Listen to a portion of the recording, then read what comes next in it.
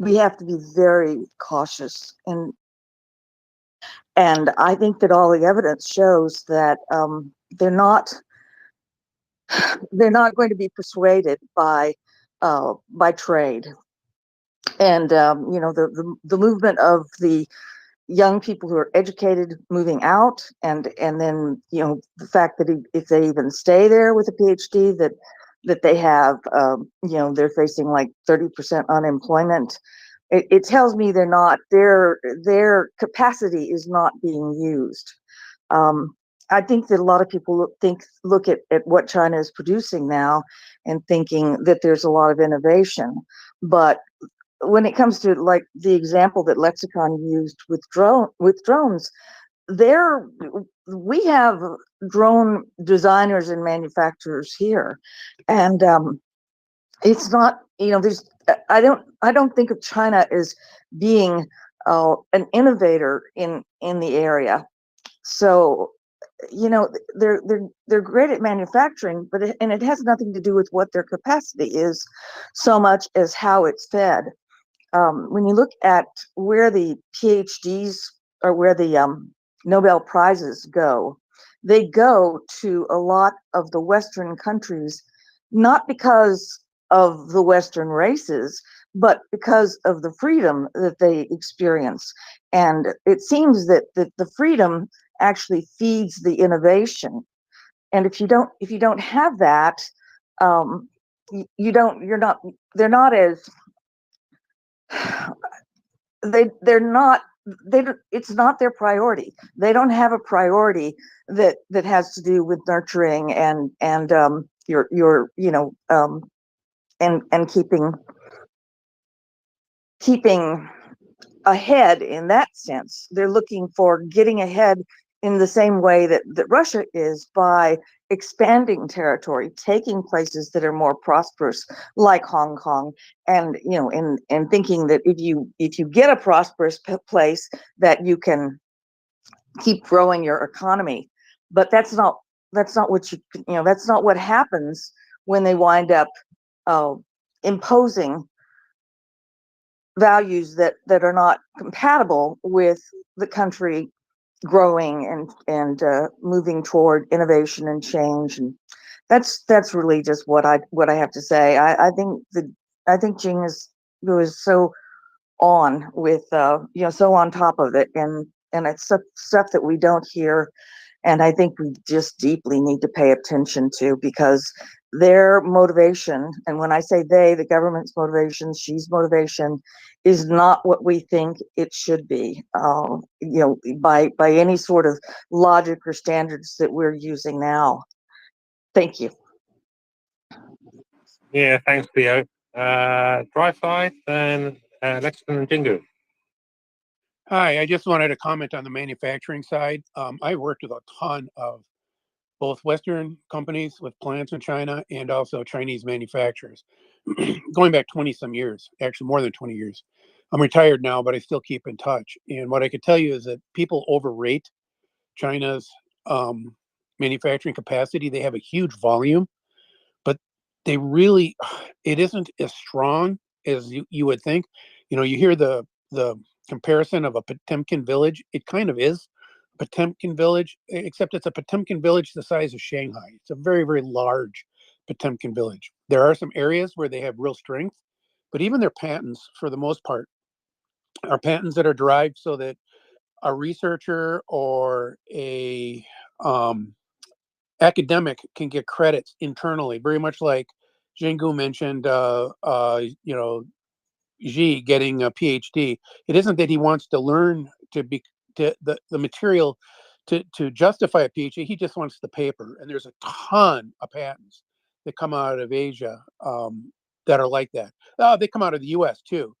Probably 2/3 or 3/4 of the patents that come out of the United States are absolutely totally useless and are nothing more than designed to put a poster or a plaque on the wall of somebody to get a promotion. But you go to places like China, and I've seen this firsthand, and I've seen it in the Middle East too, coming out of some of the Saudi Arabian universities. They're there just to be able to get kudos with the state.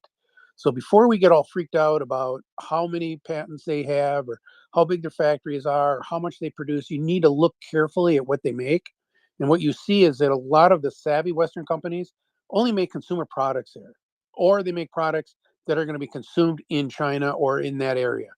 Um, there's just an awful lot more made in the West than you know. And I've walked the factory floors all over the Americas. I've walked them down in Mexico. I've walked them. I haven't walked them in Europe, but I've worked at the companies there that and the products that have come from it.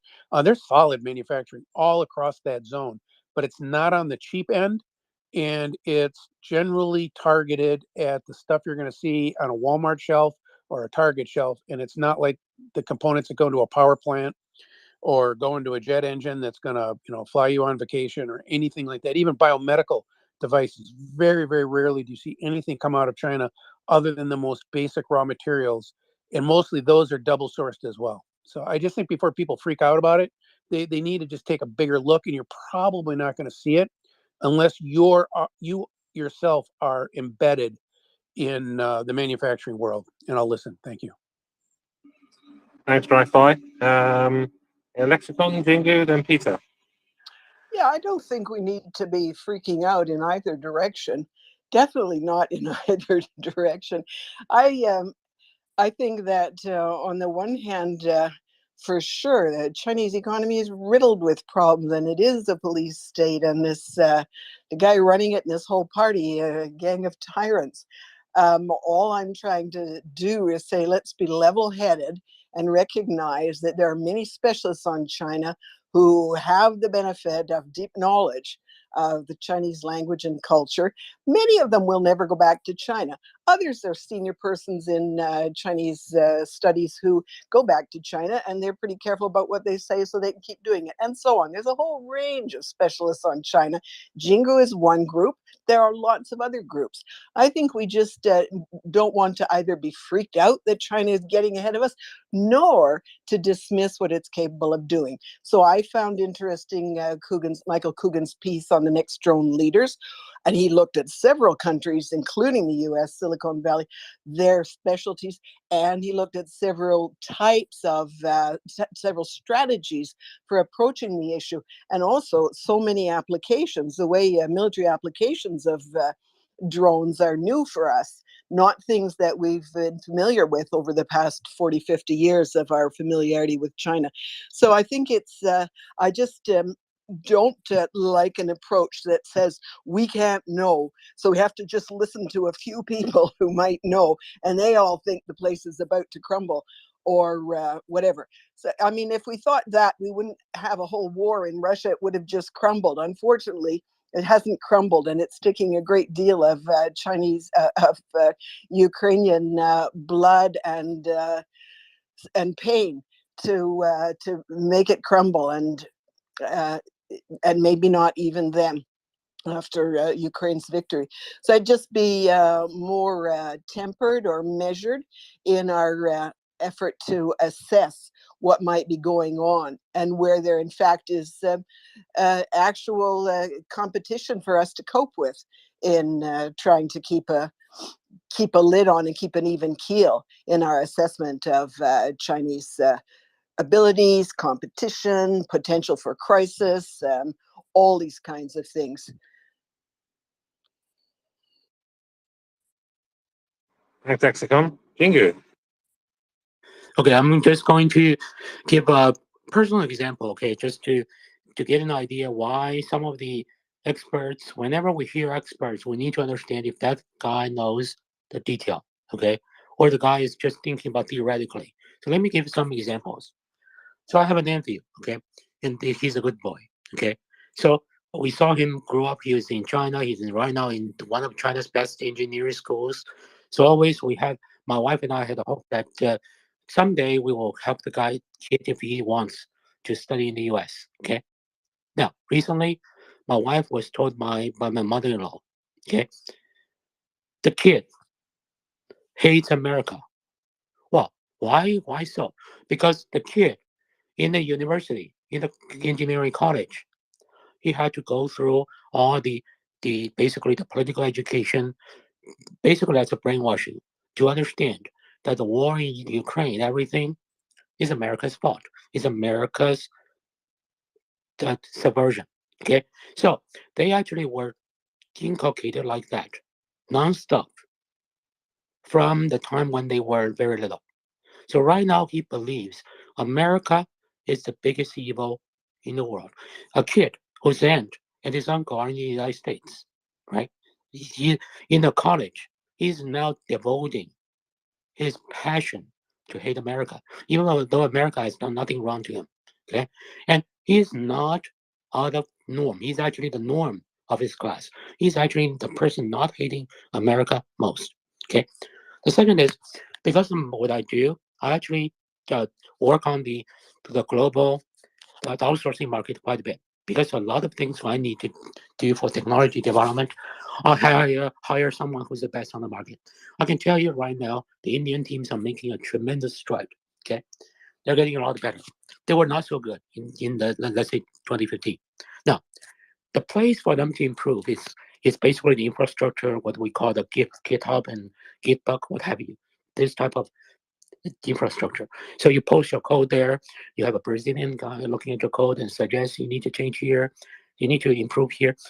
That's how they update the codes. The best, smartest minds around the world, the kids, working on the problem, solving it, finding solutions. Okay, so people are very active on the cyber world are young people, 20 something, 30, early 30s. Okay, they're on that, writing the codes, updating the codes all the time, exchanging ideas from Germany, from Brazil, from Ukraine, from everywhere in the world. No Chinese. The entire infrastructure has been shut down to China for over a decade now. Why? Because in those places, if you can post a code, what if you post something that's not liked by Xi? Okay, that's not liked by CCP.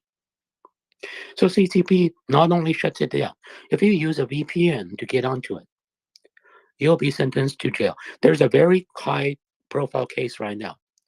A leading Chinese programmer who has a large follower who is using the internet. Actually, he's just using the Google blog.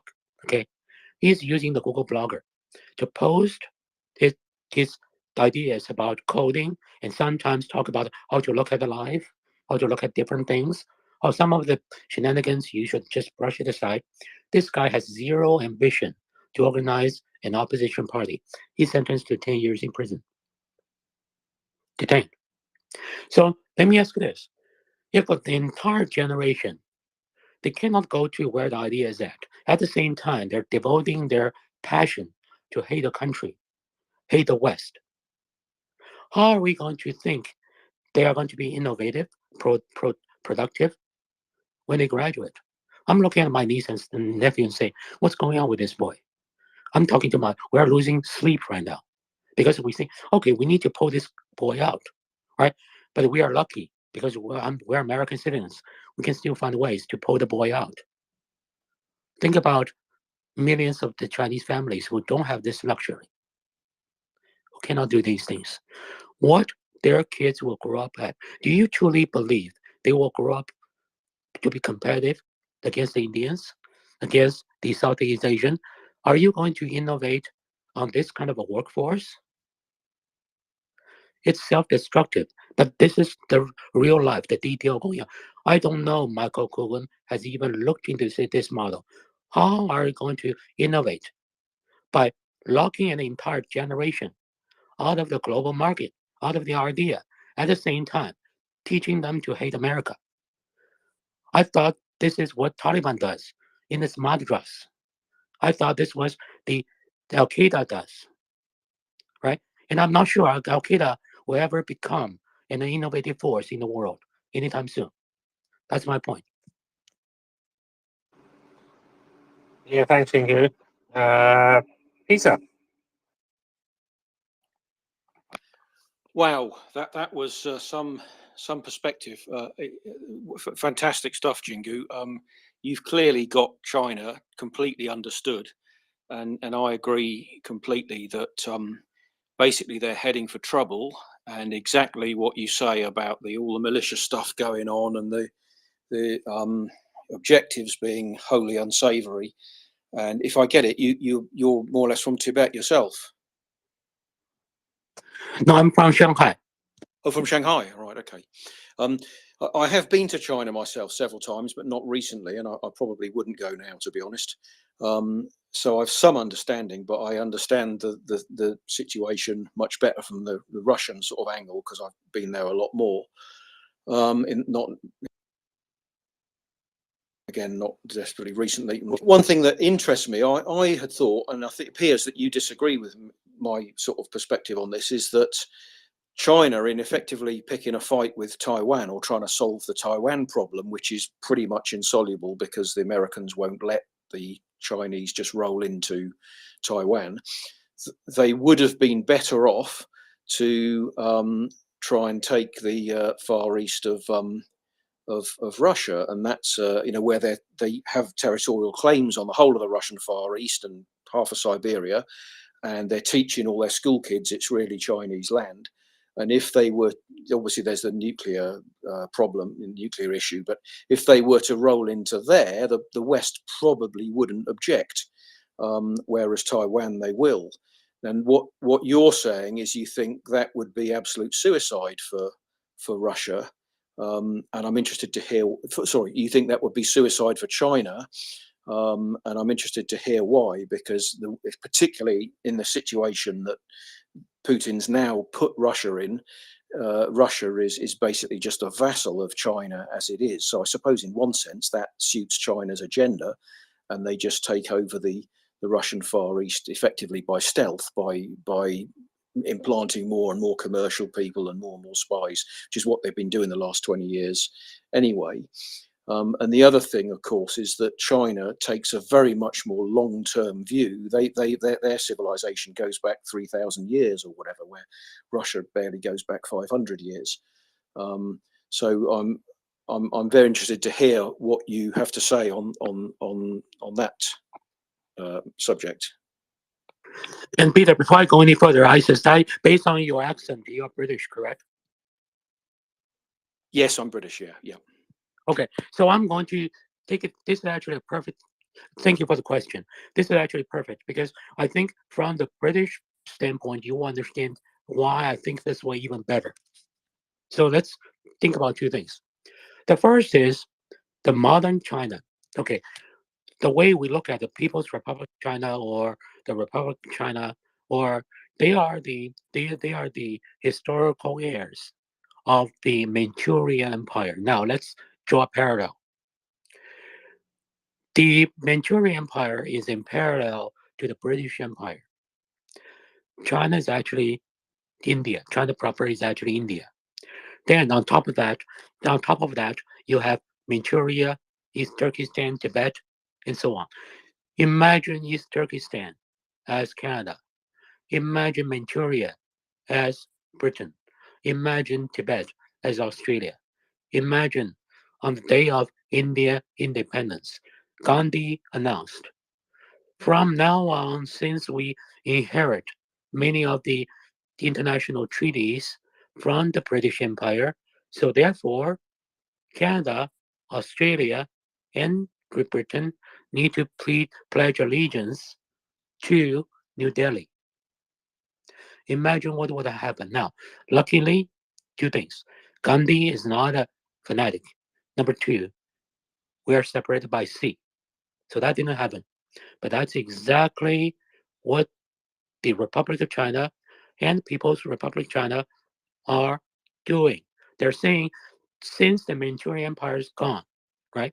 They actually the revolutionaries went to Japan to get their support from the Japanese and say, okay, help us overthrow the Manchurians. The Japanese did. Then after the Manchurian Empire is gone, all of a sudden they turn around and say, well, wait a minute. We should have everything the Manchurian Empire has. It's sort of like Gandhi said, let's kick the British out of the India. The moment British retreated, he said, now, London is mine. Vancouver is mine. Toronto is mine. Sydney is mine too. That's exactly what's happening. So now, that's the reason why we say it's a very brittle, unstable existence. Now, think about this. If China needs to attack Russia, which is many people are thinking that China claimed this is their, no, it's actually the Manchuria's land. And many Chinese imperialists come up with a narrative, we need to get the land back. That was not their land. That was the Manchuria land. Okay. So it's almost like you need an Indian to feel outraged with American independence. Why? It should be part of the British Empire. So therefore, we should have it all. How dare you Americans break away?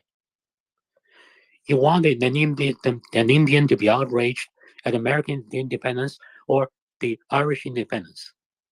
That's exactly what it is. Now, practically, this needs to happen. So for anybody to attack Russia Far East, you have to make Manchuria your forward base. There's no way around, right? Because Manchuria sits between the China proper and the Russian Far East. Now, if you're the general, you have two choices. First, historically, Manchuria has been the launch pad to conquer the entire China, meaning you go south. Okay, all your soldiers were from south, from Manchuria to attack mainland China, go to Beijing. That's only probably 3 months. Okay, Xi Jinping is very unpopular now. So if you topple Xi Jinping, you instantaneously become China's next ruler, and you become the big hero, and you are rubbing shoulders with White House, everybody, right? With a hero. Now, the other choice is you attack north. Okay, keep in mind, to Asians, going north is not desirable. Okay, winners go south as conquerors, losers go north as being relegated.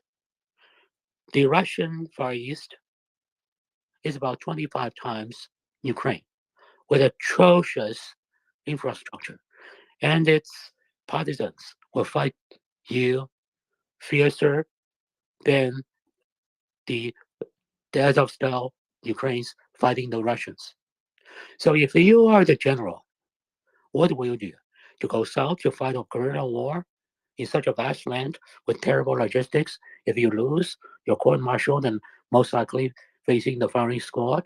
Or you go south. Your soldiers love it. You'll become the next Chinese ruler, right? You'll become the hero of the world. She is so unpopular right now. If he puts the military asset in your hand, what would you do? I just don't see any reason you will go north. So that's why I say it's a very suicidal decision. And the other thing is, yes, many Chinese imperialists claim these are the Chinese land. Go back to the history. You read the Chinese history map. Just search out Chinese history historical map since 3 BC all the way to now. You hardly see major Chinese empires have solid hold on that region at all. At all. They never even touch it. Okay. The relationship between that land to China is very much like the Ireland to an Indian or the America to an Indian. Okay. So that's the answer. The other thing is why I wanted to take Taiwan. Why is it so important? Because the entire modern Chinese empire is built on the narrative to make China great again. It's got the rejuvenation of the Chinese nation. Okay. So basically, when two episodes. The first was 1927 to 1949. With the Russian help, it toppled the previous democratically elected government. Then it said, well, that's leading to chaos. We need to have order, right? But they were not going so far as to get rid of everything. So 1949, the Communist Party took it to the next level. Now, Peter, there's one major narrative. It's called the 100-year humiliation. You must have heard that. Okay, so let me tell you what that is. It's actually closely related to the British. So the British Navy came in. You guys kicked ass of the Manchuria Navy, Manchurian Empire, Imperial Navy. Okay, so to the Manchurian Empire, that's a big humiliation. Not only did you smash the entire Imperial Army military, you actually asked for concessions to build Shanghai, Hong Kong, because you need concessions to basically these regions follow the British law. Okay, the Chinese law was just as atrocious. To the Chinese Empire, that's a big humiliation. But Peter, let me say this: the Chinese, we thank you, thank you, thank you, because you guys carved out the concession in Shanghai. My entire family moved in there. Okay, my ancestors did not give a damn to the humiliation. They love so much better living under the British. Why? Even though the British are not perfect, but there's a rule of law. We could hire a lawyer. Okay?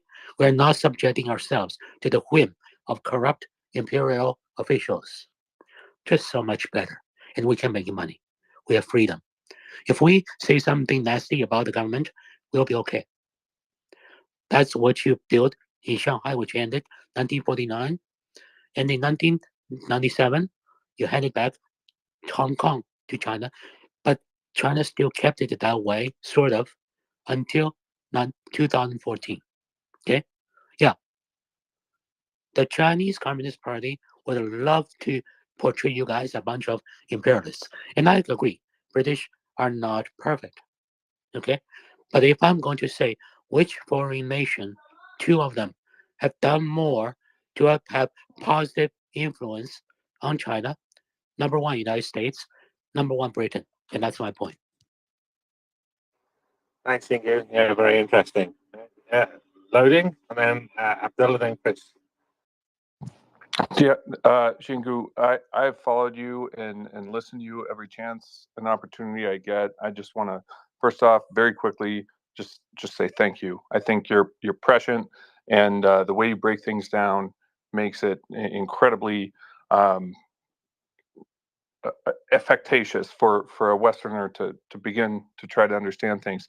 And I'll lead into my follow-on question, which I think tightly ties into the British imperialism and the state of Shanghai, the state of Hong Kong over the last 2-3 decades, and where we currently are. As an American, I get this sense of doom that we are on a collision course with Greater China, right? And I purposefully say Greater China disparate from the CCP and Xi and his rule.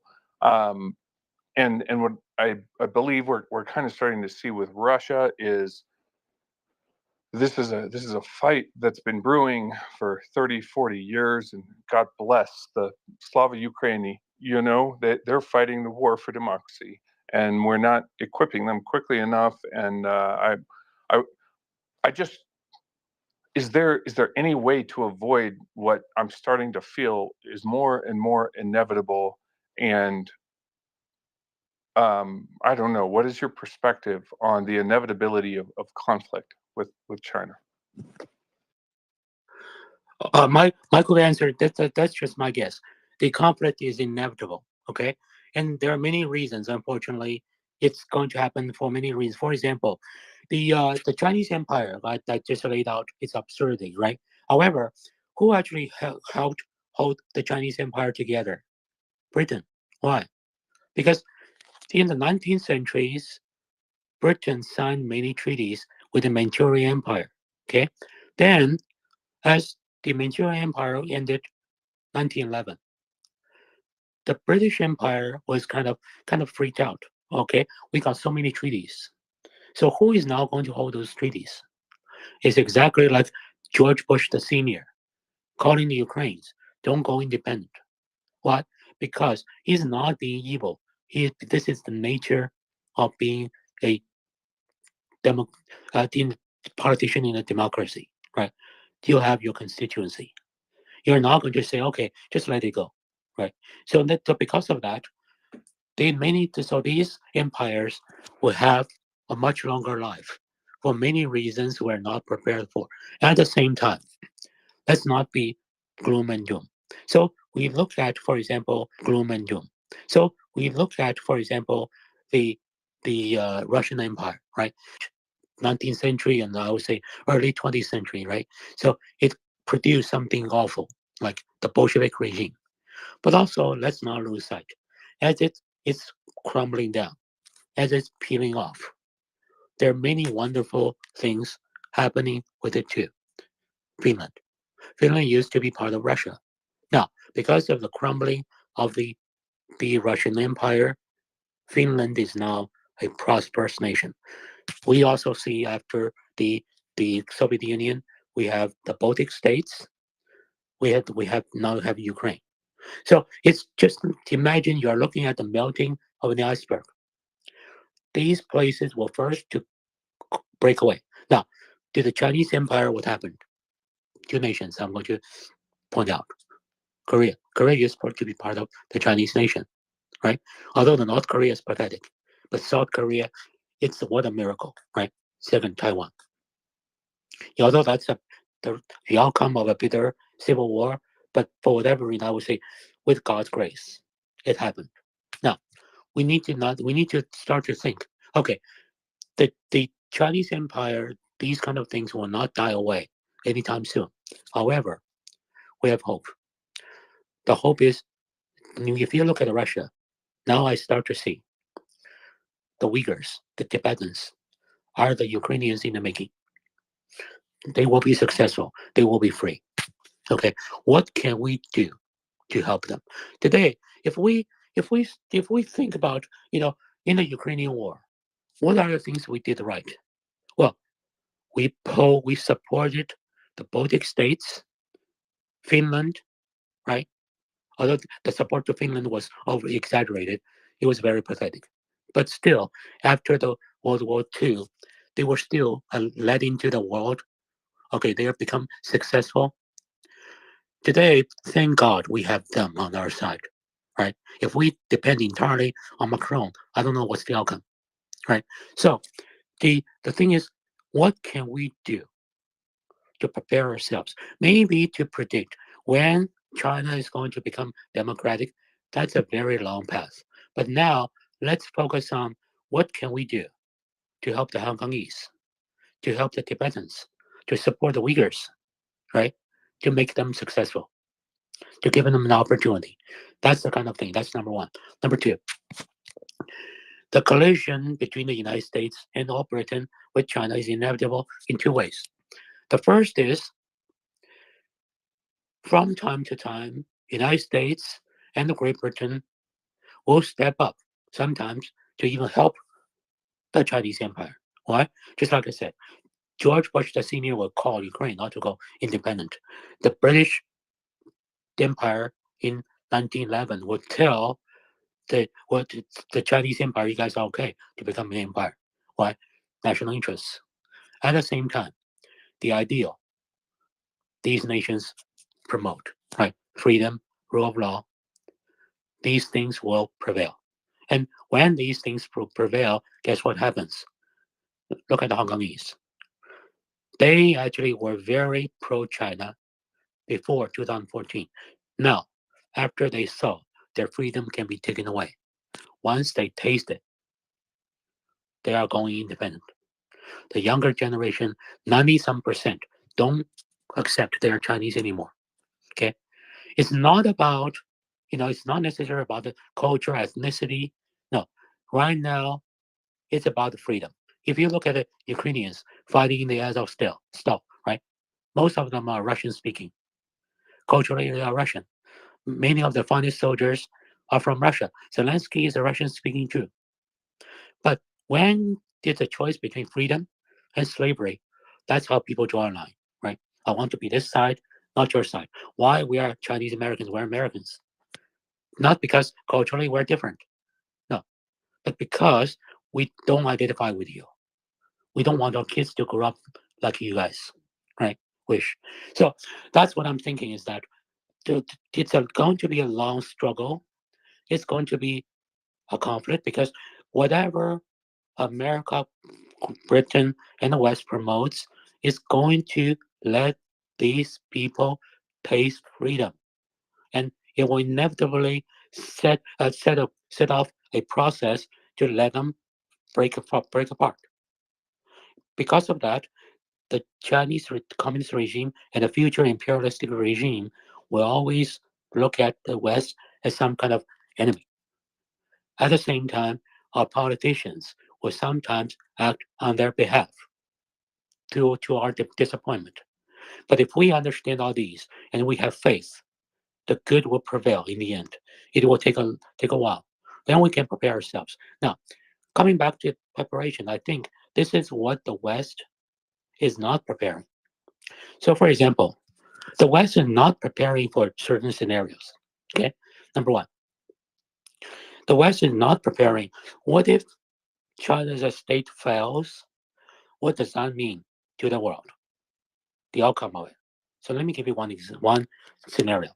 China has 150,000 chemical plants, and we know the opioids, right? The meth, fentanyl, does not take plants. They take chemical ingredients to synthesize.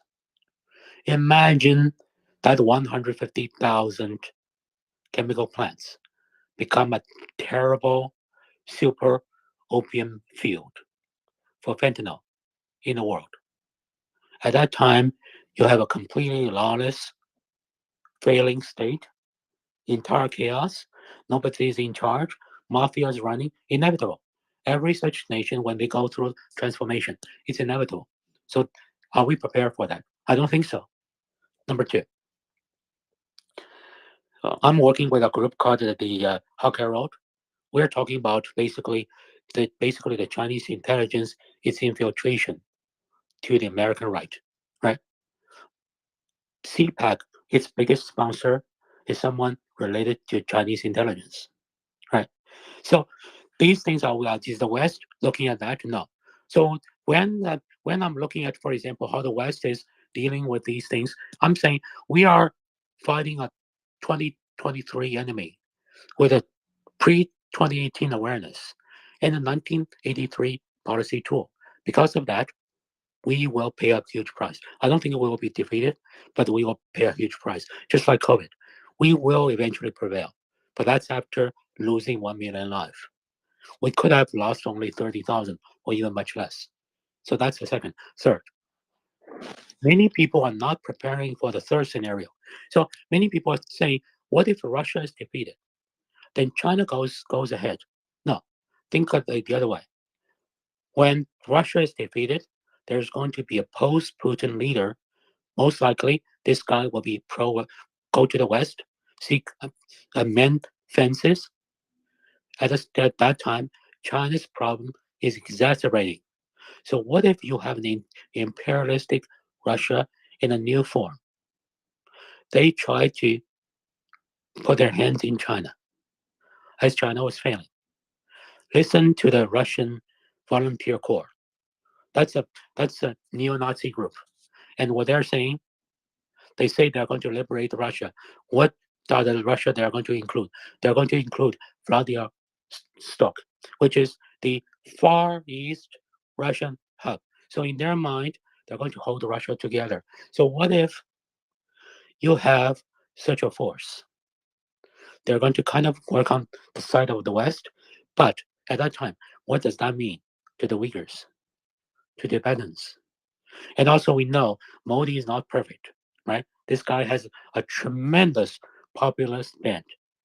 He's not for democracy. He's more like the Orban in the East. So the West, while we are fantasizing what will happen when Russia is defeated, China is going to turn it into a vessel, we're not thinking about these scenarios, which in my mind are far more likely going to happen and take us by surprise. And that's my point. Sir, thank you very, very much. And as an American, how do I get involved? I hear what you're saying, and I would love to help in any capacity. Shoot me a message, or I've tried to message you anyway. Thank you, and I'll stay down. Thank you, sir. I'm going to give you some context.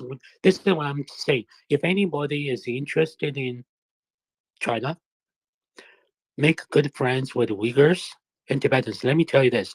The best Russian experts are Ukrainians, Georgians. Don't always trust Russians. The best China experts, let me give you something. Uyghurs. Listen to the Uyghurs. let me tell you, the fact these people can escape that hell tells you a lot about how much they understand China. If they don't understand, they're dead already. They're in the labor camp. Okay. So let me try to give you some context and see what you can do. Sometimes they will be a little bit pessimistic, but listen to them. They understand China far better than even the Chinese. That's how they survive. Thanks, Jingu. Yeah, very useful information. That's. Hopefully, you guys can link up and swap details. Abdullah, then Chris. Thank you, Shaggy. Jingu, real quick. A few days ago, I was listening to this Vatnik space. Of course, they were saying a lot of crazy things. But one of the guys, he mentioned something that I said to myself, I'm going to ask Jingu, even though I laughed at it. He said that if Putin is defeated and the Russians are, running back to Russia, we might have a 1950 Korea moment to save good old Vladimir. Just wanted to get your comment on that. Thank you. That's not going to happen. So basically, they think that the 1950 moment that the Chinese volunteers going to Russia to like the volunteer army and fight for the Russia, right? Let me tell you, it's not going to happen. Because the guy doesn't understand the history. Okay, so why did the Chinese troops go into Korea? You think it's Mao's own decision? Not really. Go read the history. It's Joseph Stalin's decision. When did China stop fighting in Korea and seek the ceasefire? That's when Stalin passed away. You remember? Stalin suffered a stroke and died 1953. The Soviet Communist Party, after Joseph Stalin, made a resolution to stop fighting the Korean War. Okay, the entire Korean War was Stalin's making. And basically, is there in the superseding, I would say, leadership with everybody to make a decision, say, China, you go save Russia? No, it's not going to happen. The other thing is, do you know where Gerasimov is right these days? He's leading a military exercise in the Far East. Okay, yes, I understand that the uh, the it's impossible for China to conquer Russian Far East. However, it never stopped Russia from preparing itself. So Russia is never going to allow 3 million Chinese troops to enter its land to fight there. Never going to happen. Then there's a third element. So understand why in the World War II, right? So in the World War II, should Japan not attack South? Should Japan attack Soviet Union? Maybe the entire world history will be different because Japan, instead of getting the Southeast Asian oil, it can get the Russian oil, right? But Japan chose not to. Why? A major reason is if you understand to the Asian, okay, going to the Siberia really feels like a loser. It feels like you go to Sahara. So in Asians' minds, Siberian is probably the something next to Sahara desert. This is where the losers go. So think if you have the Chinese go there, how are Chinese going to resolve the logistics, transportation, everything, right? It's a nightmare. It's not. I don't think it's going to happen. But what will likely happen? Let me make a prediction.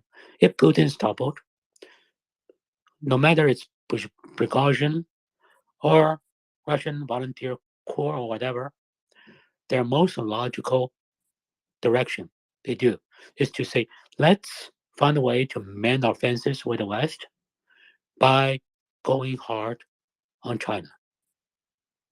What will happen if that happens? I don't think anybody is talking about it. Why do I say that? Because that is something that happened multiple times in the 19th century.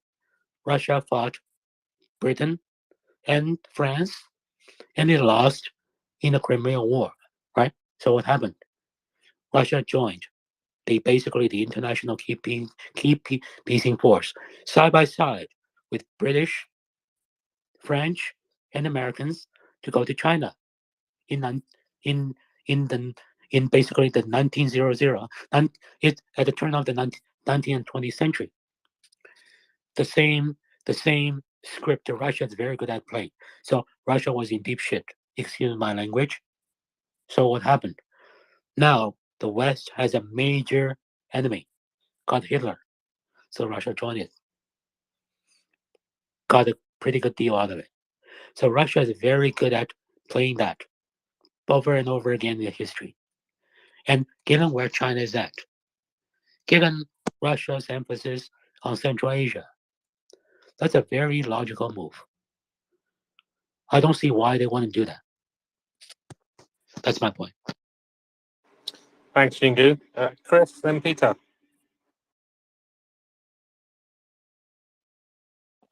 Oh, thanks, Shaggy.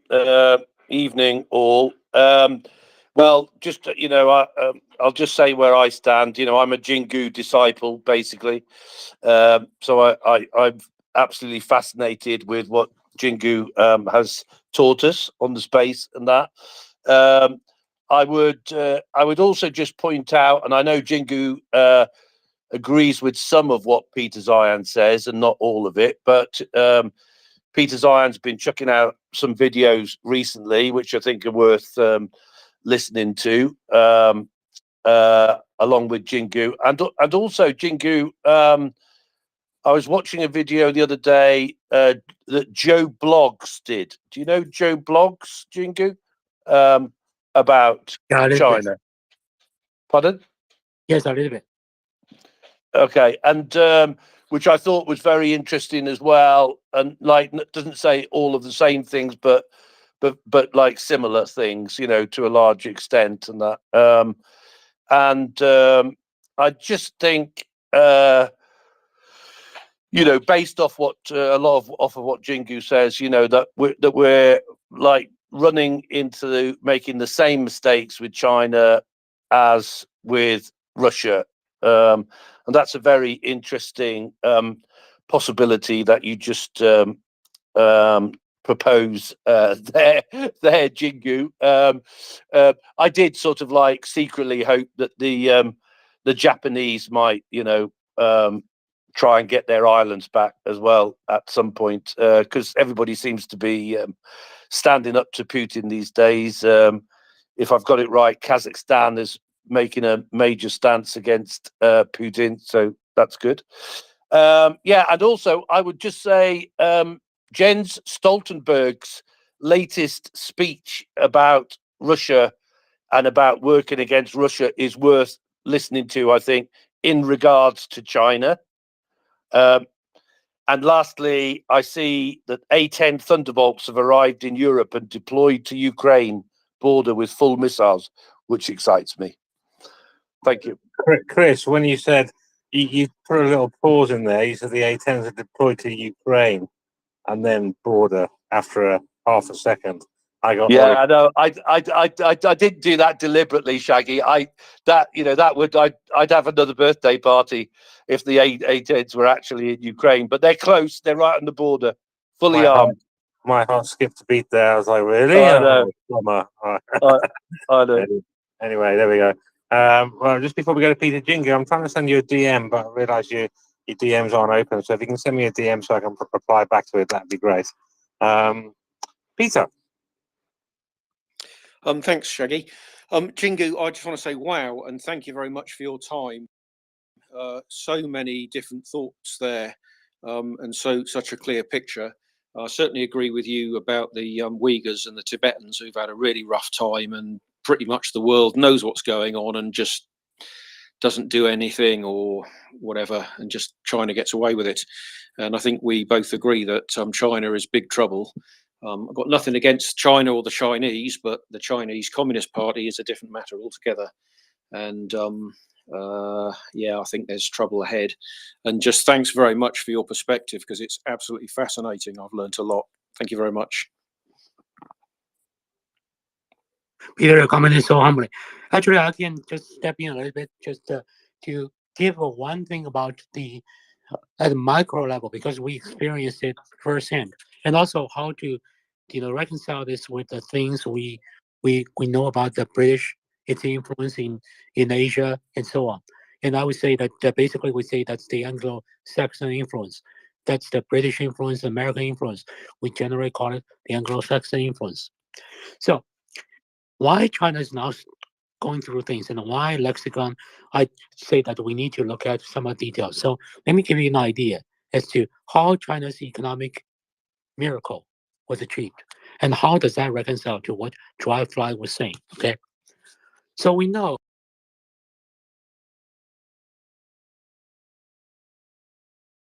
China has a huge young ready to be industrialized. Okay, so then all the Western investments, everything came into China and built a lot of plants.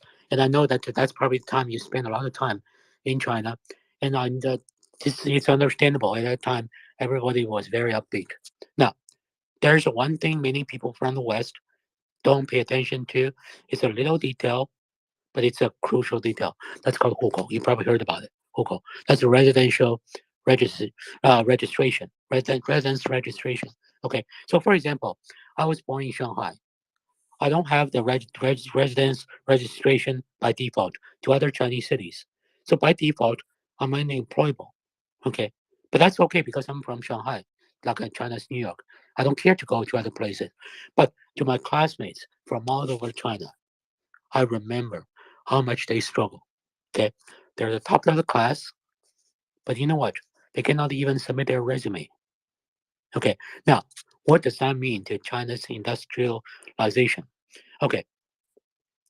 So when millions and millions of Chinese were moved into the factories in Guangdong, near Shanghai, to produce for the West, at that time, it was really generating a lot of cheap and fantastic products. Okay. However, these workers are not allowed to change their residence. Their residence is still in a village or some remote town, hundreds of thousands of miles away. So imagine I'm in Los Angeles. I go find a job in Miami. All of a sudden, I don't have the residence registration over there. Okay, the only company I can work for is that Miami company that hired me. Okay, then my wife cannot move there. Why? Because she does not have that either. My kids cannot join us because they cannot move over there. So therefore, in China, basically it creates a generation of over 200 million Chinese young people at that time. They have families, but they cannot live with their families. They work thousands of miles away. They live in the barrack-like facilities. It's getting so bad. They start to form what's called a temporary couples. So what does that mean? So I go to work in Miami. My wife goes to work in Chicago. They can only work there. We can only work there. We can never be together. So therefore, I find a woman locally to form a temporary partnership. My wife finds a man in Chicago to form a temporary partnership. Our kids stay in Los Angeles. Well, and also they cannot go there because without residence registration, you are not eligible to go to school. China controlled its cost like that for 2 decades. It was fantastic from a cost control standpoint because the local society does not need to provide any benefit. They don't need to build hospitals, schools, nothing. They just keep you in a barrack. Okay? Now, as a result, 2 decades later, 4 decades later, as we get old, our kids are poorly educated. They're criminals. Okay? Families are not forming. Basically, people stop giving birth to kids. Why would I give a birth to a kid? I cannot even see, right? I give a birth to a kid, then I leave him back in Los Angeles. I'm working in Miami. I cannot even see my wife, right? I have a local partnership with someone. It's not a family. So basically, I go to a barrack, live in a barrack, and I work all 24/7, pretty much. Why? I have nothing to do. I don't have a family. I have nothing, so I go to work all the time, right? Yeah. For the time being, it reduces the cost. But think about how much it kills innovation. The other thing very important, it kills quality. Quality, if you know manufacturing, comes with the person's pride and the love of what he does. So we have documented cases, many of them. The Chinese chef working in the restaurant will choose to sneeze or spit into whatever he cooks before serving it. Why? He hates his job that much. It's not isolated incident. Now, when you have a workforce like that, is it surprising to you the quality is shoddy? Why would I pay attention to quality? Right? I'm only getting paid. Live like a dog. I'm here to collect the paycheck. If there's a defect, why should I even put in more efforts to fix it? What's the motivation for me for innovation? China's problem is actually built up this way. That's why when we say, yeah, there are always exceptions. There are always companies with all kinds of good luck and maybe their own internal qualities, they do well. But we are talking about exceptions. Every country has exception. However, the strength of a nation is not defined by a few exceptions. It's defined by average Joe. And that's exactly what the British did. The British did the so-called narrative of a 100-year humiliation. Okay, so the British carved out the Chinese fishermen's villages, two of them. One is called Shanghai, one is called Hong Kong.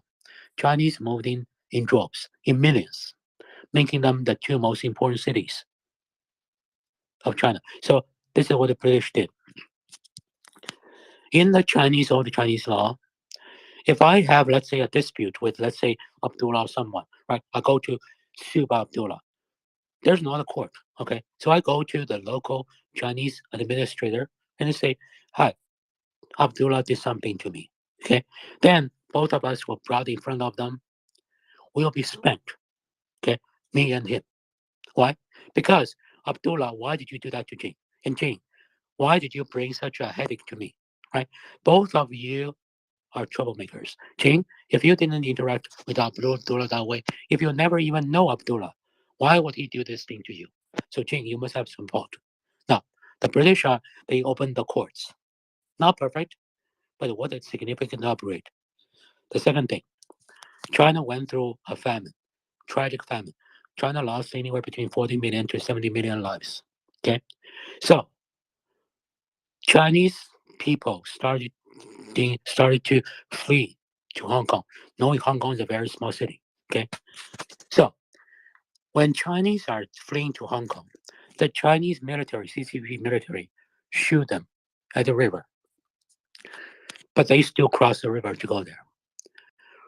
Hong Kong was flooded with Chinese dissidents in hunger. What did the British do? They basically changed their immigration law regulation and say, okay, if you can find someone who can give you a place to sleep, we're not going to deport you. Okay, that's basically the British did. So the British before that had a bunch of regulations. You moving to Hong Kong, it's not that easy. However, when China had a famine, when millions of people were crossing the river to go there, the British overnight changed their regulation. If you have a place to sleep for the night, you're not deported. Stay here. That's called decency. Okay, and that's interpreted by the Chinese imperial government as humiliation of China. If that's a humiliation, I would love to see every Chinese humiliated that way and a lot more.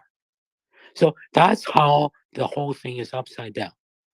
That's how we understand why many things that at a different level. Not that we're smarter, because lexicon, we grew up in this under this terrible regime. We understand how it's being followed, how your liberty is taken away to the point you are so numb. You don't even You don't even think about it. It's like you grow up in a prison, but then you taste it. You see what decency is like. You see how people are treated. You see how the British treat these penniless people in the ragtags, starved almost to death. That's how the British treat the Chinese. We will always remember that. We will always remember the American flying tigers. We always remember that. So that's my point. Thanks, Jingu. Marcus, hello. How are you doing this afternoon? Evening, actually, now. I'm all right. I've had my dinner at least, so you know that much is good. Did you know there's a big fire in Moscow? Oh, no, tell us more. Again. Yeah, there's another big fire in Moscow now, and this is. I'll tell you where it is. It is on. Oh my God. Novosuchevskaya Street near Novoslobodskaya metro station. The reason is unknown, but it is a strong fire. I have retweeted it, so you can have a look. It just seems extra flammable today there. Welcome up, Martin. Hi, how are you? I'm fine, Markers. How are you? And Shaggy and Slava Ukraini, and please retweet this invaluable site called MriyaReport. If I may, and I hope you will let me, just some comments regarding Jingu, your absolutely incisive, splendid knowledge of China, its politics, its history. If it's okay, could I make a number of random comments related to that? Otherwise, I'll drop down if you don't want me to. Well, thank you. I see the thumbs up. Jingu, first of all, months back you said if you want to understand Russia or Muscovy, watch The Godfather. Well, my partner and I, we watched it again. It was on one of the networks the other evening, and yes, an apt, creative, incredible metaphor for Putler's Russia, but I think we give too much credit to Putler and his regime, because I don't think he's either as clever as Vito Corleone or Michael afterwards, or to even Lucky Luciano, who apparently Mario Puzo based the character of Vito Corleone on. So I just wanted to bring that. But yeah, we watched it, and I said to Jen, I said, yeah, that's Jingu. Jingu was right. Yeah, it's the mafia there. Of course, we knew that before, but to see that brilliant movie again brought home, as I say, in a very creative and forceful manner, your point, Jingu. So I wanted to say thank you.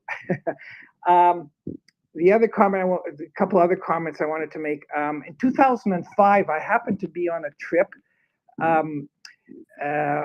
to China, and it was called.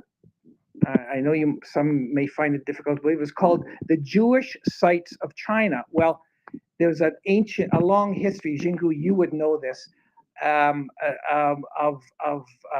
Jews who came via the Silk Route back over 1,000 years ago, mostly Persian Jews, just from the Middle East, who followed the Silk Route into China, and the emperor at the time allowed them to stay if they didn't cause any political trouble or anything like that, so we were told.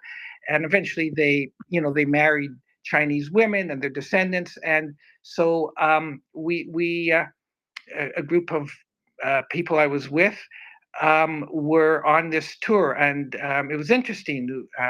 We were in Kaifeng, where the university there has a department. This is 2005. I don't know what it's like now. A Department of Jewish Studies, and actually they had and in Shanghai. And in Shanghai, Jingu, an amazing city, we went to the site, and and again, I know you know this, where during the Second World War, some 15 to 20,000 Jews, mostly Austrian and German Jews, but also, I believe, Jews from Poland and maybe other parts of Eastern Europe survived.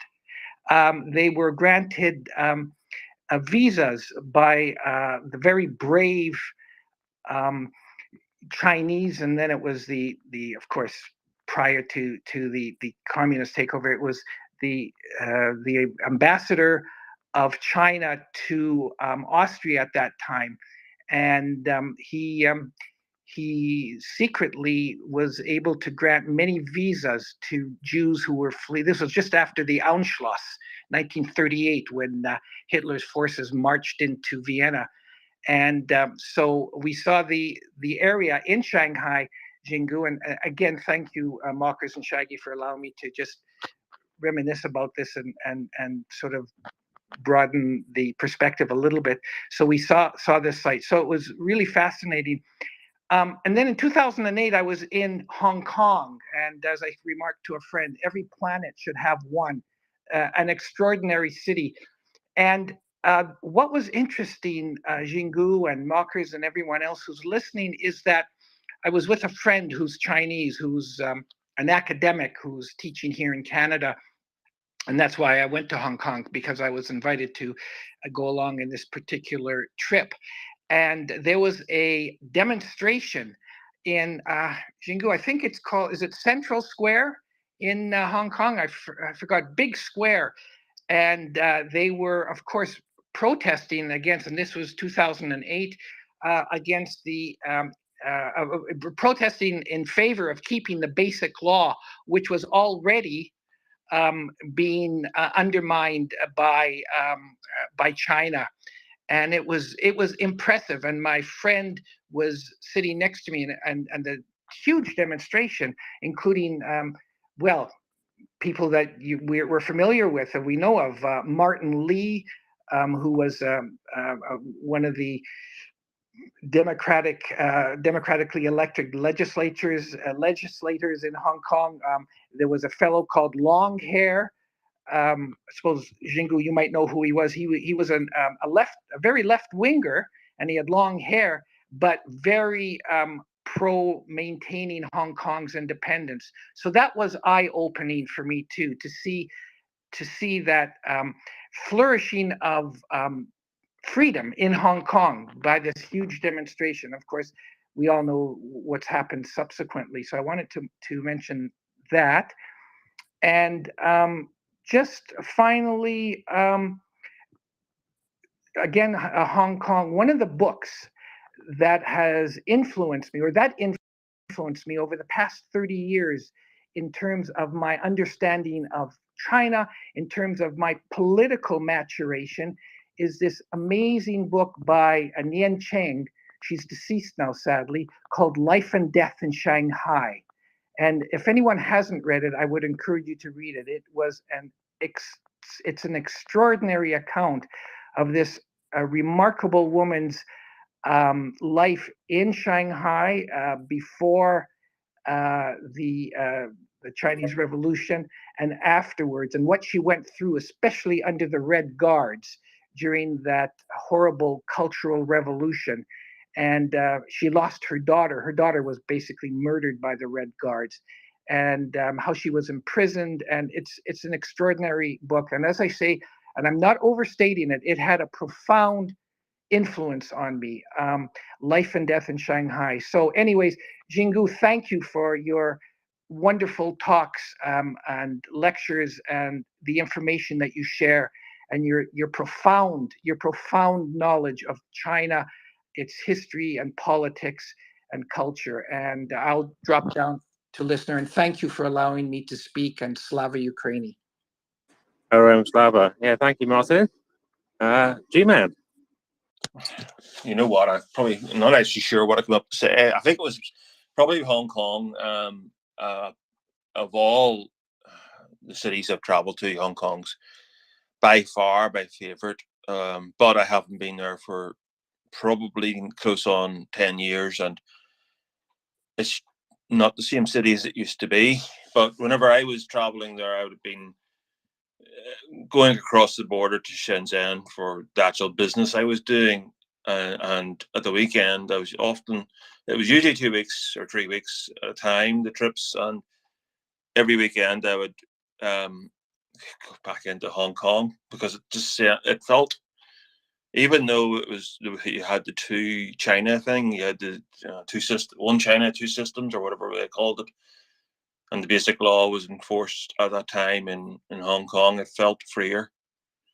It was freer because you got you got to the in Kowloon, when you're going to go across on the ferries, there was the Falun Gong demonstrations, and that wasn't allowed in mainland China. Plus all the rest of it, so it's just such a lovely city, and it's just sad to see what's happened to it. And I'm the only saving, I'm sort of half proud that the British government actually allowed extended visas to the people of Hong Kong that wanted to get out. That's the best I can say on that. I often wondered, we didn't have to give it all back, but it wasn't practical to split it off. So, and I really don't think China PRC was going to tolerate Britain staying on the part that we owned in perpetuity. There it is. Shaggy, good evening. How are you doing? I'm not so bad. We've had a bit of China Fest going on. All righty. What happened in Ukraine in the past 8 hours? I just literally returned from a sequence of conference calls. I was hoping mockers would have stayed up and let us all know. So there's been various, from what I've seen, there's been various actions going on. There's been some Russian aggressive action in the north, and there's been some gains by the Ukrainians in the Zaporizhzhia region. That's a general overview. Yeah, I heard a lot going on earlier today, with the notice that the Ukrainian armed forces had made significant gains in a number of locations where nobody thought they would. Do we know anything about it?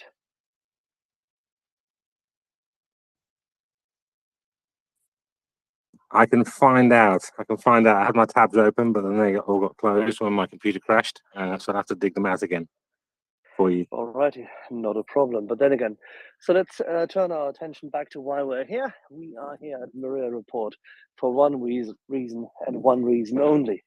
We are here to support Ukraine, both by means of raising awareness, creating information base, and at the same time trying to ensure that those who have disposable incomes and are willing to join us in the defense of Ukraine are donating to causes which the MriyaReport listeners, our community, and we have identified, together with the help of our Ukrainian friends and colleagues, the Ukrainian armed forces. A number of very, very worthy causes have been identified. We had Natalia Kamikova here from the Veterans Affairs Fund, quite a number of times actually since the last year, and we've supported them. We had supported Chevchenia. We have arranged equipment with the kind assistance of Verlaine, and our whole crew and community has supported the Rubish Rapid Reaction Force. We're trying to make sure that the Kherson city administration has more money at hand in order to support the humanitarian effort in this ecocide, war crime, and massive amount of crisis of supplies and humanitarian supports for those who have suffered from the blasting of the blasted dam. All of this we're doing here, and we do this out of the kindness of your hearts, our hearts, and out of our own pockets. So if and when you have something available, please do not forget to give. Shaggy. I also see an angry corporal. That's very good to see. I like these red arrows. I like the red arrows, the planes. I also like big thick arrows on maps. So I've just started up my computer again, so it's going to take me a couple of minutes to find those links again. One thing I do remember though is is Denmark. Denmark has upped the amount of money it's going to be giving for reconstruction and aid in general to Ukraine to $3 billion altogether, which for a tiny country like Denmark, I thought was really quite substantial. So that was small but industrious and wealthy. Yes, they are. So maybe they can get to 4 billion. I don't know, but it was they did announce something back in March, and this seems to be on top of that. So this is supposed to be spent between this year and 2028, if my memory serves. Oh, I've just found the link. So this was stated by the what's the name?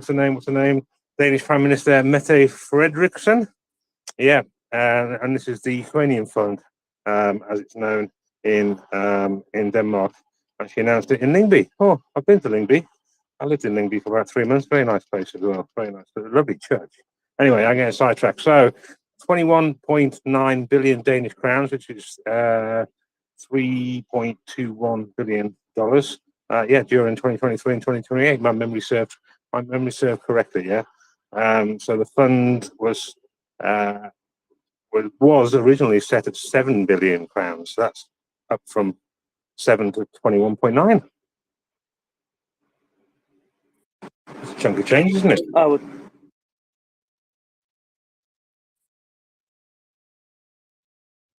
Did we lose Axel? Oh no, never mind. He's up in the co-host spot. Yeah, this work. Oh, I heard a couple of words there. now he's gone. I cursed it. Oh, he's gone. You've booted it angry. That was your fault. That he just said he had a problem and he disappeared. Yeah. First of all, the Arrow was canceled on February 20th, 1959. That is a red CF-18, particularly an A model, if anybody's counting. And it's too bad Axel's gone. But I was just going to say, there's been progress all across every front by the Ukrainians in the last 24, 48 hours. And in some salients, as much as 4 to 5 kilometers. I heard 7 kilometers in one area, but yeah. So it's 4 or 5 altogether, maybe 1 or 7. I'm going to go with the stuff that's been like very confirmed. They could be deeper. They could be shallower, but the one that intrigued me is their little fixing operation they got going on over in Bakhmut, and it looks like they're about to circle the Russians, entrap the Russians in the salient north of Bakhmut. Lo and behold, nobody saw it coming, but the Ukrainians were coming up north into that into the south part of that salient, and they did a drive from the north down into the south into that salient, and they're making some incredible progress. And I don't have the unit maps, but it'd be interesting to find out what Russian units are trapped there now. Yeah, I don't have the unit map either, but I was looking at Chuck Farrer's map. So his tweet is from 4:05 p.m. yesterday. I don't know if that's in my clock or somebody else's. Anyway, so yeah, one of his recent maps, which does show the north of, to show Bakhmut actually, and lots of blue arrows there. And there's a lot of action, as you say, in the north of Bakhmut. 2 Russian headquarters elements destroyed. And various things going on there. So that's brilliant. Yeah, there's a lot of action going on the west side of the Kakova Reservoir. So there's looks like the gains that they made, they consolidated, and they're pushing now. I don't think this is a main thrust. And Axel, I don't know, we can go down a rabbit hole here, but I'm thinking that they're trying to lure the Russian reserves, because they'll go forward a little bit and then the Ukrainians will stop, and they wait for the counterattack. Because everybody's got to remember that the one of the primary goals of the Ukrainians is to destroy the Russian army as a fighting force, right? So if they can attrit them, down to I don't know, whatever scout units they have, basically turn them into a smoking ruin. That being said, I've seen some wild trench combat video of trench combat today, and gave me a little bit of anxiety, and I had to go have a nap. Because it was pretty intense, and it looks like in the southern front of Ukraine that the Russian defensive positions are actually quite well prepared. Those trenches were extremely well prepared, and the Ukrainians are fighting a determined enemy. But it's also an enemy with very few soldiers for whatever trenches they've been building out.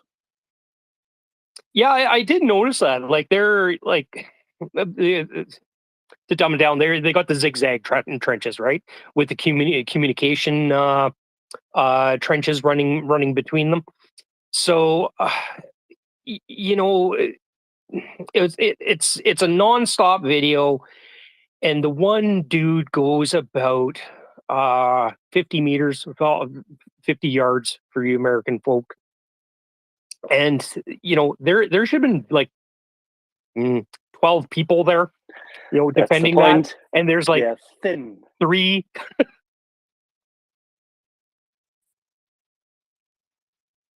I got a question for both of you about reserves. So how are these Russian reserves placed? Are they like clumped and then clumped in kind of just a few areas and therefore get sent out from there, or are they kind of more spread out and then kind of like you'd have a bunch of them going forward rather than going from a central place? How do the reserves work in the back? Well, they would be by actual unit, right? So there would be a bunch of units held in reserve, and typically, and I'm not a strategist by any means. You can call up Yehuda, he could go on for hours about it, but you use your reserves to exploit success. If you're using your reserves to plug holes, the war is going badly for you. They tend to be like within reason. They tend to be in certain areas because you're leaguering up your units in because the units stick together, right? Now, if you got multiple, say one brigade, we'll call it the Axle Brigade, and then 2 brigade would be the G-Man Brigade. They don't necessarily have to be in the same geographical location. But they may get the same orders to move up front, and they will, well, in a Western context, they would know where they would be covering. Right? They would be briefed ahead of time that when you get the order to go, you run up to these coordinates and you're going to support these troops, or you're going to spell these troops off, or you're going to, so on and so forth. So yeah, they to a certain extent, they for lack of better terms, they will be clumped up in certain areas, and we've seen that. We've seen the Gimlers take out barracks and take out like 200 Russian troops at staying at some hotel that the Ukrainians got intel on, and it becomes a big smoking hole, and there goes an entire unit of infantry, that was supposed to be used for reserves. Now, I haven't seen much in the way of the Russians rotating their troops from the front. Now, and we can use Wagner as like a microcosm into this. Like the Wagner was deployed around Bakhmut in in conjunction with the 72nd and a bunch of VDV troops, right? And they were there for 10 months, and those units didn't move. That's a little unnerving. Well, I guess it's, you know, great success for us. However, what I have seen, and the Ukrainians make sure that people see it, is they are rotating their troops. No man, no woman, no person, no animal can stay at the front for 10 under fire for 10 months straight. They'll go cuckoo. And they'll go cuckoo in the worst way. So you need to come back. You need to get out of there and decompress. So you know, the front too long, you might get to a firefight with another unit over some farm equipment, or you know, start shooting up some Wagner troops because you know, their leader pisses you off, and then they capture you, and now you're what the hell was he, a colonel, general, lieutenant, whatever the hell rank they have. General. Yeah, colonel general. I just find the Russian Well, we call it in German. We have it as well, Generaloberst. Yeah, you guys are just as silly. I just find those it's funny in the direct translation that they do call them lieutenants. So I just find their ranking systems a little awkward. But that's neither here nor there. The fact is, yes, the Russians do have, you know, pretty good amount of reserves. And I dare say that the Ukrainians are poking away, trying to get these reserves to commit somewhere. You know, and once a unit's committed, it's really difficult to withdraw under fire. And that's what we call fixing in place. You know, you can't move because you're under fire. You know, you're engaged in battle. You can't go anywhere. And that is, by the way, this reflects yet again also what we experienced with the Russian troops, if I may say so. Is there? We had this a few times. We spoke about the specific. How should we put this? It's not just a top-down culture. It's actually from the bottom up. There is no willingness to take decisions because you know how harshly they will be rejected, how futile the effort is. And you've been essentially, if you were in the Russian army, if you're the unfortunate one who has survived and now have to carry out these orders, you've been in a position of feigned obedience, mistrust, in an empire of lies, which is your home, and you're constantly being given bad equipment, bad food, and you're trained to be aggressive. You're starved. You are already at the brink of breaking, and then you cannot make decisions because you've never been trained for them. The only thing which you have is your gun, your mortar, your tank, whatever, and a case for violence, because that's the only way out you can see. That's exactly where they want them. But with this stratagem of having a large amount of troops under a specific, relatively harsh and direct command, you cannot make swift decisions which are, shall we say, quality decisions, because you do not take in signals, evidence, and input from your troops. You will never have the same view, the same understanding, the same appreciation of both the battlefield and what's actually happening as we have developed them in modern armies. Because the cycling up of data is one of the key aspects of modern leadership. Both young officers and NCOs, that's their job. Angry. Yep. Boring, isn't it? It sounds so simple, but it's so hard to do.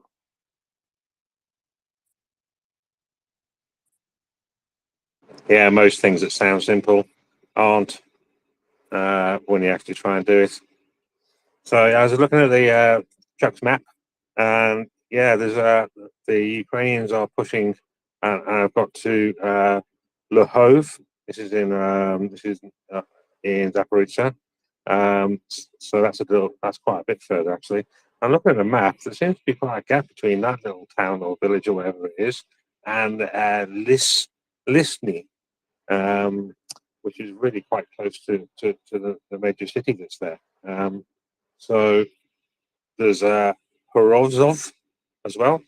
And I think you pass those two, it just looks, well, I wouldn't say open fields, it's pretty minefields, but there doesn't seem to be any more urban areas until really close to the city. We just lost a red plane, Shaggy.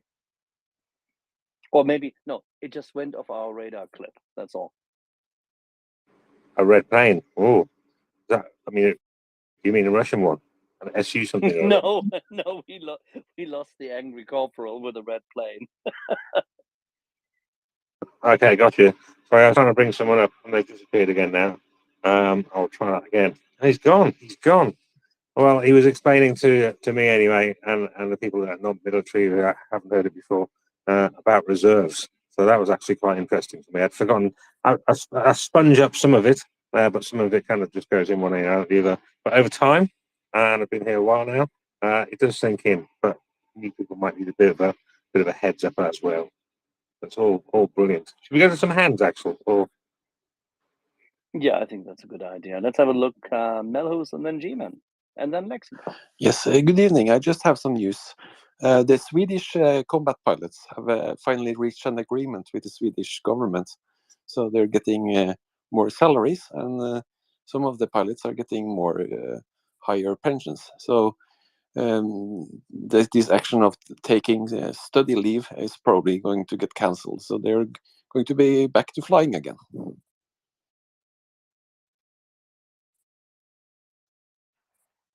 Well, it's high time, given the fact that the Swedish government and Swedish military have acknowledged, yet again in their statements in the last 48 hours, that Russia continues to be a threat, and they consider Russia a threat to national security, that it's absolutely vital that the unabating threat and the still remaining capacity of both the Russian Northern Fleet, the Arctic Fleet, as well as their remaining air force in the north, is significantly challenging still Sweden as well as its western and eastern neighbors, and as a consequence, Sweden has to be at its guard. So yes, very good to hear that the pilots have a different agreement now. Do you have a follow-up to that, Melos? Or No, I just wanted to share the news. That's very good. Magentak. Oh, sorry, that's Danish. I apologize. It's Norwegian too, correct? Okay. G-Man.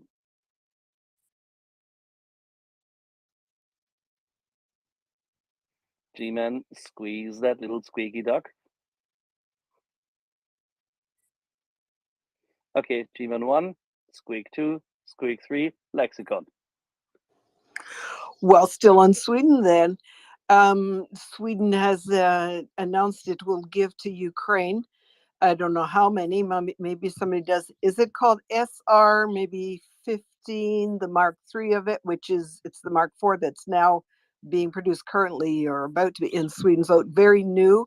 A missile with a 300-kilometer range. Some people are saying Swedish attackums, maybe, sort of. Does anybody know something more? Well, there was a lot of detail there about it, technical specs, which mean little to me, but the range means a lot to me. But what I was wondering is, does it mean, is the delay there, the delivery time, is it something they're attempting to deliver like within this counteroffensive period, or is it another thing that will show up with Christmas? Anybody know about it?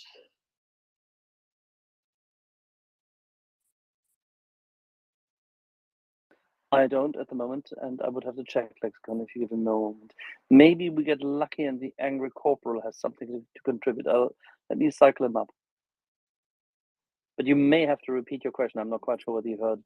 Angry, did you hear what Lexicon asked? No, not at all. I just wanted to make sure I went and changed my my avatar to an actual arrow. Lexicon, maybe you want to ask your question again.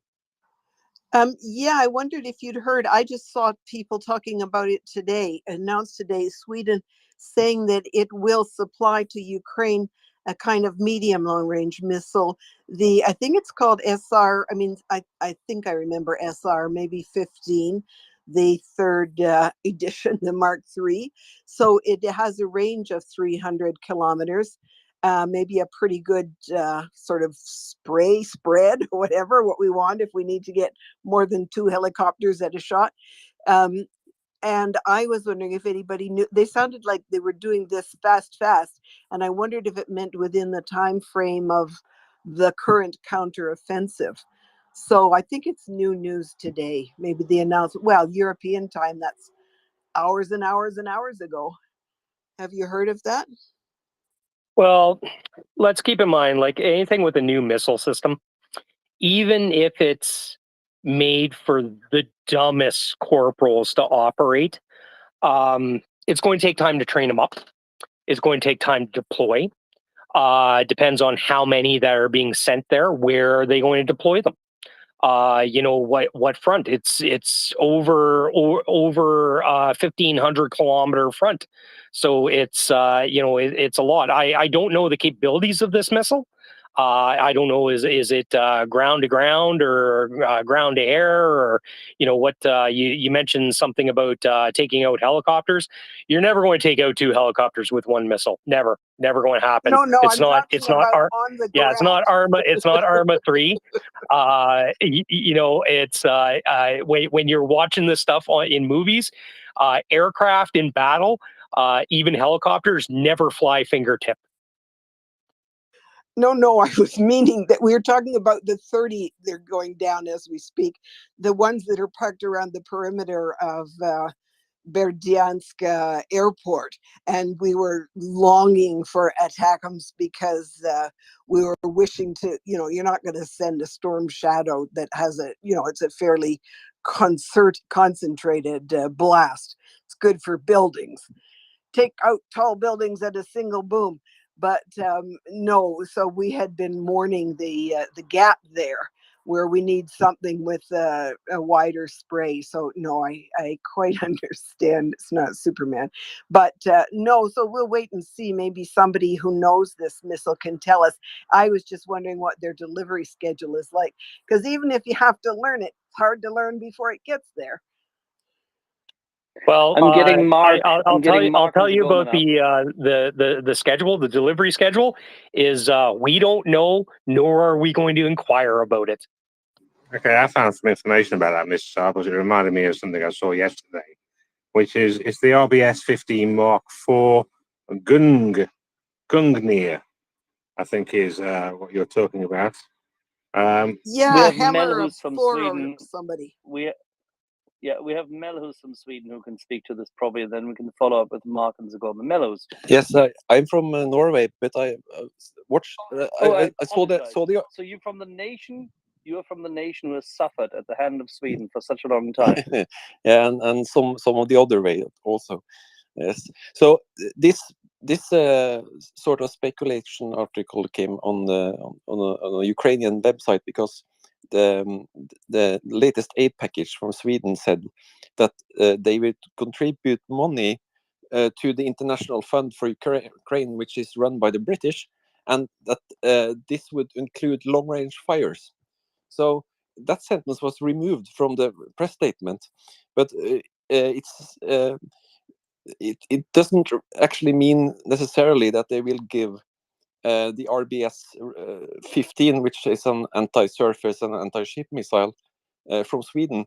It just means that if this is true, they will buy some long-range fires with it. So it could be anything from Storm Shadow to actually some of these new British-developed long-range strike drones and kamikaze drones. But Sweden will help pay for it. That is all it means, actually. So it doesn't necessarily mean that it's That's Swedish. a good clarification. Thank you.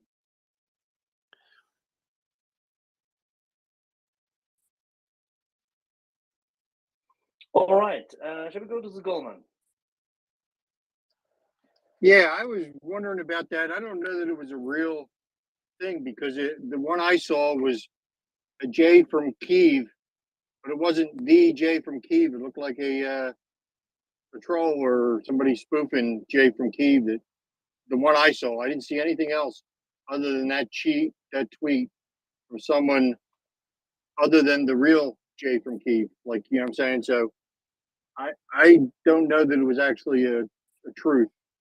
That's kind of why if someone else has seen something, please let me know. But I only seen it one place, and it was some place that I was suspecting was not true. Yeah, as Melos just said, I'm also checking it. It's actually what Melos highlighted. It's the integration into the program with the Brits, and therefore it has no relevance and no bearing on this one missile. But we do have Ruse with us, who may actually be able to say something about it if there's anything else we need to know. Ruse. Yes.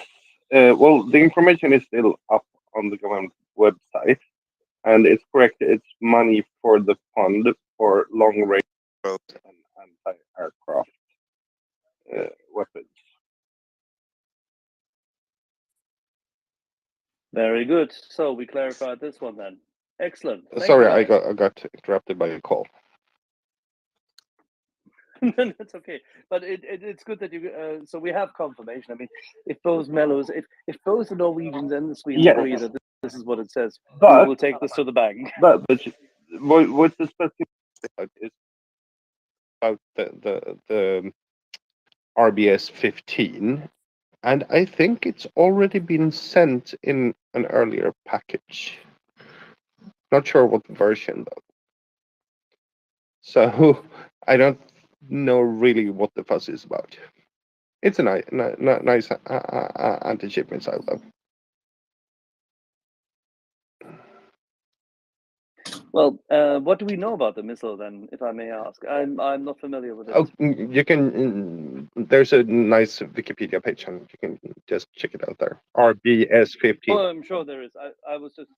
There's several Okay, yeah, several I did not different have the time to versions do from the 80s up until Okay. very recent. Excellent. If I have any opportunity to do so in the next 2 hours, I will give it a look. In the meantime, Mark. Slava Ukraine, folks. Jerome Slava, Mark, you're very far away. You're very Oh, far sorry. away from the mic, Mark. Is that any better? No, it's not. It's extremely far away. It's, if you're shouting, you ship to ship. Is that any better, Axel? No, you're still in a tin can. Oh, what's going on? I'll cycle back up. I think we'll try that and see. No probs. No probs. Thanks. Yeah, very quiet for me as well, Axel.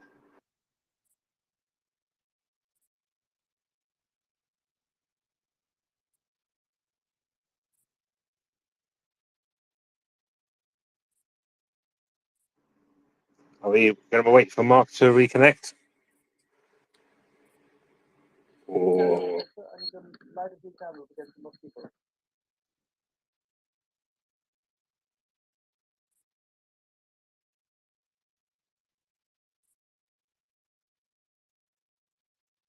And that, my friend, was N harmonic feedback. Yeah, I don't know if that was me or Axel. Can you hear me, Angry? I'm here. I hear you fine. I can hear Axel better now, but when he was speaking earlier, I think he was the problem. But it was essentially an internet transfer. Mark had a tin canny thingy, and then my AirPods died in the very moment whilst I was speaking. I apologize. I hope it was not. I hope it was entertaining at least. They confused the hell out of me. I thought it was me, Axel. Anyway, George, welcome. Yeah, welcome. Thank you. I was listening to the gentleman, talking about the RBS 15, and I have my doubts too because anything definitive has come out. Nothing really pointing to that, and the RBS 15 comes in different versions. If Ukraine were to get the Mark III or the Mark II, what I would call the Mark II Plus, which is something that was designed for Finland. That one has a range of about maybe 100, a little bit over 100 kilometers, 120 kilometers. The Mark III has like 200 kilometers, but the Mark III is the only one that's been adapted. It was a second generation of the Mark III that was adapted to be launched, anything than sea launched, to be able to be air launched or ground launched. So, I haven't heard anything like definitive of that, and I think what Sweden might be doing is helping fund buy other equipment. Yeah, that's what our Norwegian and Swedish friends also said. This is part of the funding program, nothing else. Exactly. And the rest is a rumor and a misunderstanding. Yes, I think so too. And then I thought George was going to say I got like 5 of them in my garage. You squirrely Sergeant Bilko mofo. Yeah. There's been other rumors today come out. Something about. Did anybody hear anything about some scuttlebutt about the Merkava tanks? Is it still the same story about Greece? No, there's one, and it came from dubious posting. So something about some of them are going to go to some are going to go to Morocco, but I doubt the veracity of that reporting right now. I didn't want to talk about that. I mean, Cyprus is the only battlefield where this would make sense, because the Merkava is perfect in urban combat and in very good defense posture. So that is something which makes sense.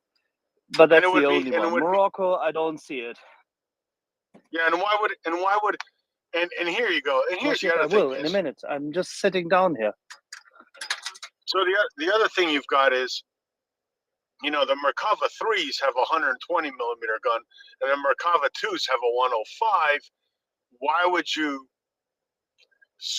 why would any of those countries take a Merkava 2 that has a 105 when the the upgraded T-72 set that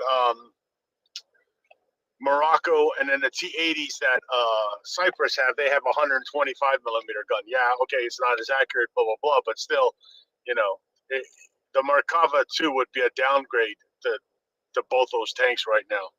Let's be honest, because the T-80s that Cyprus have been upgraded, and the T-72s have been upgraded, but by the same company that upgraded the tanks, the T-72s that Ukraine got from the Czech Republic, right? So, Yeah, but if you're Cyprus, you want to get rid of Soviet Russian material. I understand that. They gotta go. Yeah, but I would say, like, if you're giving me Merkava 3s for it, yeah, I'm definitely jumping at that. You're giving me Merkava 2s, I'm like, You know what I'm saying? Yeah, but still, I know what you're saying, but still, at the same time, seriously, who's Cyprus going to defend against? Yeah, exactly. So who? But, Tell me, well, who is Cyprus going to defend against? Do you really think that the Turks would send paratroopers to do yet another attack? We would annihilate them. We'd simply, utterly annihilate them. Yeah, that wouldn't happen. But like I said, the other thing is I wanted to discuss really quick was that the video of of the Ukrainians clearing that trench, and you definitely hear in the translation that they're asking these guys to come out and surrender. Well, let's, I'm sure you guys have talked about it, but people are crazy. If someone's yelling out for me to surrender, even if you've got minimal 3-day training, not to come out with your crouched down with your arms around your midsection, especially holding a weapon. That probably will ensure you getting shot like we saw in the video. Like if you really Oh, wanted oh to, yeah, come out. Can you come out with jazz hands? yes, exactly. Wave your hands like you don't care. Wave them up in the air, right? Your hands are going to be visibly, out there so that the enemy can see that they're empty, that you have nothing in your hands.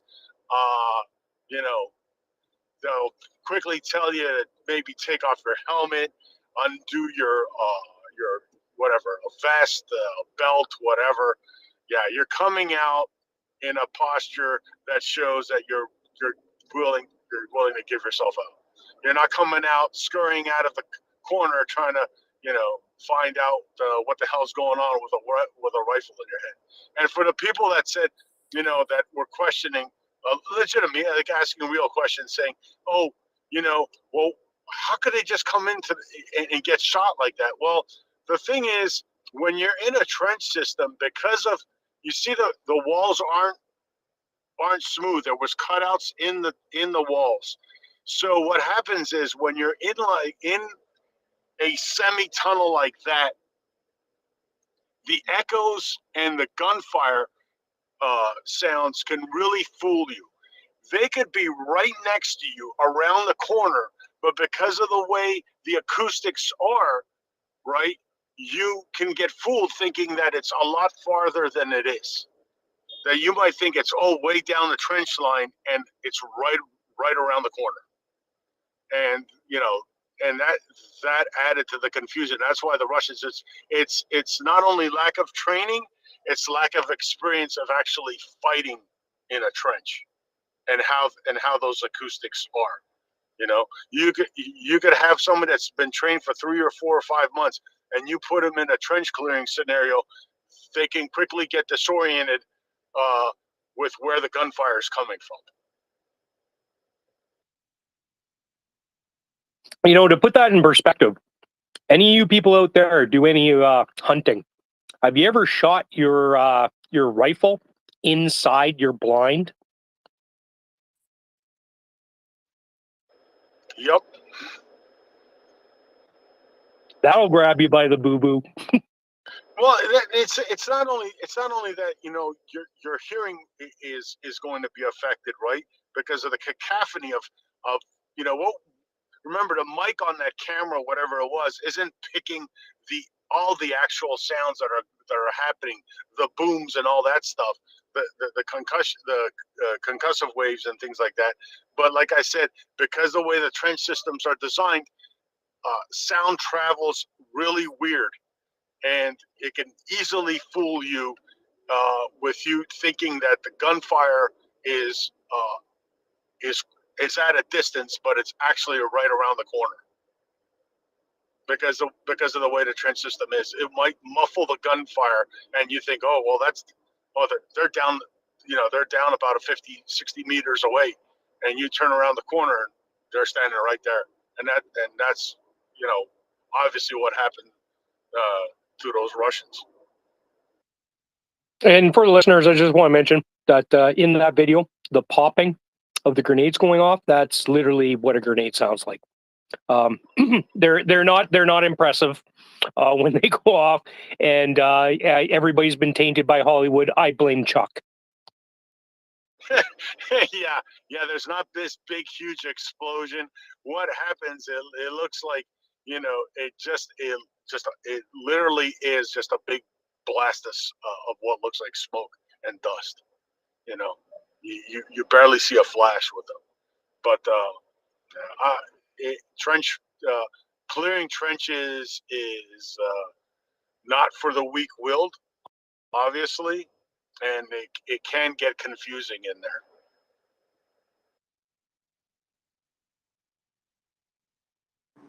Axel, was it Alex or Matthias next? I do not know. You have to check. I think it was Matthias. Okay, Matthias, and then Alex. Yeah, it was me. Yeah, that trench clearing video is. I mean, it's just there's nothing really out of the ordinary in that video. Really, it's as you said, like sound travels really. I think it's a lot of dirt as well, right? It just dampens the sound. And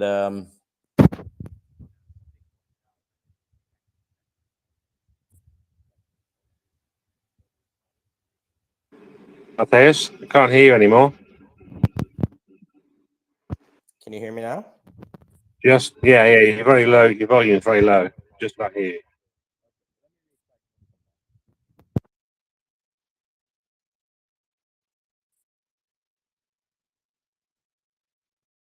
I think we lost Matthias. He's connecting. Alex. Thank you. I just wanted to share a few news that I think are worth. So one of news is there is a foundation that Russians started to support those who went to this war on the Russian side, of course. And apparently their budget, for some reasons, they made it public recently, and turns out 80% of their budget will go to support basically people as a headcount on their payroll, those paper shuffling clerks. Of course, Kirienko, which is the head of this foundation, will take the lion's share. These guys have big appetites. But other than that, 80% will go to, again, to the foundation itself, which means that especially those who require regular, like, help, say somebody lost a leg or an arm or brain. Well, they didn't have it to begin with, but anyway, those who require regular payment will very soon have nothing. It will be interesting to see how these things develop then. Another news was it looks like there is a coalition of I think Ukraine, Czechia, and Slovakia about purchase of 1,000, like, just think about the number, 1,000 Swedish armored vehicles. Let me find the name of it. It's the CV90. Yeah, well, that's quite impressive. So it's, I guess they are already in quite advanced. I don't think people will announce anything like that. If this is just on a level of a general idea, I think they are quite advanced on that venue, which is pretty good. For Merkava, I probably can't find the source now, but apparently some newspaper in Poland wrote that those Merkavas, and we're talking about old Merkavas, like new versions are not offered. But the old ones that Israel was planning to pretty much decommission could be purchased by Poland and Ukraine. At least that was I will have to look up for the source. Just would hate to just spread rumors, but I'll have to find it. So this can be, this may or may not be true. I also think that there will be some efforts to pretty much put this deal behind the curtain for as much long as you can. So there will be all kinds of speculation about this country, that country. There will be a lot of talk about it. Those are three news I wanted to discuss. Also, in terms of territorial advances, I know Pitihatka, but that's probably old news. Pitihatka was taken by Ukrainians. Now, if you look at Russian channels, especially on Twitter, and on Twitter, they probably have people who are English speakers.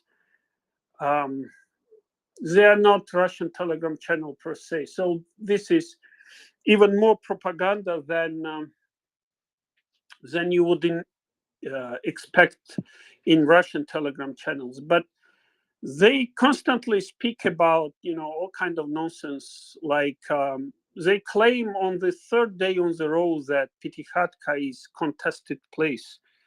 But I don't think there is anything contested there. Again, just if somebody knows more, I will gladly listen. And another piece, there was apparently Bangladesh now applied for BRICS. So what a it smart idea for a poverty-stricken country, right, which needs helping hands from Western technology and better institutions. Yeah, this Great. is Yeah, that's an ridiculous. excellent idea.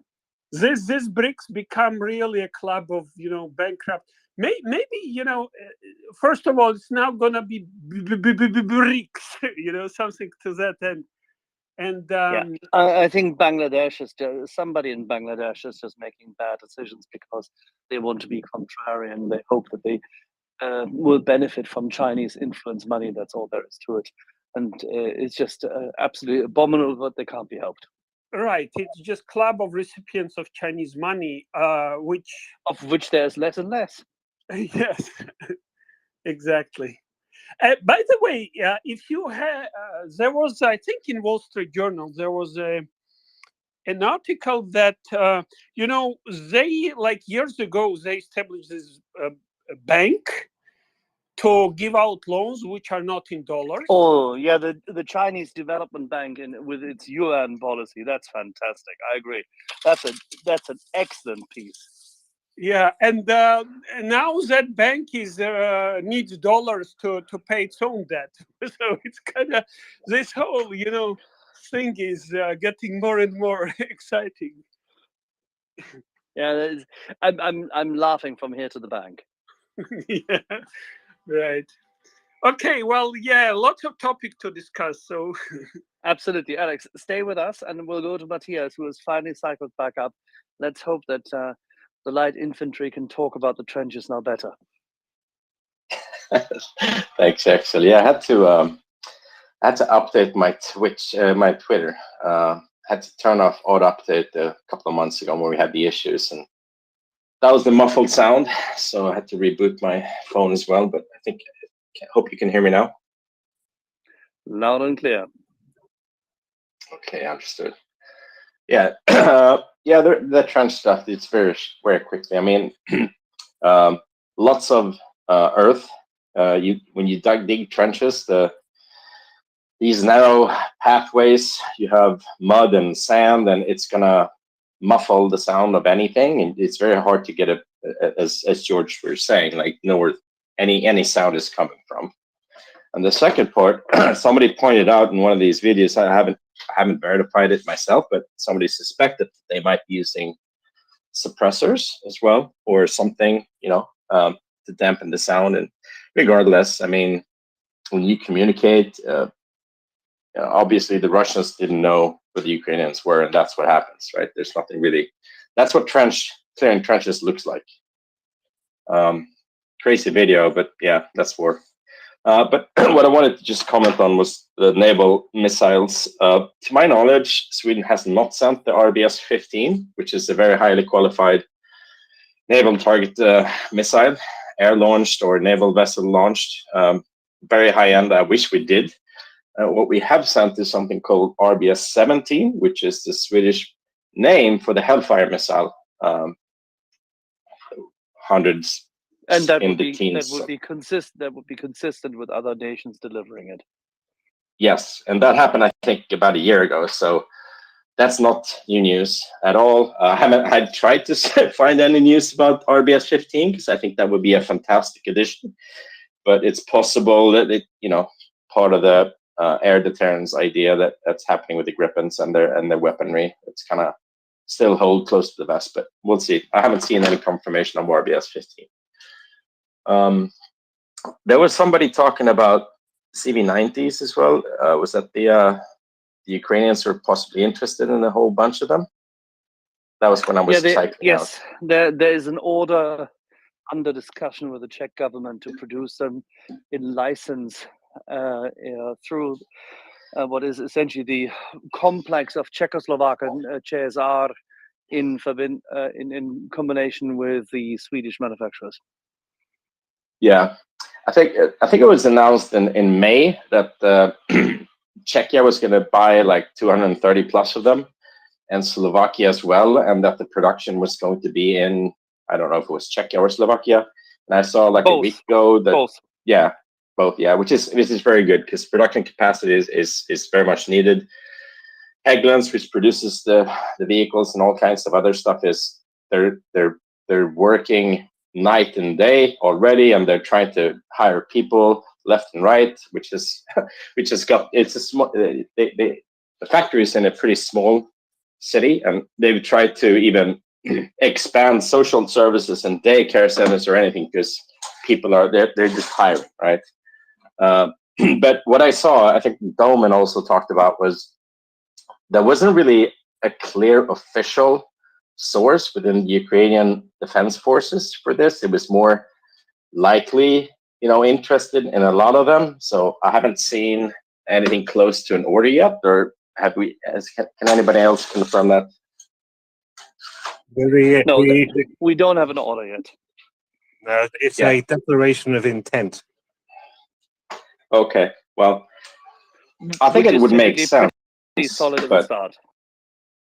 We're not there yet, but it would make sense to produce them close to Ukraine. But I haven't seen orders yet, but it would be very, very welcome, of course.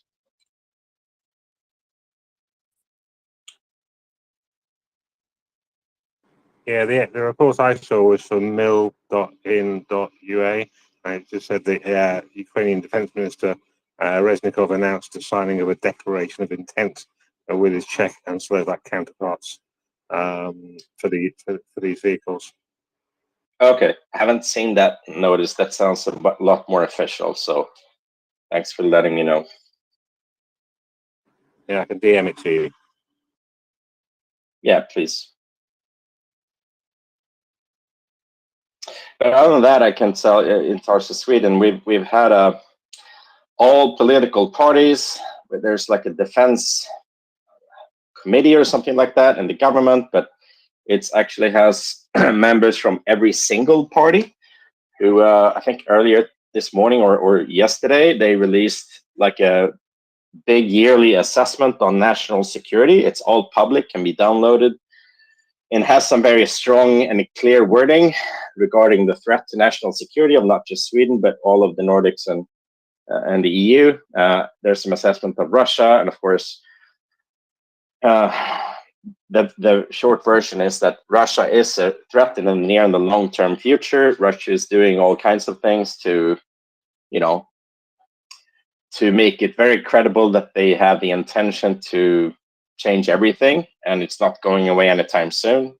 And it's pretty rare, but it has every single party in the Swedish parliament with representative in it that support this assessment, and it has, including the left party, which has its history.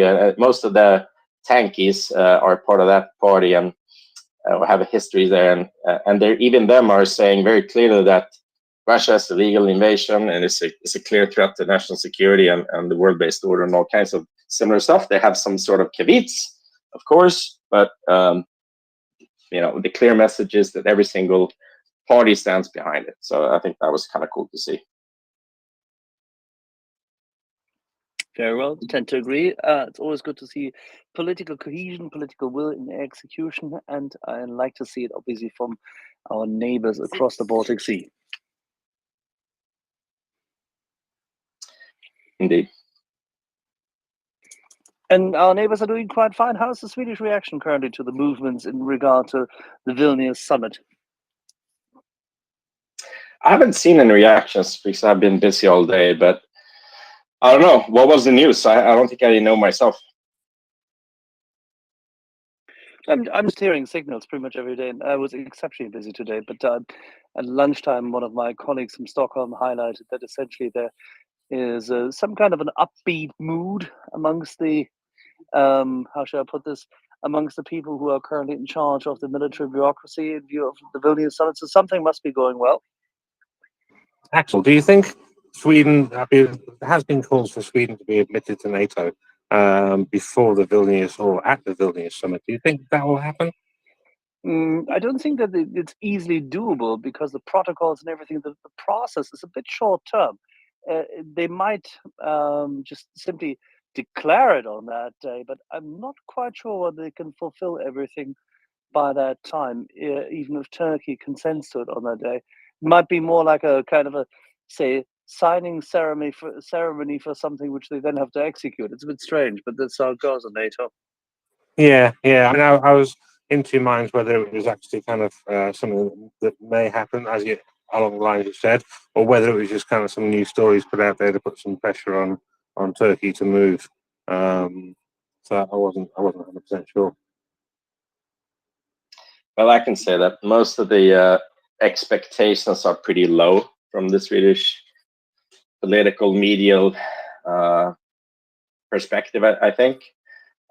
Turkey has been, and Erdogan has been continued to be a bit difficult to deal with, it seems. He's saying that he wants Sweden to do more before he can admit it. So it would be great. I don't think most people in Sweden expect it to happen this summer. We'll see. Yeah, there was a meeting. I think it was about 5 days ago between Turkey, Sweden. I think Finland joined in as well. Yeah, I remember seeing a picture of it. The table looked massive and very wide, and a big gap in the middle. So, from a optical point of view, they look kind of far apart. Maybe we go to Lexicon.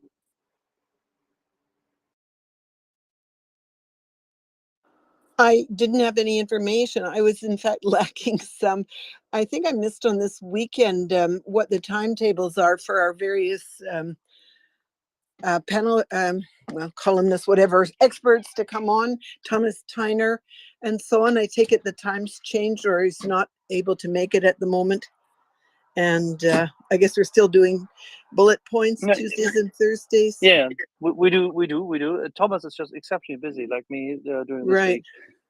Everybody, we have, well, for Thomas, it's a regular business week and it's massively important and he has lots of stuff to do. So that's why he couldn't attend to it today. And we're trying to sort out whether there's any opportunity he can do another sit rep during the week. But we'll see. I don't have a detail as of yet. And the same applies to me. And we have this week in Estonia, we have Jaanipäev, which is summer solstice. So I'll be having holidays on the, 22nd, 23rd on that evening. And in the meantime, I have some very angry poodles here. So please bear with me. Shaggy, over to you. Okay. So you use both hands on those poodles and keep your fingers in one piece and not on the end of your hands. It sounds like it. So in some more news, where's my news section? So I was having a look at Chuck's map. So Chuck Farrer, his latest one, how old is that now? That's about maybe 6 hours old now. And yeah, there does seem to be some movement like in Nesterinka, just kind of northwest of there, and Kopian. So there's been strikes in Kopani. So that's probably, how far is that? That's probably about 30 kilometers to the east of the Kavakahafka reservoir, along that front there. So that's some more movement along that. So there are various kind of bulges appearing in this line, which was fairly straight-ish when it started. There was a bit of movement a few months ago to straighten the line, I think they call it, and now there's these bulges appearing in it. So yeah, lots of movement on that. So with more KA-52s, this was yesterday, KA-52s downed. So I'm not 100% sure if they were the naval versions or whether they were the regular ones. I have a feeling. Well, I don't know actually. I was about to guess there. I won't do that. So Axel still has his fingers in his hands. I have the poodles around me. That's what you mean. Okay, that's okay. Thank you. I was a bit They're worried about. fighting. They're fighting with the current generation of Estonian mosquitoes and some cats which try to intrude upon our estate. They sound like my Jack Russell that I used to have when I was a kid, and he was a bit of a snapper. I had a scar on my finger for quite a number of years before I cut my finger again, and I got another scar on top of that. So yeah, they're probably lovely. They're probably lovely. They've just got a yappy sound.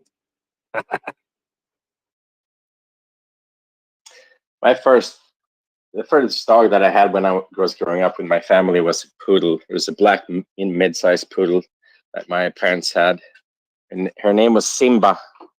After looking a bit like a lion, I guess. Poodles, they're amazing. I have a special place in my heart for poodles. Yeah, me too. We have 3 of them. They're very barky.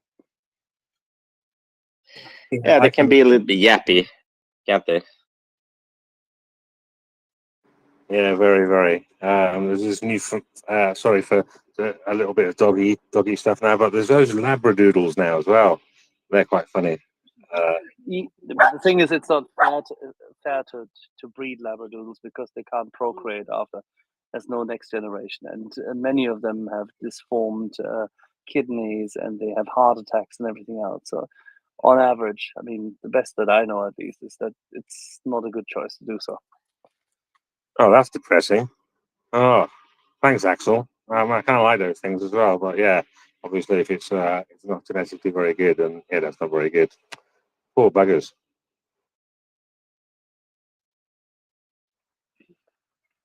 Alrighty. So what else? Zgorman, can you tell us anything about because I was unable to listen in on Sunday at that point in time when you all were dropping in and out. Can you tell us a little bit more about what we should know about helicopters? There was a rumor going on about equipping Black Hawks. Is there anything more about it? Axel, hey, good afternoon. I guess it is evening. I guess it's evening. Yeah, I haven't heard anything. That was like the one rumor we heard on the back channels that Ukraine was looking for some armed Blackhawks. And that's the last we heard of it. And, to me, they need something, to be honest with you. They need something that can fly at night, that can carry a short-range air-to-air missile or something. They need something right now. To me, that's a capability gap that we're seeing. So it doesn't surprise me that they'd want an armed Black Hawk, something armed, something that could take over for the role of the Mi-24. They really need what they need. Yeah, it makes sense. But how do you see this? I mean, the Black Hawk, I mean, we understand, at least on the back channel, and we understand that there were a number of requests already being fielded in that regard, that an armored up version would be coming through. But it seems that nobody has really given thought to that, because we haven't seen anything, we haven't heard anything, and then a few bits and bobs come out, then we hear that something is under preparation, and then there's silence again. Yeah, there's nothing that has any momentum. It's kind of like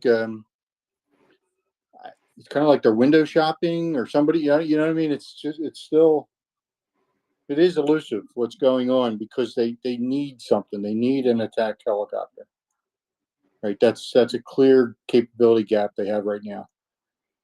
And I think they're paying for it in armor at the front right now because of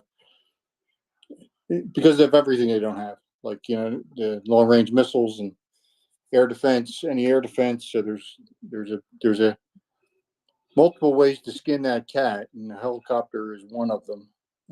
But it seems that it's getting no momentum. It's got no momentum, and I'm not sure why, to be honest with you, because it's a clear gap. Yeah, that's all I can say. It just seems that they're going to go do it without, they're going to go do this thing without proper coverage of their armor. That's just what they're left with. So. But how difficult would it be, actually, I mean, apart from the fact that maybe for the purpose of the audience, because not everybody has been listening to us Right. on Sundays when we give our rants, how many Blackhawks do the friends and army depots still have about? How many Blackhawks are there available? What do you think? And how Hundreds. difficult would it be? Hundreds. Okay. There were 5,000 Blackhawks built. Right? So it's as many as the same logic we use for F-16s, that there are plenty built. There should be able to get some, and they're still in production. The same logic applies to a Blackhawk. Shaggy, you have a hot mic. Sorry, apologies, Gorman. Shaggy has a hot mic. All right. Yeah, so it's the same logic. There's 5,000 of them out there. There's plenty of crews that can fly them. There's plenty of crews that can maintain them. There's plenty of spare parts. There's mod kits of all types, from all services, from all nations, that can be applied to them. So it really is this is a bad analogy, but a Mr. Potato Head, where you could really figure out what you wanted and go do it. So it's widely in use. It is widely available. It is in storage. It has the capacity. In its armored version, how lethal would you think it is compared to what the Ukrainians are flying? Yeah, I mean, it would, if you armed it properly, it would be better. It would be a better aircraft, right? I mean, it would carry a better missile, right? That's the real question, right? It could carry a better missile that's more lethal, and it would be more survivable to the crew, right? Which is the only thing I care about, is survivability of the crew, and how lethal can it be? And it would be better than what they're doing right now, right? And if you, which I believe the Ukraine's doing, it's the rumor, is that they kind of attack at night and consolidate during the day. Blackhawks have, you can get them with a night vision compatible cockpit, so you can be out there flying, protecting the armor at night with the armor, right? If you're really attacking at night, which is. So what you're saying is, Bill, is that if and when we want Ukraine to win, this is one of the key cornerstones of air mobility, close air support, and attack capability. Correct. Yeah, I mean, it's a capability gap that they have. It's like incredible. It's the one thing. They appear to have air mobility covered with lots of spare Mi-8s and Mi-17s, but I mean, that's not optimum, but at least it's something. But they don't have anything that can really solve the attack helicopter mission. So yeah, but at this point, you can literally hang weapons off anything. Like Canada, for love of God, fired a Sidewinder from a Cessna. Yeah, we hang weapons off Griffins. Absolutely, and that's our main helicopter.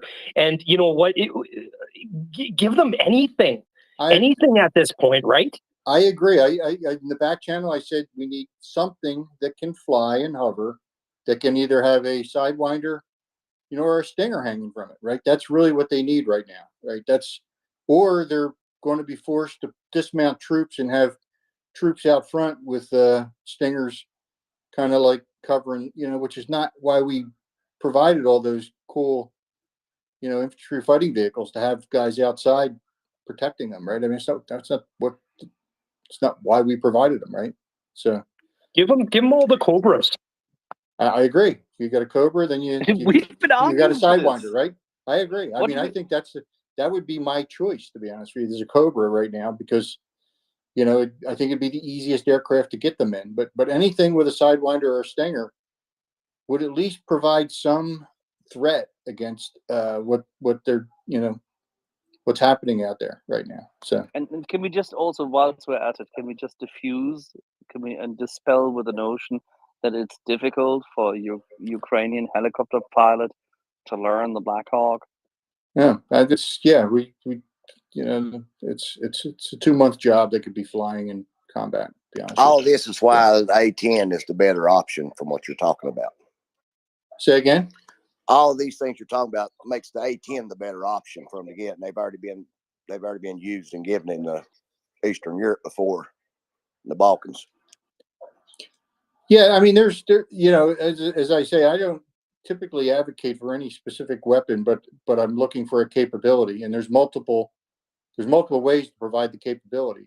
The Black Hawk is attractive just because there's 5,000 of them out there, and you probably like find a bunch that people forgot they're in storage. Like, you know what I mean? So, you know, it could be a Tiger, it could be a Cobra.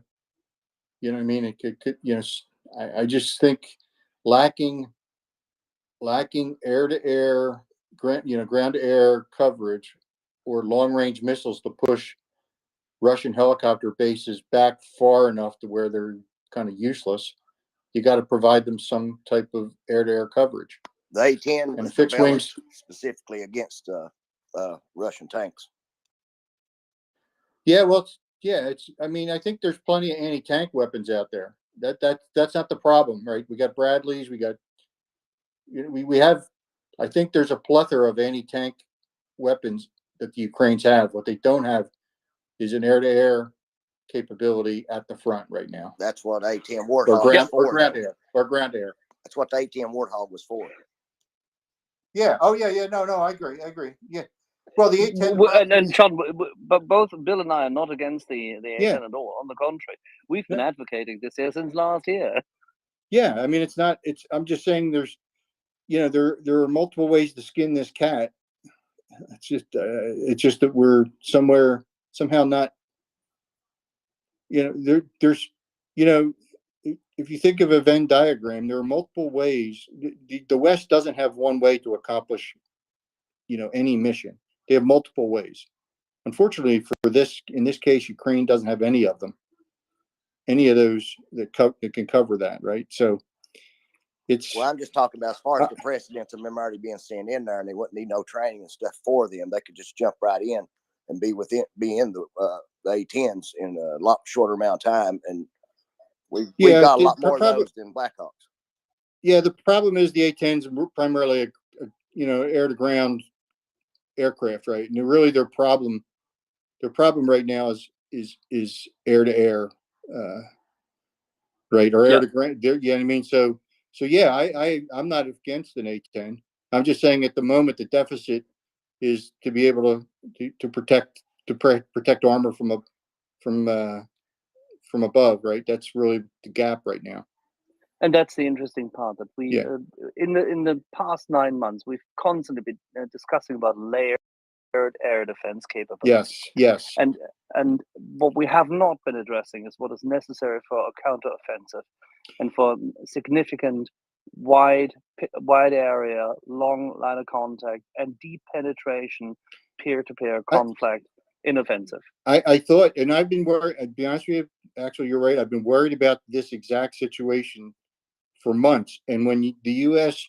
started including the Hawk MIM-23 in their packages, I thought, aha, they finally have that mobile short range cover the armor, air to ground to air capability. But then when we talked to Thomas Tyner this weekend, it became apparent to me they're even using that to cover civilians and not cover their advancing troops, which I can't blame them for doing that. Like, I can't blame them for, I think. But we could give them more Hawks. We could certainly give them more. That's another answer. Like I said, there are multiple ways to solve this problem. It's just we seem to have not given Ukraine anything to solve that problem. And the mobility of a helicopter is, of course, a completely different Absolutely ball game, and therefore, yeah. We need to talk about layering offensive capabilities Absolutely on top of each other. That's what is missing at the moment, and I don't know why that is, and I do not understand how our wonderful friends in planning could allow this to occur, because they would have had to see this every single one. I mean, General Freuding from Germany, who's head of the Ukraine response team for the German armed forces and one of the coordinating generals in NATO, has highlighted this already, that in the logistics chain, we need to up our game further and further, and we have to deliver much more quickly. And he's been on various interviews in recent days, and it seems to me that he, by the way, is very, very humble and very, focused on praising what the Ukrainians are achieving. But then again, yet again, we are not delivering them the capabilities, as you just highlighted, which they actually require. Yeah, I mean, the alternative is what we're doing. We're going to just continue to replace armor as it gets taken out, right? That's the choice. Yeah, that is insane. And that's insane. You're right. That's like a stupid. That's a stupid choice. All right, we have a couple of hands up. Bill, stay with us. I think we have Chris, then Latham, then Matthias. If we can cycle through, then we'll get back to you. Chris. Good evening, everybody.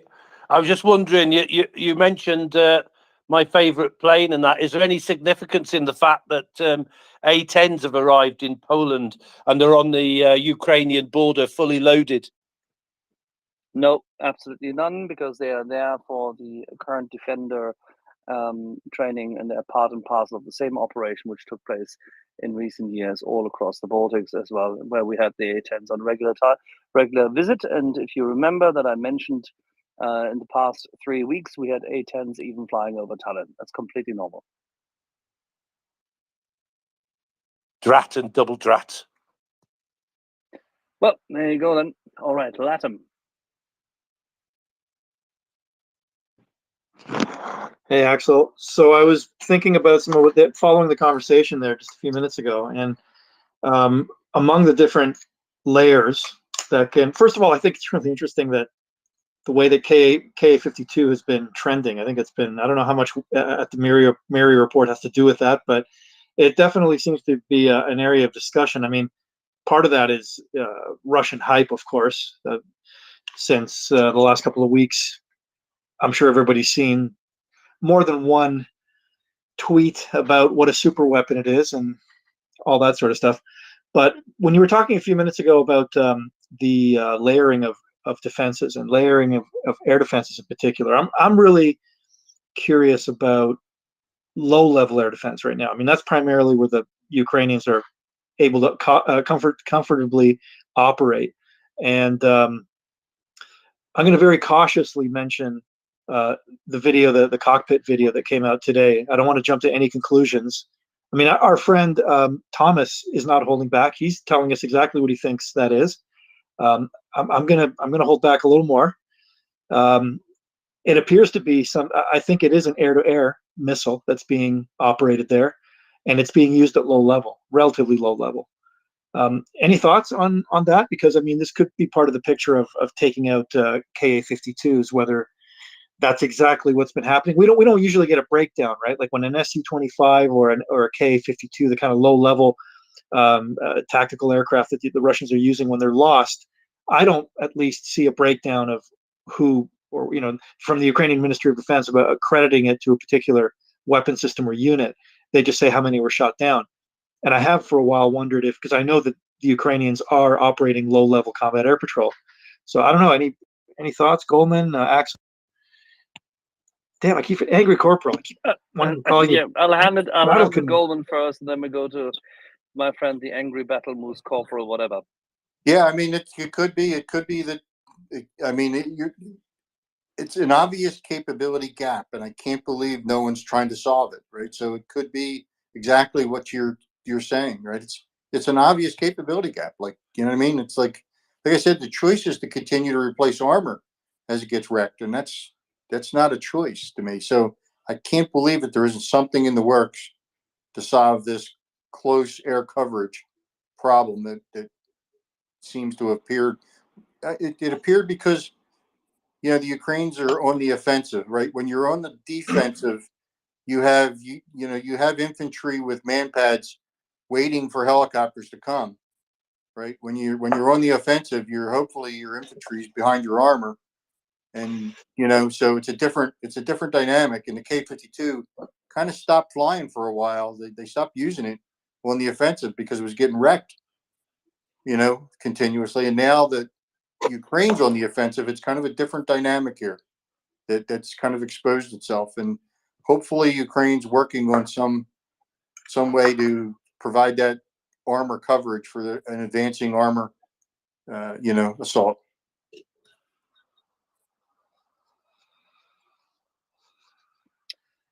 What happened to my Angry Corporal when I need him? He just dropped yet again. Aye. Latin, you have a follow-up?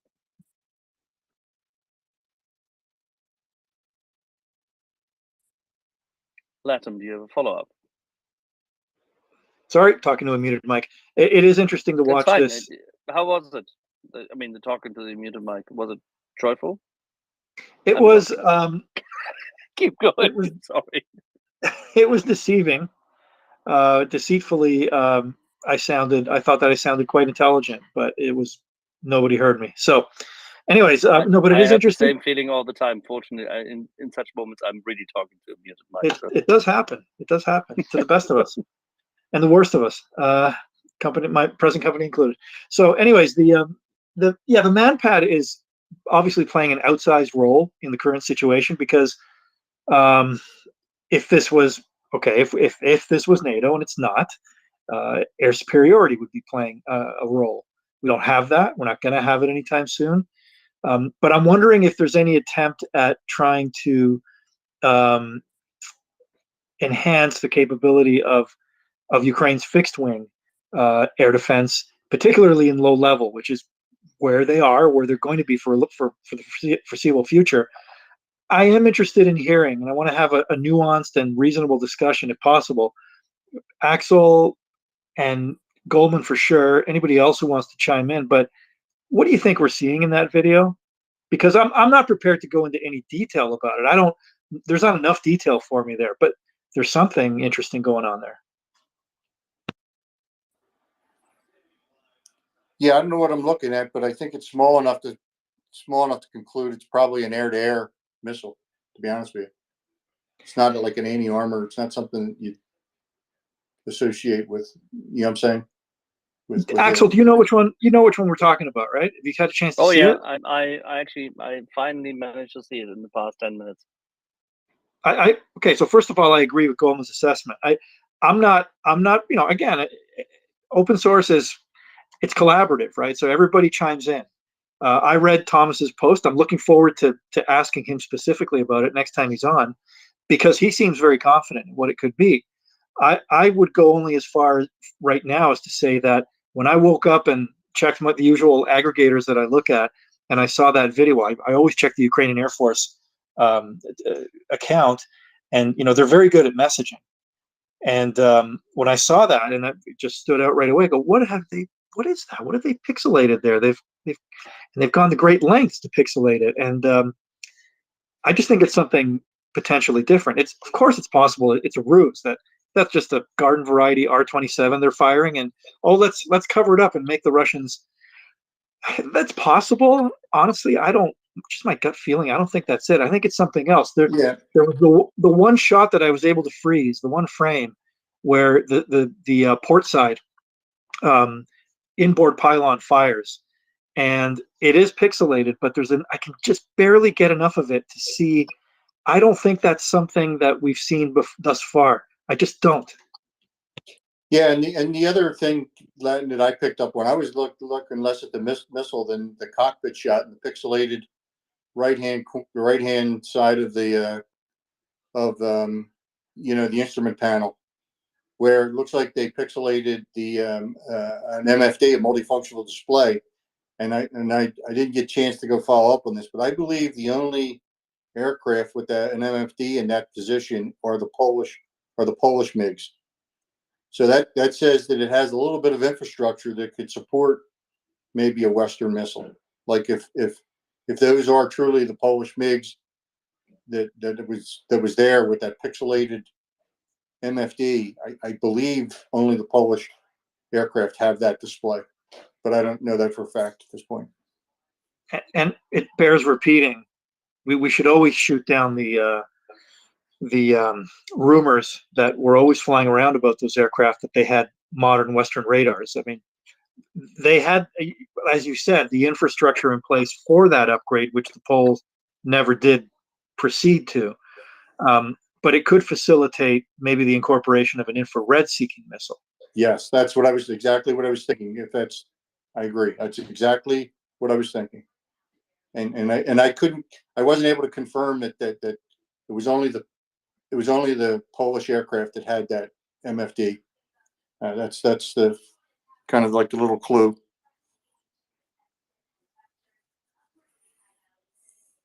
Visually, and again, I'm going to reference to that shot. If anybody's interested, you can have a look at. I think you can either see it on my profile or Thomas Thiner's, because I repeated it on there. Just the one shot that I took, where you can see the missile, and it is a missile. It is clearly rocket powered. It has a real rocket plume. There's no question it's a missile, and as it comes by the port side of the cockpit, I just managed to get a shot where you can just barely see a bit of it. To me, it seems a little bit thick to be something like a Sidewinder. I know Canada had announced Sidewinder provision. Most of our Sidewinders, I mean, practically all of them that I've ever seen recently are the later models, which are gray. This missile's white. Right, so that changes the calculus a little bit of what it could be. But I'm looking at it, and look, if it's R-27, those have a very distinctive large black forward fins on them. Even pixelated, they would stand out. Dare I say it, Harm, similar situation. The fins they're not as big as, they're a little bit smaller, but they're usually black, and I think they would stand out equally. And AMRAAMs are typically gray. I mean, there are some earlier variants maybe kicking around that are white, but I know which one. If somebody were to force me to say which one I think it is, I'm going with Mica, infrared guided Mica, French missile with approximately 60-kilometer range. I think the Ukrainians would have been interested in picking up on that. And we heard those rumors, and they came from some I'm going to call them reputable media sources in the winter about Ukrainians training in France. Okay, for the moment, I'm satisfied, Axel. That probably does not mean Mirage 2000, but maybe training on some weapon systems. I don't know. It's possible.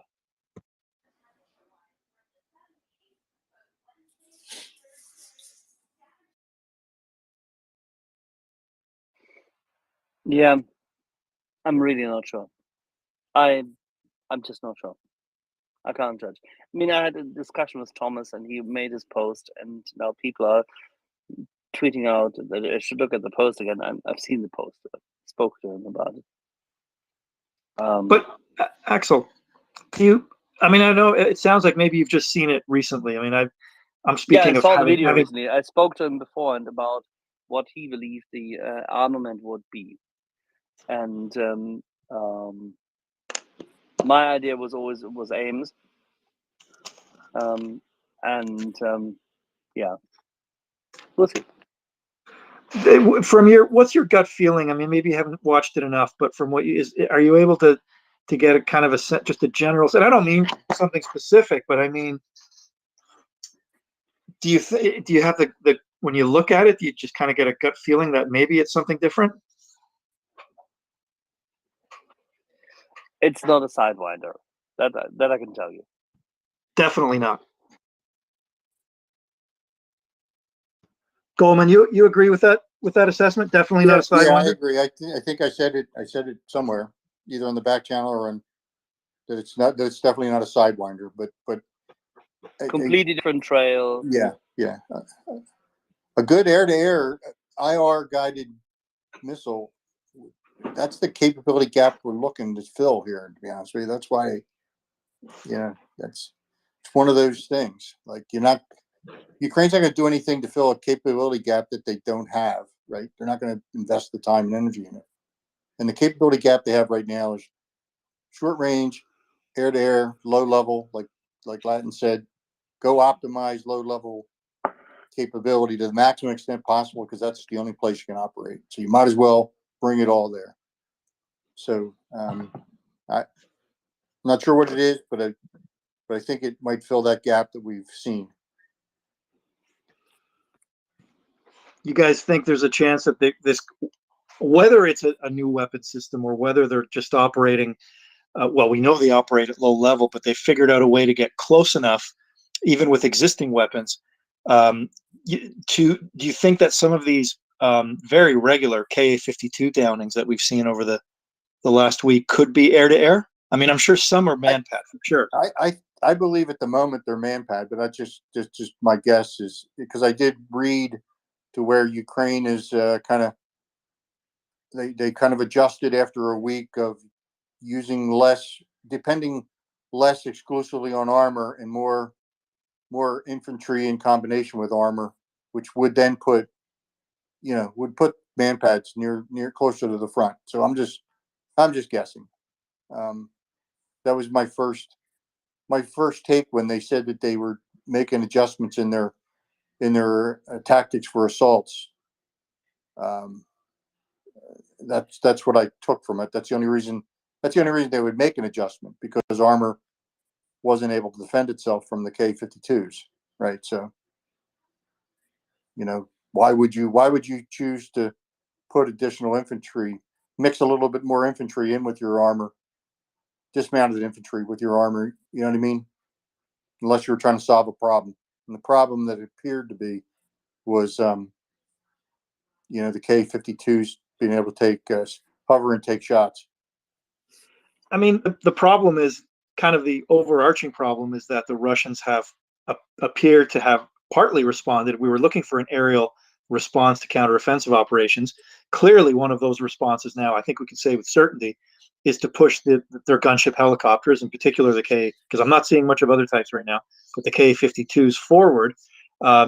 And once you start, the Ukrainians have not been using any kind of anti-tank guided missile capability. I know generally they've been using the unguided rockets. The Ka-52s have as well. We've seen those kind of runs, but now they're really trying to capitalize on the anti-tank guided missile capability. But to do that, and as you know this, Goldman, you know this, Axel, but they have to get up a little higher. Yep, to the front, because they can use terrain mask and low level flight to get there. They got to hover. But the question is, can you get a shot off in the 30 seconds that you have before they go cover again? Like, you know what I mean? You got to be ready for it. And since we've discussed before what appears to be, and this was it was the first conversation I ever had with you, Goldman, back in the fall, was when the information was coming out that it appeared that one of its flaws is that it's an unstable gun platform or weapons platform. Due to some inherent design. That would mean that it goes into a hover, and it may have to sit in that hover a little bit longer. If you're in a man-pad environment, a few seconds is the difference between getting shot down or not. Yeah, some of those Russian videos that I saw were like they were 5 miles away. So you got to be you have to have some altitude to be 5 miles away, and you got to hold that altitude for a little bit of time. You know what I mean? I'll make a silly suggestion. I sent you just a link. It's an old link, but you can see the flare. B, it has the same mount as we've seen being used in the old Eurofighter, Tranche 1, and the Tornado, which is the same mount used by the Polish MiG-29s because they were the converted MiG-29s in Germany. So the same mount is there. We're talking about the MiG-29 again, right? Yeah, I'm talking about the missile. Okay. Polish MiG-29 is the German MiG-29. It's the one which has the mounts which were converted, same as the Tornado, completely fine. All right. The missile flare looks eerily similar. I sent you the video just now. Have a look. To good old videos. You can see this somewhere in the middle of this thing. It's not long. It's like you find it somewhere minute 3 or something. You'll see this. And the funny part is the only nation which has said that has delivered missiles like this is Germany. And if you go on their page, they still say that they delivered these missiles. The French haven't said anything. There's no indication of the Mika, nothing like it. But the Germans have delivered loads and loads and loads and loads of IRST SLM missiles. And they produce them in large numbers. Who says that they haven't delivered those? It would fit. They have a better capability, better homing, better head-to-head. They're better ECM. They're definitely better than the Sidewinder. It looks different than the Sidewinder. The flare looks like what the IRST does. Doesn't look like a Mika, at least not to me. and it's definitely the better missile. Short range, yeah, sure, but still. Axel, saying. the link doesn't work. So if you're able to send that again, I just tried it. Anyways, the link wasn't active. It didn't work. But I agree with you that Iris T is also a contender because whatever this is, I think it's a relatively. It doesn't have large flying surfaces. That's what I'm seeing in this image, even the pixelated part. So in other words, not like a harm, which has very distinctive forward fins that really stick out. This is consistent with something like the Mica or the Iris T, where the flying surfaces are relatively shallow, I think. But you're right, numerically, and in terms of what we can confirm, that would probably be the one. And Iris T, off the top of my head, I can't remember, but it is, yeah, there are radar guided and infrared guided variants, right? Yeah, it's the Yeah, perfect they're fit. IR, yeah. And we have loads of them.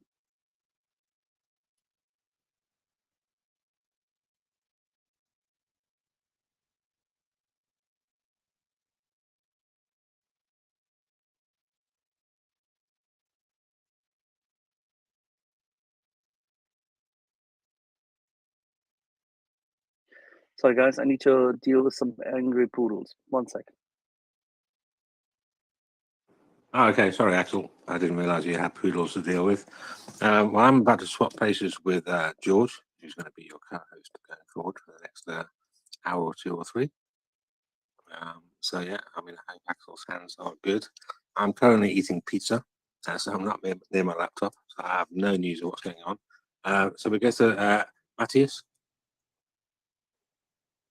Thanks, Shaggy. Yeah, I think getting back to the offensive, the problem with the K. Can you hear me? Yes, we can hear you. 555.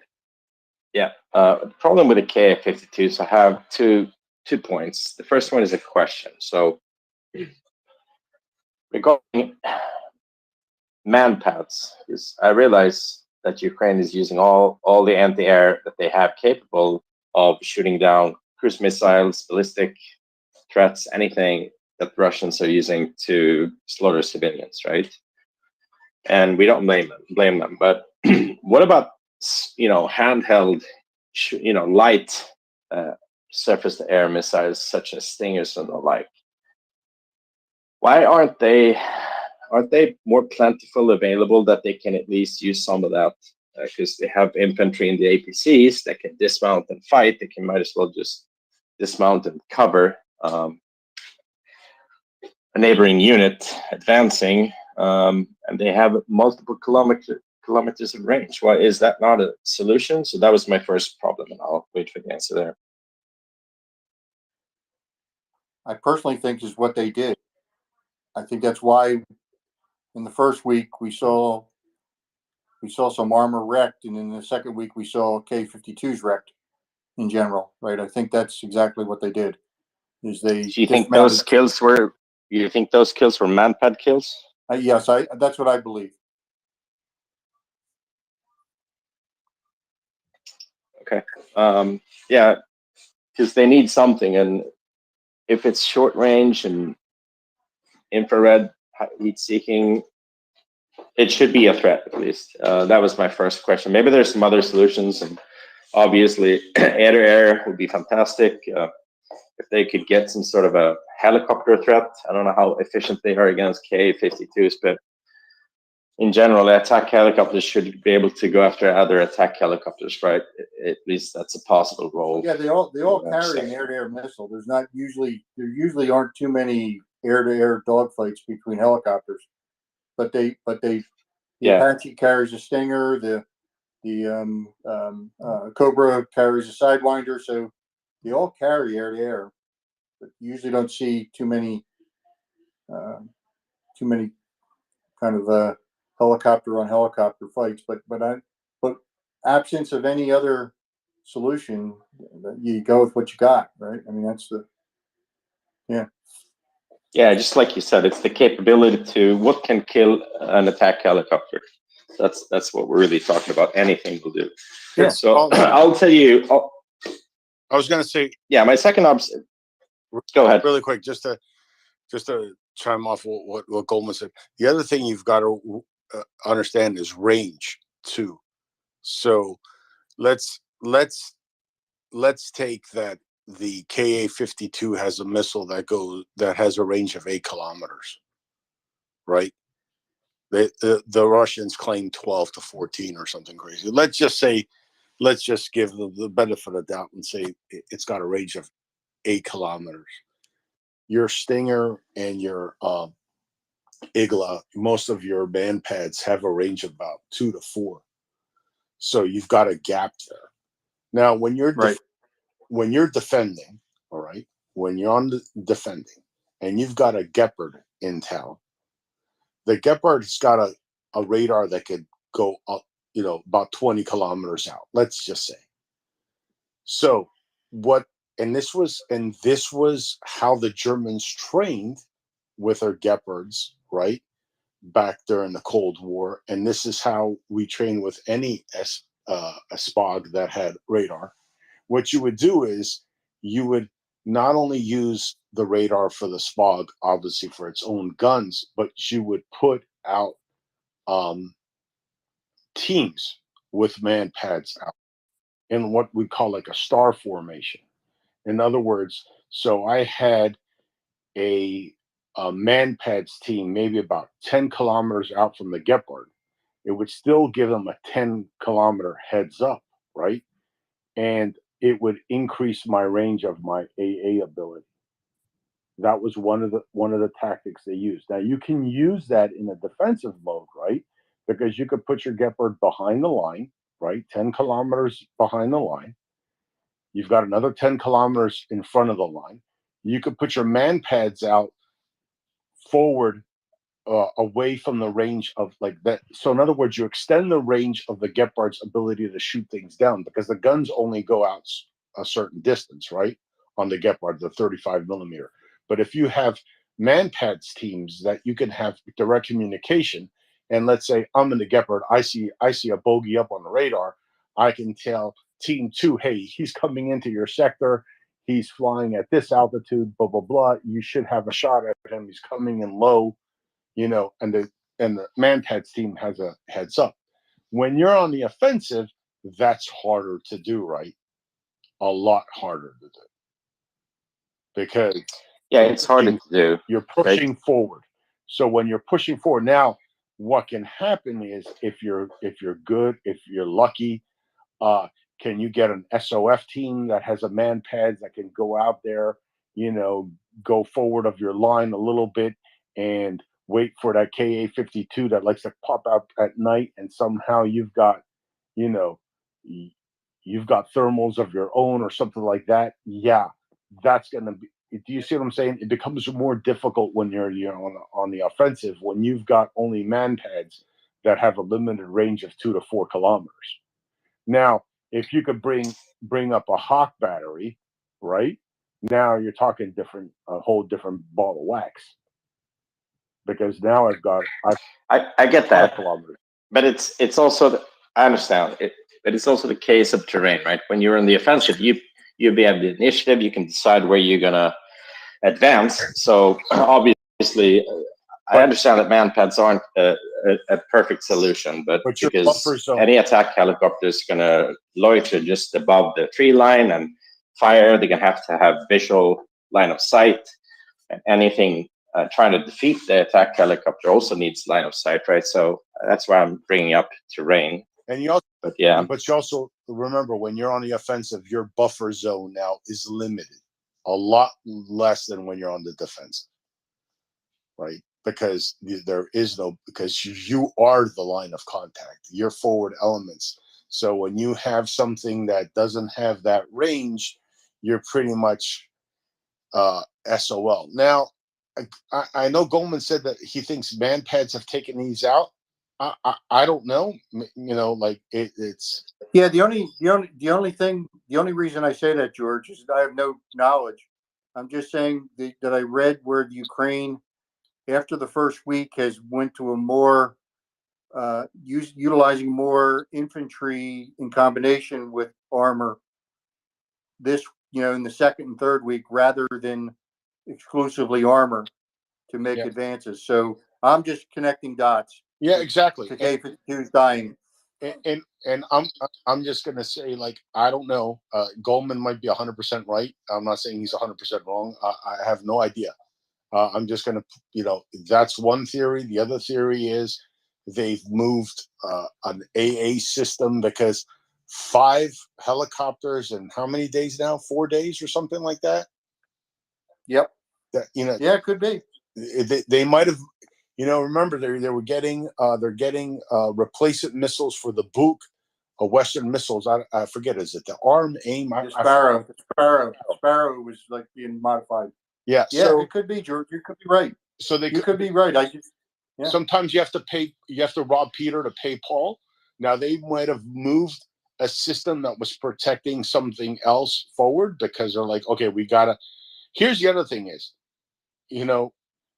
this is the deception and the shell game you play. I might take a very valuable, any AA system right now, super valuable to Ukraine. And let's say I had a Buk system covering some town or something. I'm not going to name it because I don't want to guess right. So I'm going to say you've got it covering town Z. And town Z, right, is something that's been attacked, blah, blah, blah, previous. But I'm going to take a gamble because I've got to get rid of the KA-52 threat. So I move it in an area, right? All of a sudden, those KA-52s now, 5 KA-52s, let's say, in the last 4 days, just ate a missile. What do you think now is going to happen to the other KA-52 pilots? You think they're going to? Yeah, no matter how they died. No matter how they died, they're scared. They're scared. So I can move the Buk system back, right? I could have taken the gamble. Remember, all this stuff in the military, there's a lot of poker playing going on. And I might move the system back. You don't know I moved the system back, but you're also, the commander that's giving the orders might be willing to find out if you've moved the system back. But that KA-52 pilot might say, yeah, go fuck yourself. Excuse me. I mean, I remember, like, it was like a week ago that Zaluzny apologized to his troops for not providing them adequate air defense and prioritizing civilians. His next phone call could have been, hey, go move that Buk. Like, you know what I mean? After the apology. That's a game. They could be playing the game. And well, we know that Russia, they don't necessarily care much for informing their troops, and they're lowly. Even if you're a pilot, you might not be told everything that your commanding officer knows. But I just want to make my second point real quick. Yeah. Yeah. So the second is an observation, right? We know that Russia may have a pilot problem, right? They may not have that many pilots for these helicopters, as many as they would like. We know that Ukraine has a problem shooting down these helicopters, and we also know they don't really have adequate long-range strike capability to destroy their where they're parked. So what I would do, if I could, is go after the pilots, not when they're sitting in the helicopters, but when they're eating or sleeping in Berdyansk, wherever the hell they're stationed. I would try to get the intel of where they live or are stationed, and try to kill them with storm shadows there when they're not on duty. I'm that sure would be they're pretty doing good. that. And I'm sure Yeah. Ukraine has trying to do that. And we've seen some pretty big booms in Berdyansk the last week, and I have my suspicions that at least some of those could be attempts of doing just that. What are your thoughts on that? Yeah, I agree. I mean, you do both, to be honest with you, because you can't count on taking out the pilots beforehand. So you have to kind of do both. You have to be able to provide protection in the moment while you're trying to fish out where they're sleeping and take them out, right? You got to do both. I'm sure that they're high on the priority list. And if they could find And them, if they do, because if they do succeed at hitting them pretty hard at least once, that might trigger what we were discussing the other day, that they might have to move their operations to a naval vessel and plan for those refueling Sure. logistics scenarios. And that would be a big win if that happened. sure. That's why we need longer range missiles so that we can. Yeah, I agree. Problem with Storm Shadow is that it probably takes you 2 hours from your intelligence to get a launch off, because you got a mission plan and get an aircraft airborne and then do the launch. So you got to hope that when you, from the point of intelligence, that they're sleeping in their bunks, that they don't move. Right. That's the problem with the Storm Shadow. I was listening to that conversation the other day too. I couldn't get on, but what I would do is I would launch those fighters, and then I would confirm it while they're still in the air. So you can always wave it off if you don't. Yeah, but if you find the house they're living in, you have to. I believe the way it's working right now is the GPS coordinates need to be pre-programmed prior to launch. That they don't have the. I don't know, but rumor has it that they don't have the ability to retask in flight. Yeah, maybe they do, maybe they don't. Yeah. Well, what we're trying to in this case, what we're trying to hit though is a barracks, a logistics center, some place where Russians are stationed more on a reoccurring basis. But you got to know beforehand. You got to know that they're there. Like you're not going to spend a Storm Shadow bombing an empty building. And you got to understand. Right? The Russians aren't completely blind either. So to Goldman's point, once those birds are up in the air and the Russians get word of it, they're not as dumb as we hope they are. They're not dumb. They're like, okay, there's something going on. The Ukrainians got aircraft up in the air. Something's about to blow. Yes. He's right. George is right. An Su-24 takes off. They know it. Right? They know. That's why. Well, if an aircraft takes off, they take off all the time. So they would have to know something much more detailed than that. We don't know that. Well, I'm saying Su-24 is what's been carrying them. There aren't too many of those. So you have the right intelligence. You can probably track. There's only one version of the Su-24, I believe, that we've seen carry that. So maybe there's more. I'm just telling you what we've seen. So there's probably a limited number of aircraft that actually are carrying that weapon at the moment. I'm gonna go to Rus. Sorry, I messed up the hands, but I'm gonna go to Rus real quick, and I'm gonna go into like some kind of alphabetical reverse order here. Yes, I did some more digging on the RBS 15. There are no official documents from the Swedish government now or before that they've sent RBS 15. There has been rumor before, and there is a rumor now. This rumor stems probably from a site called Defense Express that says that the government changed the text in the press release. I cannot find the changed text that they refer to, only the original text, and it doesn't say anything about RBS 15s. So this is definitely nothing. And regarding this video with the missile, have you considered SAB-T, the French ground to air system? Well, Macron announced that it has been delivered and used, I think. Yes, it has. That's what we're hearing. That Macron said that the SAM-T system is in Ukraine now, and the thing about that is that's from what we see, from what we've heard, a Patriot system equivalent. So once again, going back to what me and Golan were discussing about 5 minutes ago, is that going to go somewhere now where where you play, where you play the shuffle game. So in other words, the Sam T, let's say goes to Odessa, Kharkiv, or whatever, and then whatever's there goes. So as you move everything, you move everything down the line. Now you've got a Hawk battery or a Buk battery that's free, and I'm moving that to the front. Every single AA system, right, surface to air system that Ukraine gets possibly frees up something that they can move to the front, and that's the good news. And just really quick, so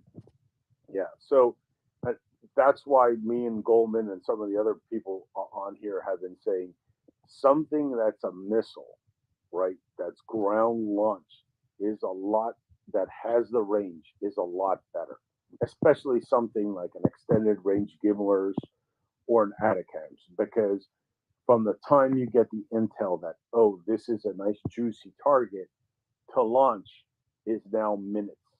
And the flight time is a lot faster than getting an aircraft and a Storm Shadow, which is a cruise missile that's flying about maybe 500-600 miles an hour.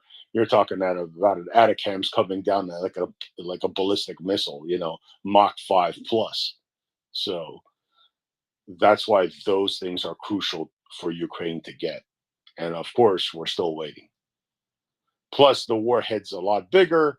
There's different warheads. There are Atacams that have, cluster type munitions, things of that nature. So let's say you do find out, hey, you get an SOF team or whatever, or one of your partisans says, you know what, the Ka-52s, they're back on base on Berdyansk. They're all sitting there pretty. Half an hour later, you can turn them into charcoal with an Atacams. That's the difference. But thank you, Roots, for that, because I'm the RBS thing. I'm thinking that was just conjecture and wishful thinking on a lot of people's part. I'm going to go to Johannes. Johannes, you had your hand up, and then I'm going to go to Jeffrey.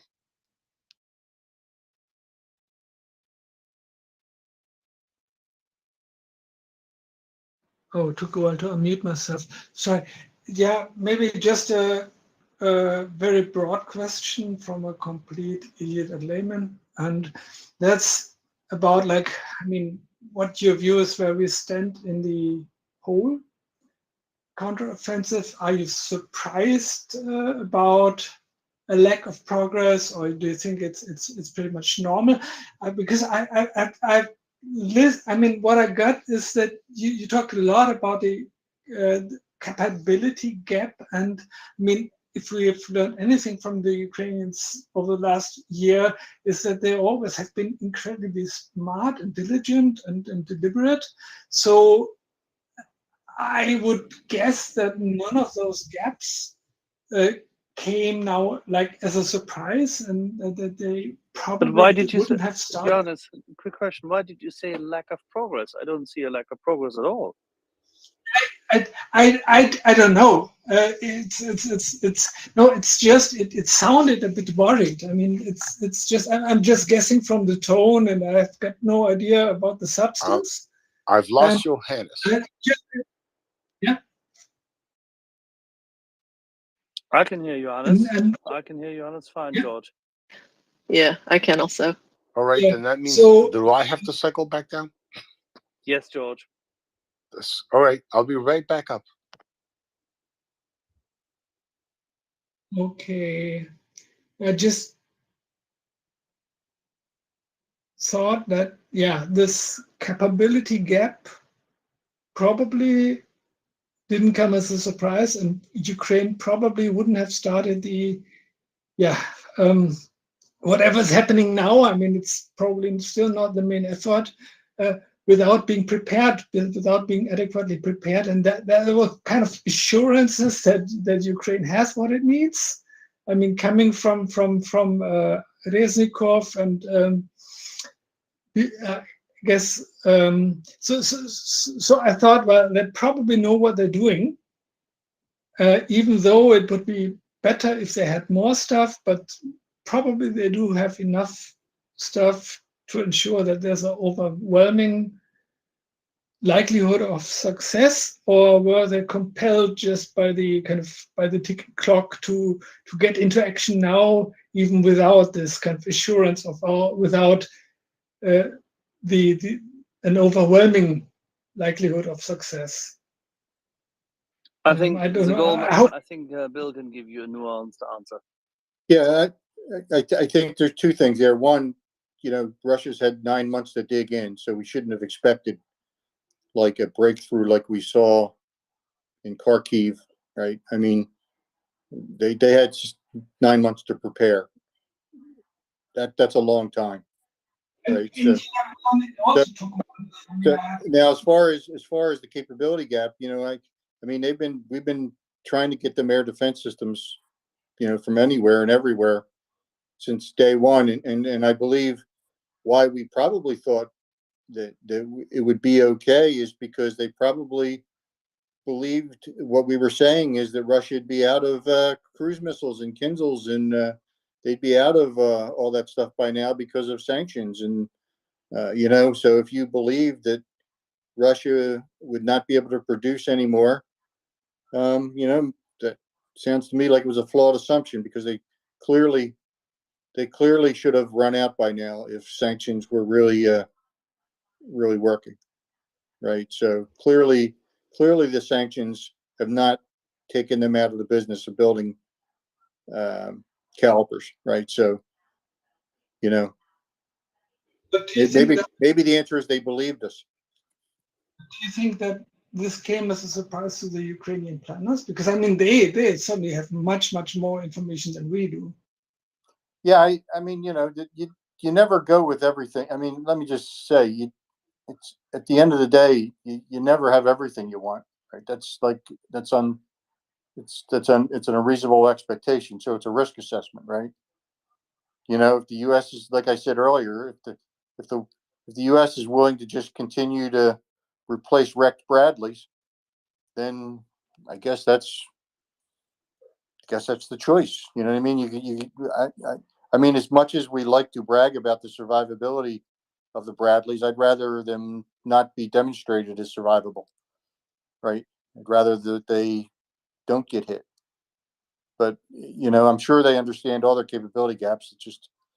It becomes a priority in a time, and it's time to go, and you go with what you got. If you got 90%, you're probably way better off than you were, than you could expect to be. So I don't expect that they didn't know they had a capability gap. Yeah, They're just willing to risk it.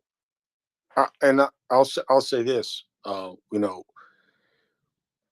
don't know what we're getting bits and pieces of what's going on in the battlefield, right? We're not getting the full picture here, obviously, when we shouldn't. That would be bad OPSEC for the Ukrainians. They know what they're seeing. They know what they need to adjust, and we still haven't seen a multitude of different weapon systems that we know they have.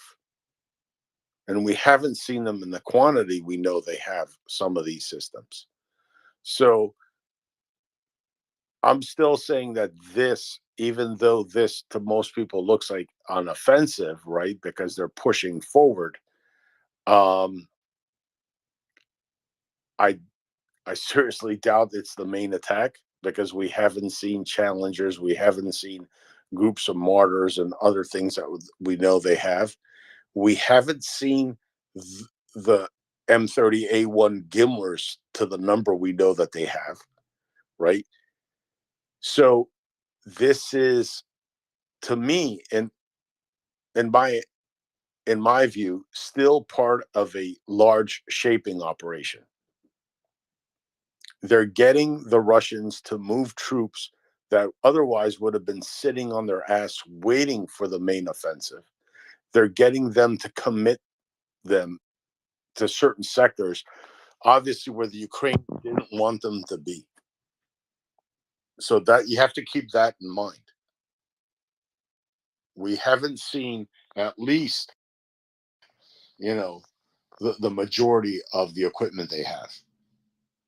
So moving forward, where that maybe larger attacks going to come, we don't know.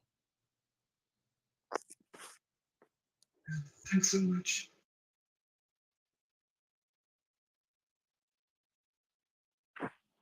I think Jeffrey, you were next. Yeah. Hey, George. Hey, Axel. Hey, everybody. So I've been listening in. Go ahead. Back to Thomas's photo or video of the air-to-air launch. Could it be that somehow they got a hold of Amarans? I mean, they are IR, and that's why it's pixelated.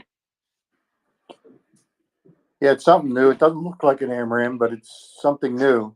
There's a reason they pixelated it, either to spoof Russia or block what they're doing. But I don't believe it's an AMRAM just by its color and shape and the wind and the fins. Now, correct me if I'm wrong. Real quick, sorry. Correct me if I'm wrong, but I thought I saw an article that said Lockheed Martin was starting to train Ukrainian pilots on F-16s. Yeah, I think they said they could, not that they were, but I didn't. Okay. Yeah. Because it'd be great if they got, if they were able to get a hold of some F-16s or some A-10s, just to allow for more close air support. I think on at least poking and prodding, as George alluded to, not the main offensive, but trying to commit those Russian troops to certain areas. Yeah, I mean, more is always better. Don't get me wrong, but I think they have enough air-to-ground, anti-armor, anti-tank capability right now. Their gap is air-to-air, and that's why that picture was so interesting. You know, they have Bradleys with tows, and they have tanks. You know what I mean? So they have a lot of anti-armor right now that they could utilize it. But more is always better. Not arguing that. Right. Yeah. Now, and to Johan, to one of your questions, I don't think this is the main main push, main counteroffensive. The reason why I say that, we don't see the huge logistics chains starting or the communications relays, the signals intelligent relays. I was Signet with the Army, so I remember the push in 03, our push to Baghdad between 3rd and 4th ID, and I remember the head of the column being very, very far out in front from the rest of the supply chain. So I don't see that yet. I think, and I think you're right, Goal, that we won't see let me put it a different way. I think when the main push occurs, whenever that's going to be, we are going to see the challengers come out. We're going to see multiple Bradleys. Why do we have that and here, some of the people? Leopard? What was that, Axel?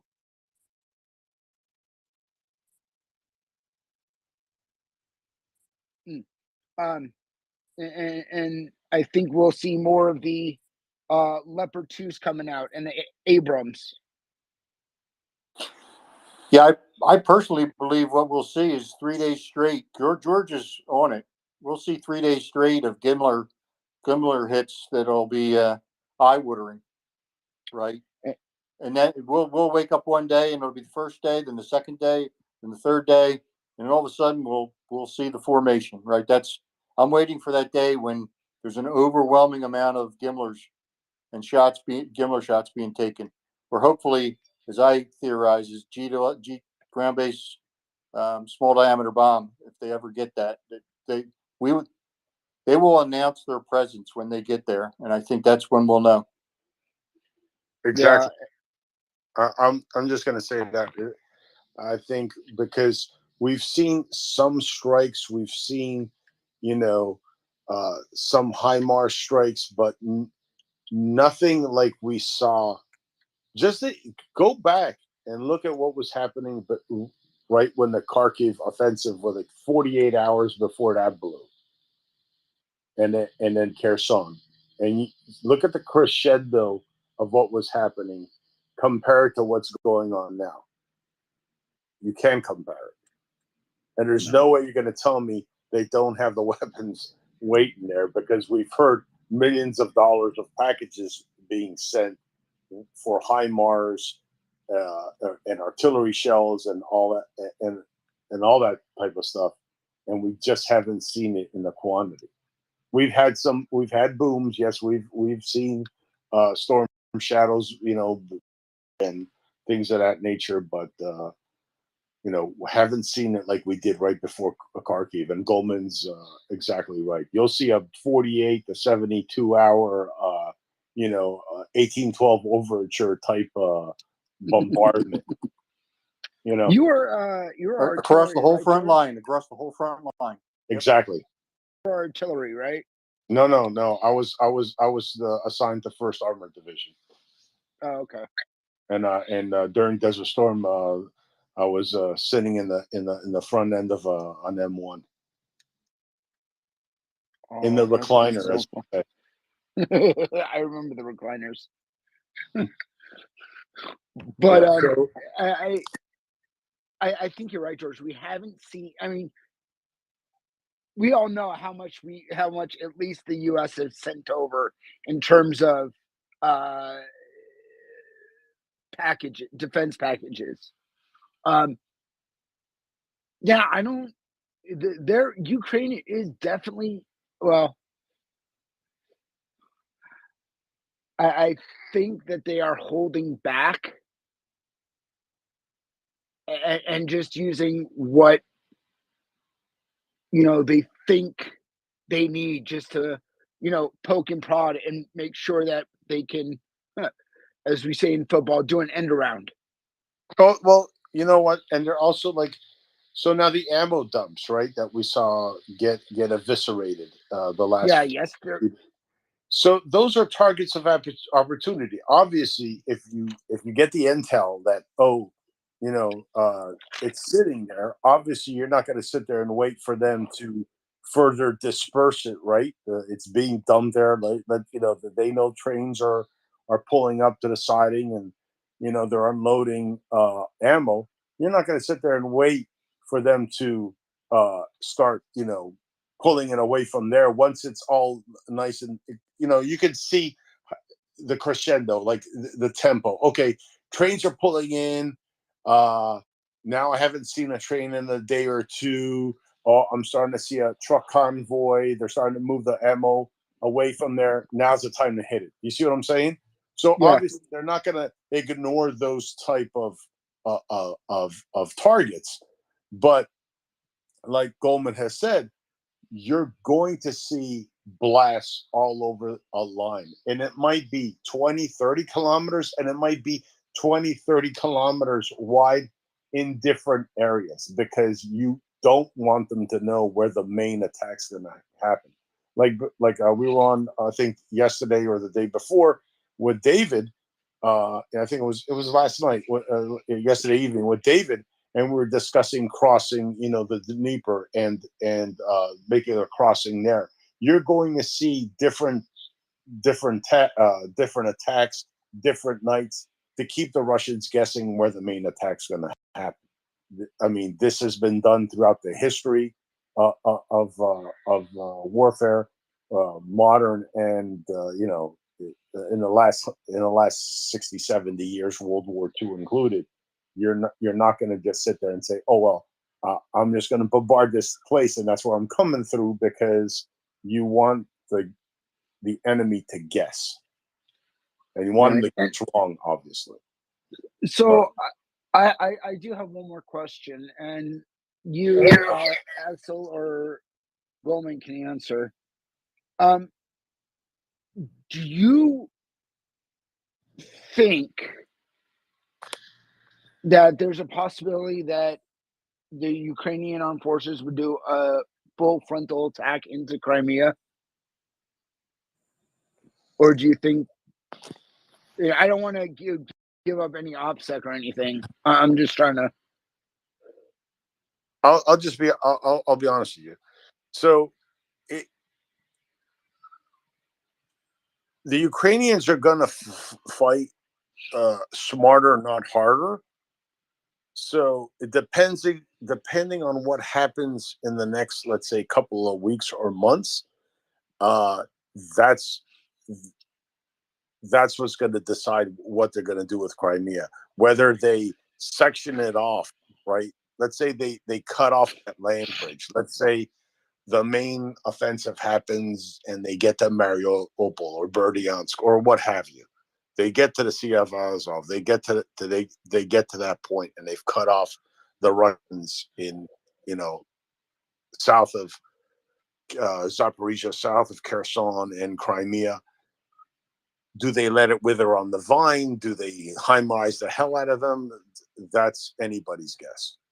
Okay. But it's hard to take a guess right now because we don't know what's going to happen over the next month, what it's going to look like. Without knowing what it's going to look like, it's hard to guess. And for them to do like a full frontal attack, why do that if you can just, cut off their supplies and bleed them out? Right.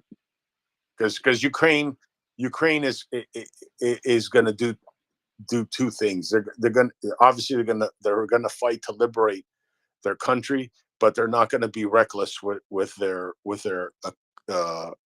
soldiers and their equipment. They're not going to go into like mass frontal assaults just because they can. They're going to fight smarter and not harder.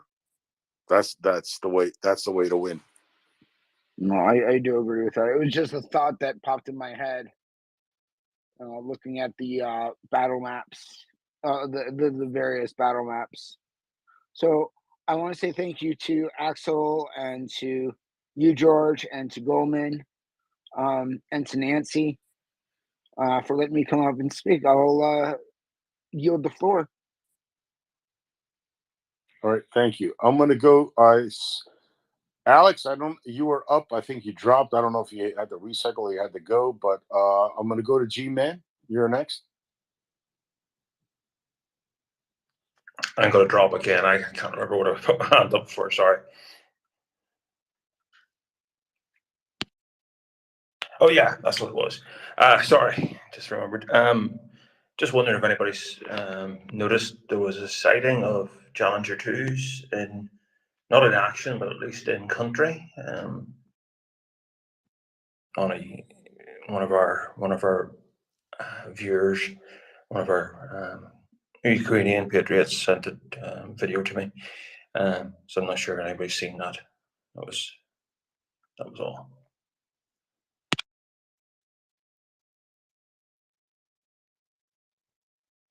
Yeah, I mean, we've known they've been in country, and they released a video of them training with them. So that's just, and I think that wasn't for us. I think that video was released for the Russians, and I'll just leave it at that.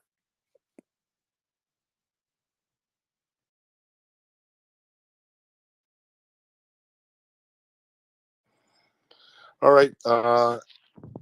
If anybody has a question, please come up, raise your hand, as we usually do here on MriyaReport. I'm just going to ask everybody, please retweet the space. And let your friends know. People are asking. People might have questions and say, hey, you're on that MriyaReport. What's going on? Any type of questions like that. Tell them to come on, listen to the space for themselves. You got that long commute in the morning. I know I do. I hate it. And then I usually go through the tunnel, and Doman knows because I lose connection. But that's just in the bloody parking garage. But there's different times where they can just listen. You don't have to actively participate, just listen, and catch. That's what I do. I catch up on the news in the morning because because of the time difference, right? Right now it's 17:45 here on eastern coast of the United States, and according to my world clock, it's 46 minutes past midnight in Kyiv, 46 minutes past midnight in Athens, and it's actually 23:46 in Munich. So, it's a way just to keep yourself appraised of what's going on. So please retweet the space. Please remember we are raising money for different units. We're trying to get certain things for units in Ukraine. We're trying to get humanitarian aid. There's still obviously there's going to be an ongoing disaster because of the destruction by the Russians of the dam in Novokakhovka, and unfortunately, there is now reports of cholera outbreaks. There was actually, I saw today, there was some water that was tested around the Mykolaiv region, and they found some cholera bacteria. That is not good. So these people are going to need clean drinking water. They're going to need filtration systems. They're going to need bottled water. It's summertime. It's affected their planting season, their growing season. A lot of these people, in southern part of Kherson, not only grow vegetables and produce to sell, but also for their own consumption. So that is going to take a hit, unfortunately, because of this ecological disaster.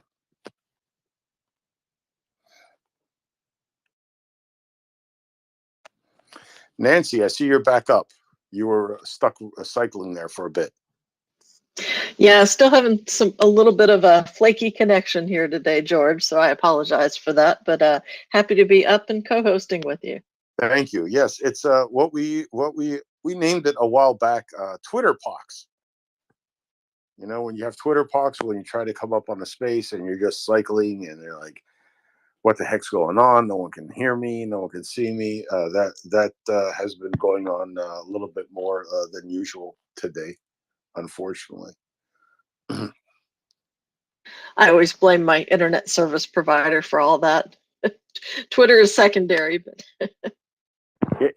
for me, it's weird because for me, if I go to the upstairs floor, that's when all hell breaks loose, and I'm like, how do I lose connection if I'm still in the bloody house?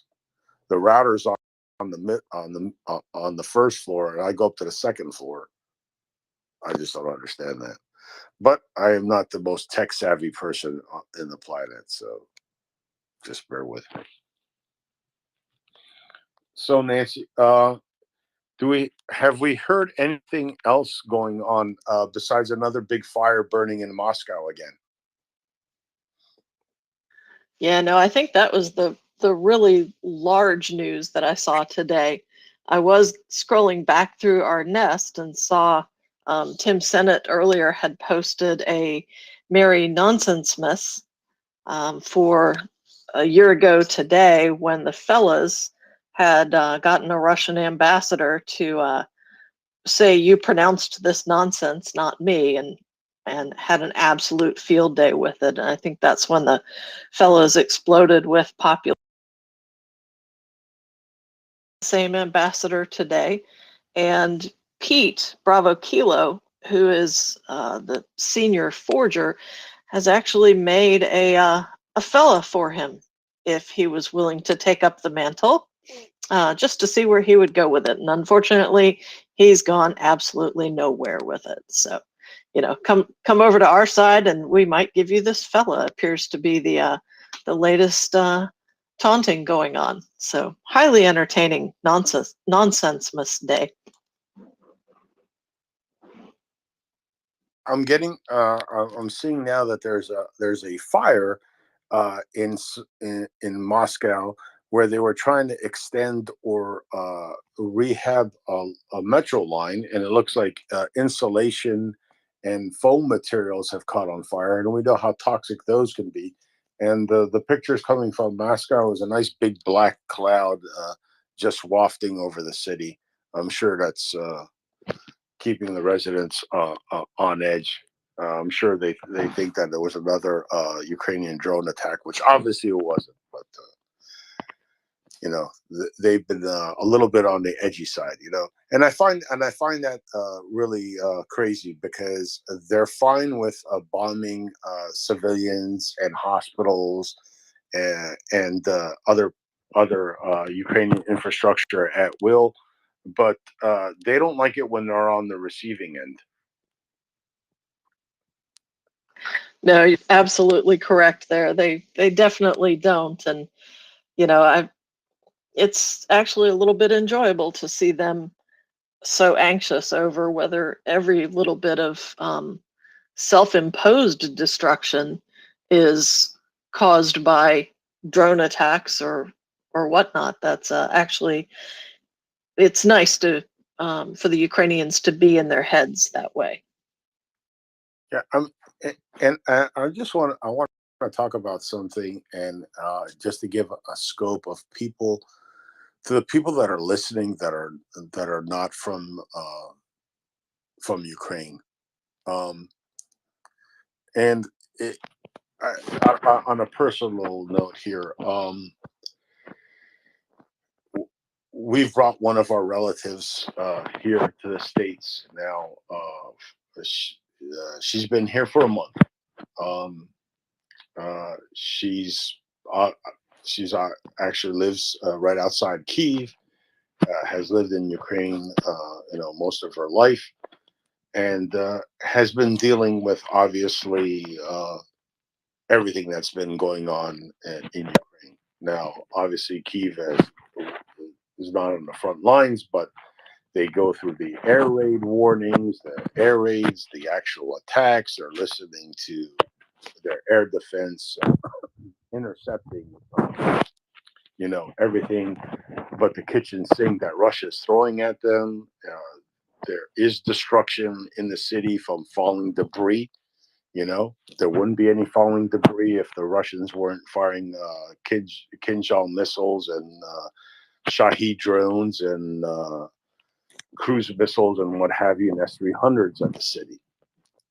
But what I want to get to is about 4 or 5 months ago, Nancy, she was diagnosed with high blood pressure, right? So, yep.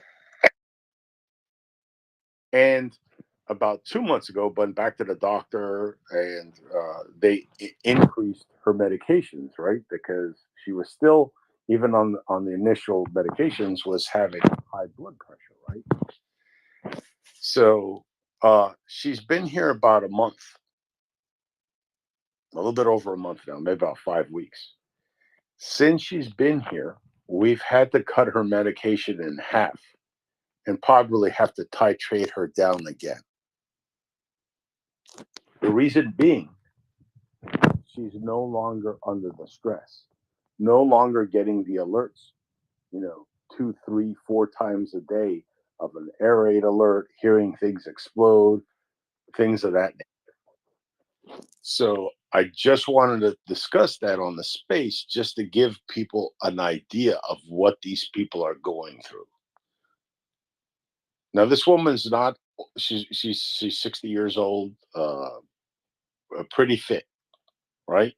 She's in good shape, but because stress, she was having crazy blood pressures. But now that she's been out of that stress, we've had to cut her medication in half. And actually, people don't know, I do work as a pharmacist, and you know, we've scheduled another appointment for her, and probably she was on multi-drug therapy, and we're probably gonna go down to one drug. That's just a small slice to explain to people that are listening on this space what these people are going through. And this is an adult. Now imagine what children are going through. The stress these children are going through on a daily basis. Whether they're in school or not in school, they're in school. Now they got to run down to the basement or run to an air raid shelter because you don't know, right? And the Russians are doing a lot of this on purpose. They'll have all these false alarms, hoping that the population will be lulled into it's probably false. Not run to the air raid shelter, and then the attack's real. So they do this, and they do it throughout the night, right? We see here on the space, we'll hear, air raid alert through X, Y, and Z territory of Ukraine. And then it's the alert throughout the whole country. And then the alert goes down. And right now, as we're speaking, in the Odessa region, there's an air raid alert. Regional Military Administration, it says proceed to the shelters. So I just want people to understand what exactly the Ukrainian people are going through, and that's why we need to support them 100%.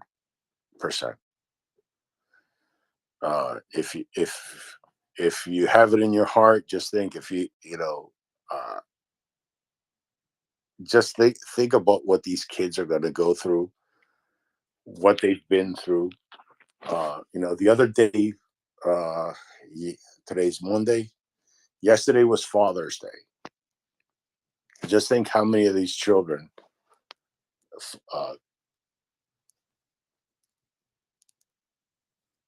didn't get to celebrate Father's Day because Dad's no longer around. And as this war continues, how many children are not going to celebrate Father's Day moving forward, or Mother's Day? So,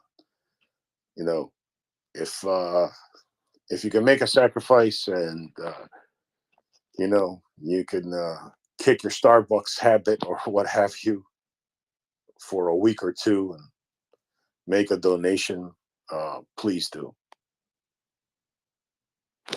David, please go ahead. Hello, George. Kalispera. It's lovely to hear you here.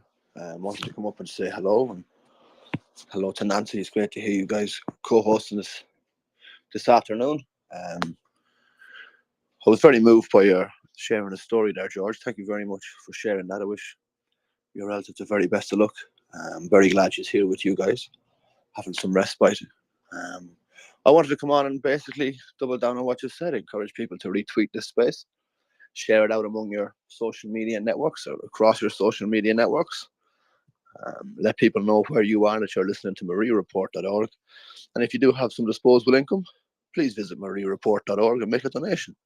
It is a charitable foundation registered with the IRS 501c3, and so all donations made can be provided with a tax receipt for the purposes of filing your tax returns next year. Also, shout out to people who work for firms that have charitable matching or charitable giving matching programs. Your firm may be able to add, if not double, then at least add some amount extra of charitable giving to the amount which you would like to give. That was it, George. Just want to say hello. Great to have you here. Remind everybody it's 1 minute to 6 p.m. Eastern time in the evening, 11 o'clock in Cork. Thank you for that. Yes, like you just said, we need to keep supporting Ukraine. They're in this fight, and they're fighting for all of us.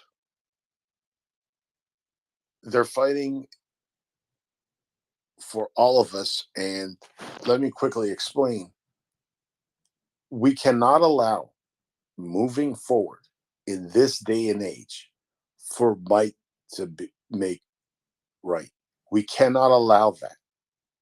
We can't allow somebody who wants to be the neighborhood bully to be successful at bullying their neighbors. Russia cannot succeed in Ukraine. it will start an avalanche of disgusting actions by countries that are just like Russia. Totalitarian countries that are hell-bent on expanding not only their territory, their influence, and everything of that nature. We have China eyeballing Taiwan. We cannot allow that. We have crazy countries like North Korea.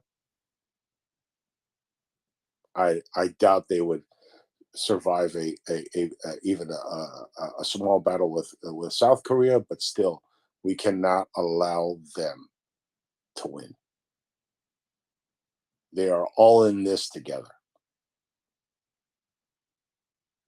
and that's what we're dealing with here.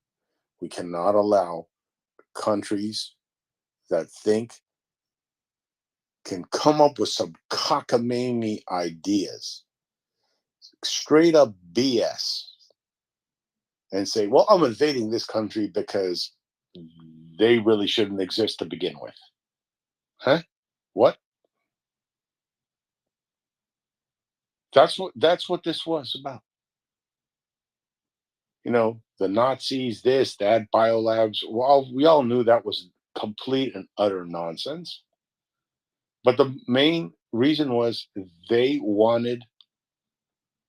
Russians want to take over Ukraine's natural resources. They want to take over the country because of their fertile soil.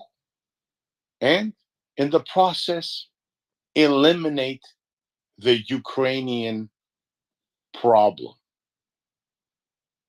Where have we heard that language before, people? Where have we heard that language before? We cannot allow that in this day and age. We should be working.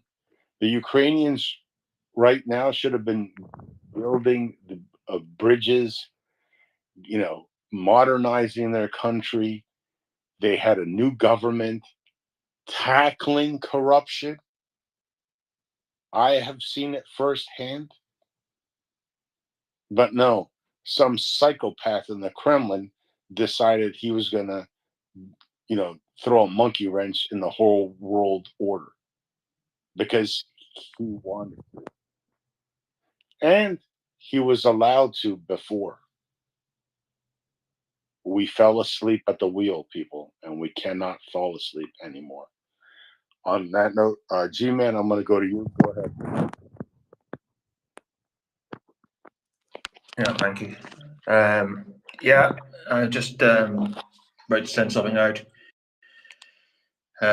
Ministry of Defence just posted something a couple of hours ago, UK MOD. So just a reminder that in February 22, Kremlin declares special military operations. Civilians will not be targeted. Today, a war rages, claiming at least 8,766 civilian casualties. I mean, that's just the official. It must be hundreds of thousands. Anyway, just a reminder that they launched a 3-day special military operation 480 days ago. And we need to, that's a little bit of levity, but, you know, currently I'm reading Black Earth by Timothy Snyder, and he talks about, in the section I'm at, he talks about how if people were stateless and didn't have citizenship of any state, they were then vulnerable to Holocaust. And that's really what Putin was declaring a year and a half ago. He denied that Ukrainians were even a thing, was even a country. So he wanted to take their state away from them. If he had been successful in doing that, then all the rest could happen. And we have observed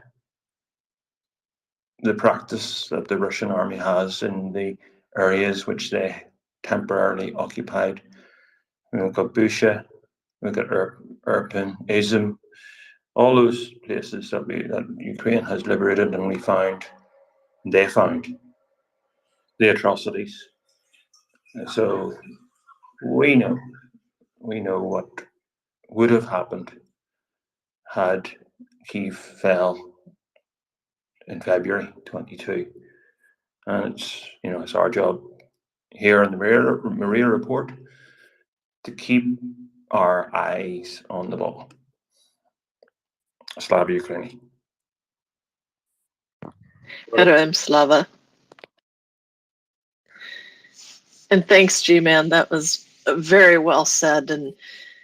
And as documentation continues to be prepared and pile up in more and more courts, in more and more governments who are using that information to prepare legislation condemning Russia as a terrorist state, things like that.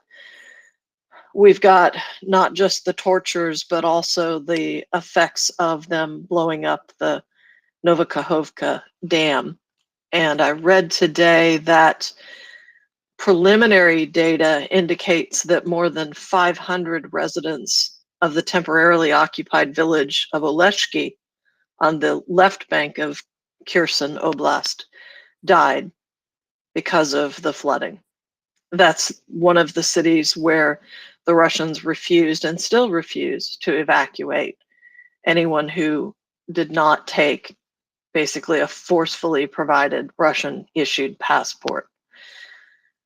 And the relief workers have still not been able to do more than individual one-on-one rescues under great stress in that area. And that is, again, just another example of the genocide and the atrocities that are being done across the country. There was one good news story that came out that I have posted in the Nest, which is about a Ukrainian farmer who refused to let the floods get to his farm. And they basically worked to put up a berm to stop the water, and where it overflowed, they dug with shovels to put more ground there. And they fought and worked for 2 days and saved that farm. It's one farm, but that also means that they will still have watermelon in Kherson, regardless of what the Russians have tried to do to them. And so I wanted to bring that to light. Thank you to a kind listener in the background who passed that on, because it is very valiant and just shows the determination of people who are working to save their land, regardless of circumstance. It was just there was a statement released by the Ukrainian Deputy Secretary of Defense, Hanna Maliar, and she said territorial gains are not what's important. The biggest blow is yet to come. So, like we've been saying, we haven't seen the main Ukrainian counterattack yet. So, well, I think, and there's been statements that people will know when it happens. So, and I know Goldman was on here earlier, and like he said, there should be a crescendo of bombing and explosion and booms, and at that point, you'll know that something's about to be unleashed.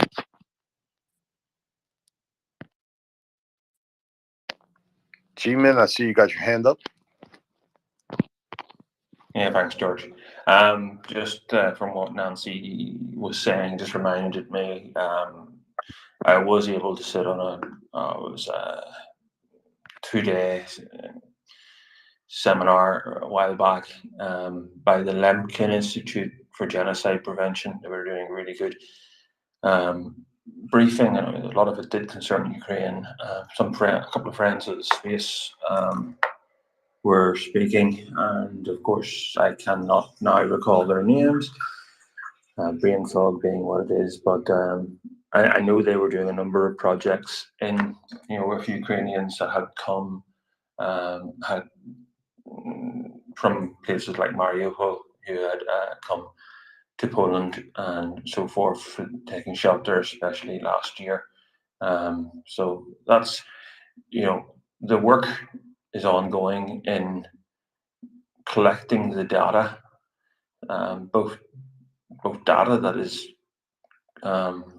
or evidence that is capable then of taking, being used as part of the legal procedure, but also just even allowing people to talk about their experiences. So I would recommend anybody who's interested in that have a look at the Lemkin, Lemkin Institute.com, named after the Polish lawyer who came up with the definition of genocide. Thank you for that, G-Man. I appreciate that. And wow, you brought, the thing I wanted to discuss next was talking about Poland and their history in World War II. They caught it from the Germans and the Soviets, or we'll call them what they were, the Russians. When the Russians, split Poland in two with the Germans, they proceeded to do what the Soviets do, and that was eliminate their enemies. And there was the Katyn Forest massacre, where they took over 12,000 Polish officers, high-ranking and lower-ranking officers, and just killed them outright and buried them in a forest, because they thought that no one's going to find out about this, because for whatever goofball reason, they didn't think that the Germans were going to attack them. So they thought, hey, this will never be. No one's going to point a finger at us. We just eliminated what could be a potential threat moving forward. The same thing they did in Bucha and Irpin. They had no idea when they did those massacres, when they did what they did in Bucha and Irpin, that they would lose that area. And we can only imagine what the hell's been going on in the occupied territories. And it's going to take a concerted effort from the whole world to not only investigate these crimes and then investigate them to the point where we find out who's responsible and bring those individuals to justice. It's not only the guys in the Kremlin, right? It's the guy that's pulling the trigger. Remember, the precedent was started in 1945, 46, at the initial Nuremberg trials. There were several Nuremberg trials. The main one was the first one in 46, where they tried the main culprits, from Nazi Germany. But just following orders was decided was not going to be an excuse. You are not going to be able to use that as an excuse to whitewash your crimes,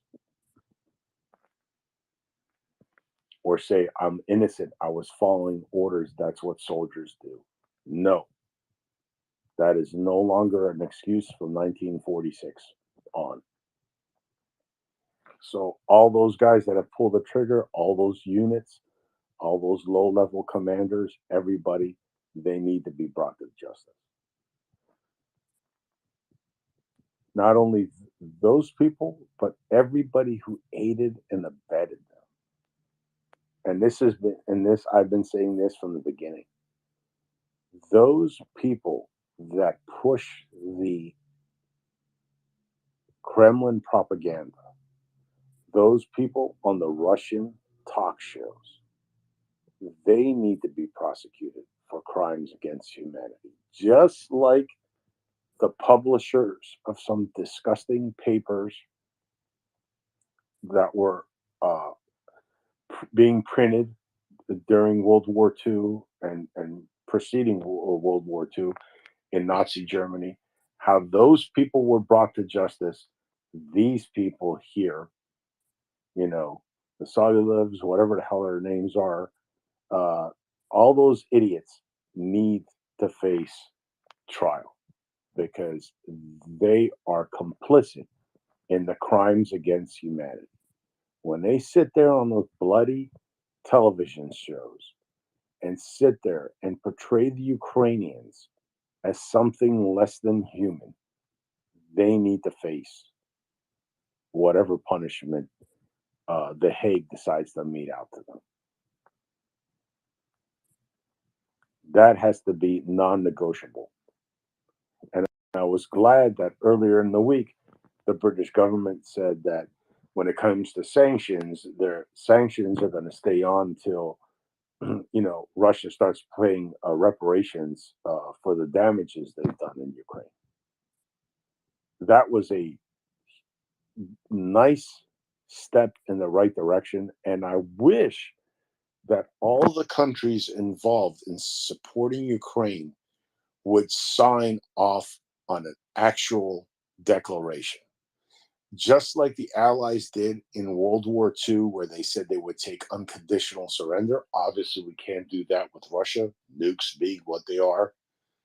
They can sign a declaration that sanctions will not be lifted until Russia pays reparations.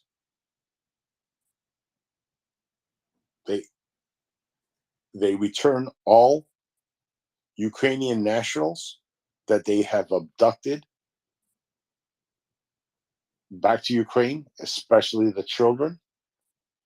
And you throw in, you have to turn over the war criminal Vladimir Putin to the Hague. And why not?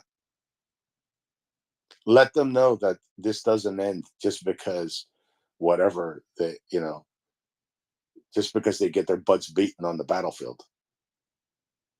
They have to return those children. That is an appalling, horrendous crime. Nancy, do we have any idea what the number is as of late on the number of abducted children? Sorry.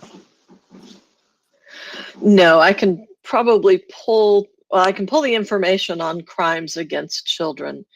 And I know that this Thursday at 2 p.m. Eastern Time, the United States Helsinki Commission will hold a hearing that's titled Rescuing Ukrainian Children and Women from Russia's Aggression. And I'm certain that up-to-date metrics will be provided in those sessions as well. That will be specifically talking about the impact of Russia's invasion on Ukrainian children and women, including those that have been taken and kidnapped back to Russia, as well as overall impacts, the risk of trafficking, etc. So there definitely will be more to follow on that this week.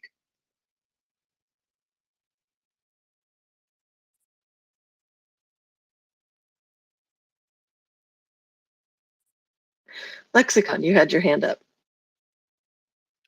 Yeah, and that specifically, just ballpark, we know two figures. The latest update I saw you, and as you say, there'll be more updates. There were, the last time I saw numbers, there were more than 19,000 names of children, documented cases. And the report that a Ukrainian group put out said that over 100,000 children have been abducted since the since 2014, because these didn't just start last year, these abductions. So I think it's good to also continue to talk about this on our site. I noticed in Twitter that many people are very despairing that we will ever find these children. There are no names, they change the names and so on.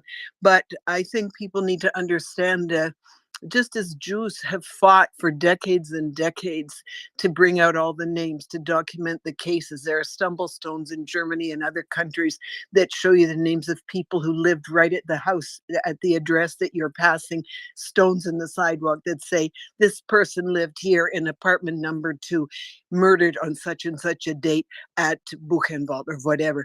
It's just, it's astonishing to be there and to begin. My daughter lived in an apartment in Hamburg, and there was a stumble stone outside, and she didn't know if he lived in her apartment. Max, somebody. I mean, this is just amazing stuff. Across the street is the footprint of a synagogue, the largest synagogue in Hamburg, that was completely smashed, and they just have outlined it, and then they have put stones, and they have named over 500 boys and girls who were murdered, and they've placed the names of their teachers. In Ukraine, people are documenting, every day people are work on this. There are people who work on it full time. Families know they've lost children. Aunties know that sisters have left and their children. Neighbors know. Municipalities have lists of course, it will reconstitute the lists of their citizens, their residents, and then they will find out who has died and who is missing, and the stories will be dug up. I also don't think that Russia will be able to sit there with a closed border after this war, which they will have totally lost, and will be able to refuse to receive groups. Delegations will go into Russia.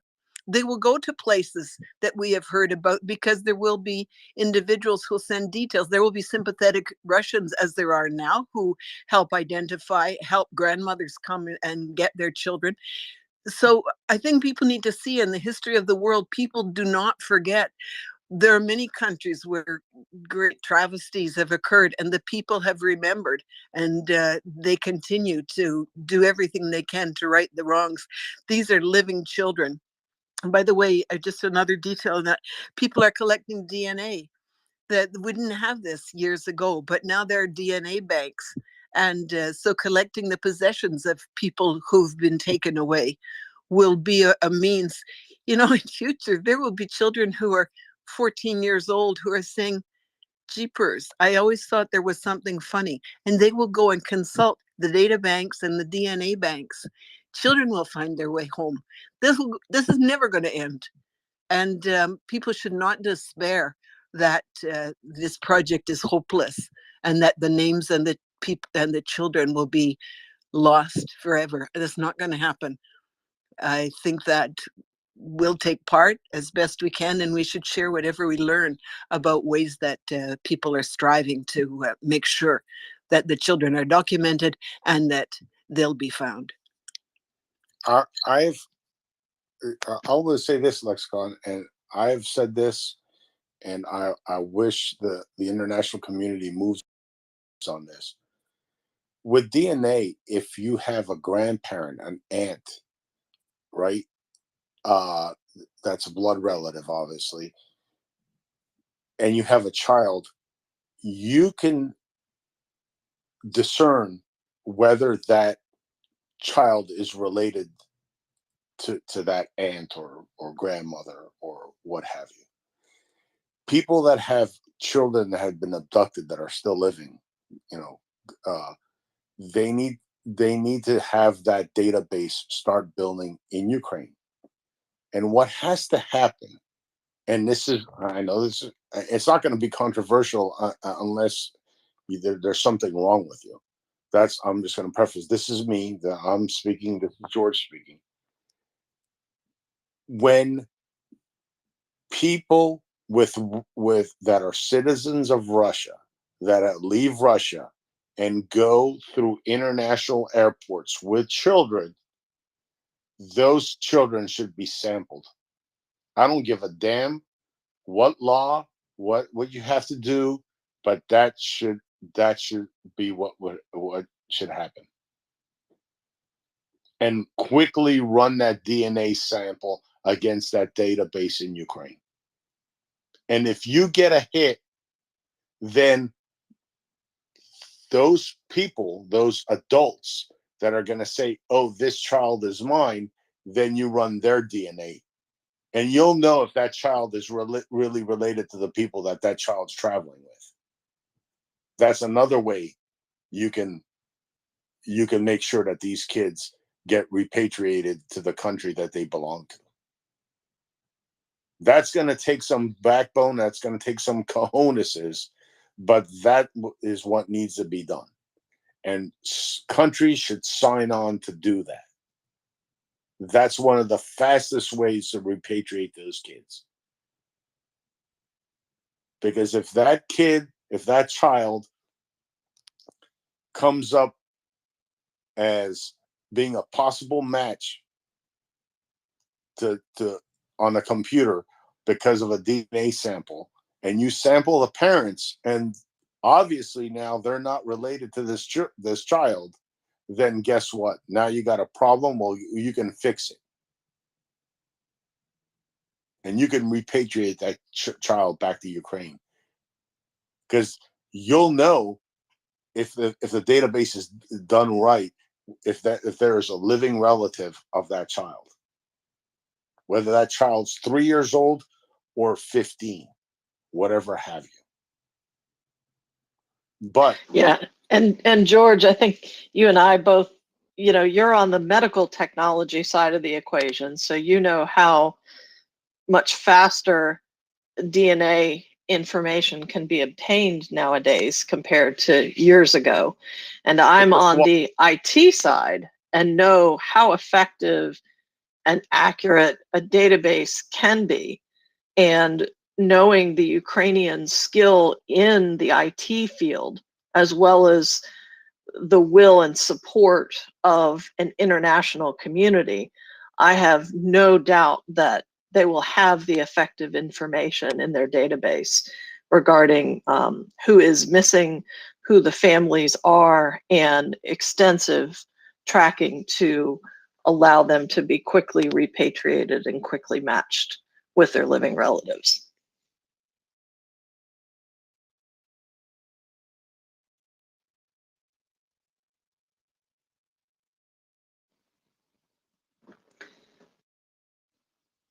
May I add something?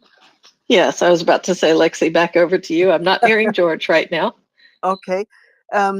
Yeah, well, I think also, I'm thinking of the children themselves, as I just briefly alluded. Think about this. The story of these stolen children is all over. It's going to be all over the world. It's going to be all over Europe. It's going to be all over the Slavic countries. Russia is not going to be the same Russia. It may not turn, who knows what it'll turn into, but I have no doubt that a lot more information will flow there after the defeat of Russia than has been to date. All over Russia, to the wilds of Siberia to Kamchatka, there will be children growing up. There will be young adults thinking something's a little funny, hearing this story. You know how teenagers are. Look at all the kids that search for their birth parents when they get to some age. It's suddenly, there was something that they thought about. These are the children, could have been babies when they were taken. Someday, those kids themselves, I just have no doubt from what I see of the human nature, of the spunkiness of young people, of the mystery and tragedy and historical nature of the story of the stolen children. I can just see some young Maria who says, jeepers, I'm going to find this out. And there are going to be ways that these kids can write and ask questions themselves. A lot is going to be initiated from the Russian side. I have no doubt. That's one kind of story we could tell. There are people in villages who know that somebody suddenly showed up with a baby. There are going to be stories of somebody had kids working on their farm all of a sudden. There are going to be stories of people taken into prostitution, into, there are going to be terrible stories, strange stories, neighborhood stories, community gossip, this stuff, the expression truth will out. I think that an awful lot, we can't even begin to imagine, but this story is never going to go away. And as you're both saying, that with DNA, we also have instruments, but I think the children will find their way home. Lots of them will. Yeah, and Lexi, to your point as well, too, I know I've seen a number of the stories so far of teenagers in particular, but kids who have been returned from Russia to Ukraine. And many of them do say that they were stubborn and consistent. No, I'm not going to pledge allegiance to the Russian flag. I'm Ukrainian. And things like that, that basically made them incorrigible enough that, well, they probably have already gotten home. And so that's good to see as well. George, what are your thoughts? Yeah, I was, one of the things, that post-war can happen is, a campaign within Russia. We've seen what they'll do for, a pair of circus tickets. We use their own mechanism against them. Here's a 1-800 number, whatever you want to call the equivalent in Europe. You call this toll-free number. Has your neighbor all of a sudden appeared with little blonde-haired kids? Call this number. $5,000 cash for information on missing Ukrainian children. Man, they'll be diming each other out like cats and dogs out there. That's one of the methods you would use. They'll be ratting their left and right. And if it's legitimate, and if it was a legitimate, like I said, adoption, not abduction, right? There'll be paperwork. Oh, let's have it. Let's DNA test the kid. Oh, okay, everything's fine, good to go. They're not on the database. They're not coming up with any, DNA that would suggest that they're not adopted legally or whatever. But that would be another way, monetarily putting out, like you said, oh, my neighbor, all of a sudden he's got these 3 kids, working on his farm. He says they're his, but I never saw them before. That would be one way. I don't know. You were going to say something. Somebody was going to say something. I cut them off. Was that you, Lexicon? I'm sorry. I didn't. No, I was just cheering, George. I was saying fabulous. Exactly. Turn their gossip against them. Yes, because they're hey, when you're in, the BFR, Russia, and you don't have a flush toilet, and someone's offering you a $1,500, a 1,500 euro or 2,000 euro reward, why not? You investigate it. If your claim is true, you get the money. That's one of the ways that we would be able to do it. But I see, Live Sniper, you're up. You have a question? Well, yes, I have actually more a comment than a question. I think we are now a bit judging the Russians by the Western standards. Somehow that the society would function there, that people would in the deepest Siberia. I doubt that they will get the message and act accordingly. But one thing, actually 2 points. One is that if someone fears trouble because of these abducted children, then how would I say, accidents happen, or they can claim that they went to to Moscow for studies, they're not here anymore, or something like that. They would make disappear, and that would make obviously their situation even worse. And I'm outraged of the slowness of the international community in this matter, because if the babies and children, small children, are brought up in Russia and learn Russian and learn to consider their temporary parents as their real parents, because they forget their actual heritage. And every day, every single fucking, sorry for my French, day counts, because the longer the time goes, if the children are there from, let's say, from 3 years to 7 years age, then they will probably identify themselves as Russians and consider their Russian parents as their real parents.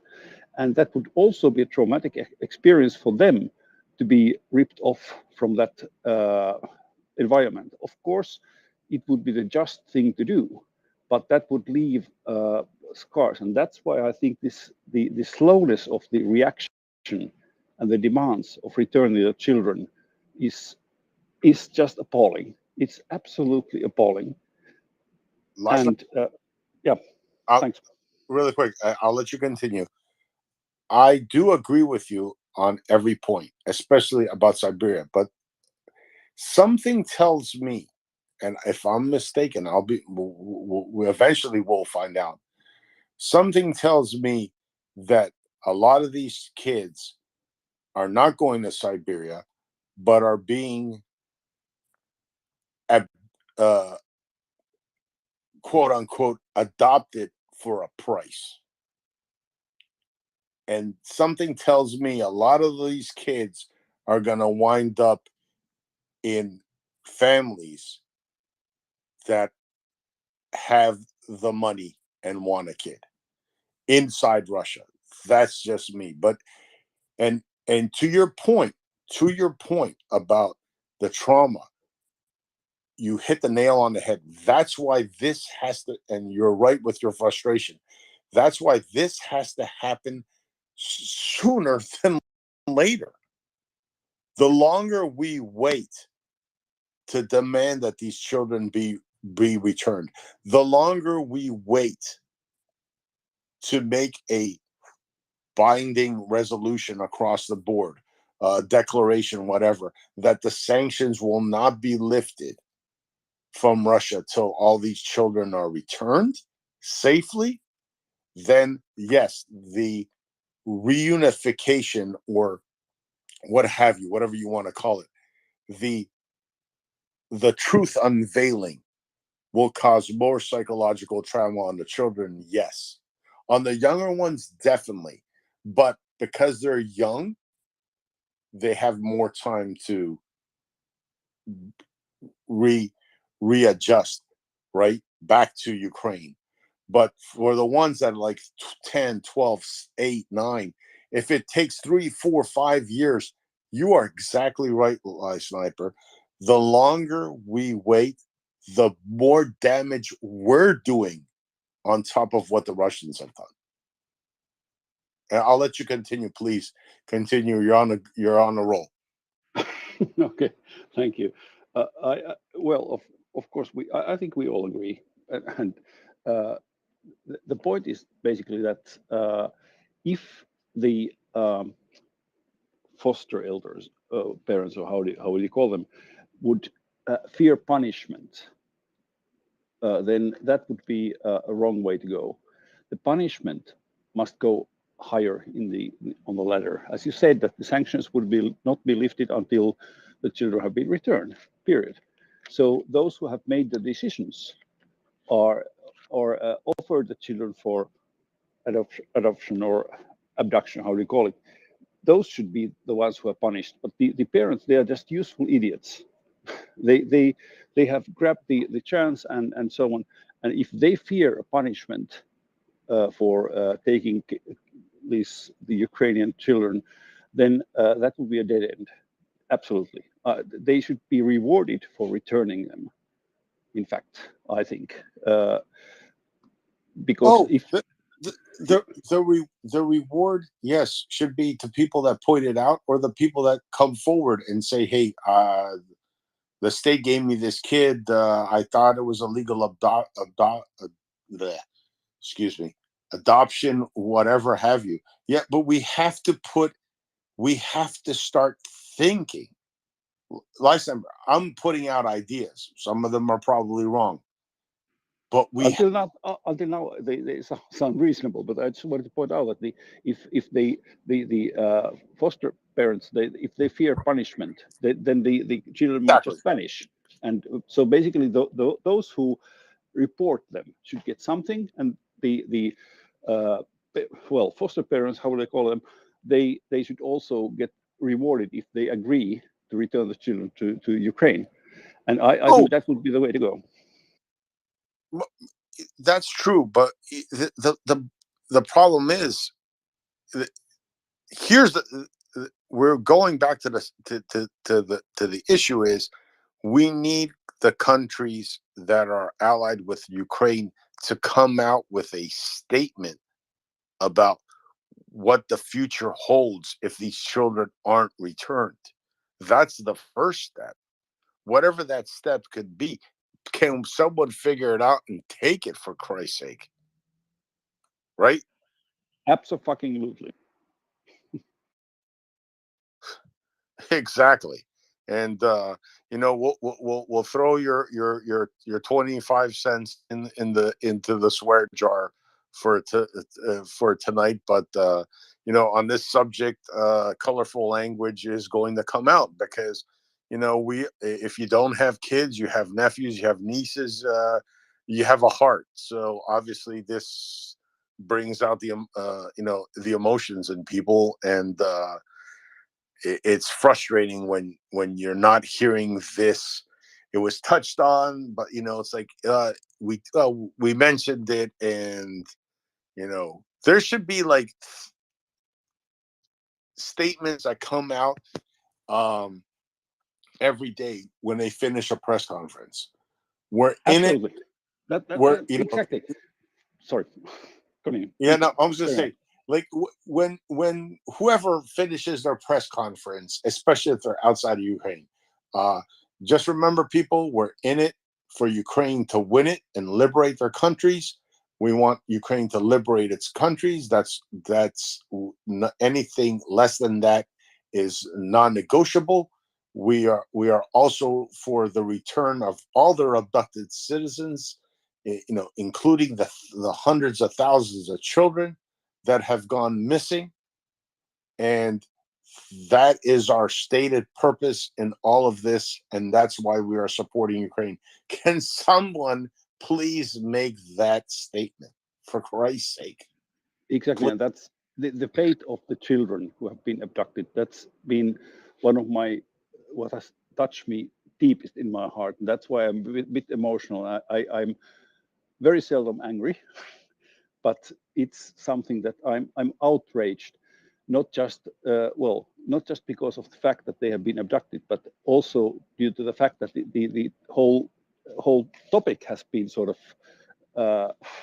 how would I say, watered down in the international discussions. Now the discussions don't go at all about this. That should be one of the main topics, I think, because it's actual factual war crime what they have done. And it's not just, I mean, there are so many arguments which just point out the outrageousness of the whole thing. And it just makes me mad to think, when I think about the families and the parents and so on, then it's just, my blood starts boiling. Before I swear more, then I think I'll perhaps drop down to listener. Okay, thank you. Well, and here's the thing: this is a subject. This is a part of what's going on in Ukraine that anybody that has a functioning heart can understand.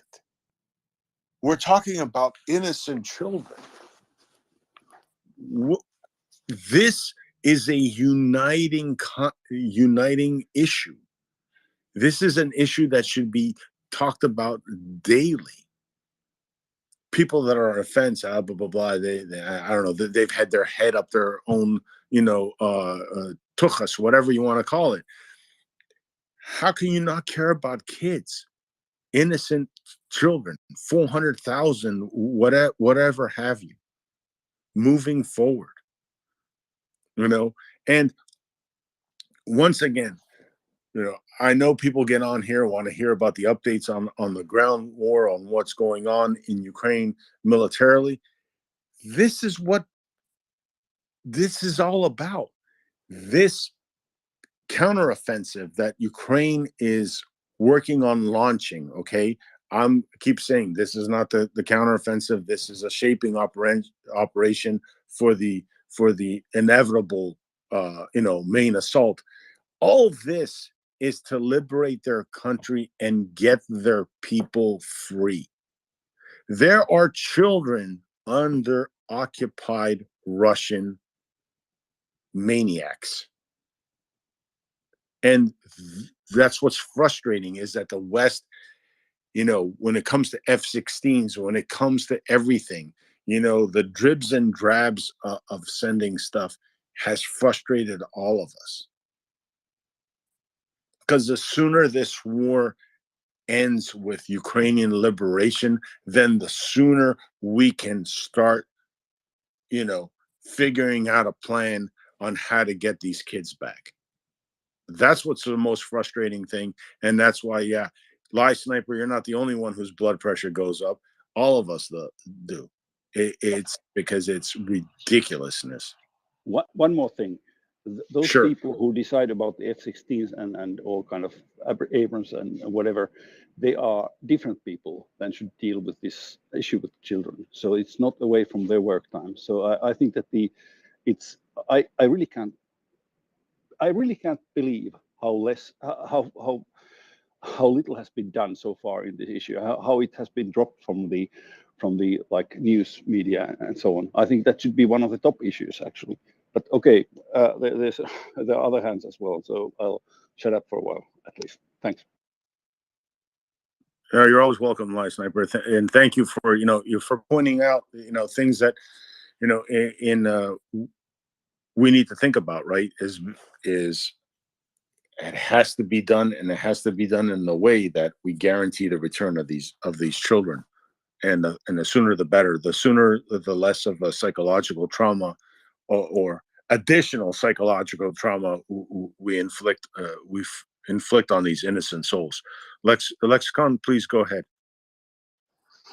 I think the emotion's absolutely right, and the anger, and the importance of the issue.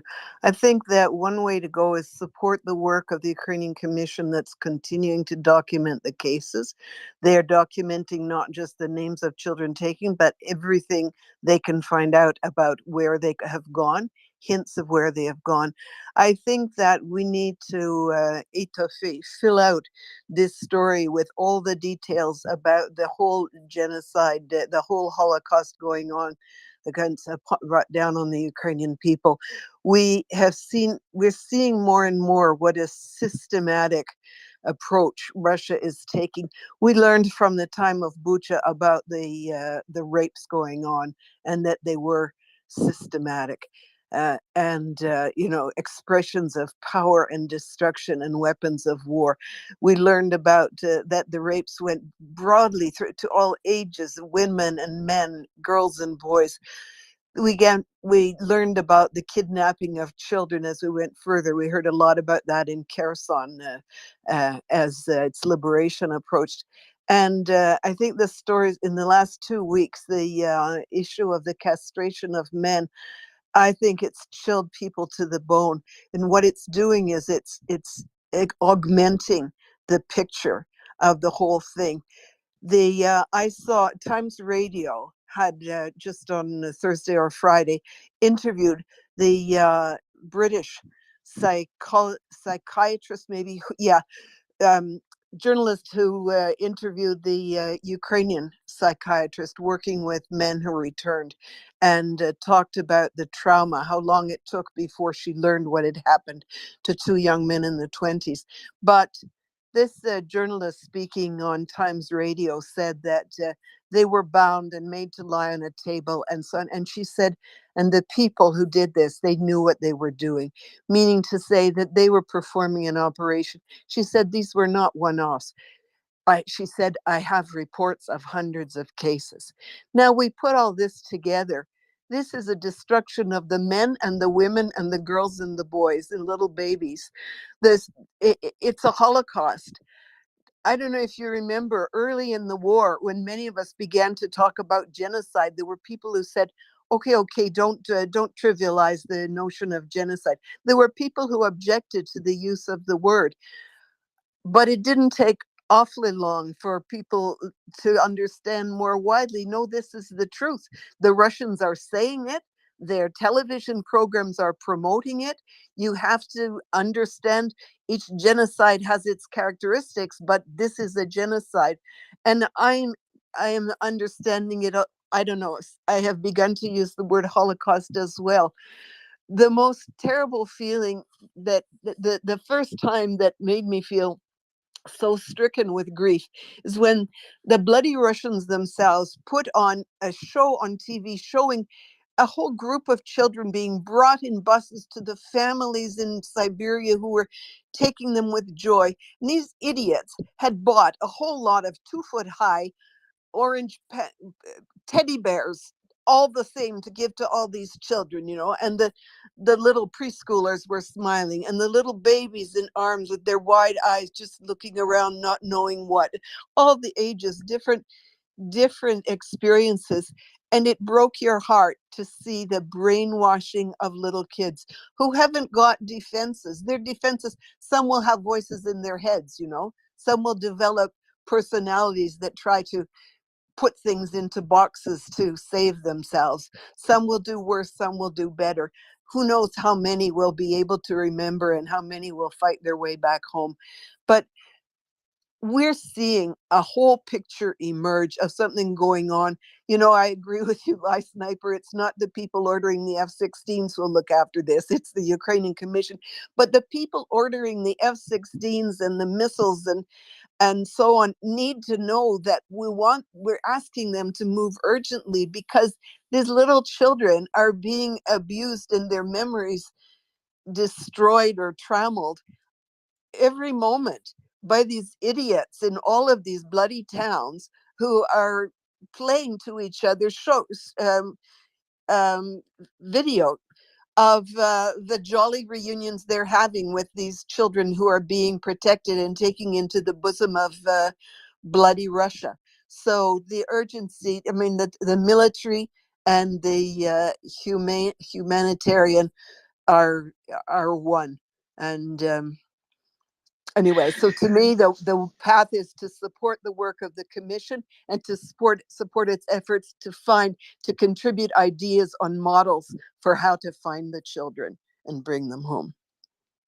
Real quick, I also want to point out, I added an article to the Nest that came out today from Ukrainska Pravda, which is the Ukrainian Pravda, quoting an interview that Daria Harazimchuk, the Ukrainian president's commissioner for children's rights and child rehabilitation. It's an interview that she gave, and it basically discusses, we've heard about the parents who are forced or told that they will be sending, the Ukrainian parents are told that they will be sending their children to a camp for 3 weeks. And then the children are rotated to other camps. And she says that they are moved around between different camps for 6 months, because then the Russians count such children as having been left without parental care.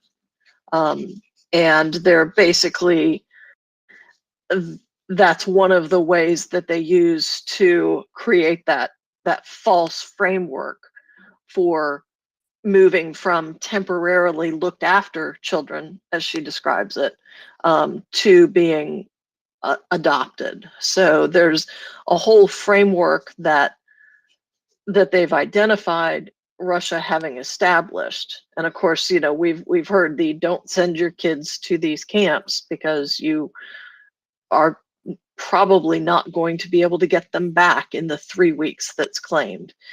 And there aren't, she does say that there aren't currently international institutions or frameworks for an effective mechanism to bring those children home in that type of situation.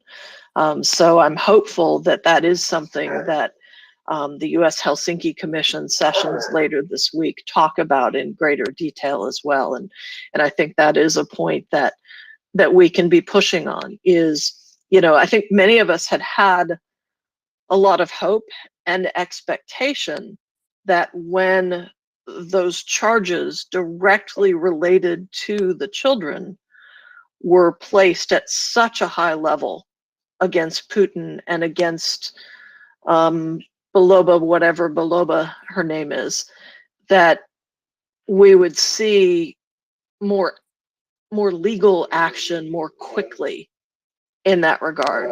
And it's definitely time to be pushing those buttons and for me to pay attention to my dog for a second, so bear with me. Scribe, I think you're next. Oh, I was just coming into a conversation I didn't realize was a very serious one, and because I had a real quick thing that I found. Apparently, one of us NAFO fellows, another one of us is joining the Ukrainian military, and unfortunately, the trolls are going after him already. So, if anyone wants to go get back at the trolls, like I already have, go right at it. But about the topics that we're discussing it, and I feel like we should.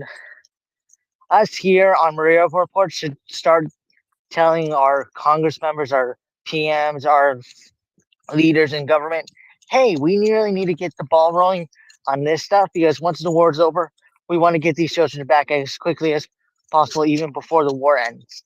Because honestly, with every day that this war continues, it's just more children lost to Russia, and potentially who knows how many more have been taken for various nefarious means that Russians have. Because I don't anticipate a lot from this country no more. In fact, I'm honestly anticipating the worst at times because of how Russia has been throughout this entire war.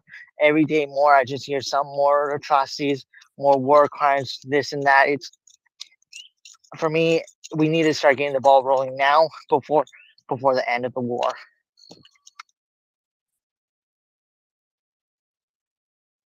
Yeah, that is my sentiment exactly. Thank you, Scribe, because you know things have to be put in motion and put into place. So when the war ends,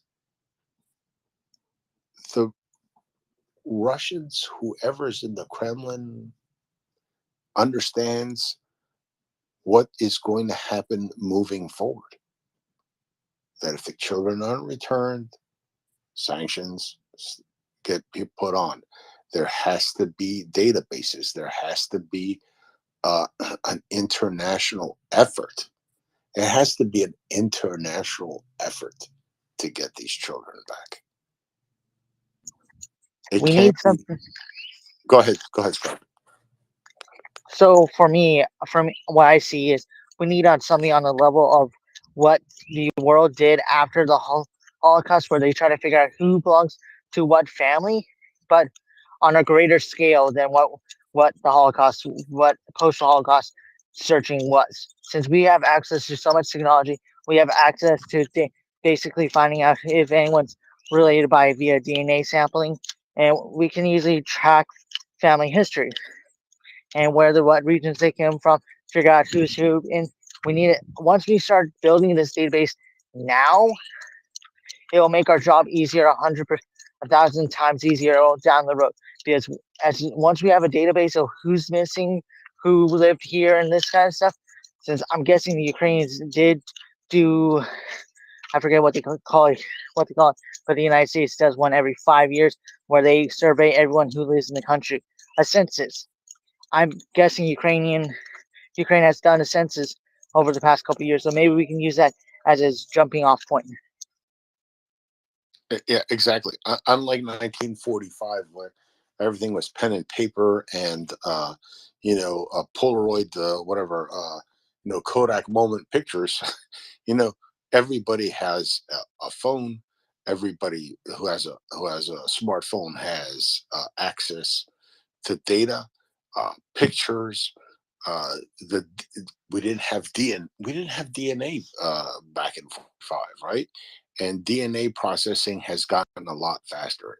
You don't need a blood sample. All you need is a cheek swab, saliva. Well, it looks like just like a big Q-tip, but it's harmless. We have all this technology. We have computerized databases. Look, you get that DNA result, you put it into the computer, it'll match quickly. You're not talking about, oh, I'm going to wait like 2-3 weeks for the result. So we have this tech. We need to figure out how to implement it moving forward, but we need the international community and our political leaders to have a obvious, upfront, in your face interest in the outcome of this. So like Scribe said, call your local official. If you're in the States, wherever you are, your political affiliate, and say, hey, what are you doing? What have you proposed in, let's say if you're in the States, in Congress, or Britain and Canada, Parliament? What have you proposed? What resolution?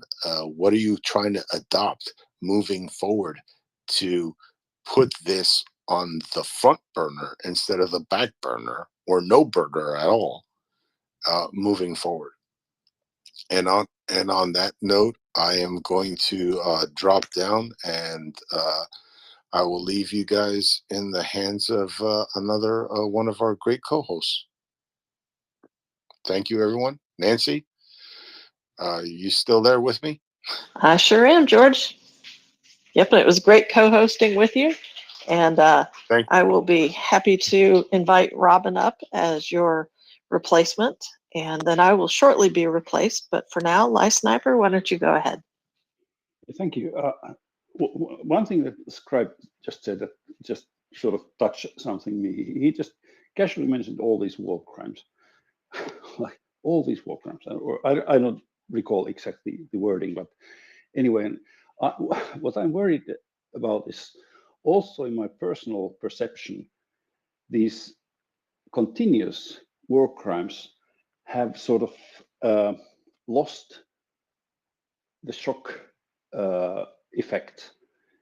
That in the first days of war, then okay, it's invasion, shit happens, and people die and whatever. But when every day we hear about new war crimes, it sort of becomes a normality of the situation. Of course, the Russians do it, and there's this thing called Overton window. That if something is the how would I say, the range of what's considered normal shifts over time. If you continuously get bombarded with news about war crimes and atrocities and whatever, then you sort of lose the reaction, the intensity of the reaction. And if in the first day of this war, these kind of things would have turned up, then it would have been absolute sort of the world community would have sort of, it would have been something you never have seen before. Okay, because you have never seen such things before in such a scale and such continuity and so on. But what I'm worried about, also considering myself, but I sort of, in day-to-day life, I sort of tend to forget the seriousness of the what the Russians are actually doing. That, like a civilized, well, a country, let's say, does these kind of things continuously, intentionally, in industrial scale. That's how little it, after all, touches me. I must admit, I don't praise myself. I admit my fault in this point. But really, please, people, try to keep the how would I say?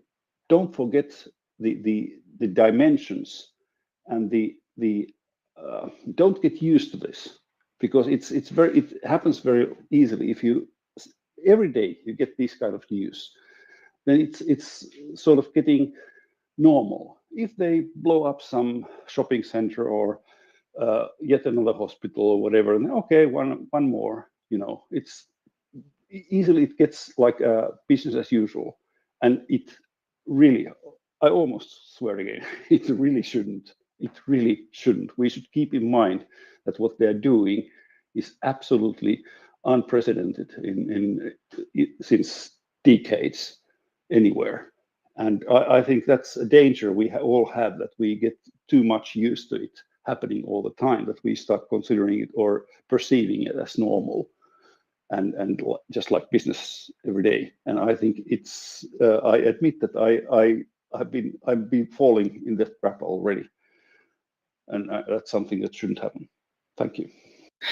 Well, and Lie Sniper, I think you bring up a good point, and I know that for many of us who first focused on these specific situations and the children and what was happening there, I know that in my brain, trying to figure out, what could be done to address it, I came back to the logical conclusion, which is, give Ukraine everything to get Russia the hell off their land, as a critical predecessor to getting these children safe. But, so we tend to focus more on the military side of the equation to get them the heck off of Ukrainian land. And it sometimes is easy to focus on those numbers and the statistics and the facts around that, because it's cleaner. It's a little bit more black and white. Not to say that war is clean, but it's a simpler concept to get your hands around than figuring out how to protect these children. And I think that is something that we cannot forget, and we won't forget.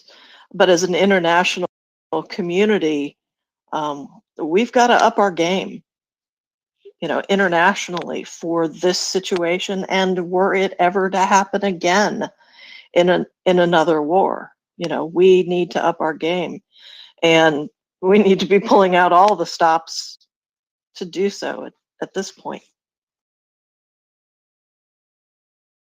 Panel, welcome, Robin. Pleasure to be here. How are you? I am doing well, and I see that my replacement, Favid, is in the panel as well now. So I am going to drop from co-host and come back up as speaker and turn it over to you, Robin. I think the order of hands that I had was Scribe, Carrie, and then MS.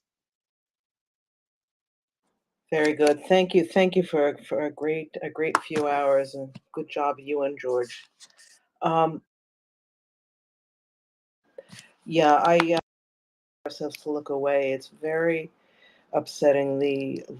Both the story about the children and the horrible story about the unimaginable sexual abuse of Ukrainian soldiers. Neither one of these is easily solved problem, and it's a very, very emotional one for most of us. But we have to keep a fire under our legislative officials, and we have to, as I don't remember who said this now, I'm sorry, but we have to make sure that everything is in place so the second we're able to do something, we actually are able to do it. And that requires a lot of pushing right now. I wanted to mention, and I see David is up here, so I'll go to him. In fact, let me welcome you first of all. Nice to see you again, David. Hello, Robin. Thanks very much. It's lovely to be here. I was very much enjoying you earlier on today, and it's my honor to be with you this evening. Hello. Thank you. We were, one of the things that we were discussing just before off mic was the fact that Ukraine has already very actively trying to keep track of all the specifics about children who have been abducted so that they have all the data that they could possibly have as soon as it's possible to do anything. And they have managed to get a few children back. I mean, it's nothing, unfortunately, compared to the numbers that have been taken, but every one of those children is a world, and they have saved several hundred. So, God willing, it will continue. It's dealing with an immoral regime like this makes it very hard because they really don't care what anybody thinks about them. And our systems are not set up to deal with those kind of people very well. Okay, David, we have Scribe and Carrie and MS. So I think we'll go to Scribe first. To Life Sniper, for me, I have compartmentalized some of the war crimes that have happened, but I'm not forgetting them. They're etched into my mind. I remember what happened at Bucha, Irpin, Mariupol. I remember every single war crime from the start of the war to now. Every single attack, every missile strike, I etch it into my mind. So I know I'm not forgetting this stuff because Russia doesn't deserve to just slink away back into the darkness once this war is over. I want them to come to reality and face the justice that they should be facing for every evil action that they have done to Ukraine and to the rest of the world, from holding back shipments of grain that cause hunger into the African and South American countries, to the fuel crisis, to everything that they have done and all the ripple effects of it. Our world, if everyone around the world that's not in Ukraine doesn't think that this war is affecting them. It is affecting them. It affects our economy. It affects how we think. It affects how our governments think. We're right now in a time, one place where we don't know what the next day holds because we have a mad dictator in Russia and in his bunker thinking, oh yes, I can do whatever I want. No, the world does not run that way, Mr. Putin.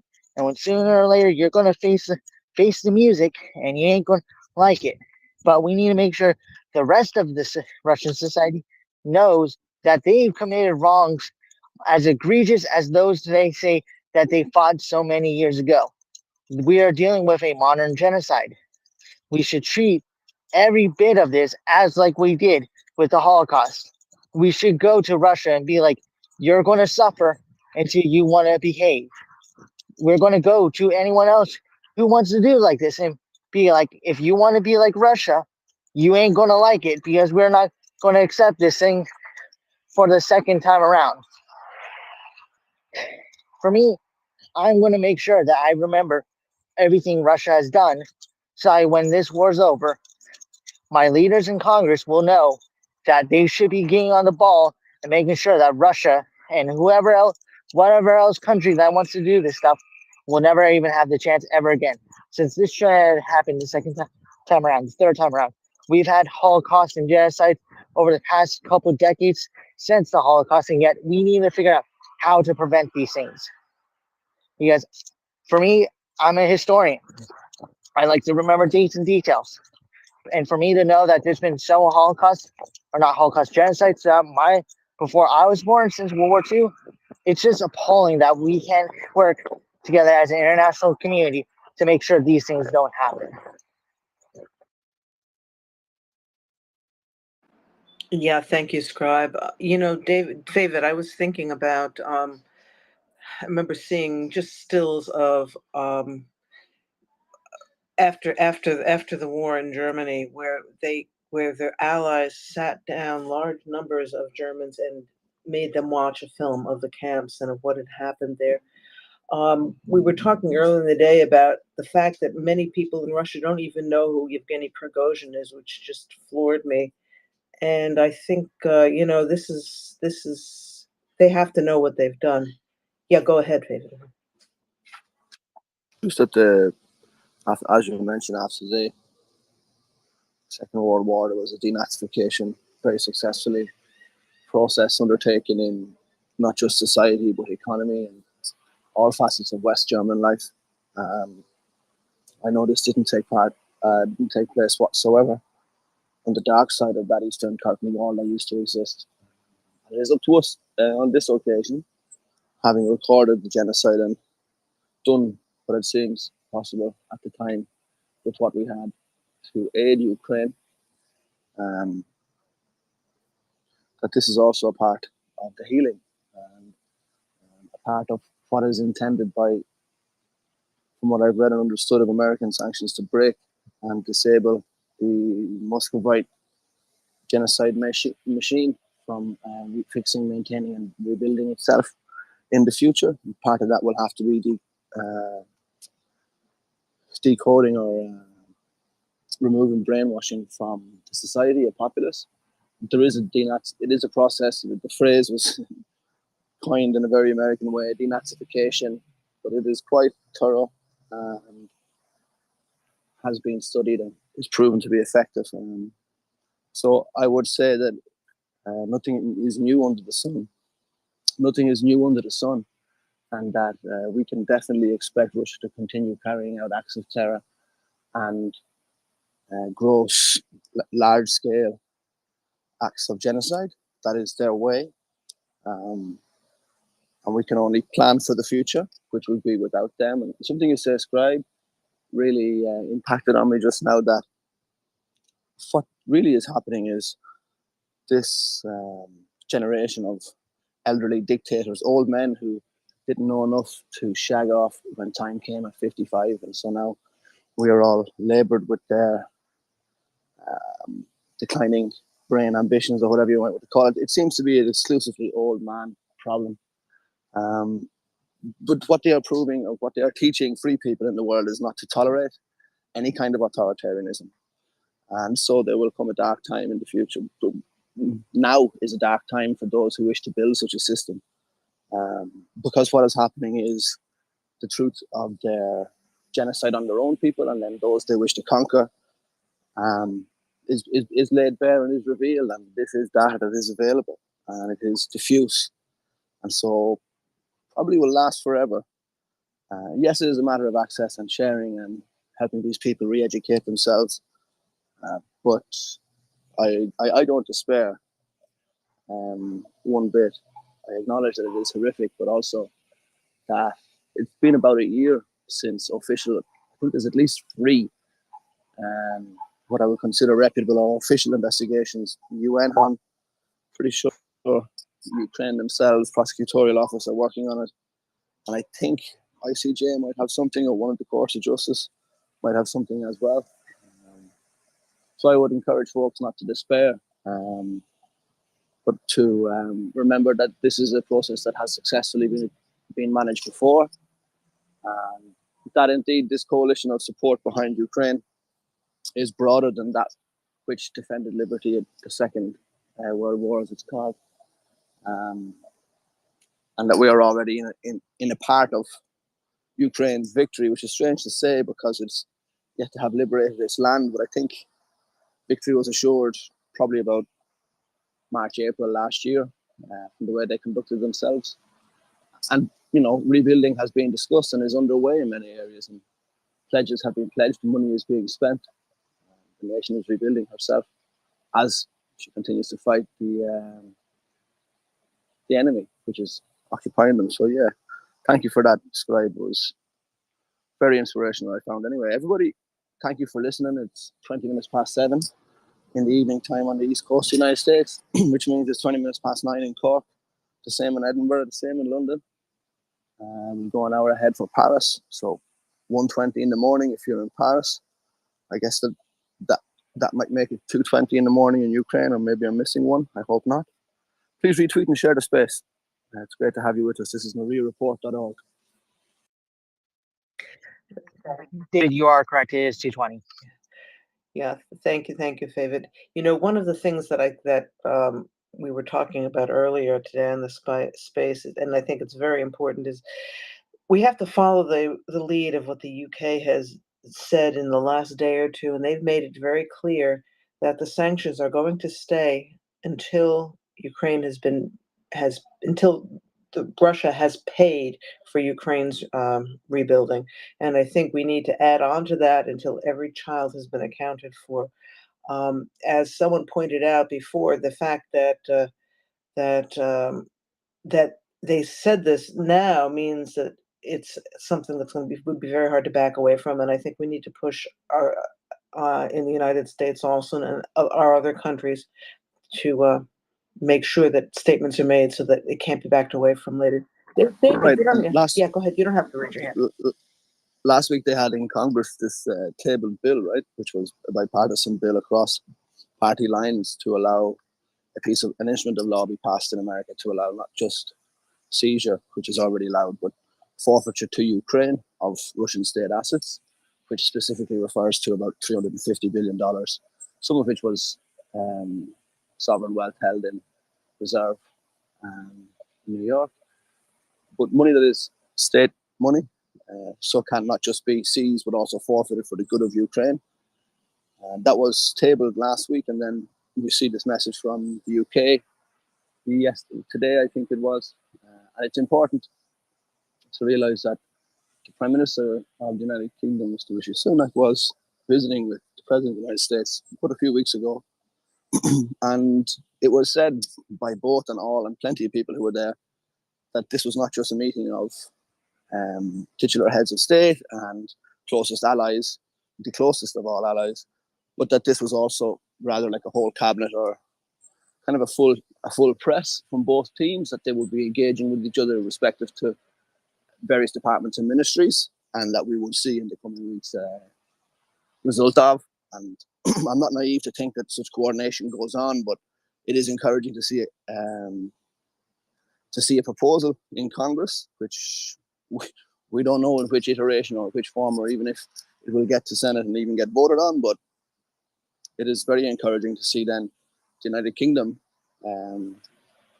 declaring its policy position. And it was mentioned earlier on, Robin, I'm pretty sure it was you were there at the time, so forgive me for repeating myself. It also is a brilliant political move. Overton window was mentioned previously here briefly, and forgive my misunderstanding of it, but if it is that this is now the policy position of UK government, it becomes very difficult in future for any other future UK government, no matter the colour of stripe or political party allegiance, to shy away from such a solid, firm, and decent commitment. So, both in terms of now policy and future policy, I was very glad to see the message from Westminster today. Anyway, I've been speaking for too long. Shall we go to some hands? Let's. I have Kerry next. Over to you, Kerry. Thank you. I just wanted to start by saying what a fantastic job I thought Nancy and George did bringing up that discussion and maintaining it. It was really a really important discussion to have. And it was led with such passion. I think it was incredibly valuable. And just to go back to what we were sort of saying at the tail end of it, that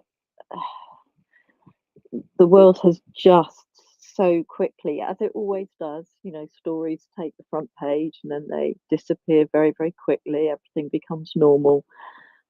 But there is an ongoing feeling that it is acceptable for Ukrainian people to be treated like this. We're not seeing the outcry that we should be seeing.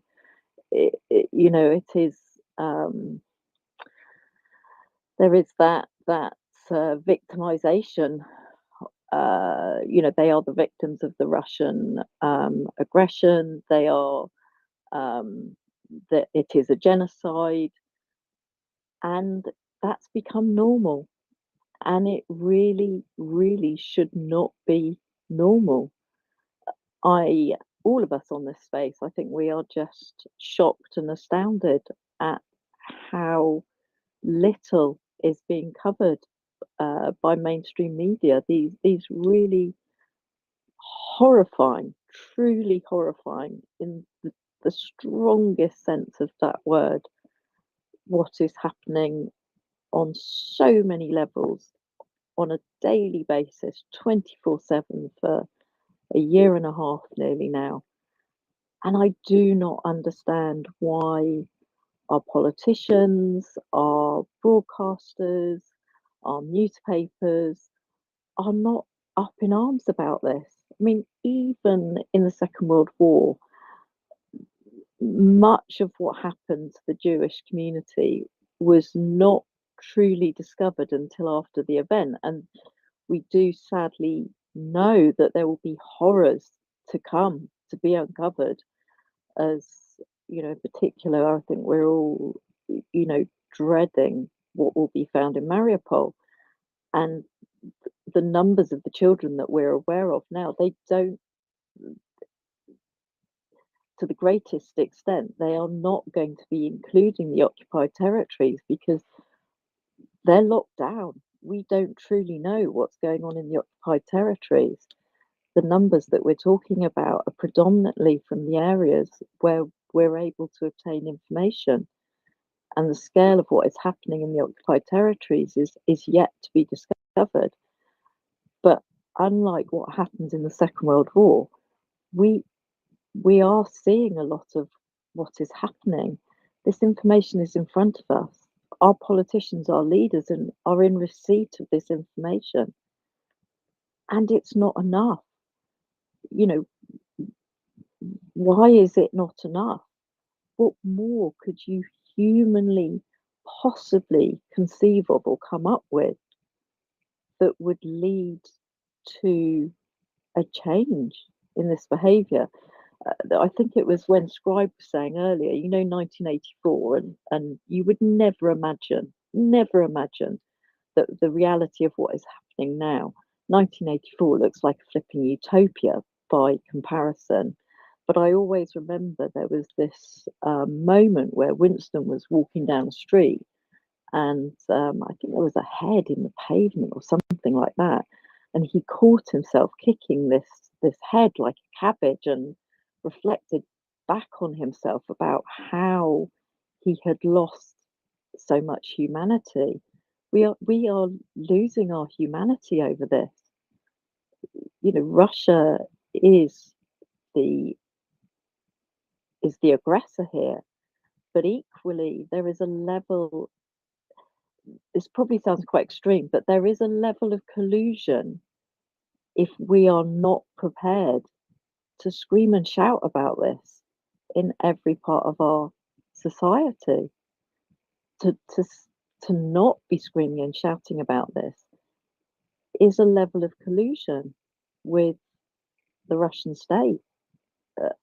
I'm just beyond words at times as to how we as humanity are responding to this. And it will be a stain on humanity going forwards. We will look back on this reaction and response and be absolutely aghast at how we have responded. This is happening in the heart of Europe. It's just unconscionable. So I just wanted to sort of state my feelings.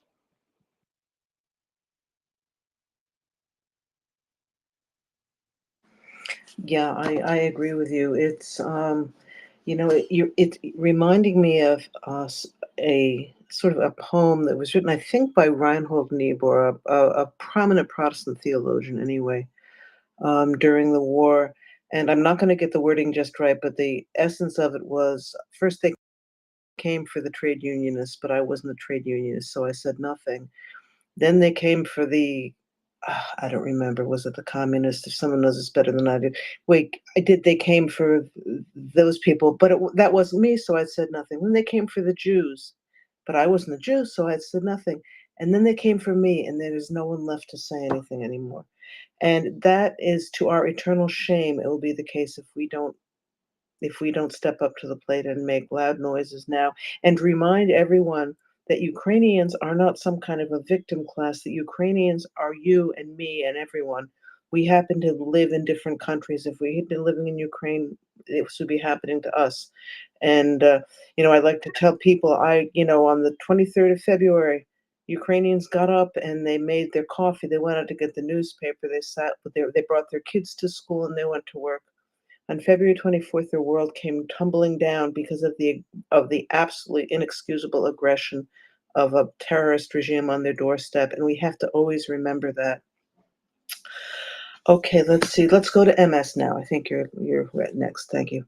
Hey, hi everyone. Let me start by thanking the co-hosts. Always really appreciate this space. And Carrie, your comments were just they really made me reflect and just think about, I'd love to see an analysis done on, the mindset of Western people in 220 versus 1945. And I'm not basing this comment on data, but I do believe we are more, we're exposed to through internet and media and television. We're exposed to a level of violence at a heightened level versus populations back in 1945, and it begs the question: are we more numb? Are we more unfeeling? Because I believe what is happening to Ukrainians is every bit as egregious as it was to what happened in World War II to the Jewish people. And yet here we are talking about it,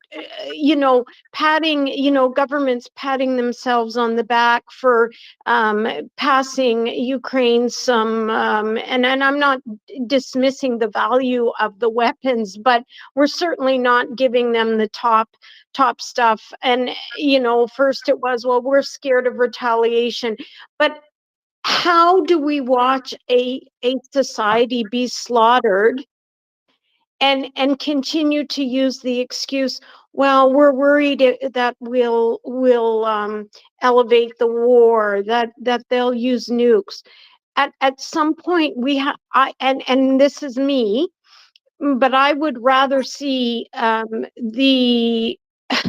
nuclear war, but we stand up and we fight together versus we watch a race be literally tortured to death. And we're talking about the kids, and someone said, made a comment, and I have to apologize because I wasn't fully listening at the time, but I thought I heard someone imply that, well, some of these kids will go into loving homes, and I don't believe that. I think the percentage of children that will go into a loving home is very, very small.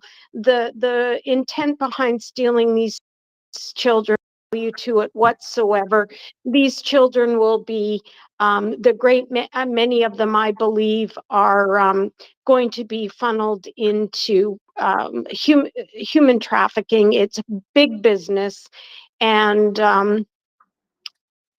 those that are lucky enough not to go there, I think the intention, they'll be institutionalized, put to work for families, but the goal will be to erase their culture. And when they are returned, the question will be how much trauma was done to them, and is it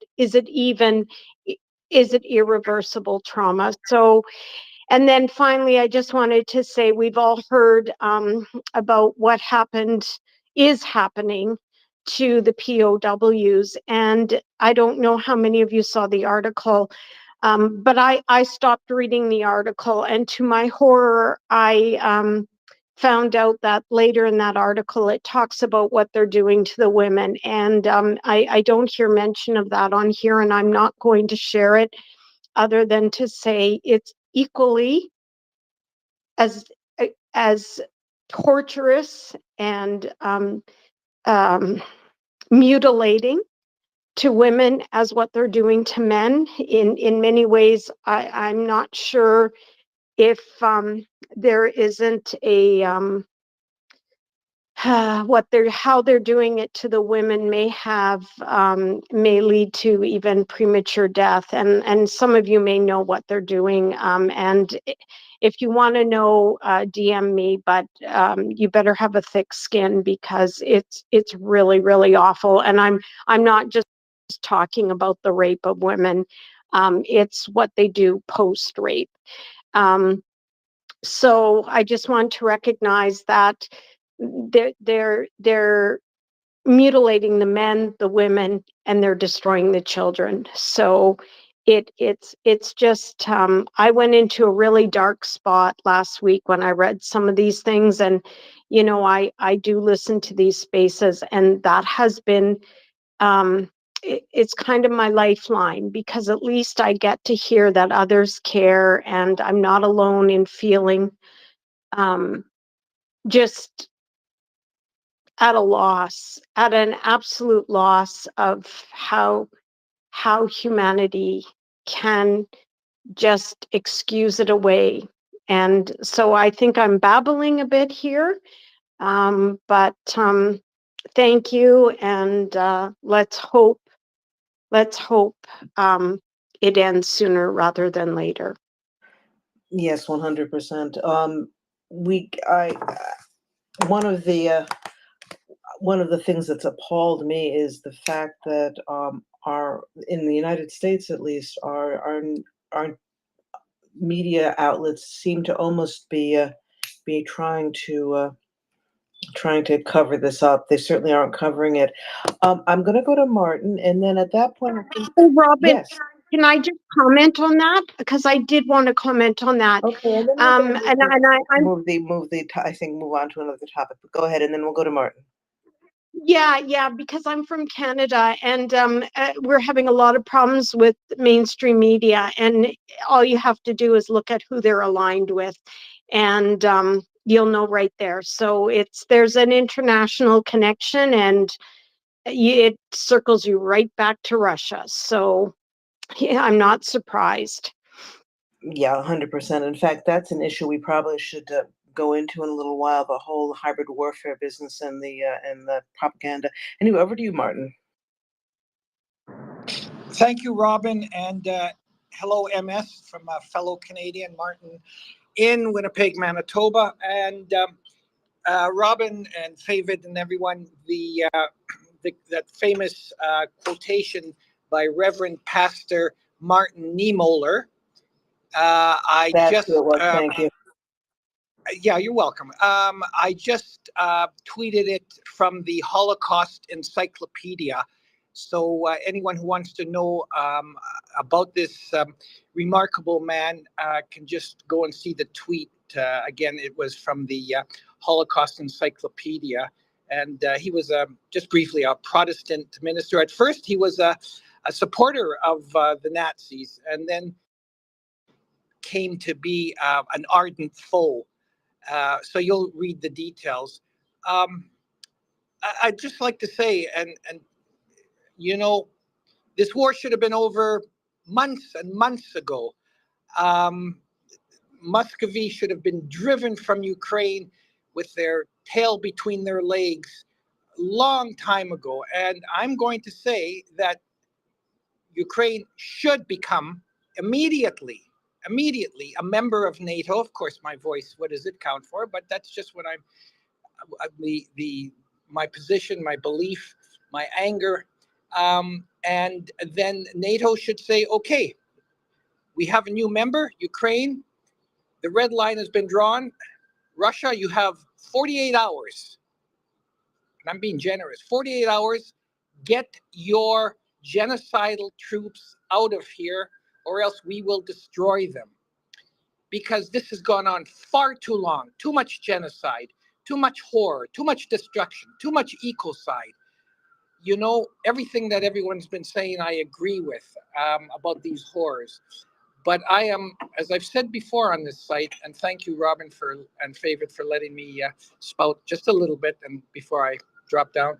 I am as angry and outraged today as I was on February 24th, 2022, when this illegal genocidal invasion began. And enough is enough. As we say in Yiddish, genug is genug.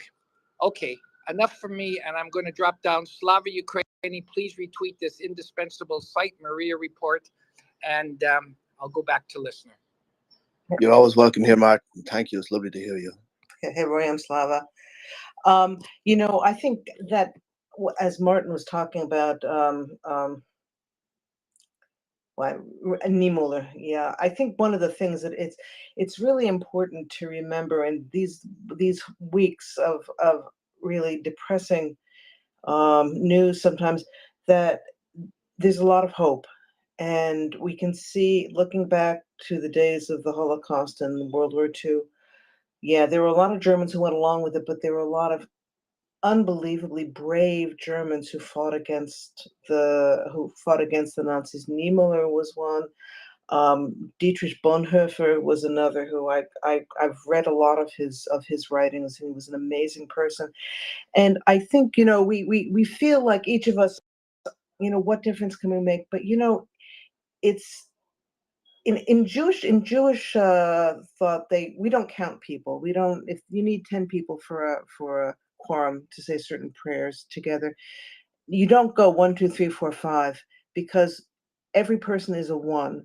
So we repeat a sentence from the Bible that has 10 words in it, and that's what we have to remember. Each one of us is only one, but we're 1 + 1 + 1 + 1 + 1, and all of our ones together, we can change the world. And we just have to not despair and not give up and not lose hope, because there is a lot of hope. If, for one thing, look at the Ukrainian people. I mean, look at how they've stood up to all of this, and how they've become stronger and more united. It's a very positive thing when the surveys they've done now, even the amount of people who speak Ukrainian as a first language in Ukraine now. There are a lot of native Russian speakers, and President Zelensky is one of them, have knowingly and with a lot of effort have changed over to being Ukrainian speakers. It's a big thing to change your birth language to another one. And kind of starch. They're going with our help, and it should be more of it. They're going to win, and they're going to rebuild their country. And Ukraine is going to be the go-to destination for technology and advanced systems, I think, in a few years, and certainly advanced weaponry.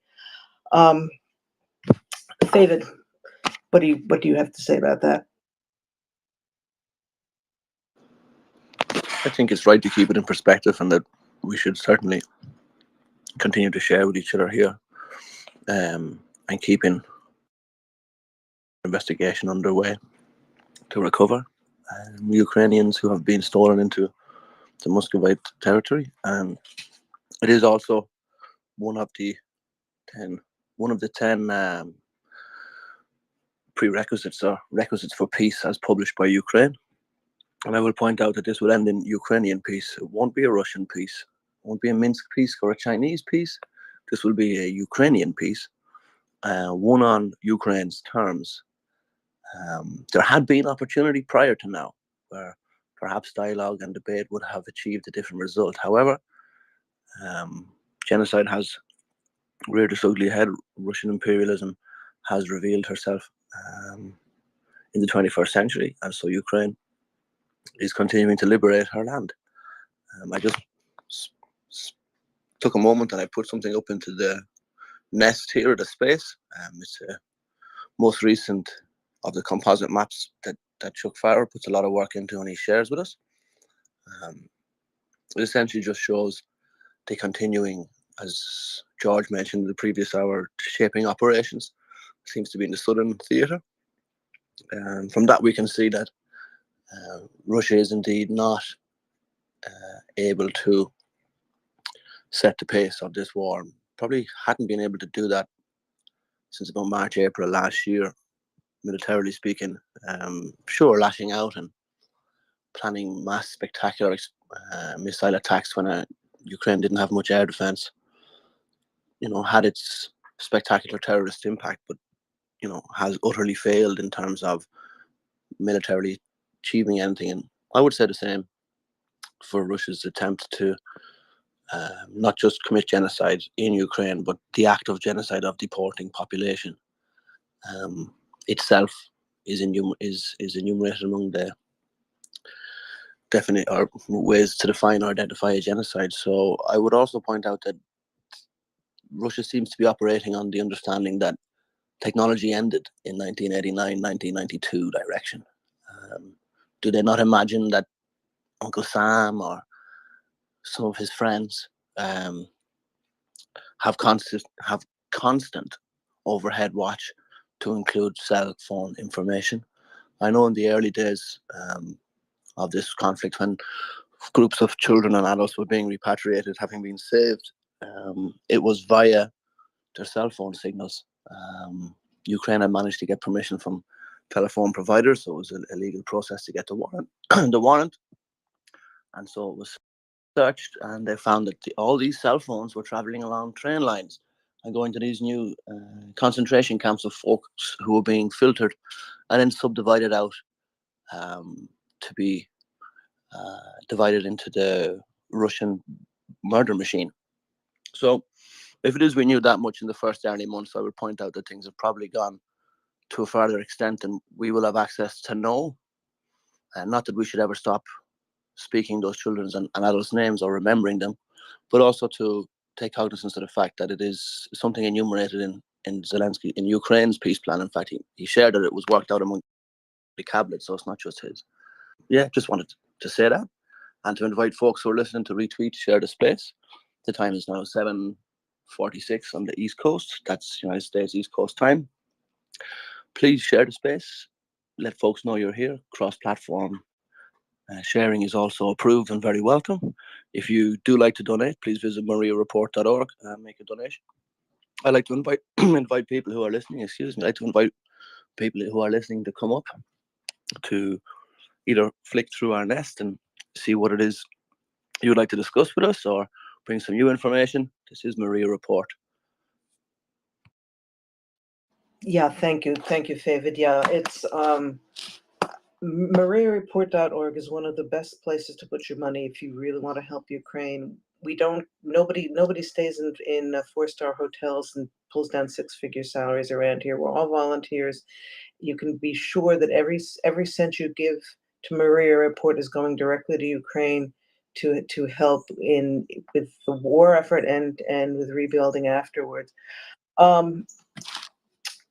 I wanted to say one of the things too that it's sort of funny. I've mentioned this a lot, but our not friend Vladimir Vladimirovich has managed to produce all sorts of unintended consequences.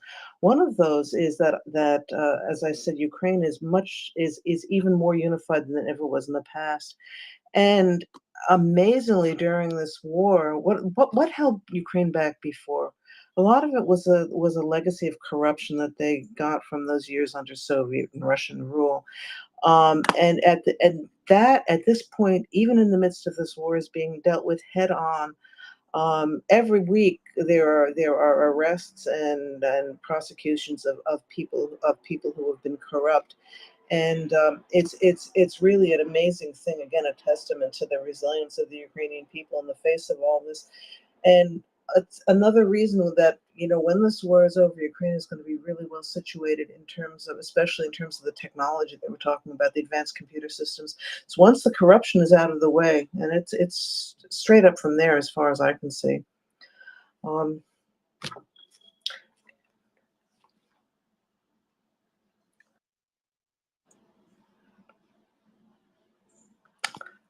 Ryan, welcome. How are things? Things could be better. Give me a few minutes. I'm trying to send some messages. I have some friends broken down with what appears to be a trash transmission just outside of Rivne. So give me a few minutes to send some. Absolutely. We'll look for your hand. To fire up some distress flares on the volunteer chats in WhatsApp and Signal. And as soon as I'm done, I will be back. What kind of truck is it? What kind of vehicle is it? That's precisely the problem. It's a Renault Master. It's French. And That's not a problem, my friend. It's just another opportunity to jump in here and leverage the space and community. I'm sure we've got folks who work on Renault, work on French engines and transmissions. After all, diesel invented diesel in France. The engine is not the problem. I think the transmission is giving up gear by gear. As I understand it, they first lost first and second gear, and they pulled over because they smelled something funky and checked the oil. I'm not a big fan of Renault's. Apparently, their dipsticks are made of like a plastic cord. I don't. Oh my God. I don't understand. Maybe that was some improvised deal. This isn't the newest car, but they don't have a traditional dipstick where you can check the transmission fluid either. It's some better idea that they came up with. That's not a better idea. That was me being sarcastic. Got it. Thank you. I'll tell you what. I'll put a feeler out. There's one person I may know may be able to help. I think you know the same person.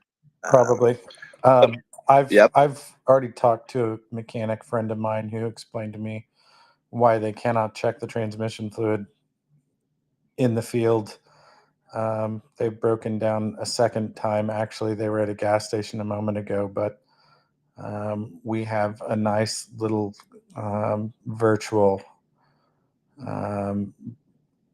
break room for drivers and volunteers where we can all post messages and keep an eye on each other. So I'm going to see if somebody's in the area that might be able to give them a tow. Okay, great. So don't let us keep you, Ryan. Come back and let us know how things are going, and maybe it needs just a good bottle of Pinot Noir in the radiator. That might help, it being French and all. We may hope to get Renault sponsorship dollars. No, I'm joking. Oh, excuse me. People, if you're Vive la listening, France! Vive la France! no, I'm teasing. If you're listening, folks, please come up. We don't bite. You have to pay extra for that. If you do want to make a donation, go to MriyaReport.org. All currencies accepted. If you do pay tax to the IRS, we can get you a tax receipt so that you'll be able to file with your returns at the next filing. So this is Maria Report. Please retweet and share the space. I have shared that most recent, well, it was within the last 35 minutes from Chuck. It's in the nest. It's a detailed little map and superimposed excellent notes, always full of detail. So if you are interested, do have a look and retweet, share the space, follow Chuck and follow Maria Report host account.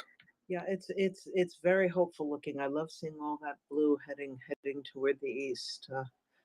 Let's pray it continues and gets even faster. You know, I had read something about the UN is finally getting their act together and getting some help in country. Do you know anything about that? It's not really something I have followed up on.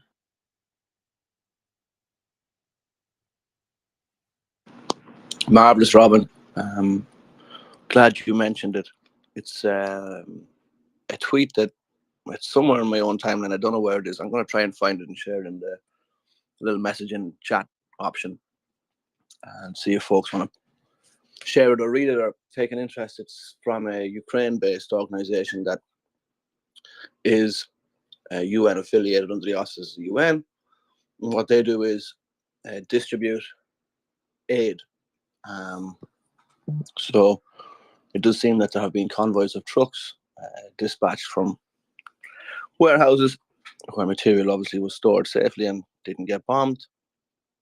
And this is being broken out, broken down, and distributed to what seems to be a pretty effective local network of people.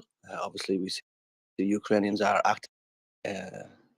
active pride in being not just participants in defending their liberty and nation, but actually loving their fellow Ukrainian and the idea of having their own place. So we see magnificent acts of selflessness and charity. So this is something I observed. We were delivering water to people on a part of an Inhulets river system, which I think obviously was affected with Kakhovka being exploded from within by the Russians. planting large amounts of explosives for months. And so it's important to see that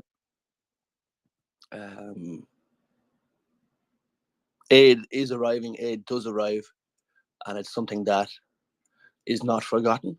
And although the daily churn or the commercial demands on companies that sell ads and sell the idea of news to keep you watching the ads would have one think that the world has turned and everybody has forgotten. In fact, that is not the case. It is important to share that with each other. So yeah, I'm very glad that you saw it. I'm actually looking at their page at the moment. It's under the moniker OCHA Ukraine. If you search for that, you'll find it.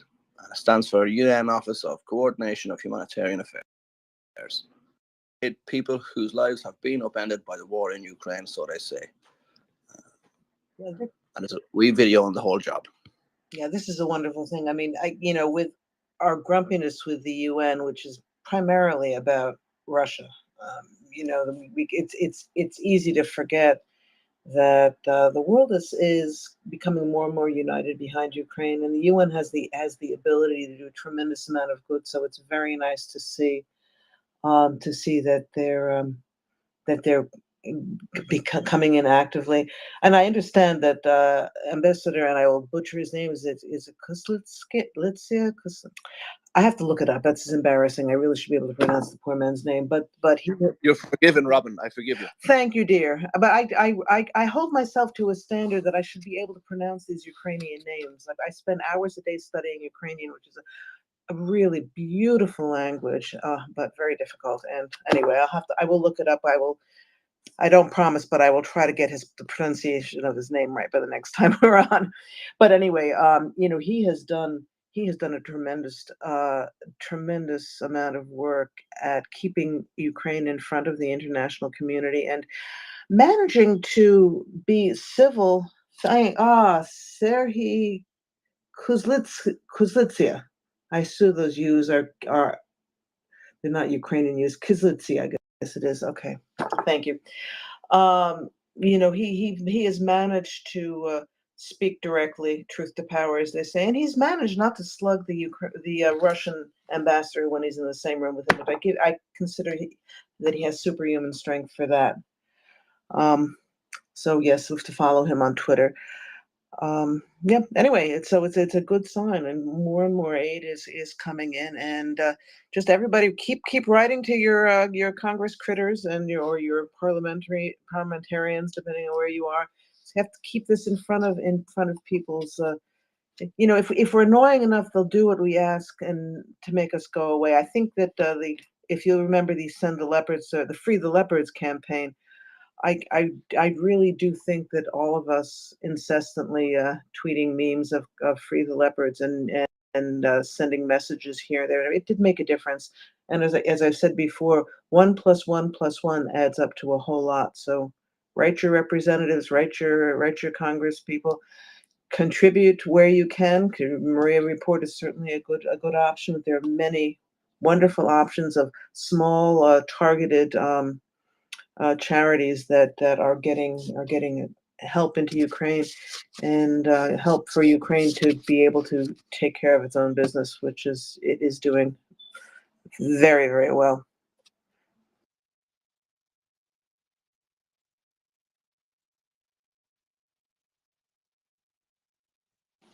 All right, now I think David, I think maybe we'll go on if you think this is good to discuss a little bit of the whole propaganda business, the hybrid warfare, Please lead, we'll follow. Oh boy, you're going to be in trouble. Anyway, actually, I bring this up. I've mentioned this before in the space, but I don't read that fast, so I will mention the same book I mentioned a couple of days ago. A book by Catherine Belton, who's a really crackerjack investigative correspondent for Reuters. Wrote a book called Putin's People, and it's massively documented. There are like 150 pages worth of notes afterwards. Everything she says has a footnote to it.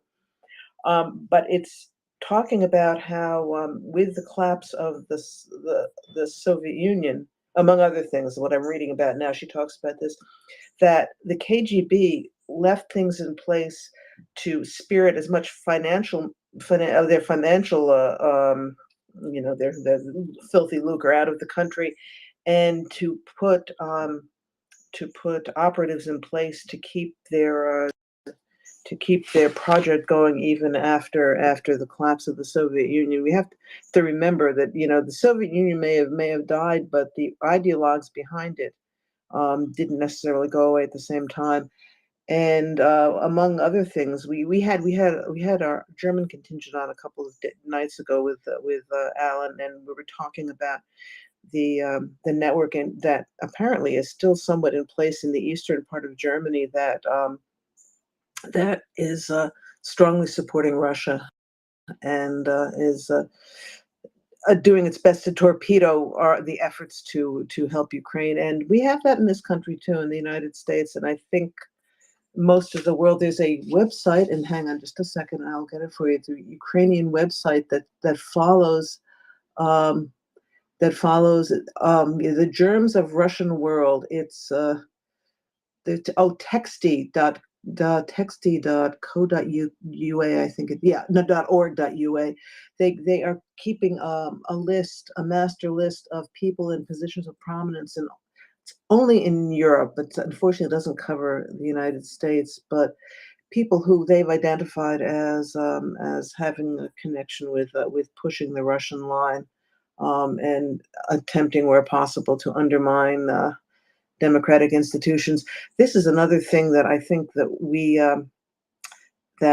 one of Putin's unintended consequences is a lot of this stuff has become much more identifiable than it was, which is only a good thing. But we need to be on our guard and aware. I know I was 2-3 years ago, I would have said this is ridiculous conspiracy theory stuff because I didn't want to believe it, and it didn't sound crazy to me. And it is crazy. I mean, but in doing a lot of learning, a lot of studying on the space here, and a lot of reading, you know what? It may be crazy, but it's still something that guard for it will be in much better shape.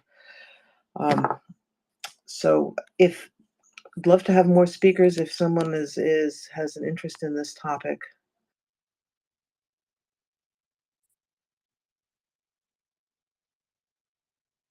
One of the things that fascinates me is, I had a question about with Putin when with all this started. Putin was a KGB operative. He was a communist, apparently. I mean, that's what the system was at that time. He's now anything but a communist. He's a right-wing fascist. How did that happen?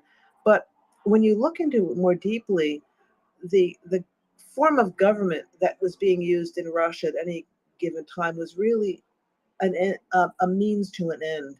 The end was always this Ruski Mir. The end was always domination of surrounding countries, world domination of the economics, being in a position of power and being able to subjugate other people to their will. The specific government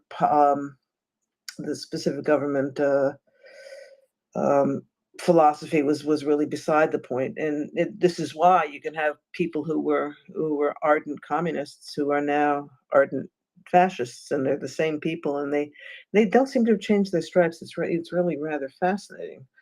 But the emperor, it's the emperor's new clothes. They've been exposed at this point, which is a very positive thing. I think that fewer and fewer people are willing to give Russia the benefit of the doubt at this point, and that can only be for the good.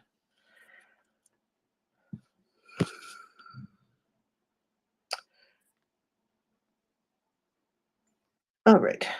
Oh, I hate dead air. So let's see what what else we can talk about. All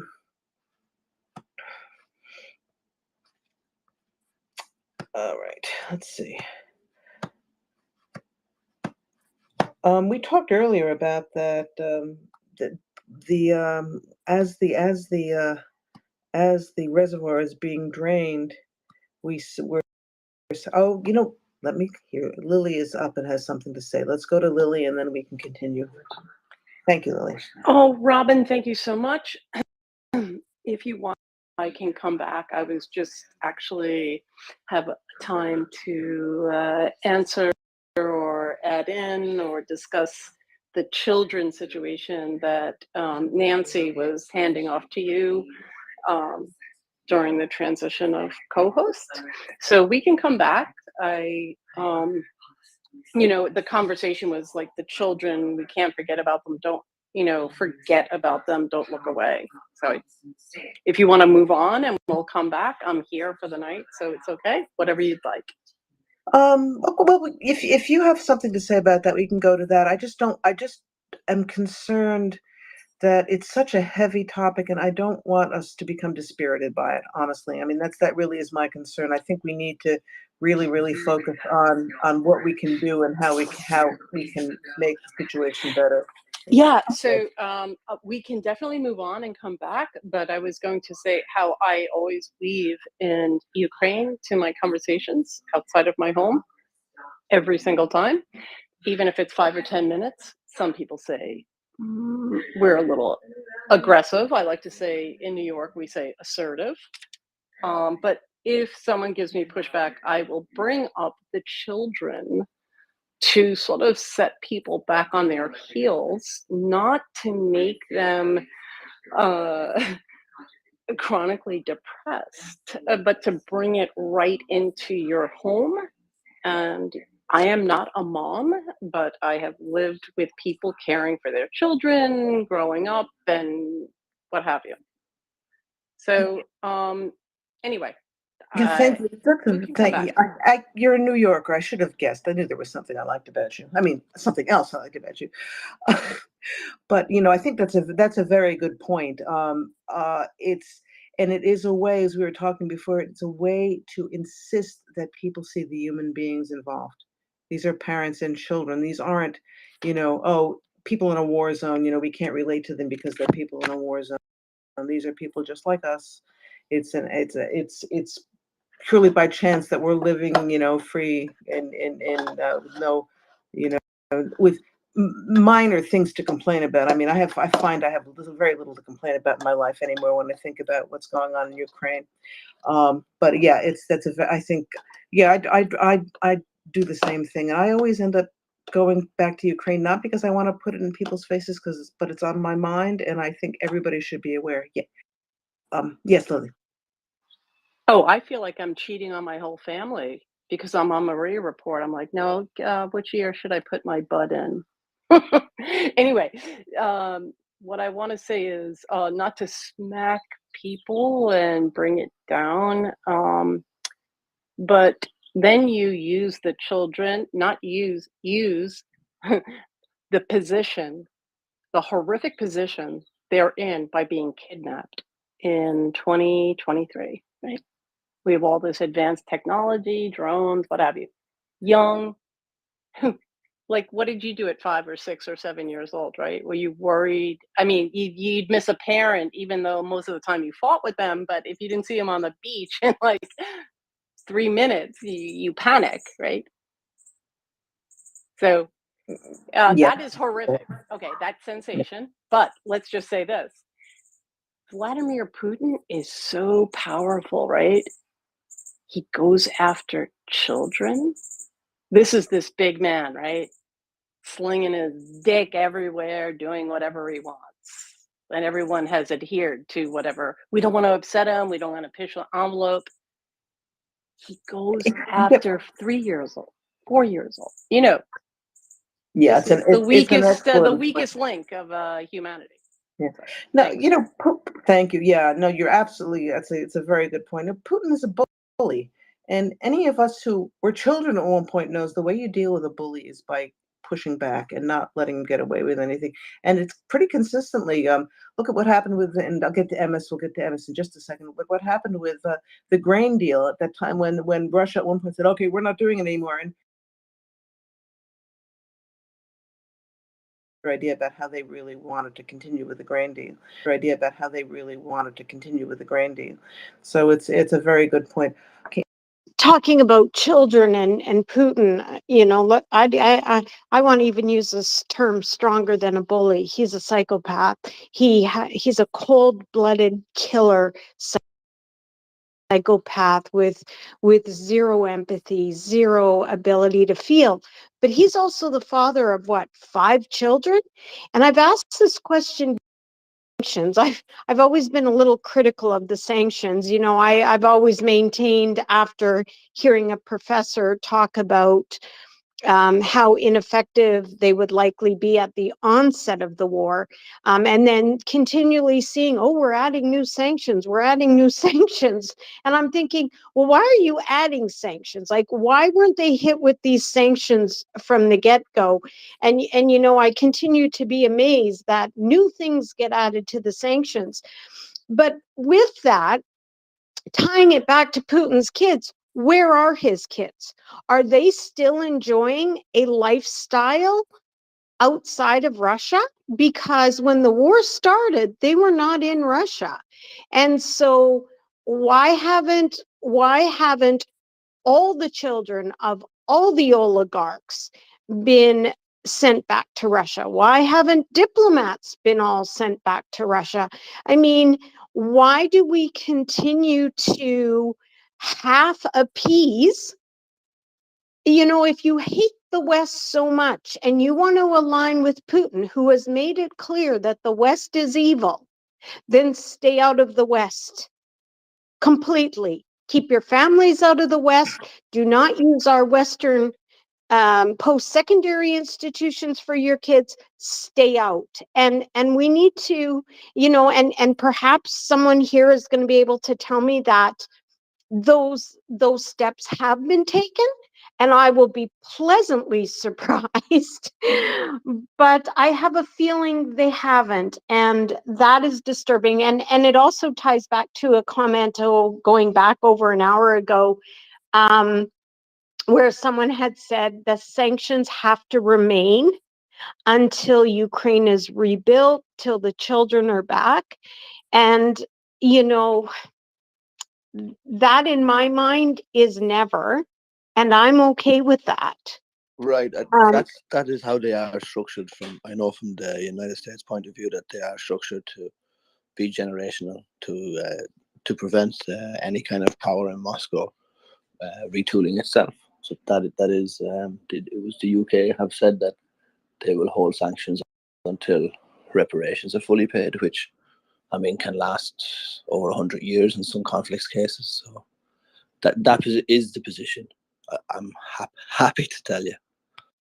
Yeah, that is true. Yeah, the reparations are going to be last a long time. There are still people getting reparations from Germany for the Holocaust. Not many left anymore, but still, you know, again, I absolutely agree with what Emma was saying. You know, this has been a frustration to me. There should have been 100% sanctions, and every single piece of weaponry that the Ukrainians could even have dreamed of, it should have all been in country immediately. This business of dripping everything, you know, let's give them a little more time, and you know, another 1,000 dead Ukrainians and all. Let's yeah, okay, maybe we can let them have some long range missiles now. It's crazy. I mean, it has to. It's getting better. It's getting better, and finally people are waking up. But it should have happened. It should have happened much more quickly. You know, in terms of the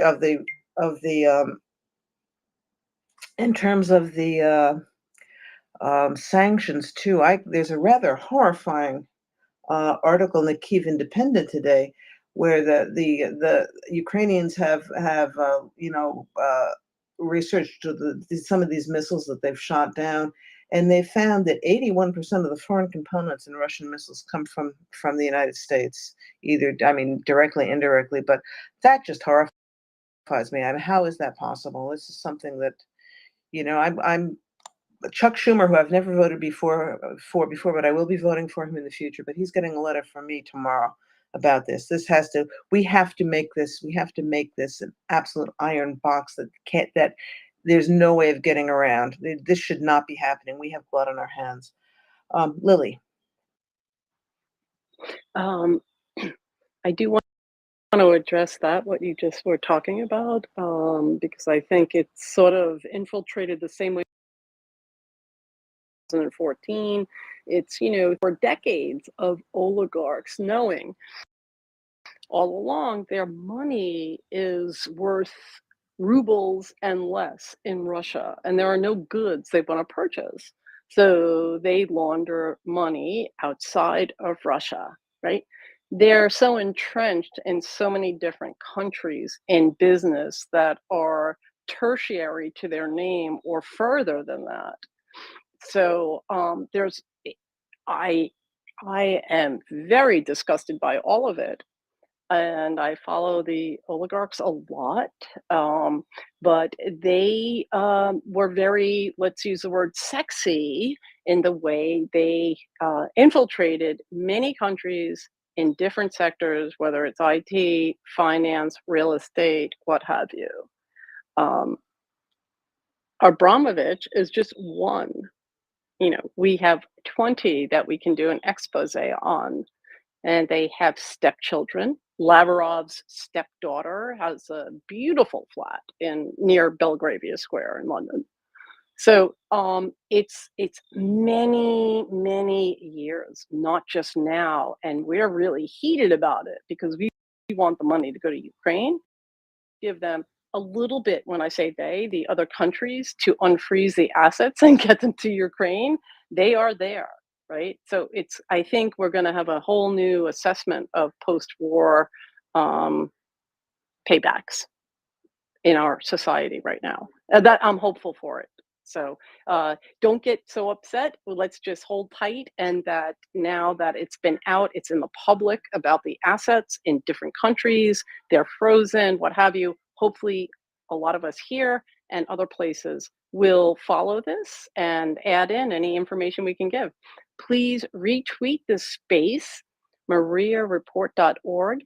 I often print out a couple of copies and have them in my pocketbook or jacket and give them or leave them on a counter somewhere. You can do that. You can donate. And if you don't have the funds to donate, please tell friends, family, come anytime, 24/7. So thank you so much, David, Prince of Doom, and Robin. Thank you so much, Axel, everyone else. Thank you. It's a pleasure. Thank you, Lily. You know, it's interesting the way things have run in this whole last couple of years is nothing happens, and then finally somebody breaks the logjam and everything starts. And God bless Canada. They, you know, they sent that they sent that cargo plane to Ukraine, and they made it. They made the first step to converting Russian assets into Ukrainian into some things to benefit Ukraine. And now that it's been established, it's great because other countries will go along because they don't want to be they want to be in part of the good guys club, you know, which is it's good that social pressure is you know is a good thing. I think, Robin, now more than ever, you're going to see that. I really feel that all of us here on this space are sharing something very significant, and the horrors of what we just spoke about the last few hours, and we're going to hear again in the next few hours and months, are horrible. But we right now have a lot of power of sharing knowledge, getting the word out there, and just keep speaking. You're here on this earth, you're allowed to speak. Whatever gods you believe in have given you that energy. So use it for the good, and just keep talking about it. MriyaReport.org. Retweet it.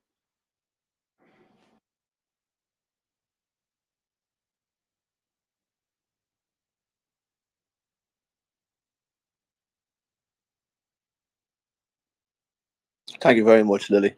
I always enjoy I'm sorry, I hearing was from. talking to it that Mike. Go Go on, ahead. David. Well, Jinx, MS, back to you. Well, let me start by thanking you for recognizing Canada's Prime Minister, because he's probably one of the most empathetic leaders the world has today. And he's not only an acquaintance of Zelensky, he is a friend of Zelensky's, and they've both tweeted as such. but I would say that our prime minister is probably the #1 target of what's going on internationally to displace democratic leaders, and Canada is in big trouble, big trouble. America gets a lot of recognition because it is, the world's powerhouse, but politically speaking, I think we are in more danger than they are. And they've got Americans, they've got politicians saying that our leader is a dictator. They have Americans holding podcasts that have millions of followers saying our leader's a dictator. He's anything but that just aligns with that whole propaganda. So thanks for recognizing him for what he is, because I believe Canada has a wonderful man leading our country right now.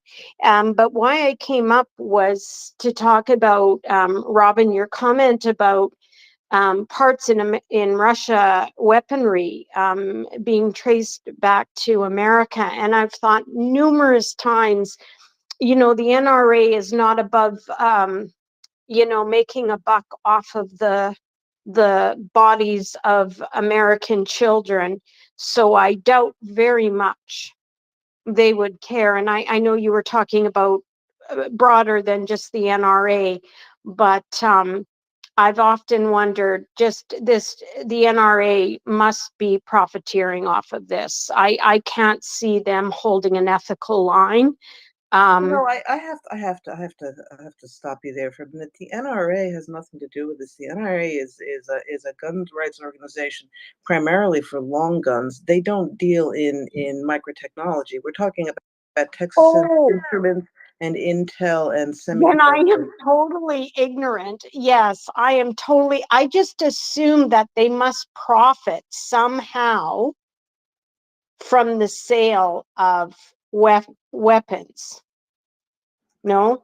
Well, that I don't know. I mean, that's a different discussion. Really, we're not talking about weapons. We're talking about micro circuits and chips and things like that that can be used for all sorts of other stuff. I have no particular love for the NRA. I mean, I must say, I think our Constitution does have protection for a certain amount of private gun ownership. And my father was a hunter when I was growing up, and we never had a problem with that. But this is a completely different issue. There are people profiteering, but I don't think it's the NRA. There are people I would wonder about the higher ups in Intel and Texas Instruments and Cypress Semiconductor and Zilog. I've never heard of. Max Integrated. Yes. I just have to run, and I just wanted to say I'm not running because you're disagreeing with me, because I really appreciate that. All right, I've hit the mute mic here. I'm going to try and keep us on topic real quick. The fact that you can walk into a store, buy an Xbox, bring it home, break it with a hammer, and then mail what's inside it to your cousin Yuri, who wants to stick it onto a 1976 bomb to try and guide it, is not something I think we can sanction our way out of. We are discussing ways and means by which sanctions are being evaded. So that does imply sanctions have worked primarily on the first instance, and so now they are being evaded. What can be done for stuff that has been made in the hundreds of these pieces and items and made in many, many thousands and are in many, many consumer goods? Can we stop that flowing? Not really, because we espouse an open economy and we trade. The antidote is to provide more sophisticated anti-air defense to allow these weapons of destruction to be interceded. I would hesitate to take a knife to ourselves for something that can be resolved by simply defeating the enemy defense of Ukraine, and as she liberates herself. And no, the NRA are not on topic. I don't think they should be mentioned here any further. And it is not fair, nor is it accurate to suggest that any office holder or any director or manager or any of these high-tech space technology companies are in any way involved from making profit from directly contravening sanctions, I think it will be found quite the opposite. These enormous technological firms allow us to live in the liberty with which we do, and allow us technology to protect that liberty. So I don't think there should be a space where we would impugn those technologies nor those companies. So that's all I interceded to say. Thank you. Yeah, thank you, Favorite. That is a very good point. I think I got over my skis about that a little bit too. Yeah, there is no indication in this article either that these companies are directly involved, but they do sell dual use technology all over the world, and there's a limit to how much they can control what happens once these things are sold. So yeah, but we have to for our side, we have to be pushing our elected officials to do everything they can. I mean, we may need a little more, and I can't, as a conservative voter, I can't believe I'm saying this, but we may need to be putting more regulations into place about exactly where and how these components can be sold and to whom. It's we need to think beyond our local convenience at this point, and what my tax dollars, that people in my country, even unwittingly, are contributing to even a single Ukrainian death just makes me crazy. I see. Well, we have our contributor from the. Wait, before I do that, let me invite him to speak. I'm sorry. I'm getting way ahead of myself here. I will introduce him after he comes up and raises his hand, not before.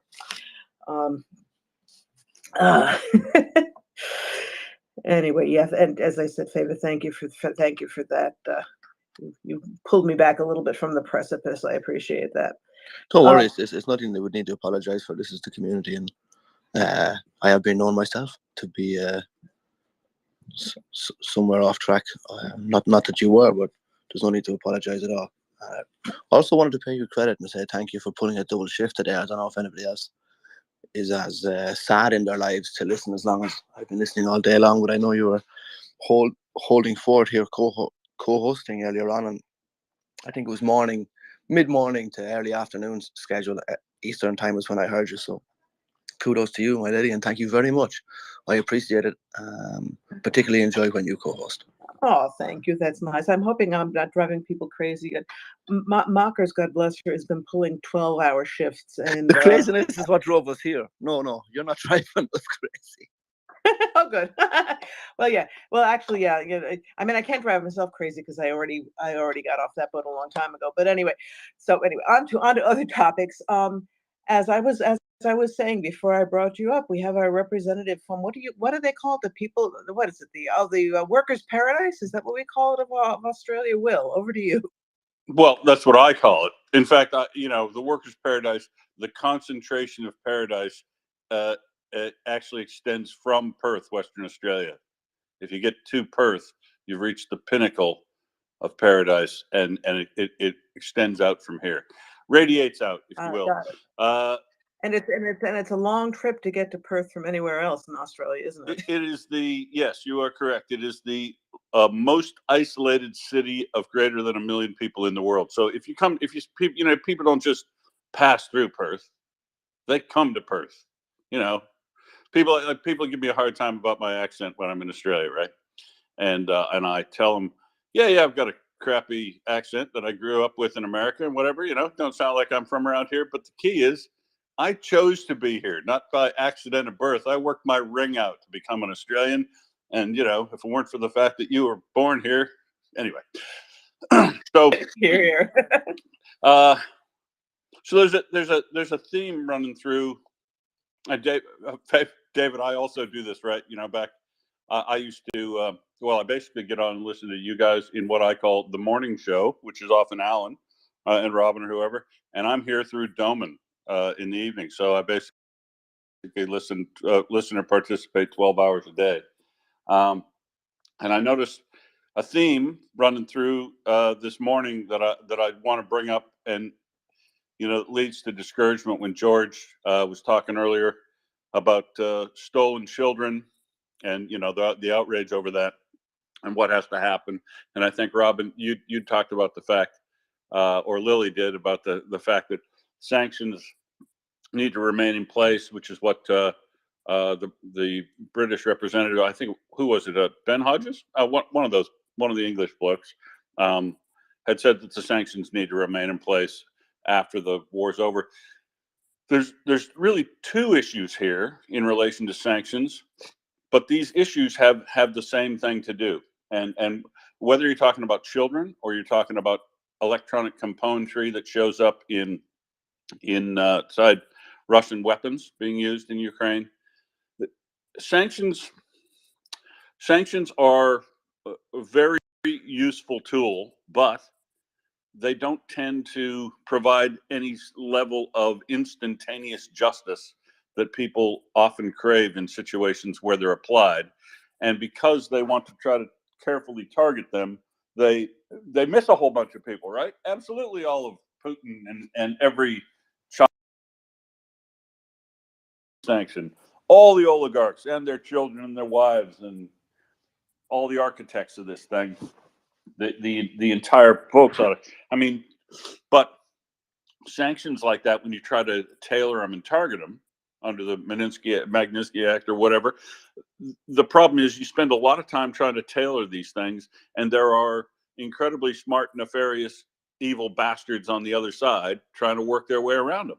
And when you're dealing with sanctions, you have to, not only do you have to deal with every corrupt, greedy piece of shit in your country, you've got to work on every greedy, corrupt piece of shit in every intermediary country as well, because unfortunately, the world isn't running out of corrupt, greedy pieces of shit, no matter which country you're talking about. Anybody, America, Australia, England, Ireland, they've all got their greedy, venal pieces of shit who are willing to make a quid off of people's misery because they just don't care. So this is the problem with the sanctions, and this is why, like, Finance and I were talking about it months ago. An effective sanctions regime on Russia would be, as someone brought up, if you want to, if you think Russia's better, go home, cancel all visas, cancel all resident permits, send everybody from Russia back to Russia, and you guys can go stay inside Russia in an isolation, like a Cold War situation, like a North Korea or an old time Cold War thing, where you couldn't, if you traveled into Russia and you brought chewing gum, you were very popular because they couldn't even, get Wrigley's chewing gum. Though, because the sanctions were on absolutely everything. Of course, sanctions regimes don't work. They leaky. They are corrupted by, they're what in engineering we call a preventative control. There's preventative controls, and then there's mitigation controls. Preventative controls are the things that you always try to put in place to keep the bad shit from happening. And the problem is, mostly those preventative controls involve a person, a human being, either building them, operating them, or maintaining them. And given the failings of human beings in doing that, there are plenty of places where they can circumvent those controls, and the bad thing passes through, or a good thing becomes a bad thing, right? It's not just one guy going down and buying an Xbox. It's a game distributor that is colluding with an intermediate country to provide them things, knowingly or unknowingly, that then they can disassemble or provide spare parts to a gaming industry that end up showing up. So the sanctions regimes are very leaky. They are subject to the whims of potentially bad actors in multiple countries, in multiple different nodes of a supply chain, and they are almost impossible to make leak proof at the front end, at the corruptible end. But whether you're talking about children or you're talking about spare parts for bombs and nasty things, here's where these things usually break down. We can't get them all with the sanctions side. And what needs to happen is, you need to make those as broad and simple to maintain as possible, knowing that they're going to leak. But then the other thing that we have to do after the fact is, as this war is won, right, there's going to be two negotiations. There's going to be the negotiation between Ukraine and Russia, the parties in this war. NATO's not involved in this war. The UN's not involved in this war.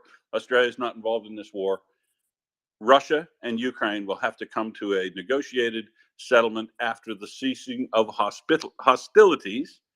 And that will absolutely mean once Russia is completely driven from Ukraine's 1991 borders, then Ukraine about reparations and whatever, zones of control, buffer zones, so that they can't do that. But hopefully they will have disarmed Russia well enough that they need not necessarily worry about a land invasion anytime soon. But that negotiation, including reparations, returning of children, and all that sort of stuff, has to happen. And then there is another negotiation that that can take place, because once Russia was found to be committing genocidal war crimes in Ukraine back in March of last year and declared as such, now the world's got a dog in the fight. Ever since Russia has been threatening the use of nuclear weapons in Ukraine and other territories since March of last year, the world also has a dog in that fight, because the threat of use of nuclear weapons. So these are geopolitical things that go out of your negotiation just with Ukraine.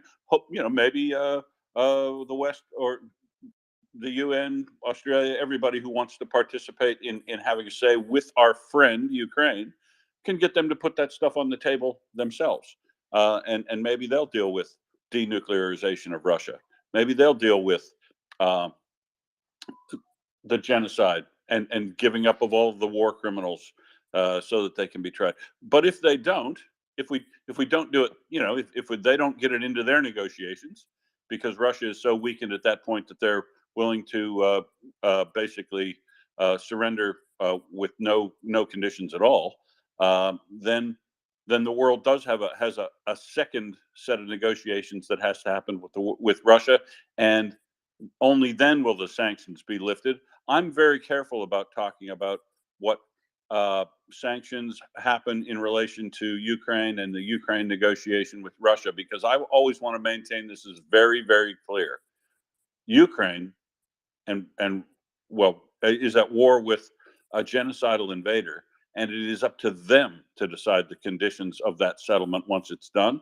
We don't have a dog in the fight because we're not providing warm bodies to the fight that's going on. And don't kid yourself. The quality of people being lost by Ukraine is significantly higher than the quality of people being lost by Russia, Mobics, criminals, whatever.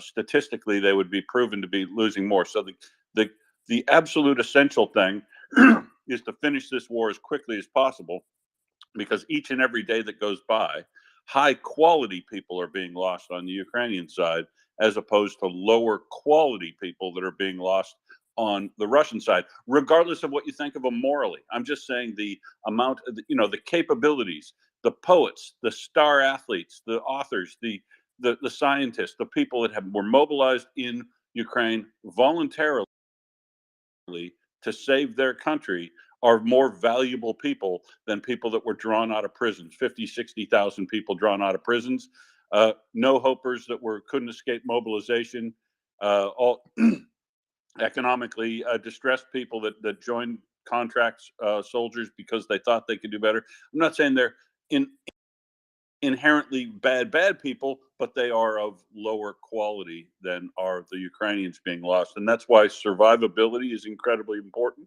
with supply of these weapons. That's why providing them every tool that they can is a big deal. And we see the fruits of our failure internationally to provide Ukraine what they need now. We wouldn't be talking about whether or not Ka-52 Alligator helicopters are even being effective on stopping any portion of the advance of Ukraine had they had air superiority. Had we done it, had we a year ago pulled our finger out and got all of the fighter planes that Ukraine needs to them at that time. And I mean, so we're just a group of people that were drawn from wherever we were in society based on this concern of what's going on over there. But we worked out 12 months ago. You know, even before I even just joined in MriyaReport, Axel and others were pointing out the need for a specific fighter plane, right? A specific tank that would be the best one to provide at the time. So even with our collective brain, even with the lack of all the expertise that's in the Ministry of Defense and in the various countries, we've worked out what's necessary, but we're not necessarily doing what's necessary in a timely fashion, and that is leading to excess deaths on the Ukrainian side. So when the war gets over, they will deal with the issues that are inherent to this conflict between Russia and Ukraine, like the return of warm bodies and things like that, to deal with. But sanctions, as I started out on, because they don't work and they leak a lot, and we try to target them rather than just blanket them. What we in the liberal democracies need to remember and keep our mettle on us when this is over. Don't the worst thing that can happen, well, not maybe not the worst thing, but one of the very bad things that can happen is Russia is expelled from Ukraine, 1991 borders. They work out an agreement, and then we decide to let Russia off the hook over the threat of nuclear weapons. I think we're up to 16 now. We decide to let Russia off the hook over genocide because we're tired of this war being going on. The thing that we need to do, preventative controls like sanctions aren't good. They're not as effective as that they should be. But you know what is really, really effective? The mitigation controls and the auditing that can be done after the fact. Everybody who was involved in moving and handling these children around, they all leave a paper trail, and most of them leave a paper trail because they don't think they're doing anything wrong. That's the this is one of the features or bugs of authoritarians. They oftentimes leave open evidence or actually parade around their war crimes because they actually don't believe they're doing anything wrong. And it is incumbent upon us, when this war is over, to maintain the rage that we've got now over the issues that are important: the theft of children, the destruction of the Novakhovka Dam that's caused environmental damages outside Ukraine, economic disaster inside Ukraine, that Russia should be held to account for its international crimes as well as its crimes against Ukraine directly that it doesn't solve in its negotiations. And forensically, I can tell you that we can identify a lot more of these folks that are involved in nasty stuff after the fact. But do you have the will to pursue them and sanction them, punish them, convict them after the fact? Because too often we lose. I can't tell you the number of times that I've worked on investigations as part of my regular job that, you know, most industrial incident investigations involve system failures and negligence or minor negligence of people, lapses in concentration, all that. But every now and then you find what's called a willful disregarder, a willful violator of regulations in a company or a system that people willfully violate these rules, and it causes an incident which causes a lot of can cause environmental, human damage, injuries and deaths, and incredible losses of money. And the problem is we don't often have the intestinal fortitude to follow up and make sure that we take those folks out of the play, right?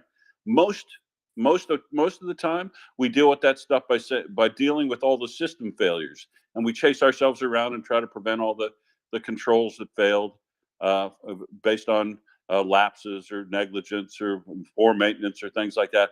But when you find a willful violator and you don't do something about the willful violator because you don't have you just want to move on. You know, you're tired of the feeling bad. You're tired of the negativity. You're tired of the war. You're tired of the expense. And you don't necessarily think it'll do any good. And it might not for that instance. But I'll tell you what, it does a hell of a lot of distance to the next time. I mean, this is the issue of incarceration, right? You put people in prison, and whether you try to rehabilitate them or not, you put them in prison for a period of incarceration based on the crime that they committed, which is a deterrent to others. Because extraction, taking away your freedom, people do think about that. In fact, it's demonstrated that one of the reasons that the death penalty isn't that effective as a deterrent is because people don't fear the death penalty. They fear loss of liberty for long periods of time when they have to think about themselves for what they've done, or people keep pursuing them over it. So the key in this situation, I think, whether you're talking about children or sanctions or not working and people evading sanctions, is to maintain and do a good forensic job of identifying all the people who were involved in these criminal acts and pursuing them, even though you're tired of doing so. Pursue them all, hundreds. There'll be thousands of people in Russia that need to be jailed or incarcerated or somehow sanctioned for their activities, and not pursuing any of them, or not pursuing all of them to the extent that we reasonably can achieve a conviction, is going to give license to others in the future around the world to think they can get away with the same thing. And that's the end of this morning's rant. Back to you, Fabian and Robin. You're right. Well, great to hear from you. I think you're right to draw it together like that, the strands of the conversation. And I would like to remind that the investigation progress is now a year or more old. And at least 3 independent officers of repute are investigating this. And I think it is stated government position, not just a sworn mission of many Ukrainians, but it's a stated position that all those who can be identified will be identified and held to account for the various acts of genocide, including stealing and deporting a population. Sorry, Robin. No, nothing sorry to be sorry about it. See, I wanted to go back to one thing that Will was emphasizing, which I absolutely agree with, is this has to be in Ukraine's terms. Ukraine may choose to have some connection with Russia after this is all over. I mean, after all, there were connections before, but it's got to be in Ukraine's terms, and it's not for any of the rest of us to have anything to say about it. The other thing I wanted to point out is yeah, Will is absolutely right. There is a danger that people will just be tired of it all. I mean, they talk about Ukraine fatigue, which thank God hasn't seemed to really been a big thing, although people worried about it. But I would point out that after World War II, when all of the atrocities of the Nazis came out, I didn't notice anybody giving up and not pushing in the Nuremberg trials. And in Israel, I spent a year in Israel during the time when John was on trial there, and that was 60 years or something, 65 years after the end of the war. So I don't. If anything, I think the outrage is going to be at least as strong. So I'm not so worried about us losing focus. And we certainly here at MriyaReport and Ukraine advocacy organizations in general would definitely keep their feet to the fire about this. And with that, I'd like to go over to Nicholas, who's had his hand up patiently here for ages. Over to you. Hey, can you guys hear me? We can.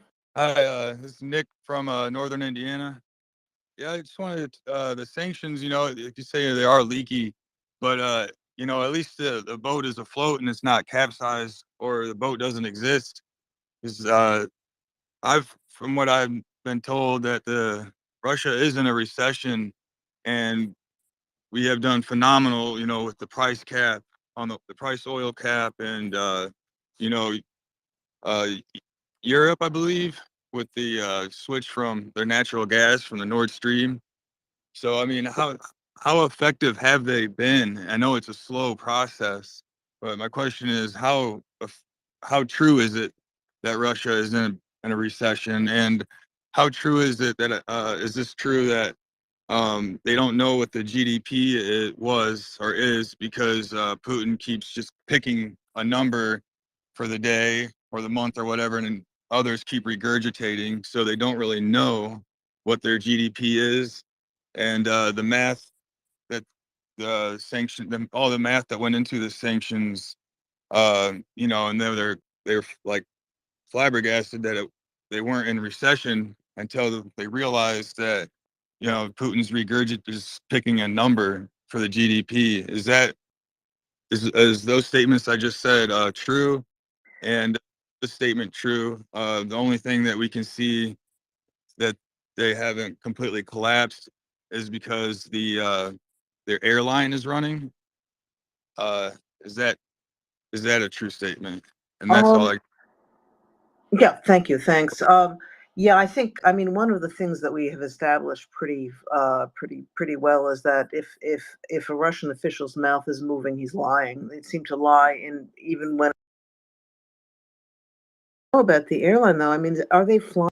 There are not many places they can fly into except, you know, some of their satellite states. And I know that that their planes are falling apart on a rather in an active way now that they can't get replacement parts. Will might have something to say about that, though. Go ahead, Will. Yeah, thanks, Nick. Sorry, I didn't mean to suggest that the sanctions regime isn't working. Talking to finance analysis about this, you know, many times over the last month, I think it could relatively safely be concluded that this is the most effective sanctions regime ever applied to a belligerent during a war like this or a conflict. But the problem with sanctions, even really effective ones like this, that have drastically reduced the GDP measured externally from Russia, and Russia is continuing to draw down on its foreign capital reserves. Right? It's getting. It has to sell every month a lot of U.S. dollars, a lot of euros, and a lot of yuan to be able to continue to maintain its capability to fight this war, because it's not making the money it was meant to be making from oil and gas, even though they're cheating. Right? The people that are buying oil and gas from Russia are actually buying it cheaper than the sanction levels, cheaper than the $60 a barrel. So their oil and gas industry is absolutely devastated. And I mean, that's the area of the industry I work in. So I'll guarantee you that those sanctions are biting. But are they biting enough to make you know, the people that are architects of this genocidal invasion aren't feeling it? The folks in Moscow have had to change products. Sometimes they're buying, but they're still getting the stuff that they want, things they need to live. And it hasn't risen. It has not given rise to uh, protests or anything like that. And I don't expect to see it. I do not expect to see a popular uprising in Russia. But the sanctions are phenomenally. They're the best sanctions regime ever produced, and they keep finding new ways to target them, as especially for secondary sanctions when people evade them. But the problem is they don't work fast enough. They don't work fast enough to affect things on the ground because, as we know, Russia just keeps. The only thing Russia's inventing is new ways to shock us at what they will come up with in levels of barbarism and war crimes. I mean, it was only a couple of weeks ago, but we've stopped kind of talking about the Novokakhovka Dam and that disaster that will be. That's, you know, times 4, right? Environmental, health, and all the people that died, all the environmental desolation, all the economic activity that will be lost because the agriculture won't be able to be supported in Kherson, Zaporizhia, those Oblast, Crimea, and a large a large hydroelectric power plant is all gone. I mean, so we're done talking about that because, you know, this week they've released the fact that they've had castrated hundreds of prisoners before they returned them. War crime after war crime after war crime. And so sanctions regimes don't work fast enough. I mean, I'll outrage 1 or 2 people on this space probably by saying that, you know, the Iraq being sanctioned over its attempts to build weapons of mass destruction before the first Iraq war, that sanctions regime was actually working, but it wasn't working fast enough, and it wasn't getting them to change their behavior fast enough. So the problem with sanctions regime is they're a great idea. This is a very good thing, and we need to leave those in place after after this war is over, because they'll probably be more effective after the war is over in reminding Russia constantly that if you want to return to the group of civilized nations in the world, you want to start integrating in the financial system of the world again. You want to sell oil and gas at reasonable prices and rebuild what you've damaged in your nation, as well as pay reparations. You're going to need to have that inducement of sanctions. And oh, geez, why wasn't anything ever get any better in Russia? It's because you're still under a sanctions regime. Oh, how come we can't get rid of that? We can't get rid of that because you haven't modified your behavior. Once you modify your behavior, you stop attempting to attack your neighbors. You stop threatening people with nuclear weapons. You withdraw all your mercenary forces from around the world doing their bits and nastiness. You sit inside your own country and you think about yourself. That's when sanctions will work, when they can no longer participate. And Nicholas, have a look at the airline industry. I make a prediction, and talk to Meng when you're on later. I predict that within this year, or by the middle of next year, by flying season next summer, Russia will not have a domestic airline economy anymore. They can't get enough parts to keep it running now, and they can't get the airframes anymore now. And sanctions probably will work on that.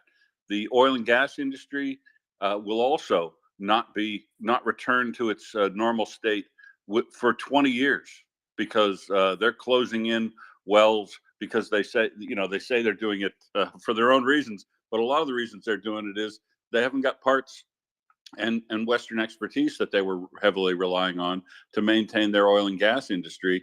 Things like massive frame 11 GE gas turbines that run on, or basically massive jet engines that just sit on the ground and produce power for everything. They have no capability to maintain those and make the parts for them. So they will become unreliable. Planes will stop flying. Planes can't be sent out of the country for maintenance, and they're going to be back just using their railway system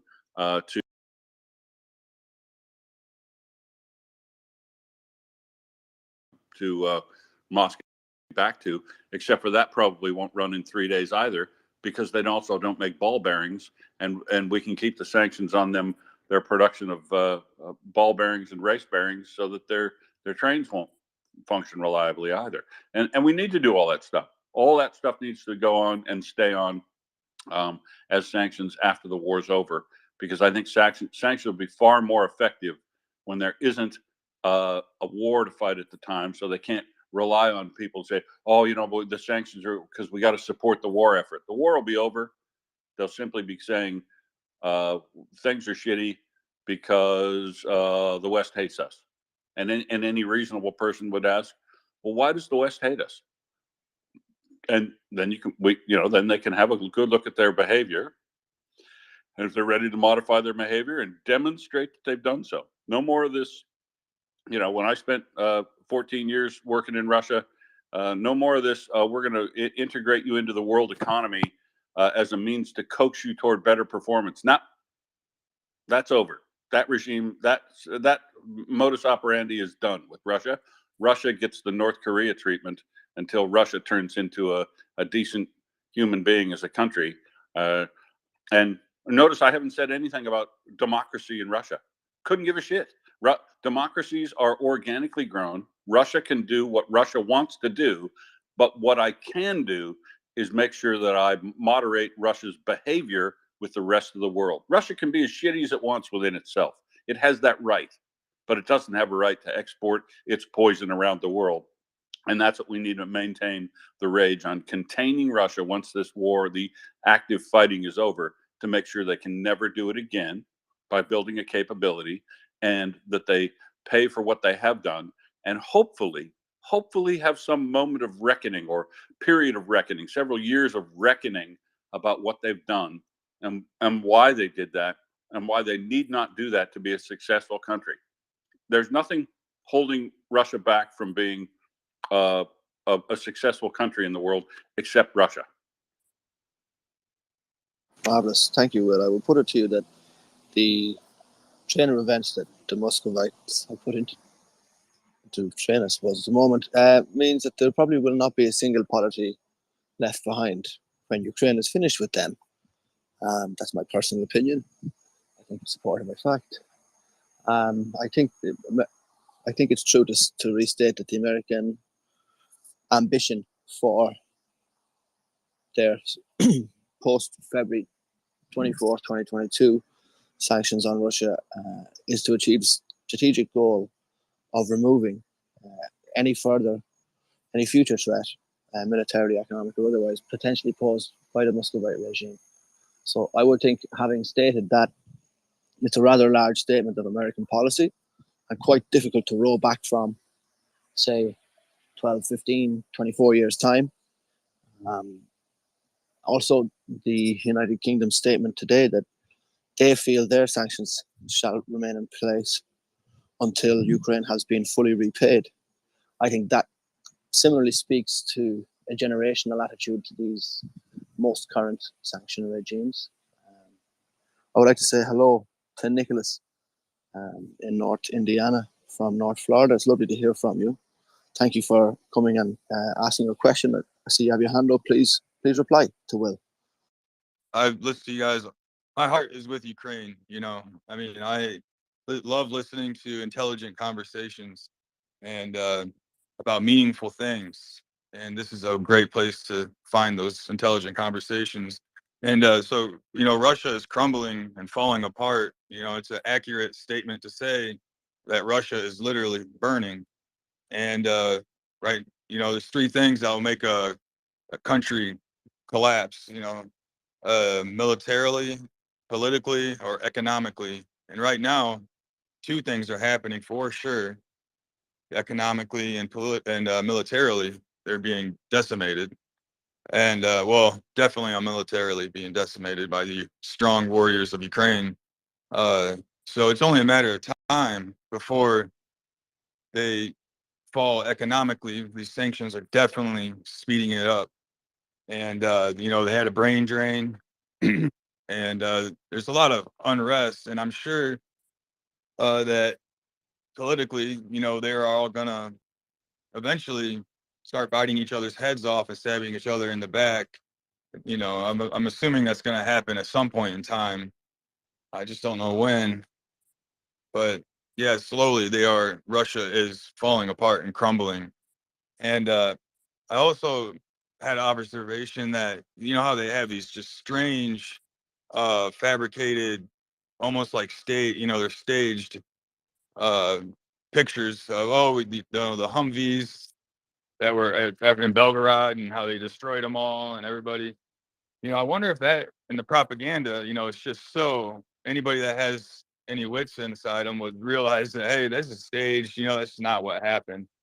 But Putin doesn't get his information from anybody but besides these certain military people. So I wonder if they're almost doing these stages with the placing the Humvees in the pit, and and then placing these armor vests around, and no bodies, no blood, and riddled up Humvees. And I wonder if that's all for Putin, because he will believe it, because you can't tell him any bad news or you'll have a bad case of falling out windows.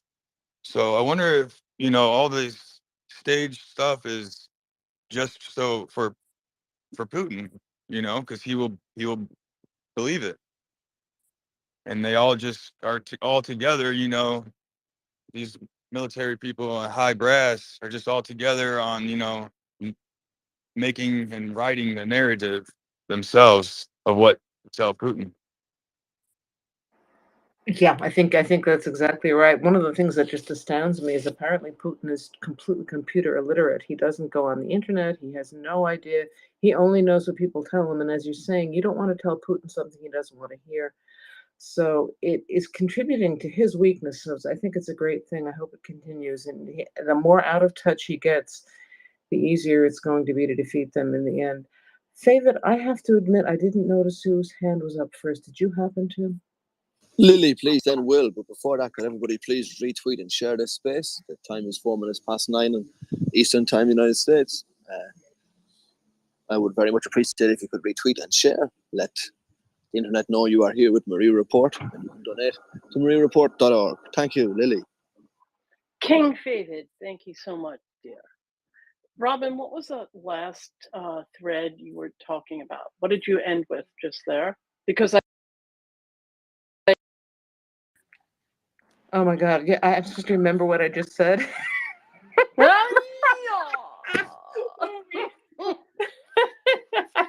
I'm sorry.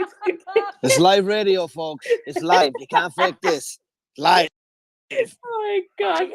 David, what did I say? It's completely gone out of my mind. I'm so sorry. No, so I I'm was going to still ruminating upon it because myself. I couldn't recall. I should have written it down. Yeah, I don't ever come on the space anymore without a large yellow pad. No, I have everything gets written down. It's the only way I Mine's can like do it. 11 by 18, and I have both sides covered at this Right, point. exactly. Well, I'll tell you what.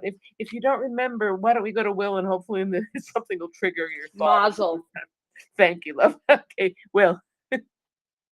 Top tip, folks. Bring your pad, your pen to the space, so you can write yourself down some bullet points while one of us is raging on.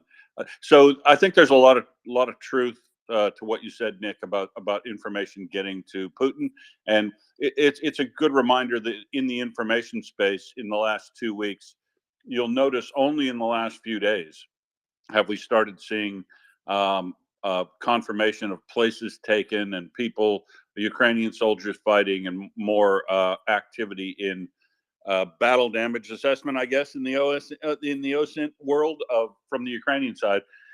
There was a week and a half there where all we saw was the same 8 or 10 tanks and Bradleys from 50 different angles and things like that. So when you're when we're looking at information on our side, it's important to remember that with the excellent operational security that Ukraine is practicing, Russia doesn't get any additional information other than what is provided to them on the battlefield about what's where and who and how. And it has been very tight, and I think people have been very responsible in a large part on the pro-Ukrainian side from sharing information that might be helpful to Russia. In the end of the day, I think that'll be very true, and I also think it's very true that if Russia had more to show, making daily appearances about a week and a half ago, talking up their numbers and things like that. On the first day of the offensive, 21,000 Ukrainians killed in a couple of days. He's not doing that anymore, and he's not doing that anymore because there's no data coming to him that would support it. And Putin is more and more insular, and I think he's getting information from fewer and fewer sources all the time, which is here again a feature from our perspective, but a bug of authoritarian governments. Right? Authoritarian governments cannot and will not succeed in the history of the world because they are fundamentally flawed in a couple of ways. The first, they don't promote excellence to the top. They promote deviousness and the people who can fight and get to the top of the pile by killing off and being evil bastards to get to the top. And they only maintain their position at the top by being evil bastards. Liberal democracies, you get to the top on the way to losing power, right? You get to the top by building consensus, by being open with information, by fostering innovation because people get ahead in themselves without having to be corrupt and buy their way in influence. And once you get to the top, as Robin just said, and you're very, very powerful, you could literally have somebody killed at the stroke of a pen. There's not many people that want to bring you bad news or tell you you're wrong.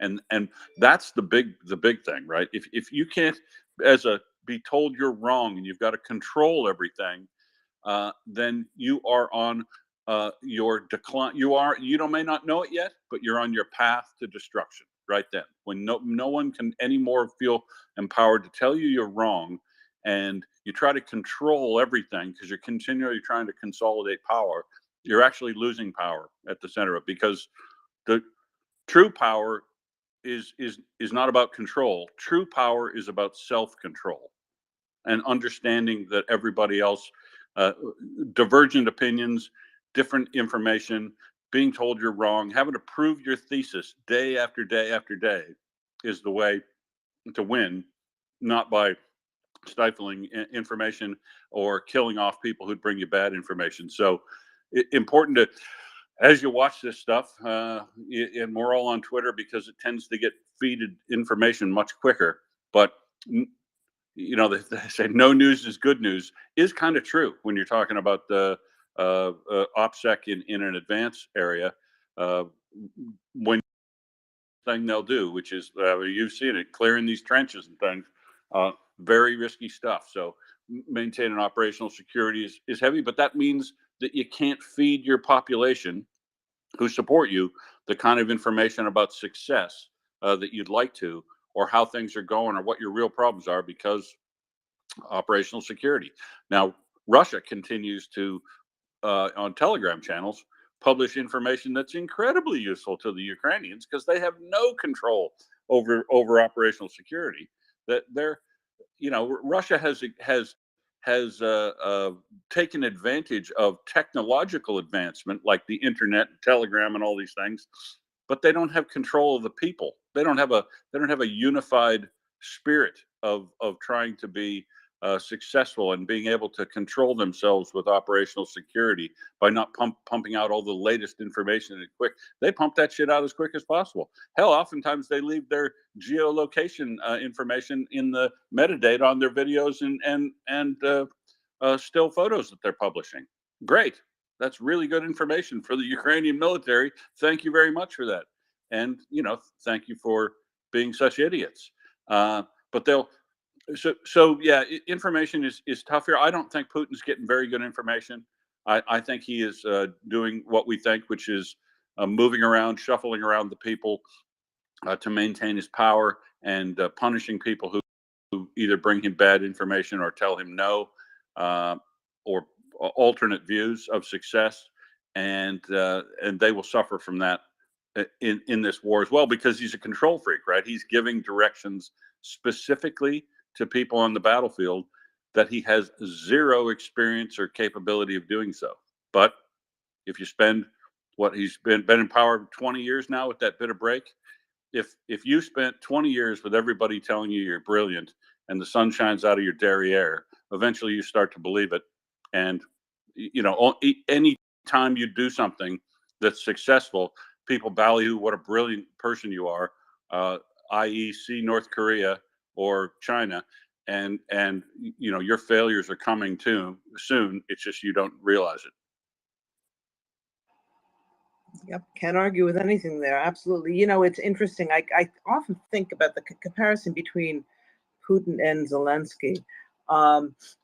You know, Zelensky had no experience with the military either, but Zelensky knew people and is a, you know, a normal human being. He understood, and he made it clear to them, to Zaluzhny and to the higher ups in the military, that he chose them because he knew they could do the job, and he was going to get out of their way and let them do what they needed to do. And it's been tremendously successful. Putin is, as you're saying, the exact opposite. I think part of the issue at Bakhmut was because Putin was determined not to lose it, even, and nobody could say to him, "Look, this is ridiculous." So, which I'm, you know, let them do that. The other thing I find fascinating is both Putin and Zelensky are about the same height. They're both about 5'6". There's only one little man, and that's Putin. Zelensky can be standing next to the prime minister of, what is it, Estonia? Who is that fellow who's about 3 feet taller than Zelensky? And you never get the impression that Zelensky is a little man, because it's not height, it's quality of character. With that, I'm going to turn it back over to Lily. Have you written down what you thought of before? Oh, don't laugh now, because you're gonna just screw my head up. Jesus Christ Almighty. So anyway, a very little man. So an older cousin, he's now deceased, was a noted lawyer in DC at the Teamsters. And my family is tall, and this cousin is 6'7", and he gets on, and Jimmy Hoffa is on the elevator and makes a very snide comment to this lawyer, my cousin. And when the door opened for my cousin to get off, he turned around to Jimmy Hoffa and looked down and said, "Remember, you're a very little man, a little man." But And going did back, he live very long after that? oh, until a few years ago. Thank you very much. Exactly, a barocha. So we're saying, does Putin not get the right information? He doesn't know what's going on. You know, a paranoid autocrat dictator like this, so paranoid, you don't think he is looking at everything and reading and seeing what we say here and all other feeds that I may or may not follow, right?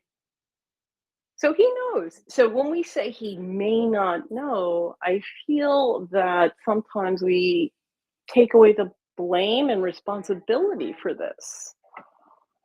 He controls the purse strings and all the actions of his minions. So does he know that a little girl of 10 years old is raped and they're murdered? Of course he knows. Come on, we all know. So I just don't want to like remove him from 100% responsibility for this with other people that are of his ilk. Thanks. Yeah, no, that is that is a good point. That was not what I was referring to. For one thing, the man is such a sociopath. He probably would be happy to hear reports of the atrocities that are going And on. Robin, I'm sorry, I just will interrupt because I do not want you to, or my comment was not directed at a specific person, but just a sentiment. So thank you so much, and I'm sorry to interrupt you, but No problem. And I don't, I didn't take it as being directed at me or anyone else in particular. It is a good point. But as I said, I think he is now. I don't know him personally, thank God. Although he might not still be around if I was a little closer to him. But he is widely said to be completely computer illiterate. Now I don't know if that's the case or not, but that doesn't. So he knows he certainly is he's the head of the. He knows he certainly is he's the head of the Hydra. He's the one who is these things. Somebody's got a hot mic somewhere, and I don't see who. But anyway, I think as as you're saying, he certainly bears total responsibility for what's going on. Whether he knows what we're talking about specifically or not, I don't know, and I don't care. I just want him out. Anyway, Jack Girl, welcome. Yeah, I was going to say, I also think that he knows. He has some idea because he sure knows. He seems to know when to bring up the nuclear threat, usually when things are when he's getting a squeeze. So he must have some idea of some stuff. Yeah, that is true. And I don't mean to imply he doesn't know what's going on. I just think that the people around him know what will cause them to get a bad cup of tea and a trip out a window, and what will make him happy. And he's a sick SOB, and a lot of what would make him happy is a lot of this stuff. So yeah. So the other thing here is not so much computer illiteracy or IT illiteracy, but like the orange pus pocket in the United States.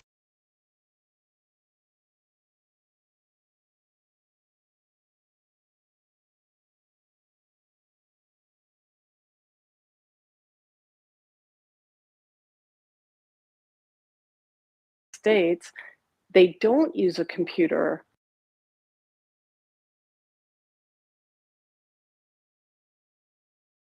So nothing ever went in and out of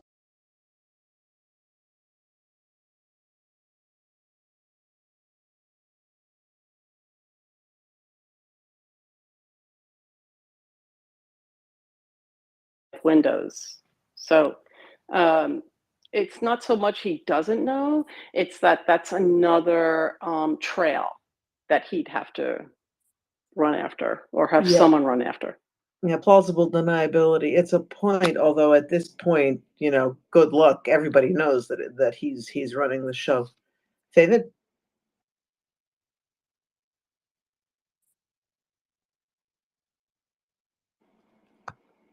Okay, I'm sorry. I thought you had something to say. Okay. Yeah. Stop laughing at me, Lily. All right. Yeah, another interesting thing that came up in the news today was apparently the SBU has made an arrest in Dnipro of a Ukrzaliznytsia employee who was recruited. This astounds me. Was recruited by Russian military intelligence the beginning of this year, and who was keeping track of routes and deliveries of foreign equipment. I assume this means Bradleys and things like that. Everything goes by rail, and was giving coordinates to the Russians for airstrikes. Well, fortunately, the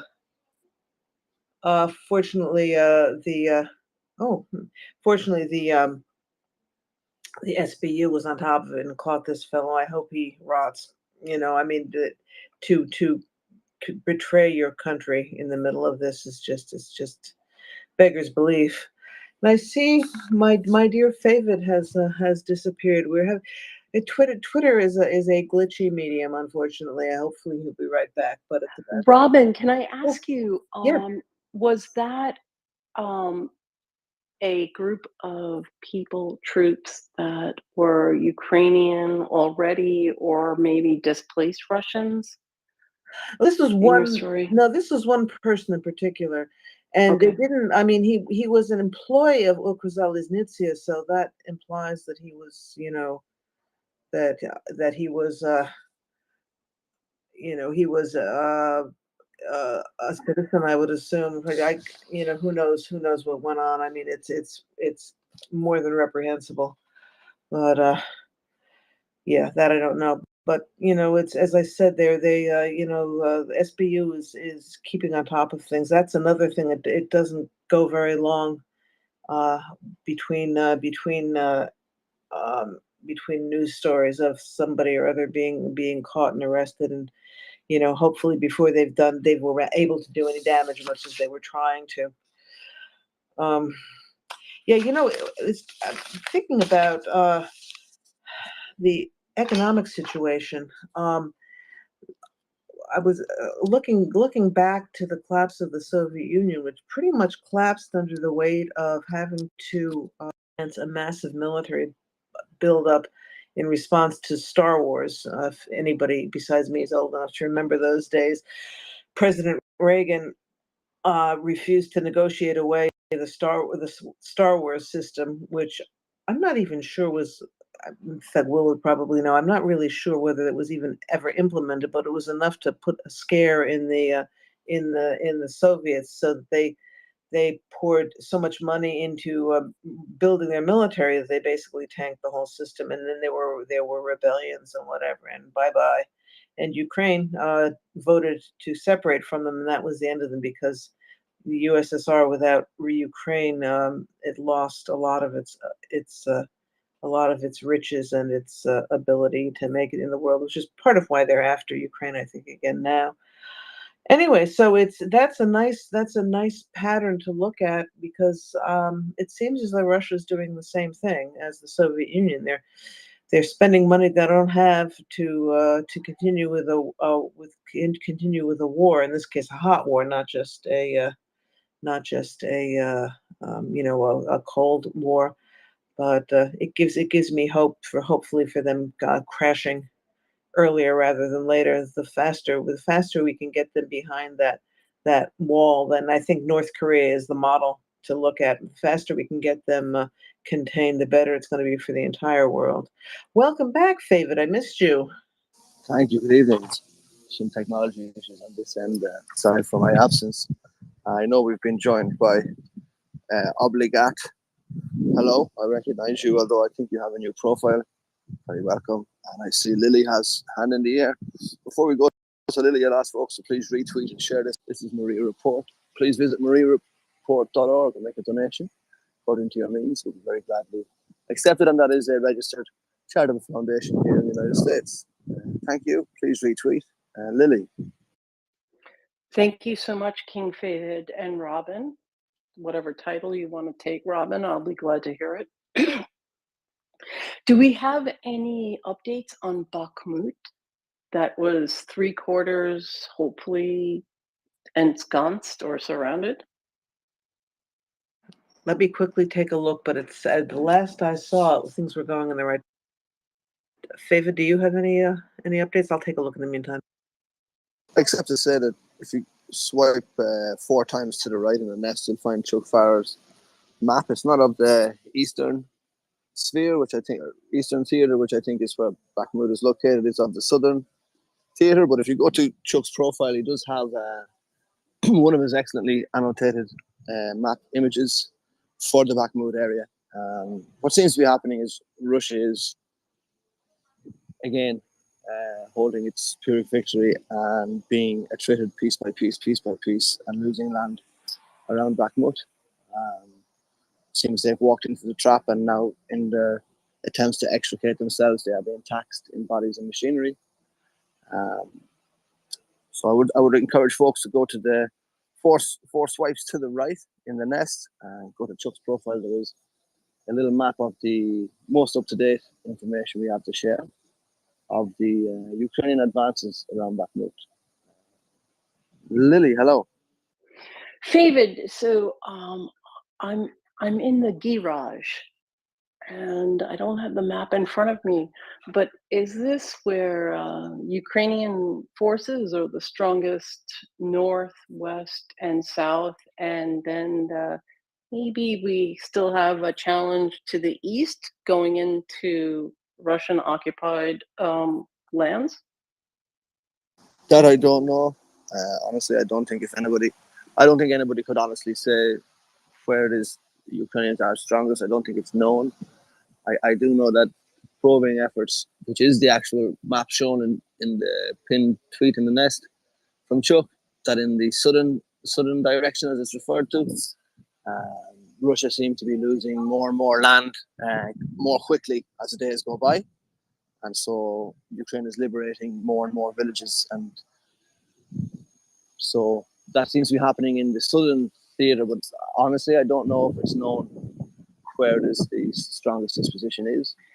So Favid, did you hear anything that there was some activity today in the last, say, 12, 15 hours from the north, Ukrainian forces coming down? So they were Russian occupied forces were getting introduced to Ukrainian forces, both north and south, or was I wrong, maybe?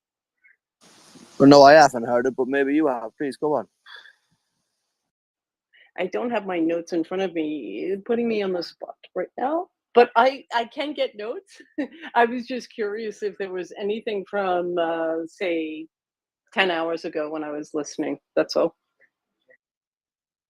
I would suggest that in about a half hour, Prince Heather's going to be up, and she is always on top of this stuff. I don't know how I keep on getting advice from her about how to find out this stuff, and she still comes up with things. I don't know where she gets them from, but if anybody in our group here knows that, she would she would be so. And not meaning to deflect you, but I don't see anything quickly looking here, and Prince Heather is the one who is more likely to have an answer to that.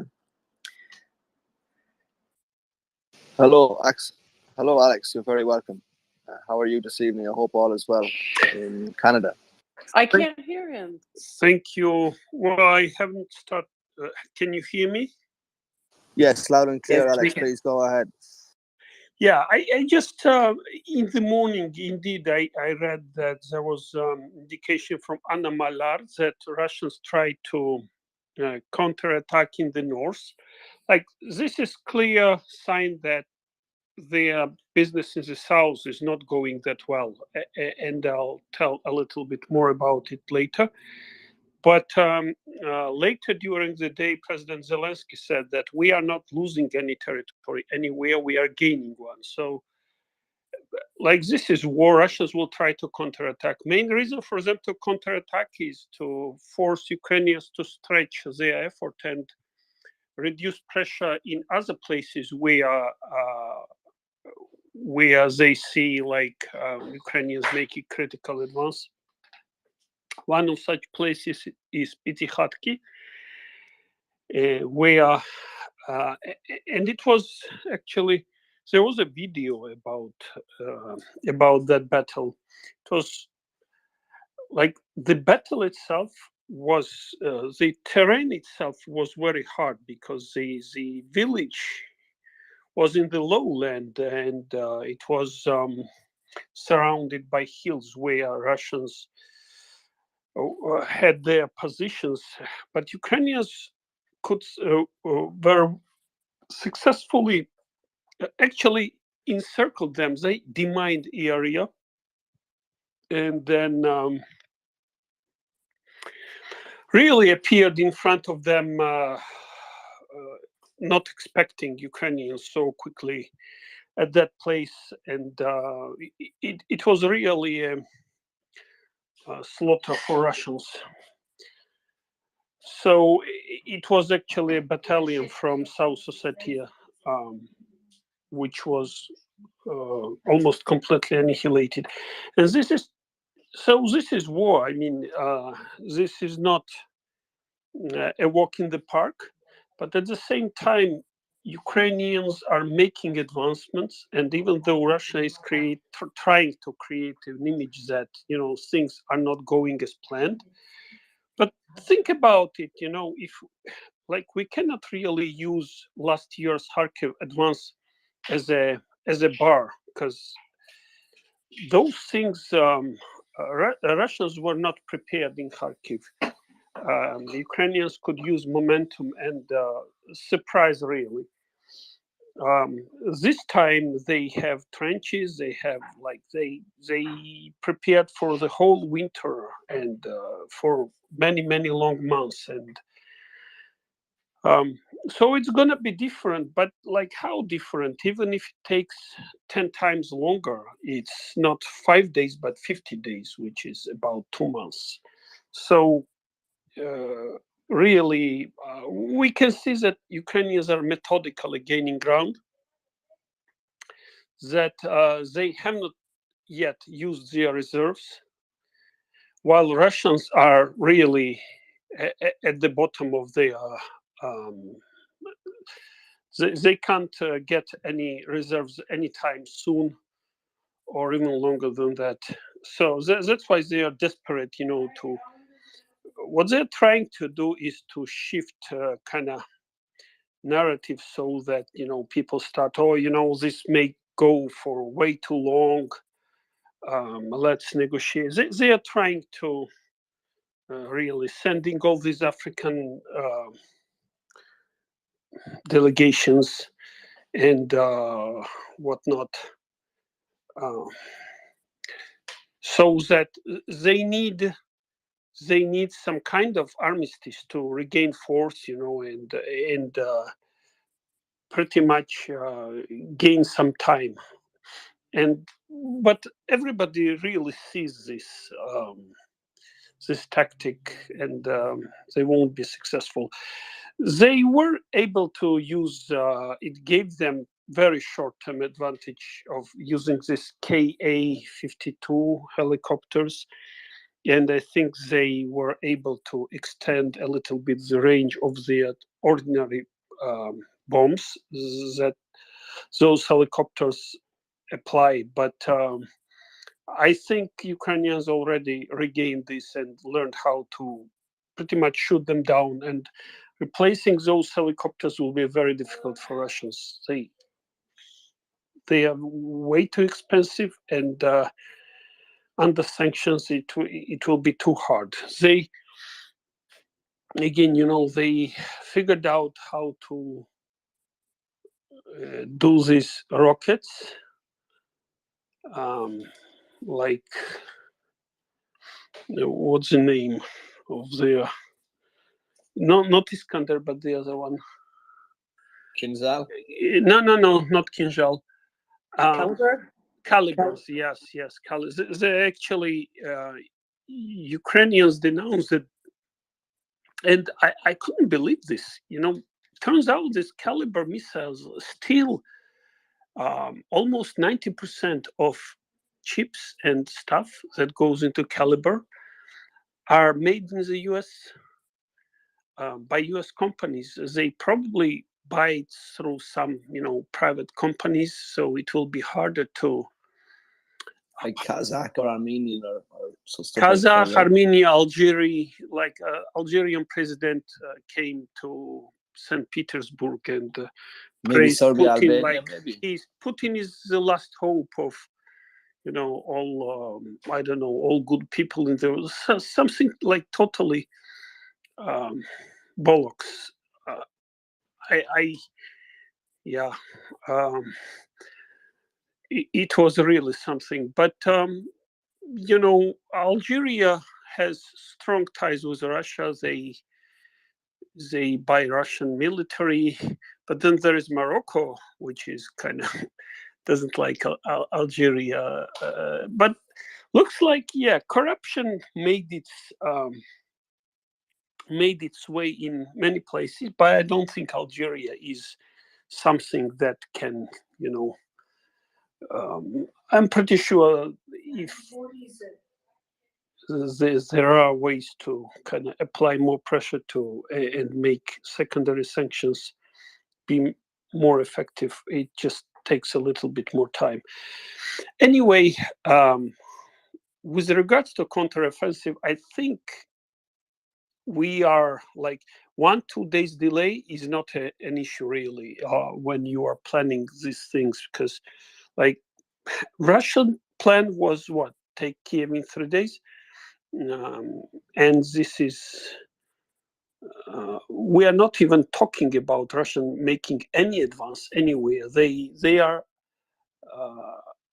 unable basically to counteroffensive. The only place they could do it is in the north, which they tried, but Ukrainians were, I wouldn't say ready, but they pretty much repelled, at least for now, their attempt. So, and in the south, things are not going very well. Like Pitiratki was a major blow for Russian plans. It is in critical place, and so I mean, some people believe that. Again, Russian propaganda is trying to build this narrative that, things are not going as planned. But I mean, come on, this is part of the plan that things may not go as planned. In the war, nothing goes as planned, but that's already built into the plan. That's why you need contingencies and whatnot. And sometimes, some people see that bottle is half empty. I would say it's half full, and oftentimes it's the same thing. So, and again, even if it takes 10 times longer, we are not talking about 5 days, but 50 days, which is what, less than 2 months anyway. So, I think. But the other thing is, Alex, Ukraine don't have anywhere to go. Ukraine are at home. Russia are the ones with a clock. Ukraine have nowhere else to be except defending their own land rights. So that belies the truth of what you said, right? Absolutely. Yeah. So I think let's wait. At night, Ukraine is making a lot of progress because they have major advantage at night. They have all those night vision stuff. New equipment is proved very efficient. They have demining equipment. They can appear in places where Russians do not expect them out of nowhere, really. They have all night vision stuff. Russians do not have any of that. Well, they have some, obviously, but not to that scale. Anyway, thank you.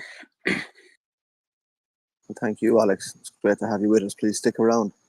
The time is 9:40 Eastern Time in the evening, United States. Please retweet, share this space. This is MriyaReport.org. Visit MriyaReport.org to make a donation. It is a registered charity. You can get a tax receipt. I see we've been joined by Angry Ants. I'm not sure if you have football tonight. If you did, I hope it went well. You're very welcome. Hello, Angry. Hey, how you doing today? It's always good to be up here with you, and that was a really good analysis from Alex there. And I think that I wanted to kind of piggyback and kind of continue to talk about, because I've got to see a few things that have really kind of piqued my interest in the last 24, 48 hours. But David, have you seen the new tactic the second greatest army in the world is using now on the battlefield in Ukraine?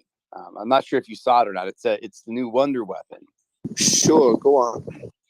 Well, what they do is they take a 1950s tank and they pack it with TNT, and then they put a brick on the pedal and they drive it towards the Ukrainian lines. Genius.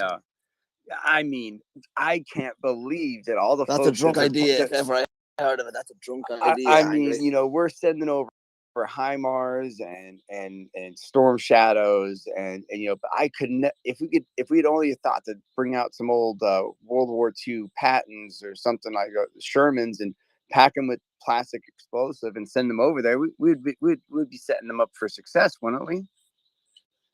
Can't believe you haven't thought about it. Quick, right, Senator.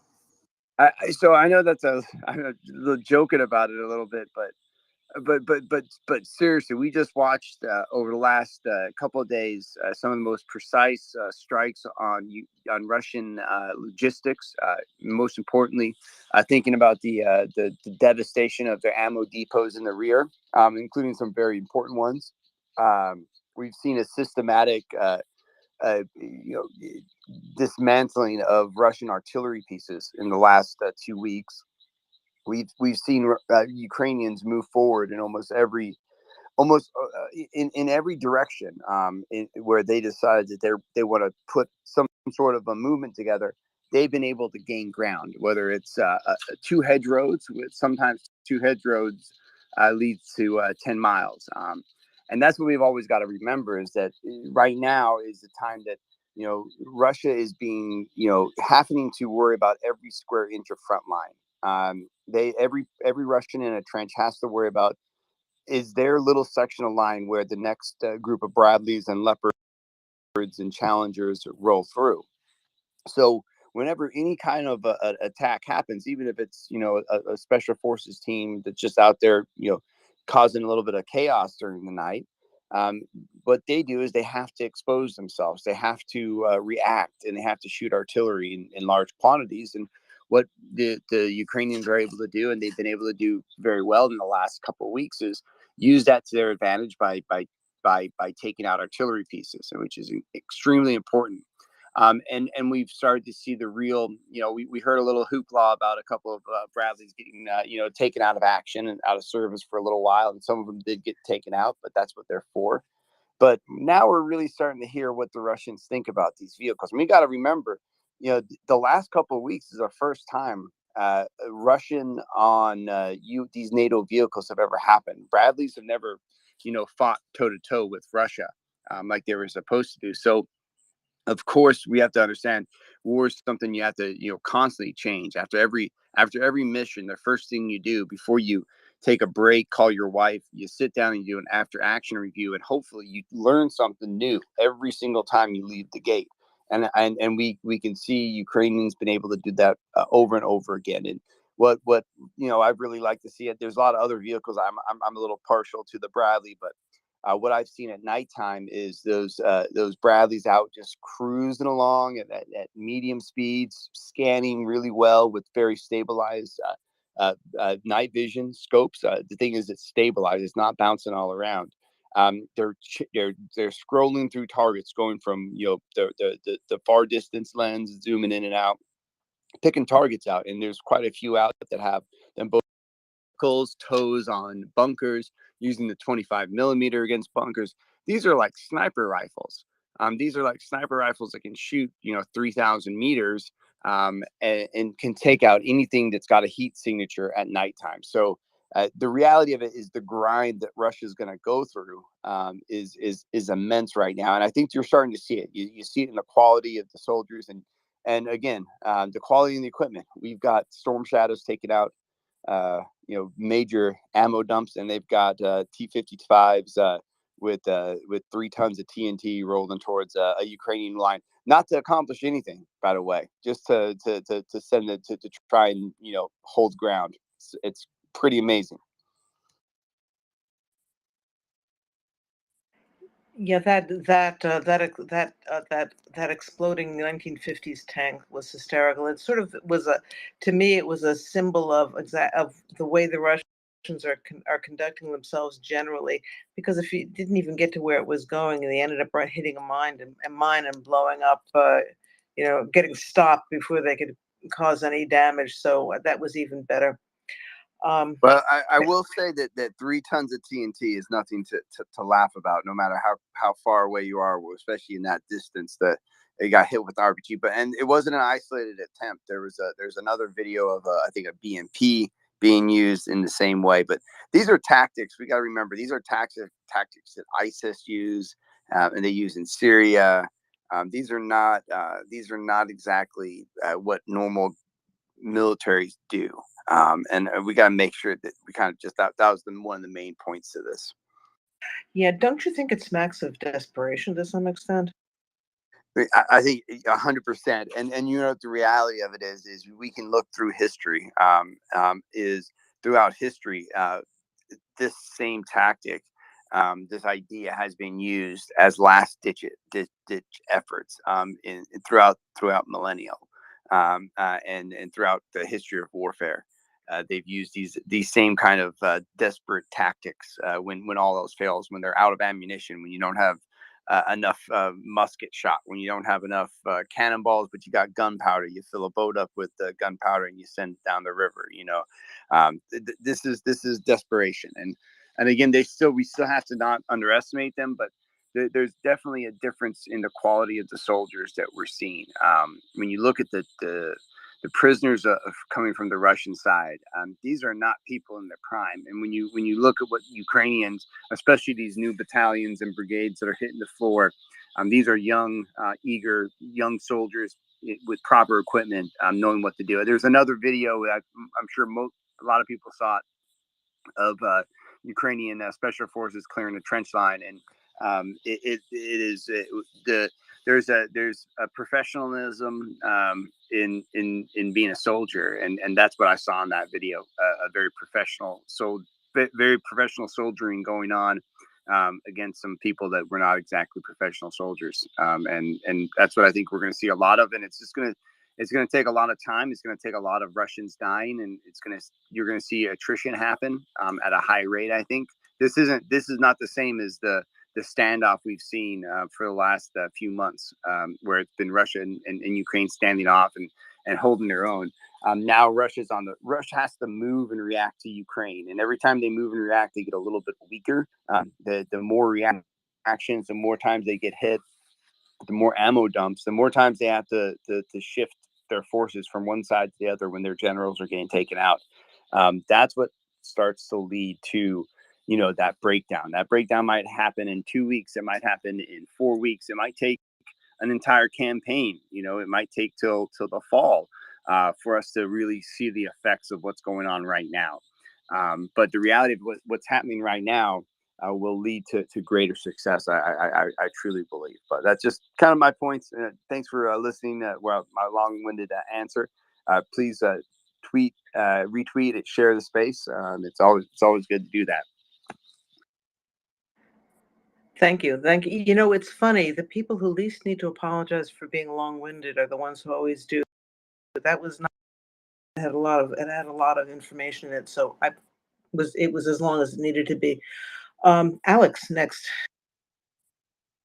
Thank you. Just wanted to add excellent analysis, and I also wanted to, because I read it somewhere, the Ukrainians are very happy with Bradley, very happy. Like, you know, the Russian BMPs, they had since long time, since Afghanistan, they had this acronym BMPs, like Bratskaya Могила Пехоты. You can translate it as mass grave of infantry, or brother grave of infantry.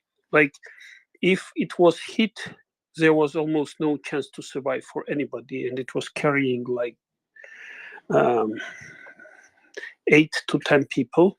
So you can imagine, like, when the soldiers call the equipment that way, that speaks volumes, right? With Bradleys, they did had a few damaged Bradleys, especially in the beginning. All the personnel was able to safely leave it, evacuate, and almost like immediately rejoin the battle with a different Bradley. So they are very happy with survivability, very happy with night vision, very happy with very powerful gun. It's just they are very happy with the equipment they got. Like, this is already kind of has already been communicated. So yeah, we'll see.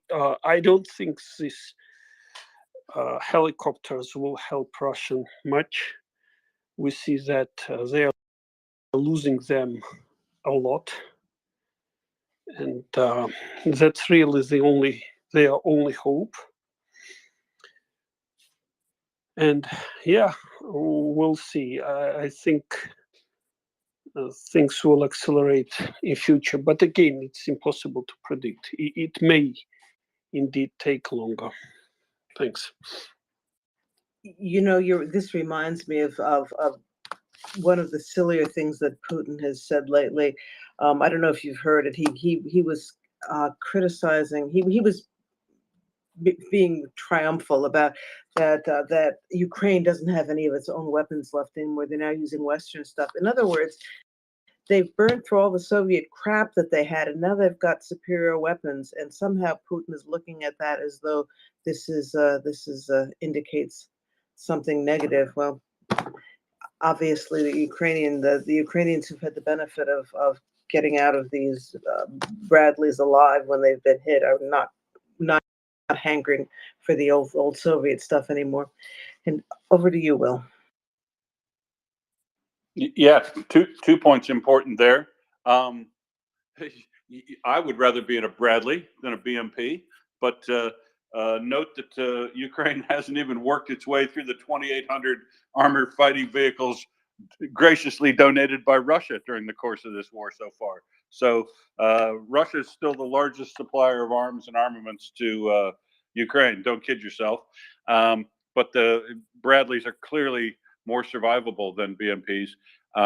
And you know, as Angry said, the acts of desperation. Let me juxtapose two things that we've seen in the last couple of days that I think Angry might have a comment on. Improvised vehicle-based IEDs that they're trying to run forward to blow up the Ukrainian lines down in Marinka, and that it just smacks of desperation. And then the other thing that we saw in the last day that you would have seen is, and we've seen this before, we've seen Ukrainian troops following on from an initial advance and clearing trenches. Now, unfortunately, a couple of weeks ago, we saw some guys attempting to allow Russians to surrender, and were caught in a perpendicular crossfire, and those two Ukrainians died trying to allow other people to surrender. And then yesterday, we saw the video of the trench clearing operations that he spoke about. And note that those guys tried again to allow the Russians to surrender. before liquidating them all, or let's not even use a euphemism, killing them all, because as Angry will tell you, a lot of people are dying in this war, and a lot more are going to die in this war, and it is incredibly dirty business, which is why we don't want to get into it. And note in particular, under the Geneva Conventions, the Uniform Code of Military Justice that's used throughout NATO, enemy combatants that are in the battlefield, regardless of whether or not they are armed, are viable targets, and they can be killed, every one of them, armed or not. So the valor being shown by Ukrainian soldiers of allowing people to surrender rather than just mowing them all down is incredibly risky on behalf of the Ukrainians, but they're still doing it. So I mean, it just shows you the quality of the people, and the lack of desperation on the Ukrainian side as compared to the desperation on the Russian side. So we don't need tons and tons of information coming out daily from either the Russian or the Ukrainian side to tell us how this is going.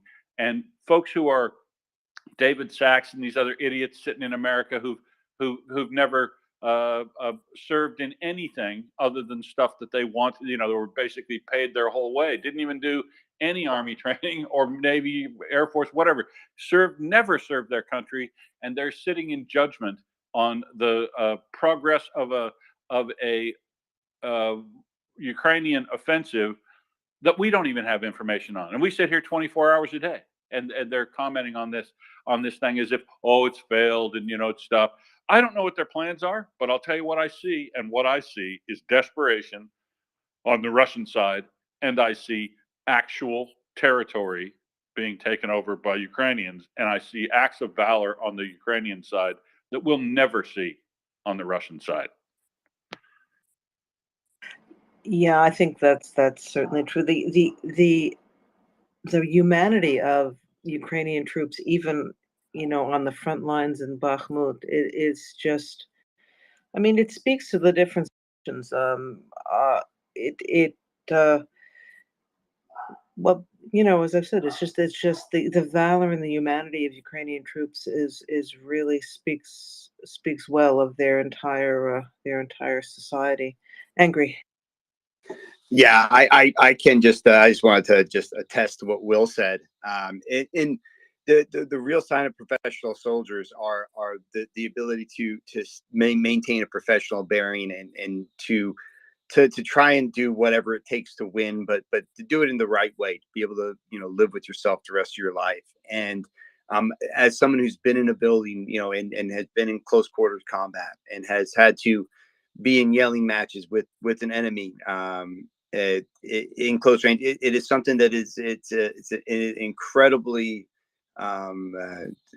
incredibly hard and incredibly important thing to be able to do.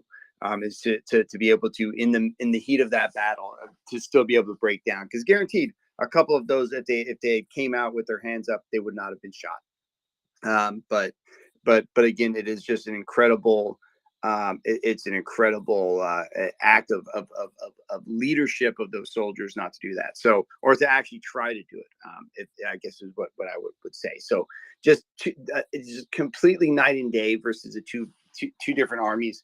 You've got armies that are going to war that have just came out of some of the best training. You've got a military that's growing and is motivated in the Ukrainian side, and you've got folks running around in Adidas sneakers in trenches, without proper equipment. So it's just a really interesting situation where we're at right now, and I think that the idea that it's taking more than 2 or 3 weeks is completely, one of those things that we have to be completely fine with, because what we're seeing is so many losses from the Russian side. Yes, Ukrainians are taking losses also. There's lots of veterans being created every day in Ukraine, but you're seeing it in a much disproportional level. And with Russia, it's not are we going to lose ground today? It's how much are we going to lose ground today? And I guarantee you, as this moves into the next couple of weeks, those 500 meters will turn into 1,000 or 1,500 meters, etc. you're going to start to see resistance movements. I think that's what me and David are looking forward to the most seeing. I think we've started to see some acts of rebellion in the occupied territories. In the past few weeks, also a lot more warning signs of that, and that's what I think that I've been really waiting to see. But going back to the last point was to finish up what Will talked about and Alex and the Bradley is, the Bradley is not the newest vehicle. Even the version that they got is not the newest version of the Bradley. It's got great equipment. It's great survivability. I have seen them get disabled. I've seen them run over mines and be able to be repaired in about 30 minutes. I've also seen them get completely, decimated and flipped upside down by a big enough, IED. But what I will say is that as someone who rode in the back of it and got to drive them, is I love that vehicle, and the soldiers who have ever been around it. It's a smelly beast, but it protects the soldiers, and it does what it's supposed to do. And it's a perfect vehicle to fight Russia. And maybe maybe the CV90 is going to outshine it a little bit for finally, but you'll see the Bradley doing a lot on the front lines. And as I said, that's just again a couple of thoughts tonight as I'm relaxing in the evening. Thank you so much. This has been a wonderful discussion. Again, we have so many people with so much information on this site. It's just wonderful. I didn't know about any of this before I started listening to MriyaReport, and now I know what a Bradley is. It's pretty amazing.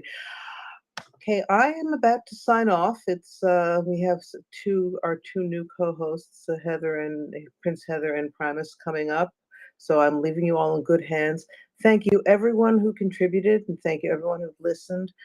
Remember to like and retweet the space. Remember that if you possibly can, to donate to Ukrainian organizations. MriyaReport is a particularly good one. Thank you, Favid. It's been a pleasure as always. And I'll say good night, everyone, and Slava Ukraini. Hello, Slava. Good night, Robin. And thanks a million for being here this evening. I always enjoy listening to you.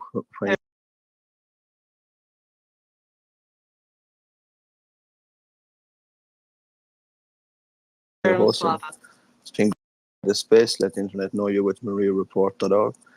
Do visit MriyaReport.org and make a donation. It is a registered charity, so you can have a tax receipt to express tax returns at your next filing. I see we have Prince. Good evening, good afternoon, good night, good morning. Lovely to have you here, Prince. Good evening. I am just trying to figure out what auto translate means. When it translated something, just the entire message is "we have urine." Just trying to figure out what that is about. But I have noticed and sort of been tracking a bit of air raid alerts and shaheds in many different directions, and some reports of missiles in different directions. So just sort of waiting to hear what happens. I am seeing alarms releasing and turning to no alarms again towards the east. Still from like Chernihiv west, you're still in the red.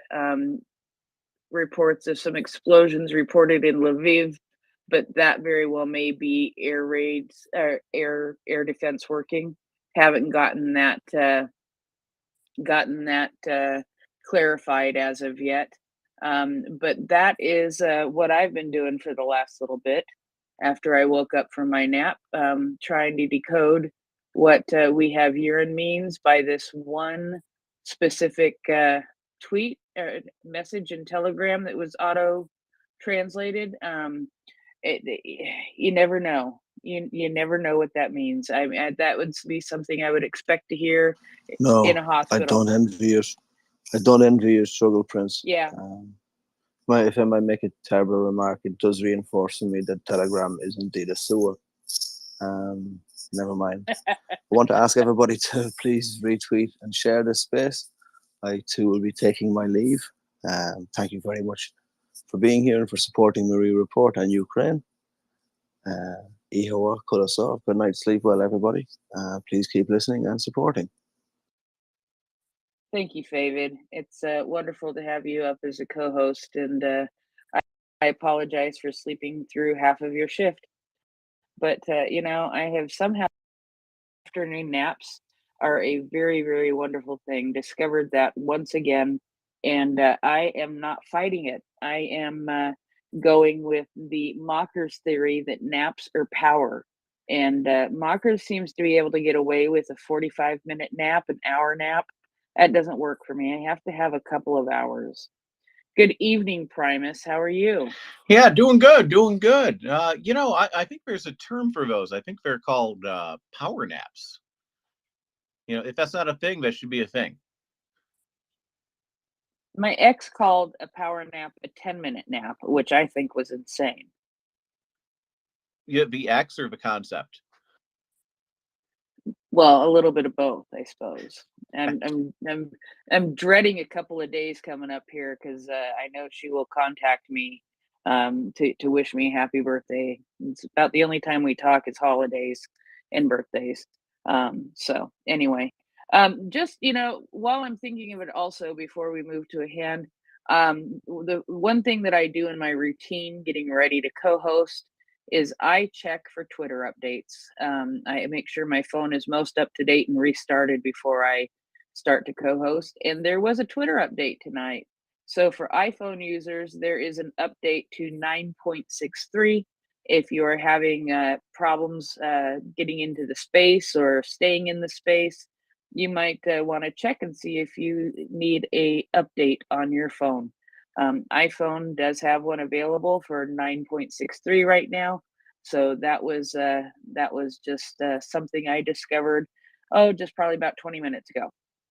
Primus, did you have anything you wanted to start off with before we went to Will? I got a few things I wanted to talk about tonight, but let's go to Will because we can probably wrap up where things were going there, and I think that would be kind of a good segue into starting some things. So good morning or afternoon, evening, etc. to you, Will. So I'm not quite sure what time it is down under, so except upside down. Well, where are you at, Primus? East Coast? East Coast, Best Coast. Exactly 12 hours different from you. 10:07 a.m. in the workers' paradise, raining, whereas you have nice sun. Just wanted to quickly say, yes, power naps are a thing, and you know, you can learn to survive on those. Primus and Rob Prince. You know, Edison, Thomas Edison used to he never slept a night through. After he set up the factory, which was essentially a patent factory where he and his underlings produced hundreds and hundreds of patents in the early United States industrialization period. And he never slept a full night's sleep. He would take multiple 15-minute naps through the day. And that's, I think, where the power nap came from. But I don't think adapting to that would be very easy. Just wanted to say good morning or good night, good evening to you folks. And yeah, add that. Have a great day. Have a great shift. Well, thank you very much. I hope you can stick with us for a while today. So always good to have you on. So I know I heard you talking earlier about how much the Russian oil industry was hurting with these prices being so much lower. You know, that is less than the 60 to 65 on there. And because I remember, like, you know, when oil prices went down, like they had to cut back a lot of defense stuff when it just dropped, you know, to I don't know, like $80 a barrel or something like that. You know, I mean, it dropped lower, nowhere near where it is now, and they were really struggling. So now, you know, they're getting like what, $40 or $50 a barrel. Then, you know, they really have to be hurting because I mean, it's an extractive economy. It's just a lot like you know, any sort of like boom or bust economy that's riding you know, the value of any particular resource. You know, I mean, we always gotta, I don't want to say make fun of, but you know, there's you gotta look at some of these economies that are all dependent on a particular resource and it's always a very kind of chaotic situation. I mean, the Saudis have kind of tamed that a little bit, but for the most part, I mean, they're very vulnerable to the price of whatever commodity their economy is dependent on. And the Russians are very much in that boat. So I mean, it can't be a good time for them. I mean, I don't think anyone knows really how bad it is, but until until their elites can't get their Balenciaga puffer jackets and Rolex watches and the luxury goods they're accommodated to, when those people start feeling the bite, then I think you're probably going to start seeing some more problems. And right now, that hasn't been the case. I was talking to a friend of mine who was in Armenia, and they were going down some switchback roads, out to like a tour or something like that. And coming up on the other side of the road was just this large convoy, like dozens and dozens of trucks coming in from Iran. And she was like, "Oh, well, it's the only way the Iranians really have to trade with Europe and so on." It's like, yeah, well, they can't really trade with Europe. Those are all probably sanctioned goods going into Russia. So they're just going in from up from Iran through Armenia, through Georgia, right into Russia on there. So they are getting that kind of thing in, and it's the countries around there just need to participate in some of these sanctions more and really kind of be that roadblock. I mean, the same thing with with Egypt allowing the Russians to fly through their airspace so they can resupply Syria, because they have to take a very circuitous route, and ultimately they have to fly through basically the Sinai Peninsula to get back up into Syria. They're on much longer flights, so it's difficult for them to support it to begin with. But if the Egyptians would just close their airspace, it would make a world of difference. But unfortunately, they have not done that yet. So, yeah,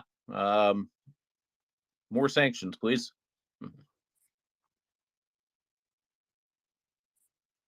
Sanctions are good.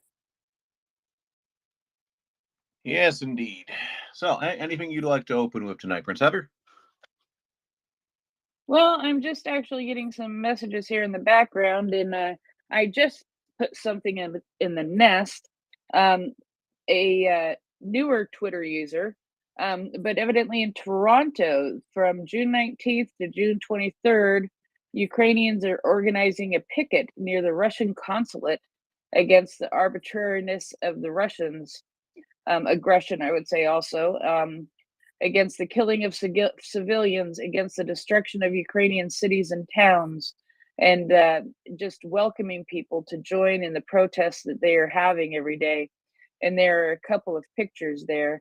I'm going to try to see if we can invite her to come and speak up on the space.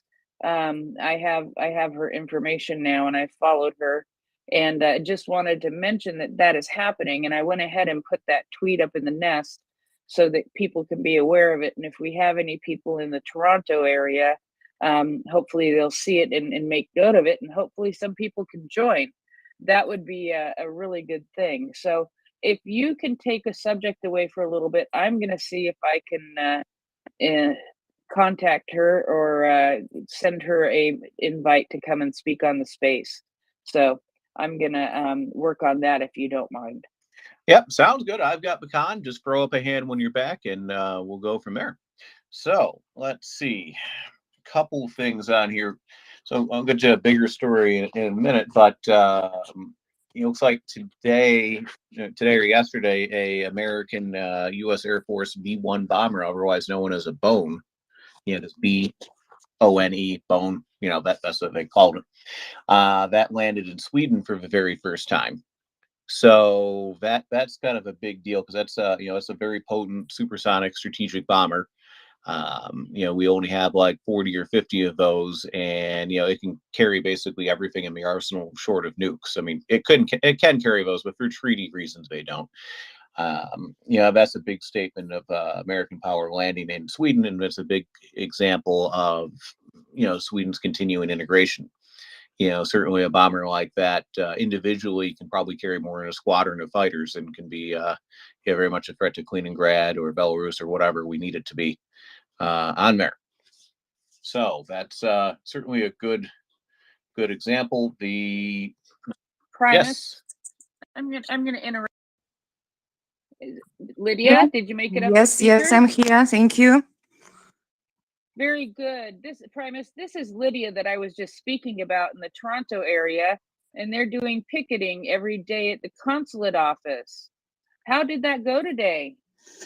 Yes, yes, it was our first day near Russian consulate on 60 St. Clair Avenue East. And, you know, a lot of people come through us and a lot of them don't know about war in Ukraine. They think that it is on our finish, but it isn't so. We show different photos about our ruins, yes. We spoke about civilians who lost their lives, about children who never be with us because Russian rockets hit in their homes. So it's our mission to speak with people about war in Ukraine because it hurt for me, especially because I'm from Ukraine. I arrived to Toronto because of the war, and it's a very big tragedy now for everyone who is in Ukraine, who is out Ukraine. And you know, this is real ecocide on southern parts of Ukraine because of Kakhovka hydroelectric power station was destroyed by Russians. And a lot of people have to know because it will be a big tragedy for whole world. Maybe you think that I sound very loud about it, but it's true. It's a big problem. Well, you know what I can tell you is that 24 hours a day, 7 days a week, since the day before the invasion, we have been here on Maria Report talking about what is happening in Ukraine. Thank you. Thank you so much. And we shout it from the rooftops. We have an international audience, and we have people from all over the world. Right now, I see somebody from England. I see a few people from the United States because it's that time. It's that time for us, and people from Canada. I don't actually see anybody from Canada. Well, I do see somebody from Canada there. Alex, if you see his little icon there. Alex is actually Georgian, but he lives in Canada now.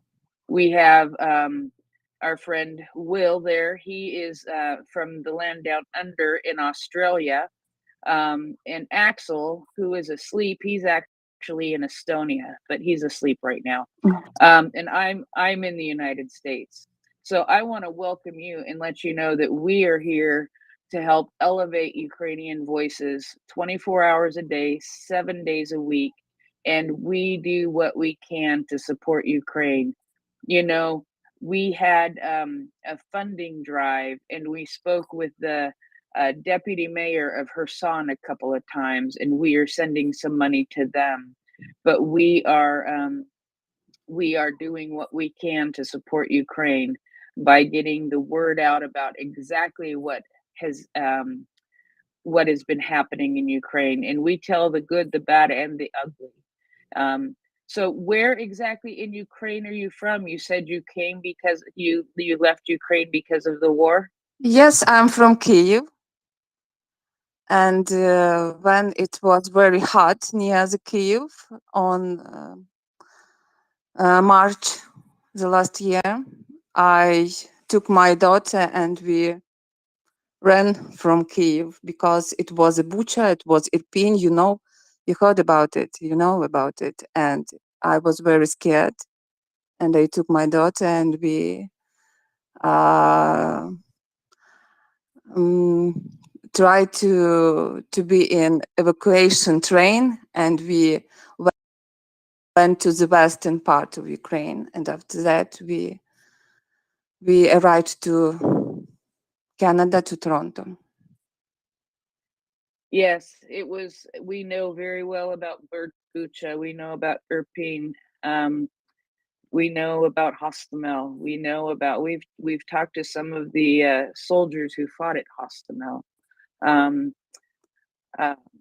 we know we have followed the tragedies all along the way, and I just had. If you can see way up at the top in the nest there, I put a tweet about your what you're doing this week, and I have encouraged people already who are listening to go and join you in picketing at the consulate office, and I think that's a very good thing. Sometimes these small things lead to big results, and we are a smaller group of people sometimes, but we have seen results. Yes, One of we don't make any aggressive actions near consulate. We only stay and speak with people.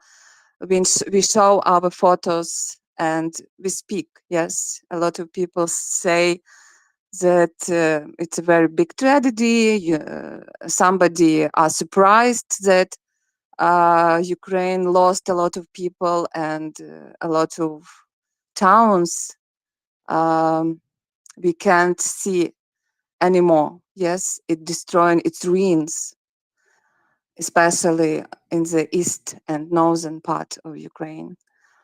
And we spoke, and we will speak with people. So if you are in Toronto and you can enjoy to us, do it from 8:30 till 4 until Friday this week.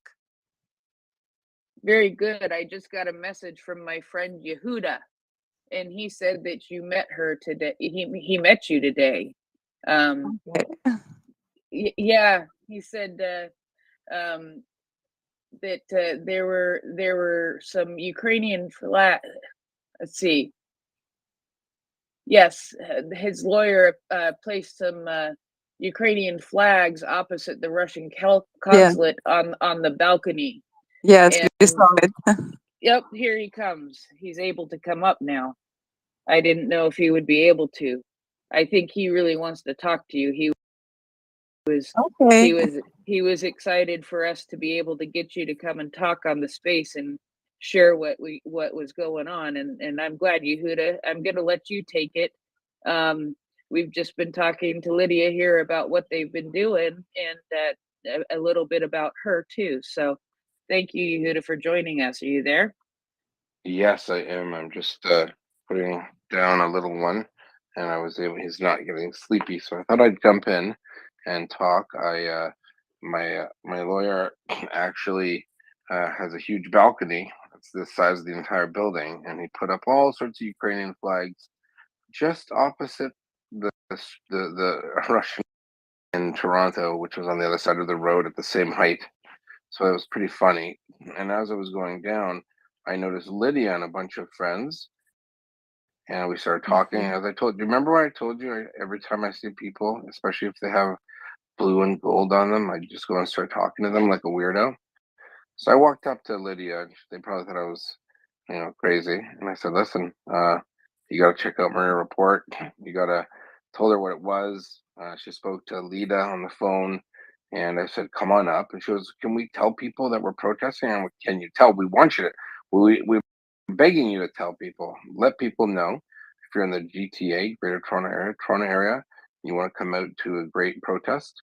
They have their own placards and boards, and I told her about this place here. Hopefully, she'll tell her friends so that everyone can come here and get information. And if she wants to make a post, we can put it in the nest that that there's people protesting the genocide of Ukrainian people by Russia in Toronto. So if you are in the area, please do come on out, and maybe Lydia, you can open up your DMs on your Twitter so you can receive messages, and then people can ask you. Sound good? Okay. For example, I know Alex could visit probably. We've got Alex there. He's in Mississauga, I think. But if anyone wants to go now. Yes, I actually wanted to ask, the address, and I've never been to Russian consulate, believe it or not.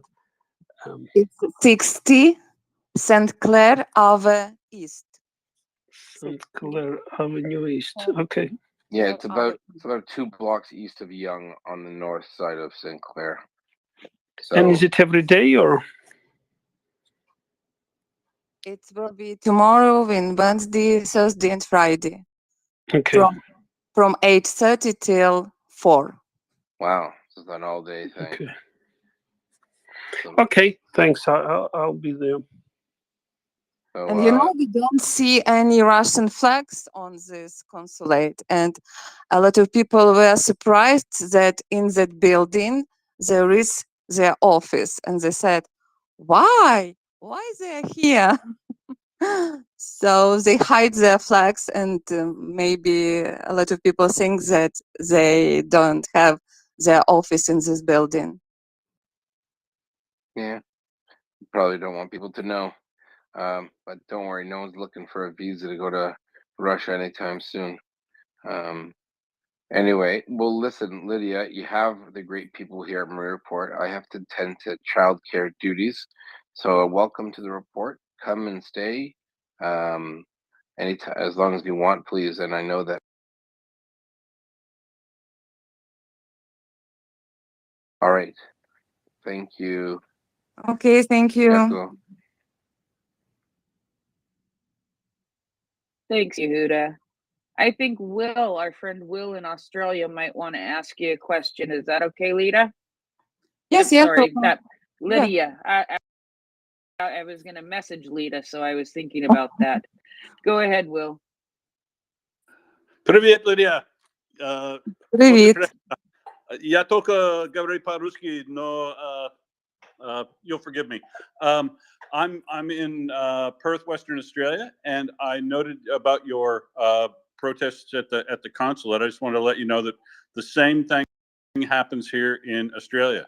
The every now and then these pro-Russian and pro-Serbian immigrants to Australia, all of who are Australian, but they somehow maintain this fervent tie to the greater Russia people.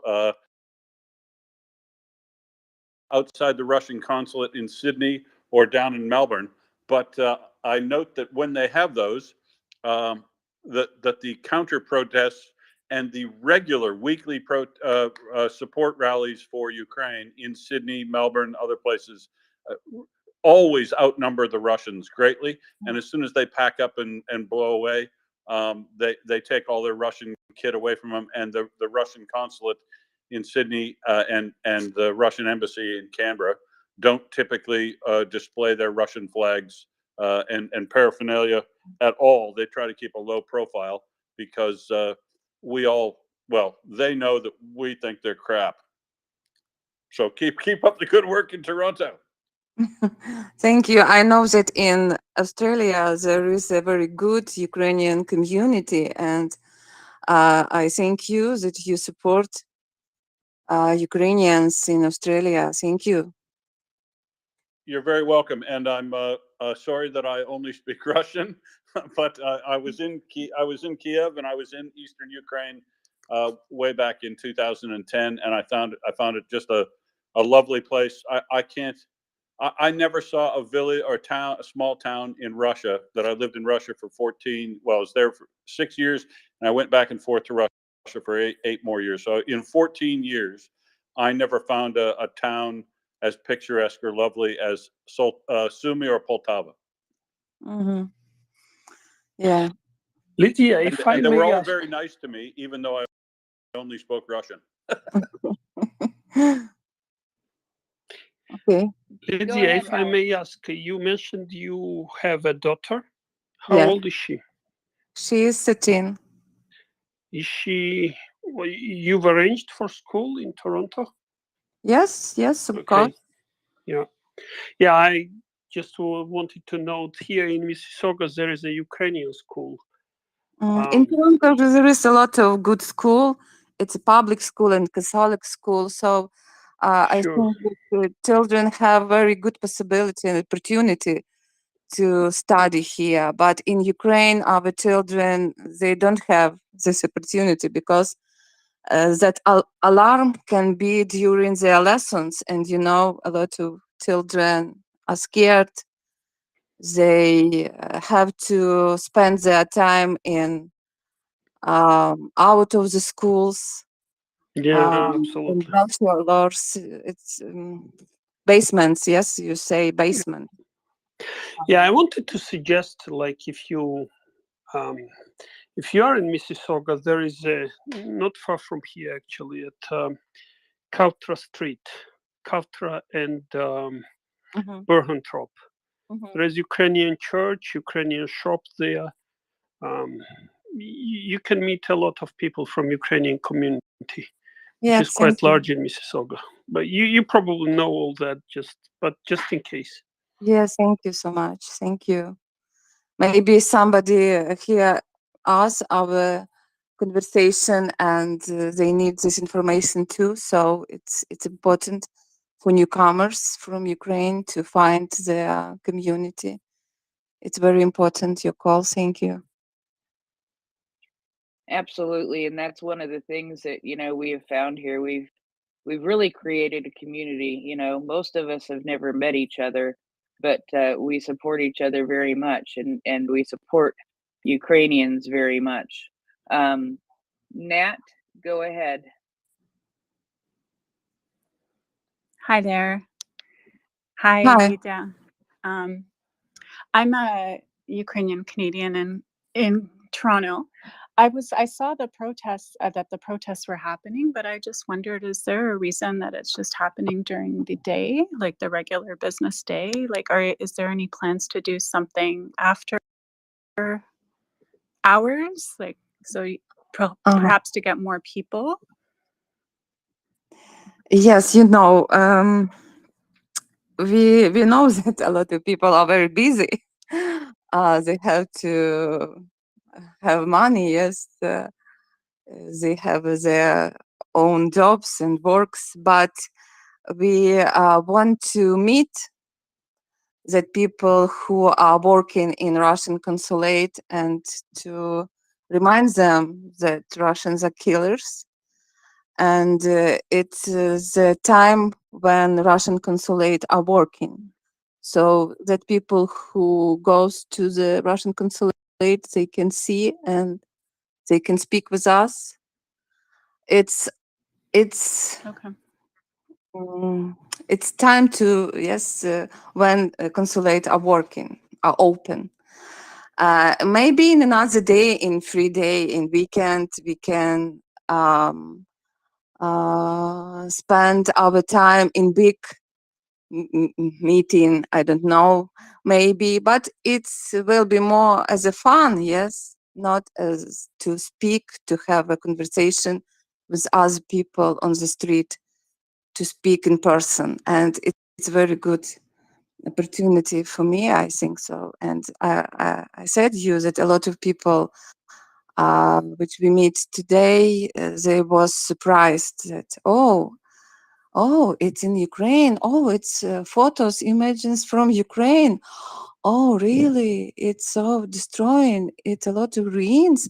So a lot of them were surprised. Maybe they heard about that war. Maybe they heard something in news, but they don't touch it. Yes. And in these conversations, we can speak and more deep speak about the war in Ukraine. Oh, that's good when you can get people a captive audience and take some time to educate them and show them and tell stories and that's yeah. Yes, Read yes, it's our own story. one-on-one. Yes, because Sometimes it's we more don't. effective. Yeah. Yeah, yes. We, it's our real story, so we tell about it. Okay. Yes, thank you. So, if you can support us and come to this picket today or on Wednesday, Tuesday, Friday, 8:30 till 4. I think it's a great idea to do it during the day, so to be able to talk to all the people who are working in that area. I think having them, at night too is good. Anytime you can have them is good, but I like the idea of being able to to talk to all of those people as they're going about their workday, or maybe trying to go to the consulate for some help or something like that. You have the opportunity to engage more people. I know when I worked in a downtown area, which I don't know for sure that this is, but I would guess that it is, that it was very quiet and not a lot of people around on the weekend, but during the week it was just crowded with a lot of people. So that's I think that's a good idea, and if you're able to do it during the day, I think that's wonderful. I think I'm sorry. If you extend it to the weekend, I think more people will be able to join. There were quite large gatherings in support of Ukraine earlier. And I've seen really a lot of people came. The Yes, I Ukrainian know. communities. Yes, I know. Maybe in some weekend we can do it together too. Why not? Yeah, we like. I'm not really familiar with those who organize it. I think it was around Maria, but mayor's office. But we'll find what Ukrainian. There is Ukrainian consulate too, right? Yeah. Yeah. I'll make sure. Yeah, there are some Ukrainian organizations, actually quite a lot. Ukrainian community is very strong in Toronto and Mississauga. Yes, it's true. It's very good for us who come only immediately. Yes, it's very good to see here my Ukraine, my people, and I feel them. They feel me. So it's better than I come in maybe in other country where I don't understand Ukrainians more than in Canada. Thank you, Canadians, for this support. It's very important for us.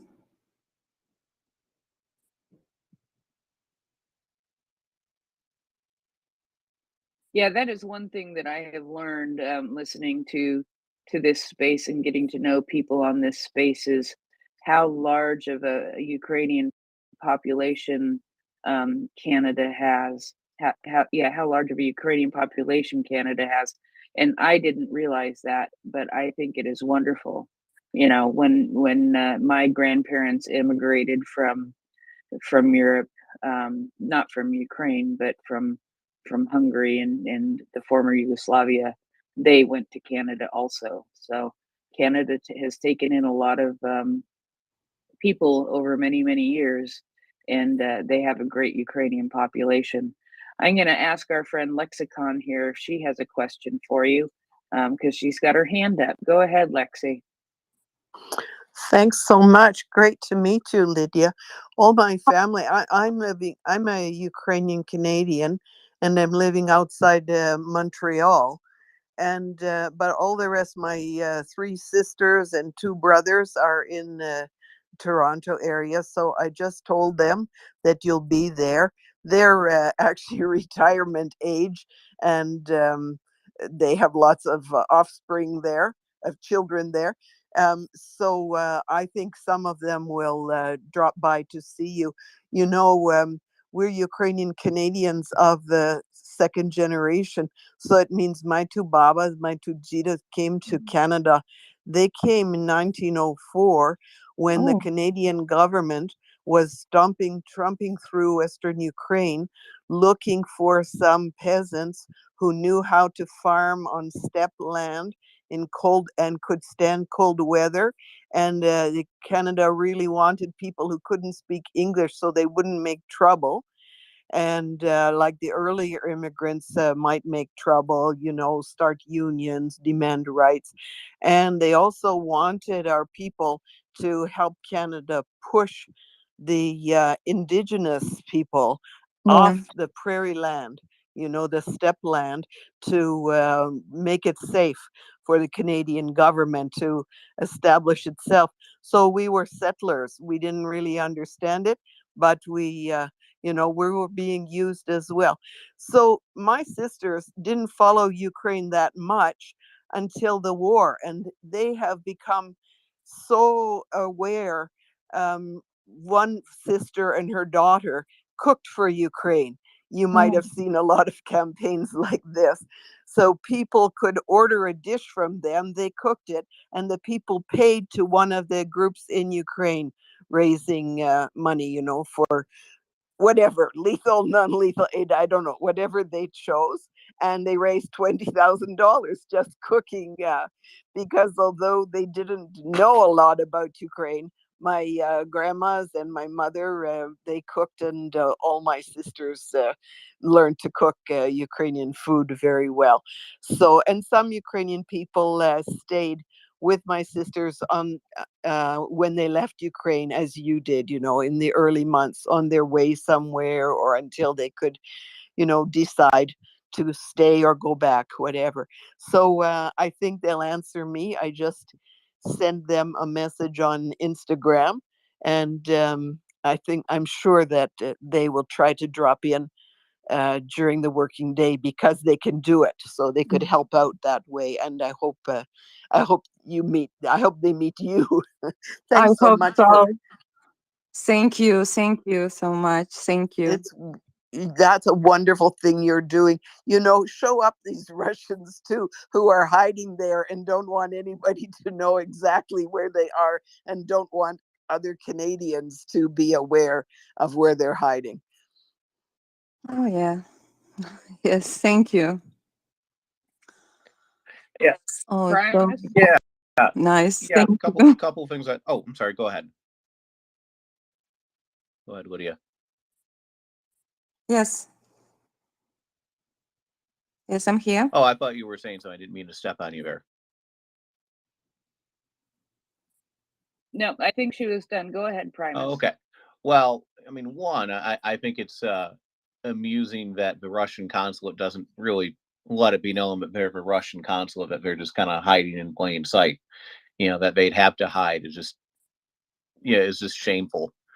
Uh, because of, because of their actions. They want people to know where they are. So it's a good thing you found where the consulate was to protest them. So good on you with that. One of the listeners here who can't come up to speak is also Canadian, and he wanted to, convey that they helped a family of three Ukrainians who fled to Canada from Odessa, who were living in a small village and went to their church. So, they did a furniture drive to help them get set up in an apartment. It's like a village with like 150, 200 people, and they're trying to maybe help a couple other people come through there. And I'm constantly amazed at like just how big the Ukrainian community is in Canada, and just how helpful they have been to people coming up on their course. You know, so yeah, I guess I'm just really glad you guys are protesting. I'm glad people are helping other people come in, and it's very difficult being a refugee, and I've known many people have kind of walked that path, and it's not easy on there. So, but I'm glad you were able to get to Canada. So I'm not too far from there, so you might see me at one of those protests one of these days. So, join you guys. Okay. Thank you. Yes, I said that we don't maybe need a lot of people, huge people on the street, but to have a possibility to speak with people. Yes, to tell them our story, to show our pictures. I repeat myself, but it's very necessary. I saw it today. Yeah, it's good to go out there, be loud, be noisy, let people see, because I mean, if people don't know that folks are still upset, that is going on, it's easy to kind of just ignore things. So I mean, protesting isn't just about making the Russians uncomfortable, but raising awareness. Hey, this is going on, and there are people in Canada who are affected by this and are angry by it. Came from Ukraine, and people care. So I always support people going out and protesting. It does make a difference. And also it helps people know where the Russian consulate is, so maybe some more people will stop by and say hello. So we have a couple hands here. might have some other questions for you. Would it be okay to go ahead, or something you'd like to add quick, Lydia? Okay. We'll go to Chris and then George. And again, greatly appreciate you coming up and sharing about the protest and being here and joining us tonight on such short notice. That's great.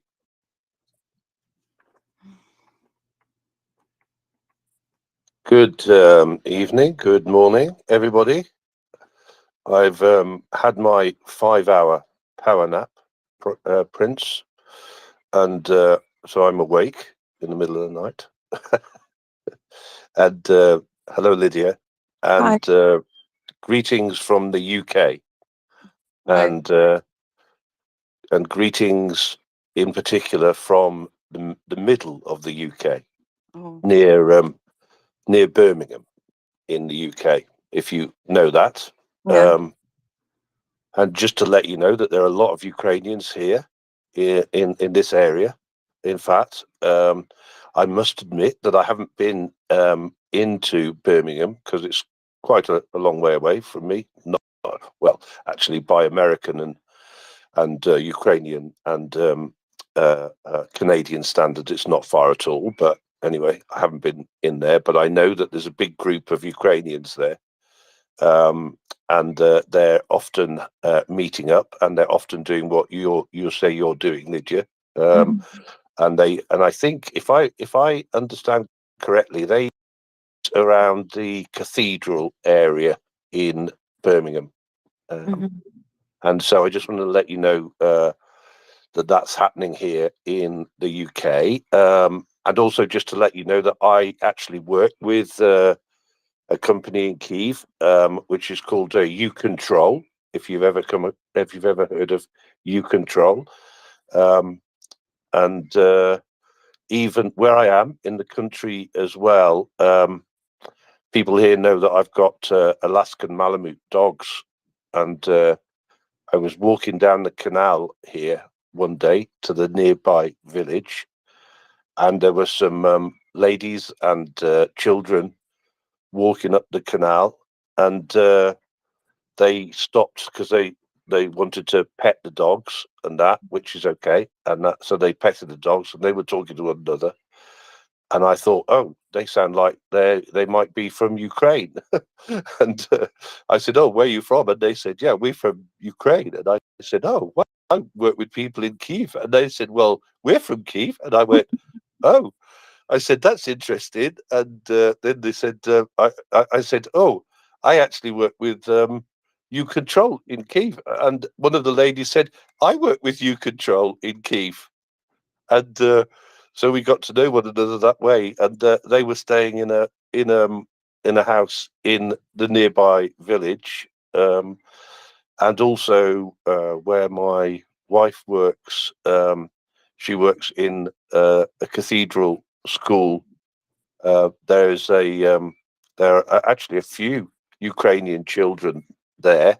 They made space for Ukrainian children to come to a very prestigious cathedral school, and my wife was telling me a lovely story the other day that one of the children at the school, who always walks around the school with an iPad so that it can translate, from English into Ukraine. Yeah, she stopped my wife, who is the matron of the school, and that she said, "Hey, my mum's got a job," and yeah, so she'd got a job, and it was £2,000 a month or something like that as well. She was so excited. so anyway, it wasn't so much a question, but what I was going to say actually to everybody was to maybe follow Lydia on her Twitter to help her get the word out a little bit more on Twitter. Have you just come onto Twitter, Lydia? Yes, it's my new account. I did wonder. Well, I think you'll agree with me. So I'm always trying to persuade Ukrainian people to come up to the space and that. But first of all, I have to persuade them to come up to Twitter. It's not that popular, is it, in Yes, Ukraine? yes, it's true. It's not popular as in Great Britain or in United States or in Canada. In Ukraine, we like more maybe Facebook. Exactly. Yes, Yeah. but LinkedIn and Twitter, it's new field that I have to Yeah. study. You just have you just have to go with the flow, Lydia, right? Yeah, it's just one of them things, you know. But one of the people that I work with that some of the people here on the space have met, Anna.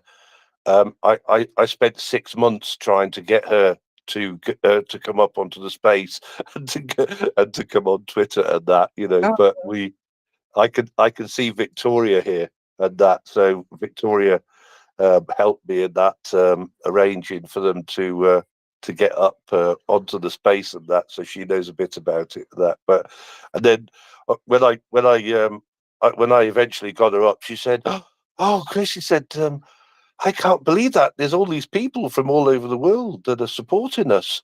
And I went, "Well, yeah, I did tell you, you know." And she got so excited about it and that. But yeah, it took me about 6 months to. So anyway, welcome, and I'll stop rabbiting and that. And it's nice to meet you. Yes, thank you, thank you. I have to use Twitter more than I did it before. Yeah, you don't worry, you'll be an expert soon. You know, because you take a little bit longer. Yeah. Okay, thank you. And maybe I can tell about it. I made my channel another one. It's a channel about Ukraine before and after. Its name, Ukraine before and after. And I create some videos about what was Ukraine before the war and what happened now. So I want to make some news new screens, new short films about that towns and villages which was occupied by Russian troops, because they said that it's their territory and their history. But you have to know that Ukrainians have own history from Rus, and Russians want to stole this history, and they said the truth it's Russia. It's not true. And I want to make some videos to show people of the world to understand that a lot of towns and small villages on the eastern part of Ukraine were Ukrainians a lot of years and centuries ago. It was Cossacks' history. It was ancient history of our knyaz. So you have to know that it's not Russian territory and not Russian history. Well, Lydia, you'll be amazed what we know now, having been nearly a Yes, year and a I half know, on because here. it's special space. Yes, it's special people who knows everything about Ukraine, but it's information for more people who maybe don't know, who don't Oh yeah. understand what happened, why Russia want to take your part of territory, and I have to speak about it. I attend English classes every morning in Toronto.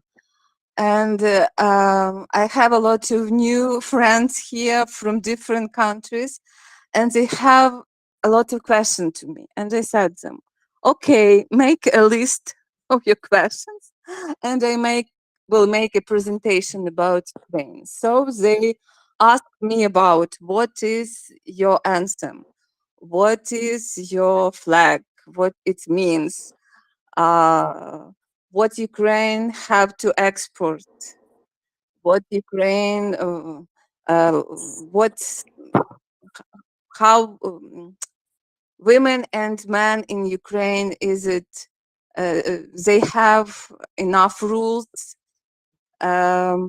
What like children to do in Ukraine. So they asked me a lot of different, maybe simple questions, but I understand that a lot of people don't know anything about Ukraine. So I made that presentation and I create some videos and will do it in future too, to speak about Ukraine, to show our culture, our history. Well, I think That's great. that's great. That's really great. And when you do complete those, please let us know, because we'd like to definitely feature those and share them out to the many thousands of people that listen here throughout the day, and tweet them out into the universe. And also, I mean, again, MriyaReport has been here since even a few days before the war started. Following what happened, and trying to raise awareness. So it's a place that platforms Ukrainian voices most of all. So we'd really like like you to come on more, and Prince and I are putting together a segment on Ukrainian culture. Just was it last week? We had a great session talking about just like Ukrainian traditions, like what is a wedding like? How do Ukrainians celebrate Christmas? All those kinds of things. Yeah.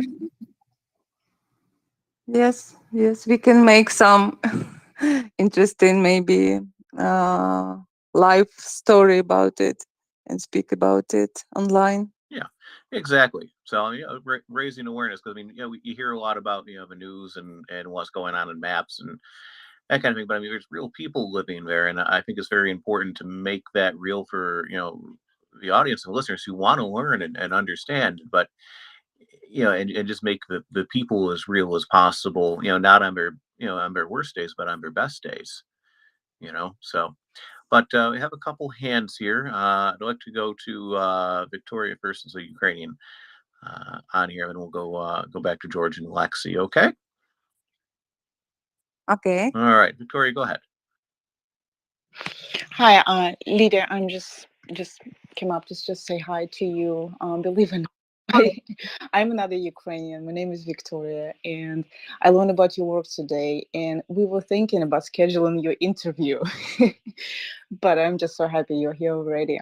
And Prime was he just stole my idea about this cultural talk, because I just wanted to tell you that I am arranging interviews and segments, in space that maybe that would be really interesting to have some cultural conversations, so people know that that Ukraine is not just the war. We have a history. We have interesting information to share.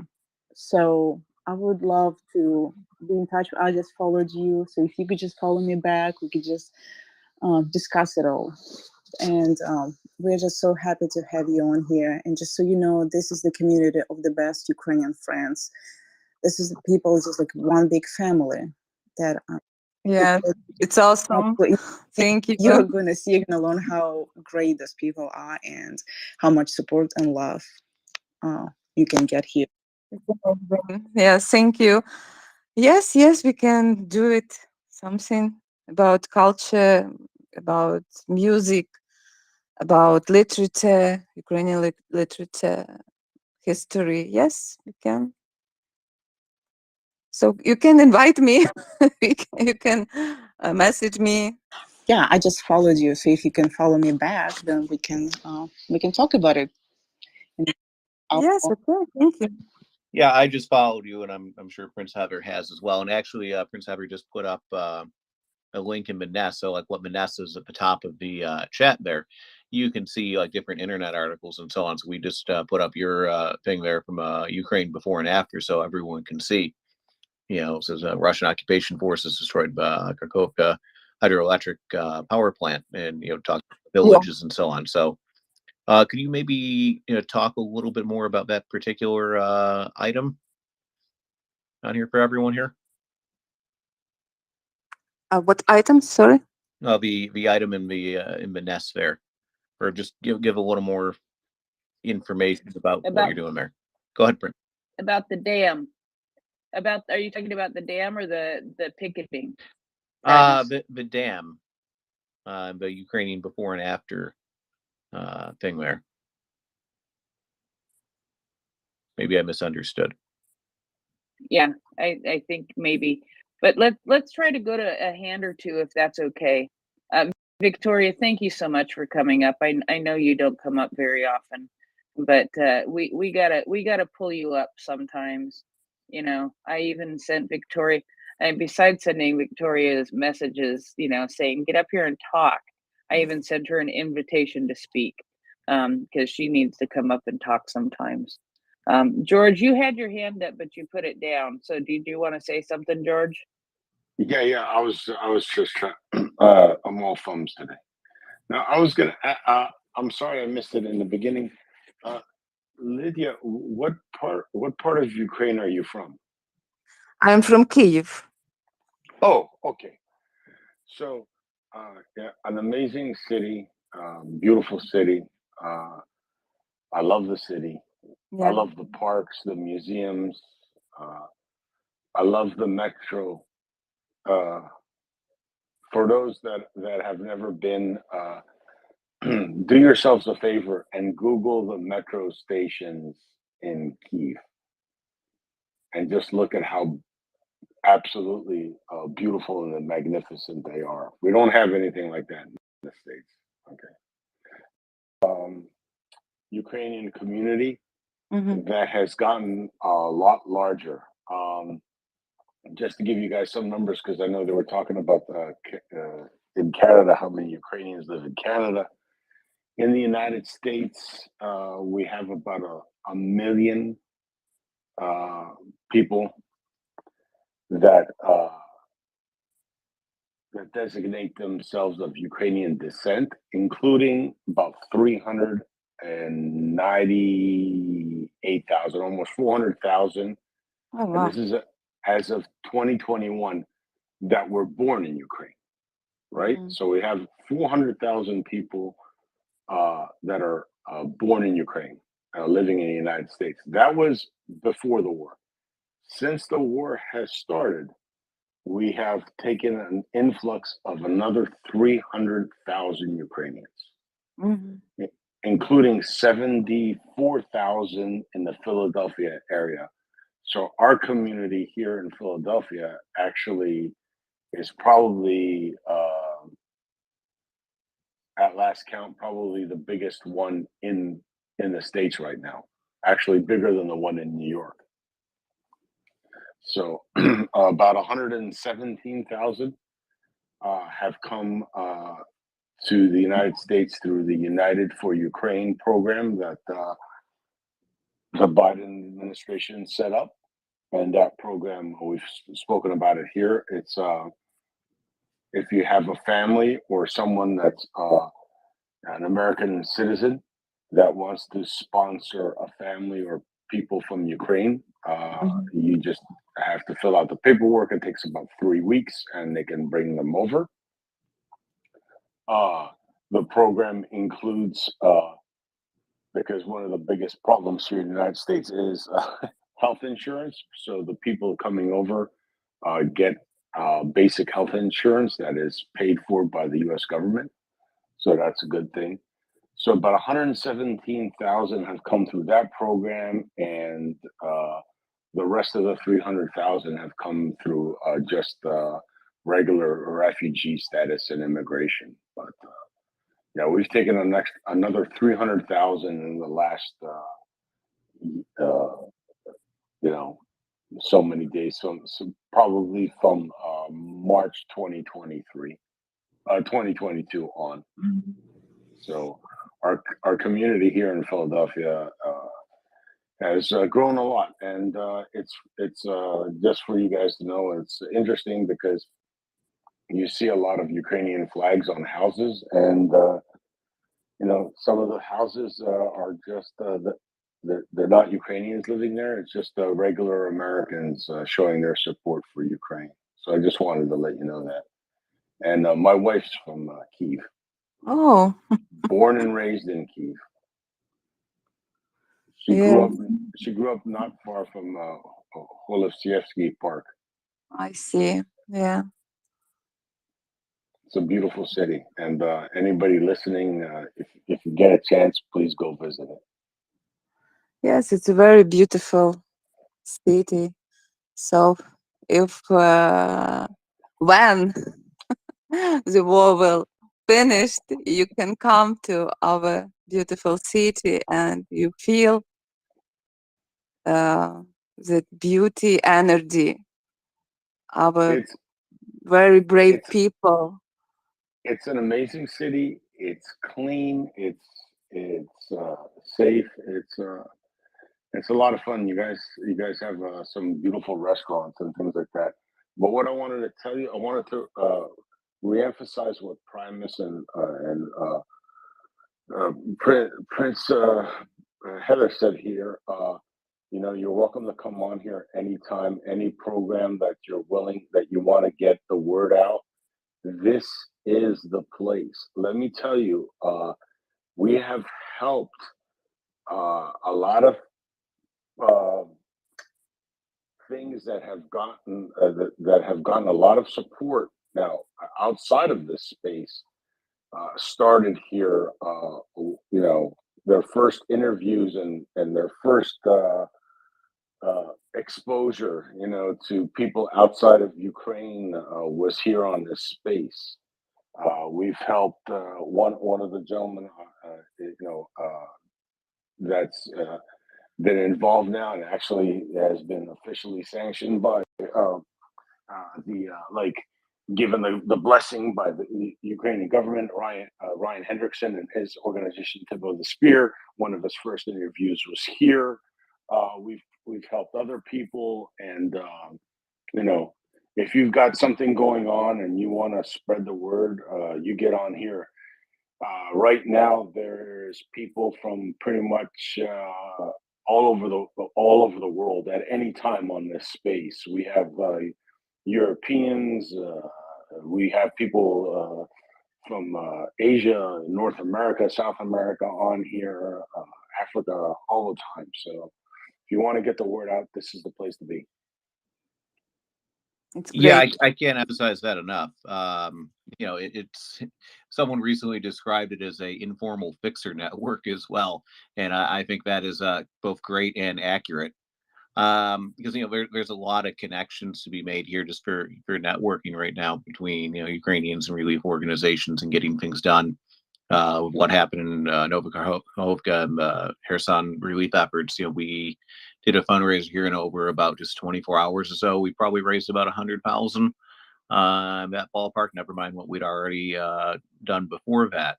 So we're working on sending aid. We're a 501c3 organization in the United States, so it's a transparency standards and tax deductions for anyone who donates, U.S. side at least. So kind of a gold standard for that. So I mean, it's a big and growing organization, here exclusively to help Ukraine.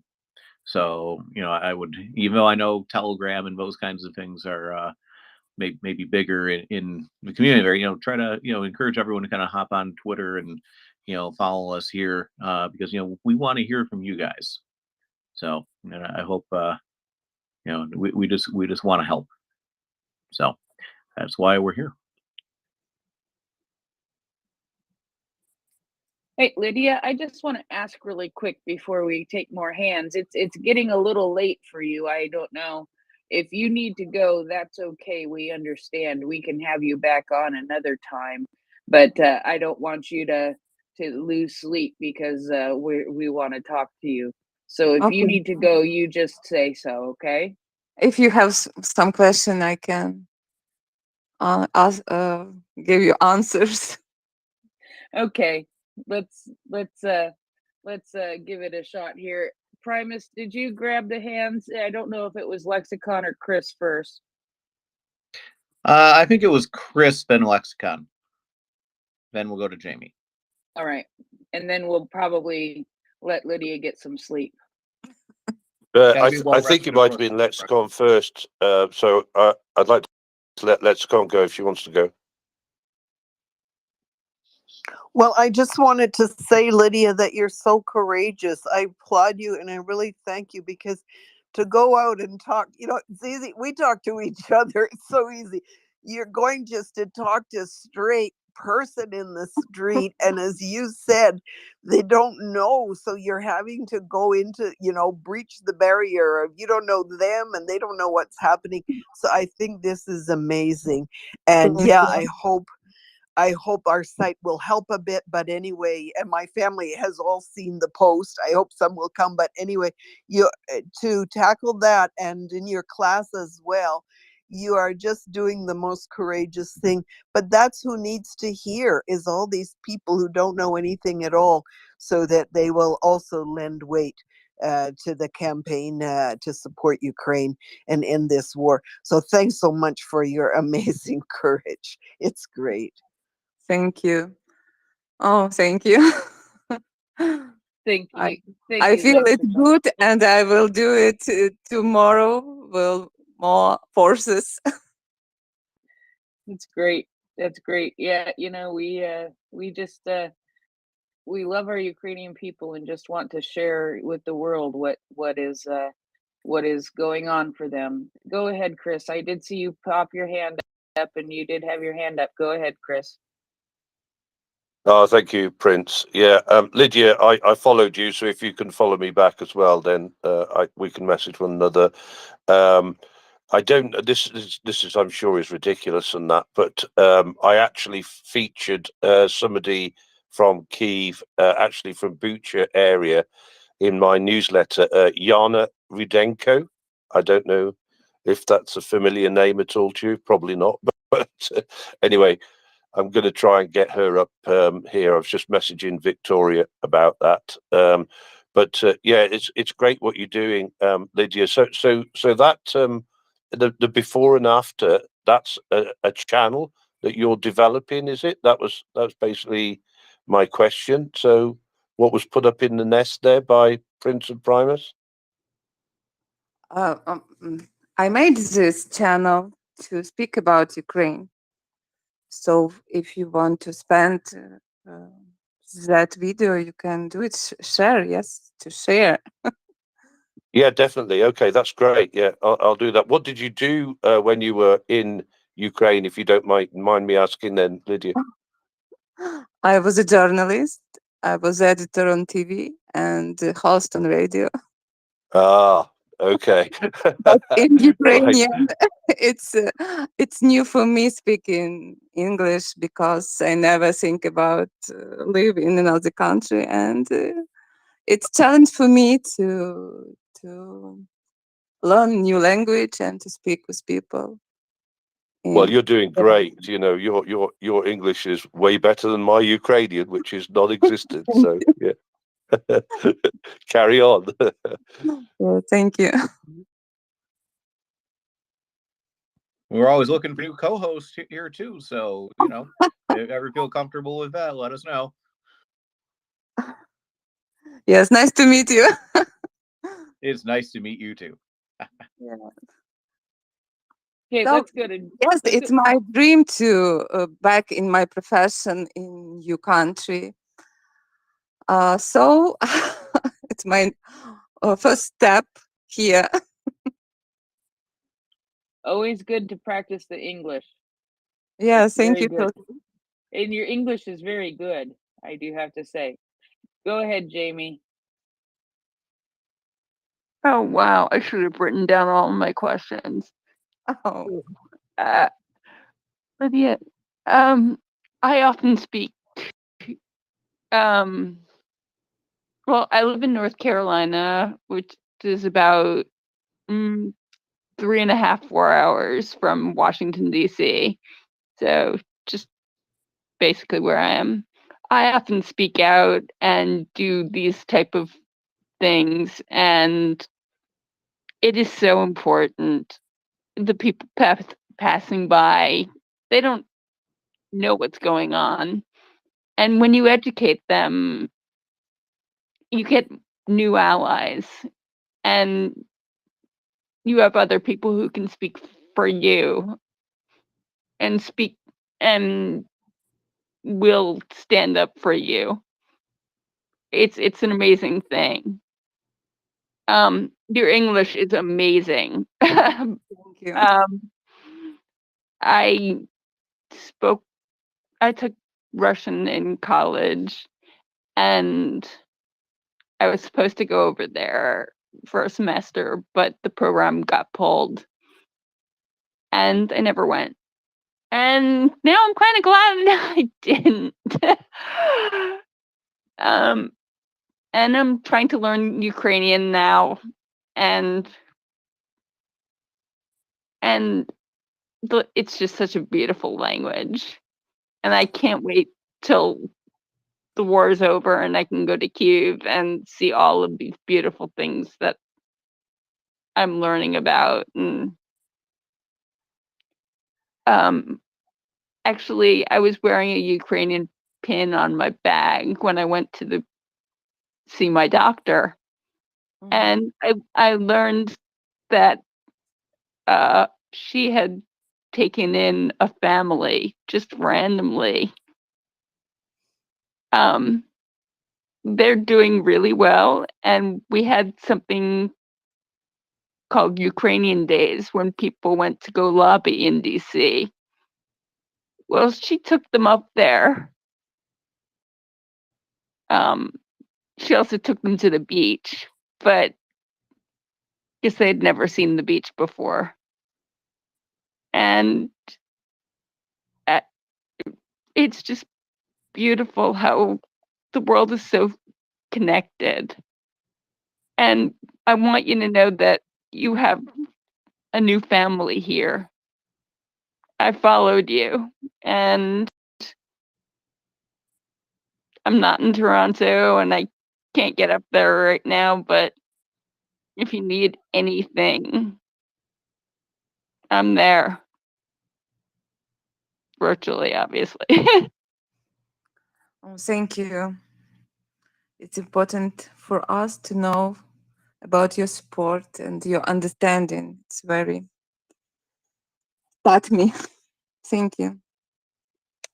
All right. I don't want to keep you up too late if you're going to get up and go and stand and picket tomorrow all day too.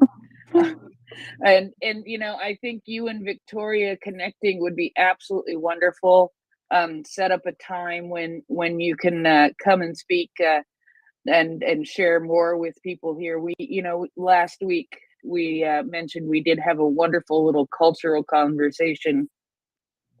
And one of those conversations was describing a Christmas meal. I believe it was like 12 courses. Lida, who I believe you spoke with today on the phone when you met Yehuda, talked us all through that. And so we try to learn as much about Ukraine as we can, and we appreciate learning all of these things. It gives us a better understanding. Now, if I can just ask you one last question before you go, Okay. is your daughter adjusting okay? How is she doing in Canada after being there for a year now? Is she doing well? You know, she likes Canada, Toronto very much. She likes studying in her school. She very happy here, and I'm happy that she is happy because it was my goal to save her. It was my fear that I can lost her, and I did it for her. And now she's happy, yes. I'm so glad. I'm so glad that she's happy because it makes a difference when we can help our children, the children in our lives. I never had any kids, but making the children in our lives, whether they're our kids or somebody else's kids, happy and healthy is one of the big things that matters the most. And we have had several people in the space who have come from Ukraine, and it's just really good to hear. So if you would like to talk to Chris one more time, we can do that, or if you need to go, that's fine. I don't want to keep you up way too late. Okay, okay. So if you have one question for me, but I have to, yes, go to prepare for the next day. Yes, that's good. Okay, we'll do Chris real quick, and then we'll say good night to you. Thank you. Go ahead, Chris. Yeah, thanks, Prince. Lydia, I'm just going to be very quick. I just went and looked at your Facebook and your website, and it's absolutely fantastic. Well done. So that's really good. So I sent you a message on Facebook and stuff like that. It just looks absolutely brilliant. So I just wanted to congratulate you on all of that. Thank you. Oh, it's so nice to meet you here. It's really my dream to speak with people, to feel how it was in my previous life, to speak on radio, to speak with people, to tell about something interesting and something special. So if you are interested in different themes of Ukraine, culture, history, music, literature, we can do it once more. I think that would be fabulous, and I think you and Victoria will probably connect and talk about setting some stuff like that up. I have to say, I developed a favorite piece of music in the last 16 months, and that is actually the Ukrainian national anthem. I Yeah. love it, and I have gone through some translations, and the meanings of the words are absolutely amazing. Yes. And such a strong country, and such a strong anthem, and such a strong people. And we see that every day in the way Ukrainians support each other. And we are here to support you too. So you are welcome to come back anytime. But we'll go ahead and say good night to you for tonight, and hope to see you again very soon. But yes, follow Victoria back, and you guys can connect about setting up and meet a whole bunch more of the regular crew that hangs out here all the time, 24 hours a day, all about Ukraine. Yes, thank you. Thank you. So, who are in Toronto, I'll waiting for you tomorrow from 8:30 till 4 p.m. near Russian Consulate, 60 St. Clair Avenue East. We will speak about Ukraine, about the war in Ukraine, and how to stop it. Thank you so much for your invitation. Have a nice night, evening, morning.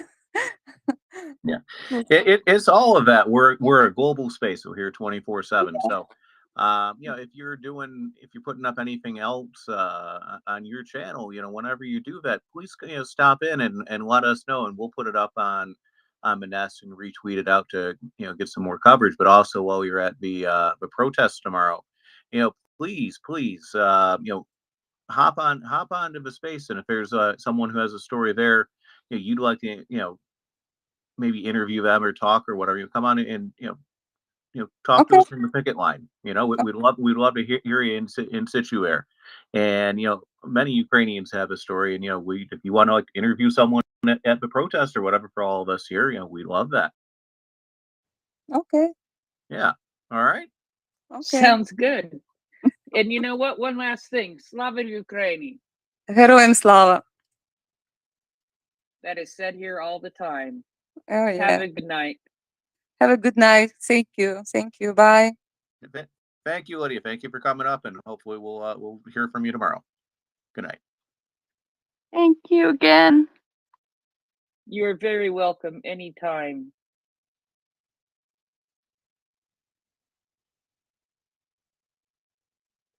All right, Primus. Oh, go ahead, Jamie. That was just amazing, and thank you guys, and Slava Ukraini, and thank you. Thanks, Jamie. And point here to just say that I am actually right at this moment sending a message to mockers to make sure that we continue spreading the message about Lydia and who she is and what they are doing in Toronto in the coming days, and just making sure that other co-hosts are aware of her and who she is, so when she comes back up on the space, other co-hosts will recognize her. Um, just want to make sure that she gets highlighted. It was an absolute pleasure.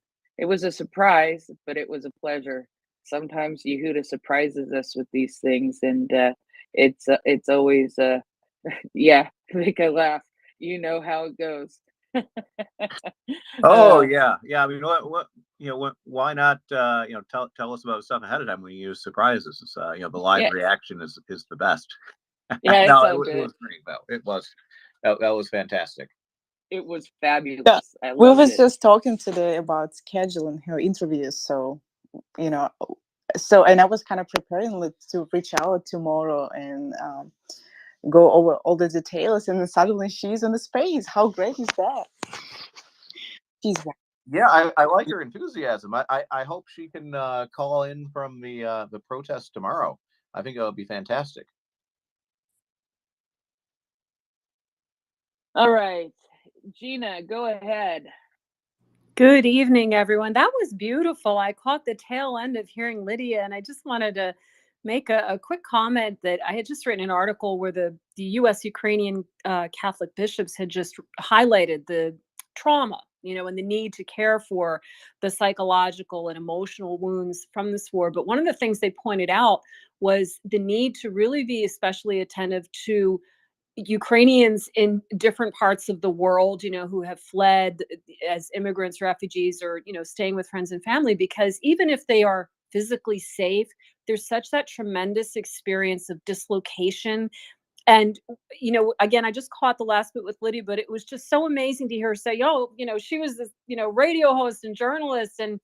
And that's so important to validate that, folks that may be here, and even if they're, maybe a little hesitant to speak English, her English is beautiful, but I mean, the point is we often forget what rich lives they've been leading, and anytime we can affirm that and give them opportunities to live as fully as possible, even if they're away from their homeland, and especially if they're away from their homeland, that's so critical. Because as the bishops noted, unfortunately, there have been some real struggles for people to cope, even though they're physically safe here, and there have been some suicides of late in the refugee community. And so it's just a moment like that, hearing that just warmed my heart so much. So thank you so much for that. Slava Ukraini. Heroes Slava, Gina. Yeah, it was absolutely great, and it's making me think of a story I have in my notes, but I can't remember which story it was. But I will find it. I guarantee that. Primus, you were in the middle of talking when in the back channels Yehuda was messaging me, and then all of a sudden Lydia showed up and I interrupted you. You probably don't remember what on earth it was about, but I am going to hand it to you to see if you do.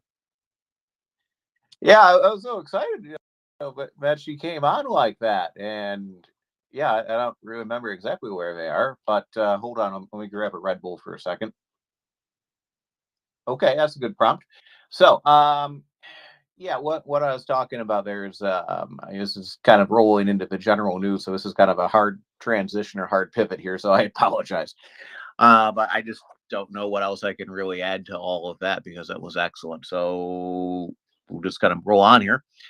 So just to recap, the U.S. Air Force B-1 bomber landed in Sweden. It's a great reaffirmation of the U.S. commitment to Sweden and Sweden joining NATO on here. So, and the Ukrainian tie to that is, I think it's the Czech Republic and Ukraine and Sweden are all going to be working together on, the CB-90 infantry fighting vehicle is pretty much the best infantry fighting vehicle in the world. That's debatable, but I'm pretty sure CV90 will win on that one. So Ukraine may be looking to buy up to 1,000 of those over time. I mean, obviously these kinds of things take time, but that's what the future of the Ukrainian military is going to look like. And these these CV90 infantry fighting vehicles, once it showed up, actually I was really surprised that if you look at them on the train, they're covered in almost like a blanket. I believe it's called a Barracuda system, so that will better hide them from infrared. So they're able to operate more safely at night. Harder to see. I remember a while back ago, I was reading an article on CV90 before it was really even a realistic discussion for Ukraine, and that the Swedes would be operating their Leopard devices, and these CV90s were just taking out the tanks like all the time. Between their missiles and guns at close range, how they're hiding, so on. So I mean, it's a great and powerful vehicle that is worth just as much as any tank out there. I mean, in a lot of ways, same as the Bradley, but it is a very good system, and Ukraine is going to put that to excellent use. I mean, they're already putting Bradleys, and they'll soon be getting German Martyrs coming up. So that's all coming. There's more reinforcements that are going to be coming for the next wave of the offensive. Which, on that note, in regards to the offensive here, let me switch back to this article. So it looks like we supporting the Russian channels, and I'm hearing some other sources on this. Is the 76 Air Assault Division of the Russian VDV has gone on the offensive in the Kremina front. So that's a Russian paratrooper unit, and is one of their. I mean, VDV is usually considered an elite unit. I mean, like everything else, they've probably taken some losses, so it's not anywhere near what it was, but it's relatively speaking intact, is my understanding. So, they're committing some of their reserves and they're committing to an offensive to try to distract the Ukrainian counteroffensive. But this is something that I'm sure the Ukrainians anticipated, that the Russians would, instead of just playing defense, because the best defense is a good offense, that the Russians would counterattack in some areas. So, that's why they haven't been able to commit all of these brigades, because they didn't know where the Russians were to commit some of their pieces on there. So it's going to be interesting to watch how that plays out. But, an airborne unit is generally speaking a much lighter formation. So, they're going to be probably encountering some very heavy armor focused Ukrainian units. So I don't think that's going to go well for them at all, but we'll see how that's going to play out. So, the offensive is still ongoing. It's slowly and methodically working its way forward here. In more international news, there was a article from Reuters, whatever, that the United States recently agreed to a deal with the Indians, in regards to defense cooperation. And the thing that kind of shocked me is that they're actually sharing engine technology for like jet turbines, and that's considered one of the kind of crown jewels of defense industry stuff. You know, and that's not something that would be shared lightly. And I think a legitimate concern is like, if we share this technology with the Indians, is it going to get back to the Russians? So that got me thinking. Yeah, maybe the Indians are starting to pivot away from the Russians, and this is a sign of it. That we'd enter into joint manufacturing of something like jet turbines with them, and I think that's something to pay attention to. Because I'm a lot of ways. I mean, the Indians, how best you put it, they're trying to develop their own independent defense industry, and the Russians have progressively less and less to offer them. Because I mean they're not advancing technologically, they can't get parts for their planes, and Russia isn't going to be a very good ally if they ever get into it with the Chinese. So I'm thinking you're going to start seeing a pivot away from the Russians more towards United States, more towards a Western.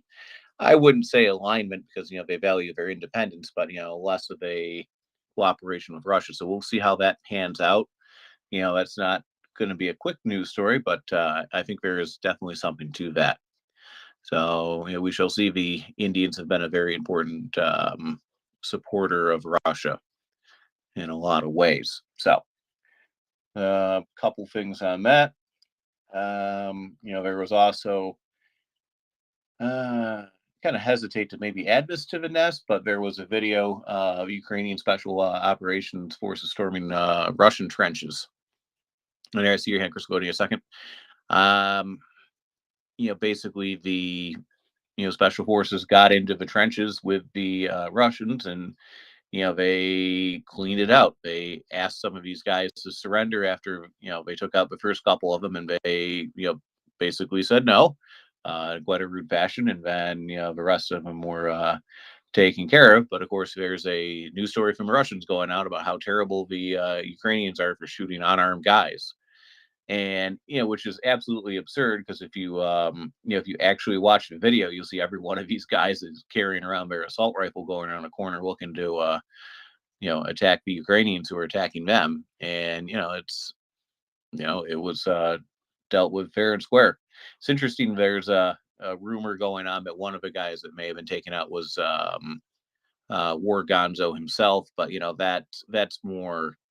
that's unlikely. It's just a guy with a beard in the trench. But I mean, if some miracle it was, it couldn't happen to a better guy. So he almost bit it earlier in the war when he stepped on one of his own landmines. A Russian landmine, one of those PFM-1 butterflies. Unfortunately, that didn't do it for him. So hopefully he'll encounter some sort of misfortune in the near future. So not wishing him well tonight. So, dark thoughts out to you, Borgonzo.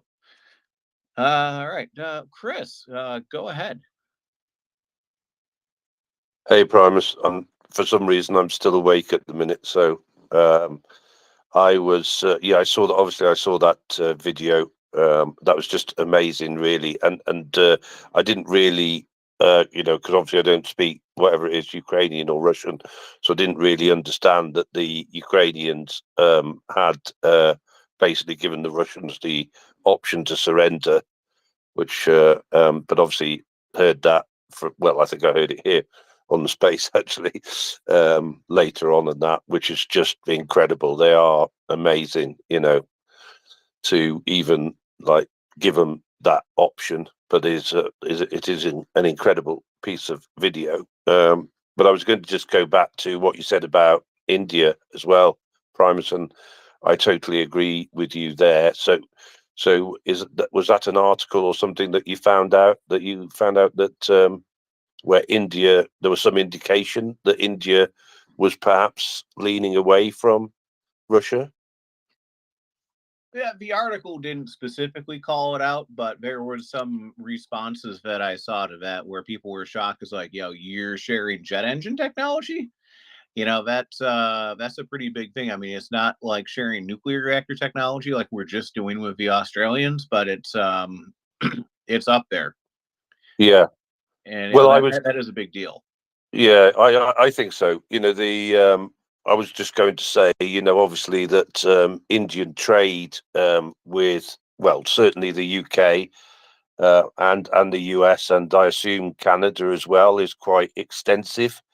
And I always think, trade with the Russians is a drop in the ocean compared to trade with, the EU and UK and US and Canada and that. So I totally agree with you in that. I think they'll see the logic, if you like, of aligning themselves with the West at some point.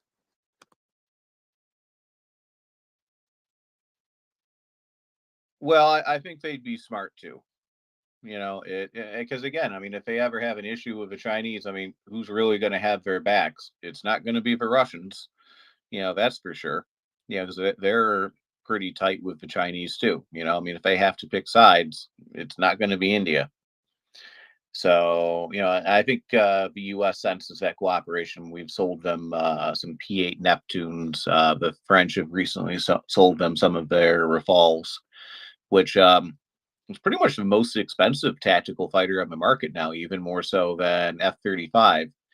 At least in terms of price tag. I mean, it's certainly a capable platform. It's not a stealth platform, but it is low observable. I'd love to see some of those in the Ukrainian hands at some point there, because I mean it's probably the best fourth generation airplane out there. We're darn close to it. You know, as European solutions goes, it's kind of Eurofighter and Rafale are both really good. I believe Rafale has more of a air to ground capability as well. So yeah, What go ahead. Prince Primus, wasn't there something about the Indians not paying for a load of Russian weapons stuff or something a while back? Yeah, there was. I remember talking to finance about it, and basically, you know, it had to deal with not liking how the currency exchange was going to work.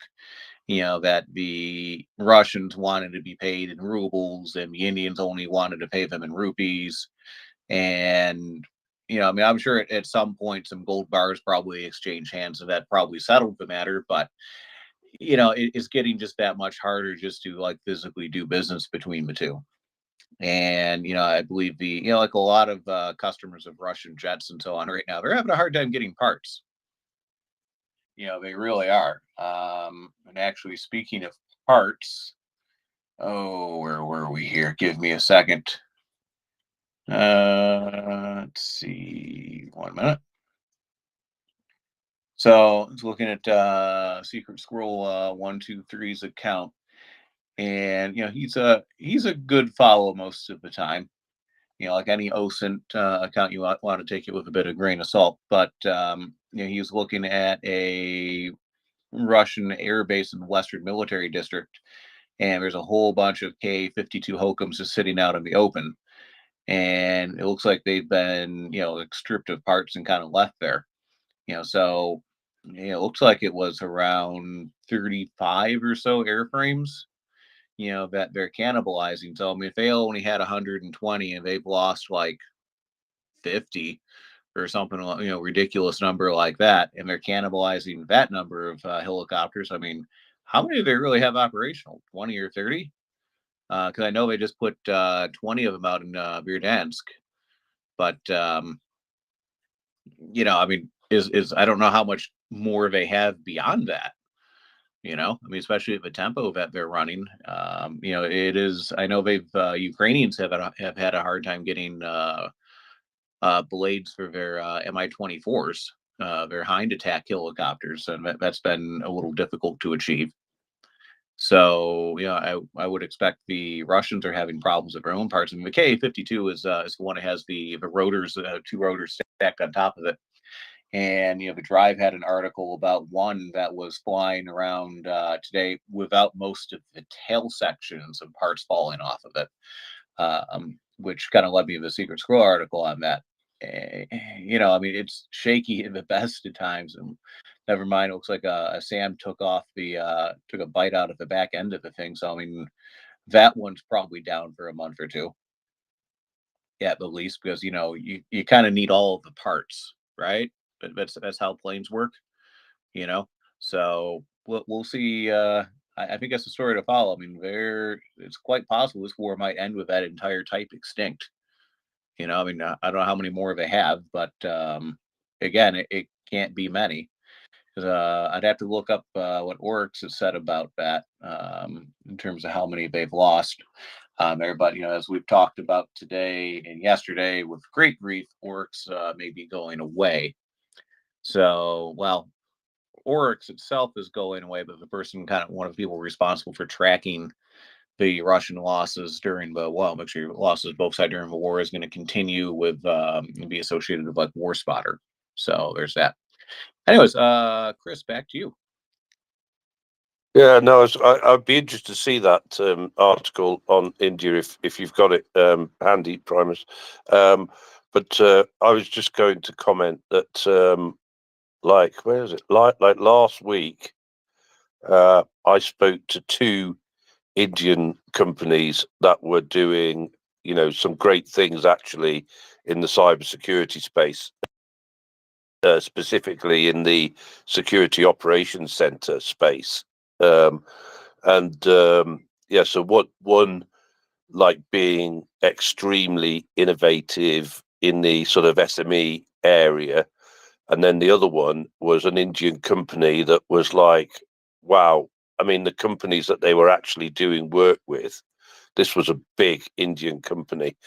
It was TTL or something like that. And big Indian company, doing lots of engineering type work with, big companies like Thales, for example, and stuff like that, and they were basically pitching a sort of security operation center to the enterprise space and the manufacturing space in particular, and that. So they're they've got a lot of business and time and experience invested in the UK and the US and France and everywhere, I think, so yeah, hopefully they'll see the light. And like you say, right, they're not going to be able to get spare parts for the Russian stuff that they've got. I think that's what you said, wasn't it? Yeah, that's what I said there. So I mean, I can't imagine they could. I mean, the Indians really haven't had great luck with a lot of the Russian equipment. Like they got actually, in complete honesty, the Indians are probably the largest operator of the T-90 tanks in the world, and they had a heck of a problem with them whenever it got hot, that the tank would overheat. No, I don't just mean like uncomfortable for the crew, although it was like the system overheating. So they went back to the Russians and said, hey, you need like an air conditioning solution for that, because you're operating this tank in India. It's a different environment. I don't know why no one thought of that beforehand. The Russians probably said, oh, it's fine, it'd be fine. You're fine. You don't need anything. Well, it turns out that was a lie. And then they tried to get an air conditioning solution from the Russians and paid them a bunch of money for a fix on that, and that turned out to be a lie. So the Indians apparently got something on the open market to resolve the situation. So, now some of those T-90Ss that were supposed to be delivered to the Indians, they're in the battlefield with Ukraine now. So, I think that order might be delayed a bit. So, T-90 is a crap tank anyways. But go ahead, Chris. Yeah, that's really interesting. Actually, I didn't know that, Primus. Yeah, like you say, it's the disaster tanks anyway, aren't they? Yeah, So yeah, that would, all of these things will not have made the Indians very happy, will they? No, I would think not. I mean, they really value having an independent defense industry, so no one can kind of play games of the sourcing. That's why, during the Cold War, they were a non-aligned party. So I mean, they were buying stuff from the Soviets, but they're also buying stuff from the British. They had some Mirages, that kind of thing. Well, they didn't really have a lot of U.S. stuff because the U.S. is selling things like F-16, for example. So, there was a bit of an inherent tension there. But I think it's safe to say that the American alignment with Pakistan over India has kind of flip-flopped in the last 10, 20 years for some obvious reasons there. So, and the Pakistanis are now more in the Chinese camp because they're the ones that are supplying them with advanced weapons. So, yeah. So yeah, interesting stuff. It's always little moves on the chessboard. I did just hold on, Chris. I did just retweet from my account about the hookums.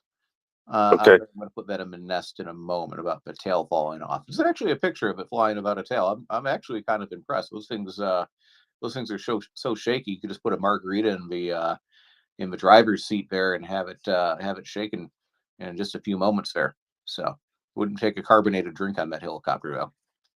The I don't know much about it, but the counter-rotating blades and that sort of mean you don't have to have a tail rotor. Isn't that right? Is that the theory? Yeah, that's the theory. Kamov, well, let me put it this way. Kamov came up with the design because the original, K-25s and K whatever 32s or whatever it is, were designed for use by the Russian Navy. So they needed something that had a much smaller footprint. Because Russian Navy ships are not necessarily smaller, but they don't exactly leave a lot of space for hangar operations. They'd rather just stuff them full of weapons and, you know, not damage control and, you know, soft features like, you know, crew comfort and so on. You know, my understanding of like being on a lot of the Soviet era ships was a lot like being in prison, but on a work detail. So, you know, and don't smoke ever. Um, but yeah, so they're basically a smaller footprint. But I mean, it does work because you have like the way a helicopter works is you have a blade spinning, the big blade spinning in one direction, and then you'd have a tail rotor on the other end, which is counteracting the torque of it, right? So if you take out like the tail rotor on a normal helicopter, you know, it'll just start spinning around. You know, it'll still fly, but has no more stability because there's nothing counteracting that torque.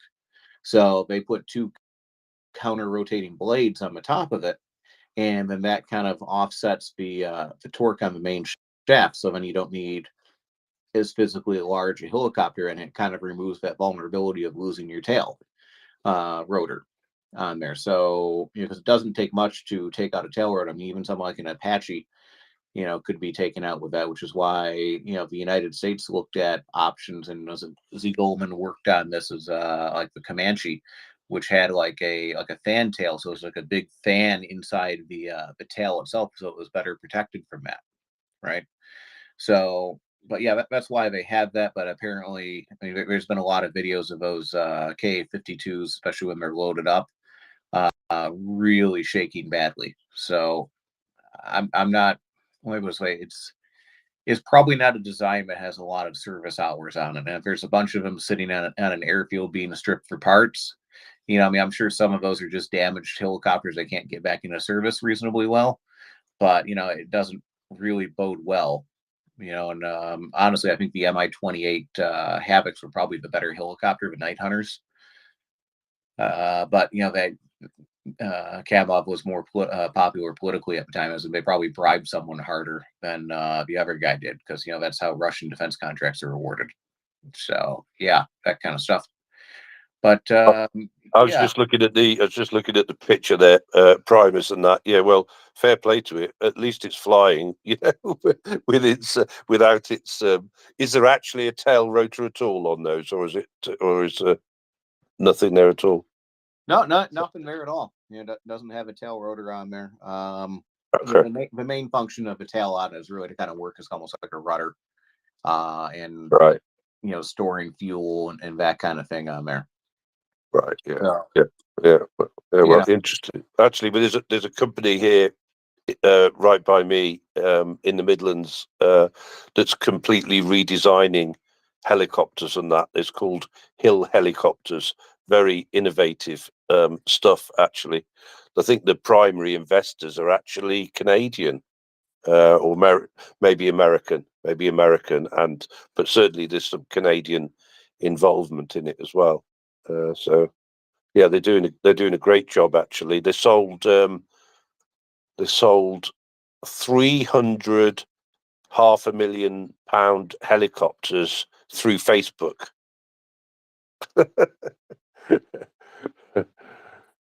Pretty amazing. yeah, Facebook Marketplace is lit. Let's see. So yeah, just looking at Oryx. You know, these are all. These are all. You know, basically photographically confirms at minimum this, and likely substantially higher. So 20 Mi-8 HIP transport helicopters. Well, 22. There was 2 electronic warfare versions that were destroyed. 3 Mi-24Ps, 3 Mi-24Vs, 9 upgraded ones of the same type. So we got 12, 15 of those. Then 12 Mi-28 attack helicopters, one of which they actually pulled out of a lake during the Battle of Kiev. It was quite interesting. Someone hooked a crane on it and just hauled that thing out of the water. So that had seen some better days, so including the pilots inside. and 35 K-52s, and there was only about 190 made. They sold like 50 or 60 to the Egyptians, who are probably regretting not buying Cobras right about now. And then the Russians only had about 120 left. So yeah, they're hurting, which is good. These things seem to be, I think every day in the last week, at least one of them has been shot down. I know the Ukrainians are probably claiming about twice. So good on them. But yeah, Prince Heather, just going through some news here, more on the military stuff here. But is there Yeah. anything you'd like to share? Any other Well, news updates here? Well, just directly from the operational information as of 6 a.m. Tonight, Russian terrorists launched another massive air and missile attack on Ukraine. 28 Shaheeds out of 30 launched by the enemy were destroyed. Also, 7 S-300 missiles were used by the occupiers in Zaporizhia and its surroundings. Information is being clarified. I have all that was directly from the general staff report that just came out, about an hour ago, I guess. I did see some information that some critical infrastructure was hit in Lviv, but I am waiting to get some more clarifying information on that. So as far as what has been happening in Ukraine overnight, that is the big headline. I was sort of following as it was happening, as far as air raids and work of air defense being reported by multiple different channels, and so now I actually haven't checked to see if all the air raids have cleared, but I think they have. They are, yeah, last I looked, they pretty much had. But yes, all the air raids have cleared. Of course, the Lugansk and the Crimea are always red. But other than that, all the air raid alerts have cleared for the country. Now that it is 6:55 a.m.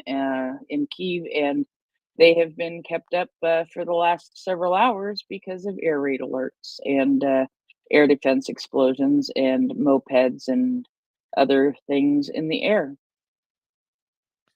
Yeah, and just to clarify, so no one is traumatized by mopeds. We don't mean literal mopeds. It's the Iranian Shahed drones that kind of sound like that in the air. So yeah, you don't need to worry about a Frenchman on a moped or something like that. That's not what we mean there.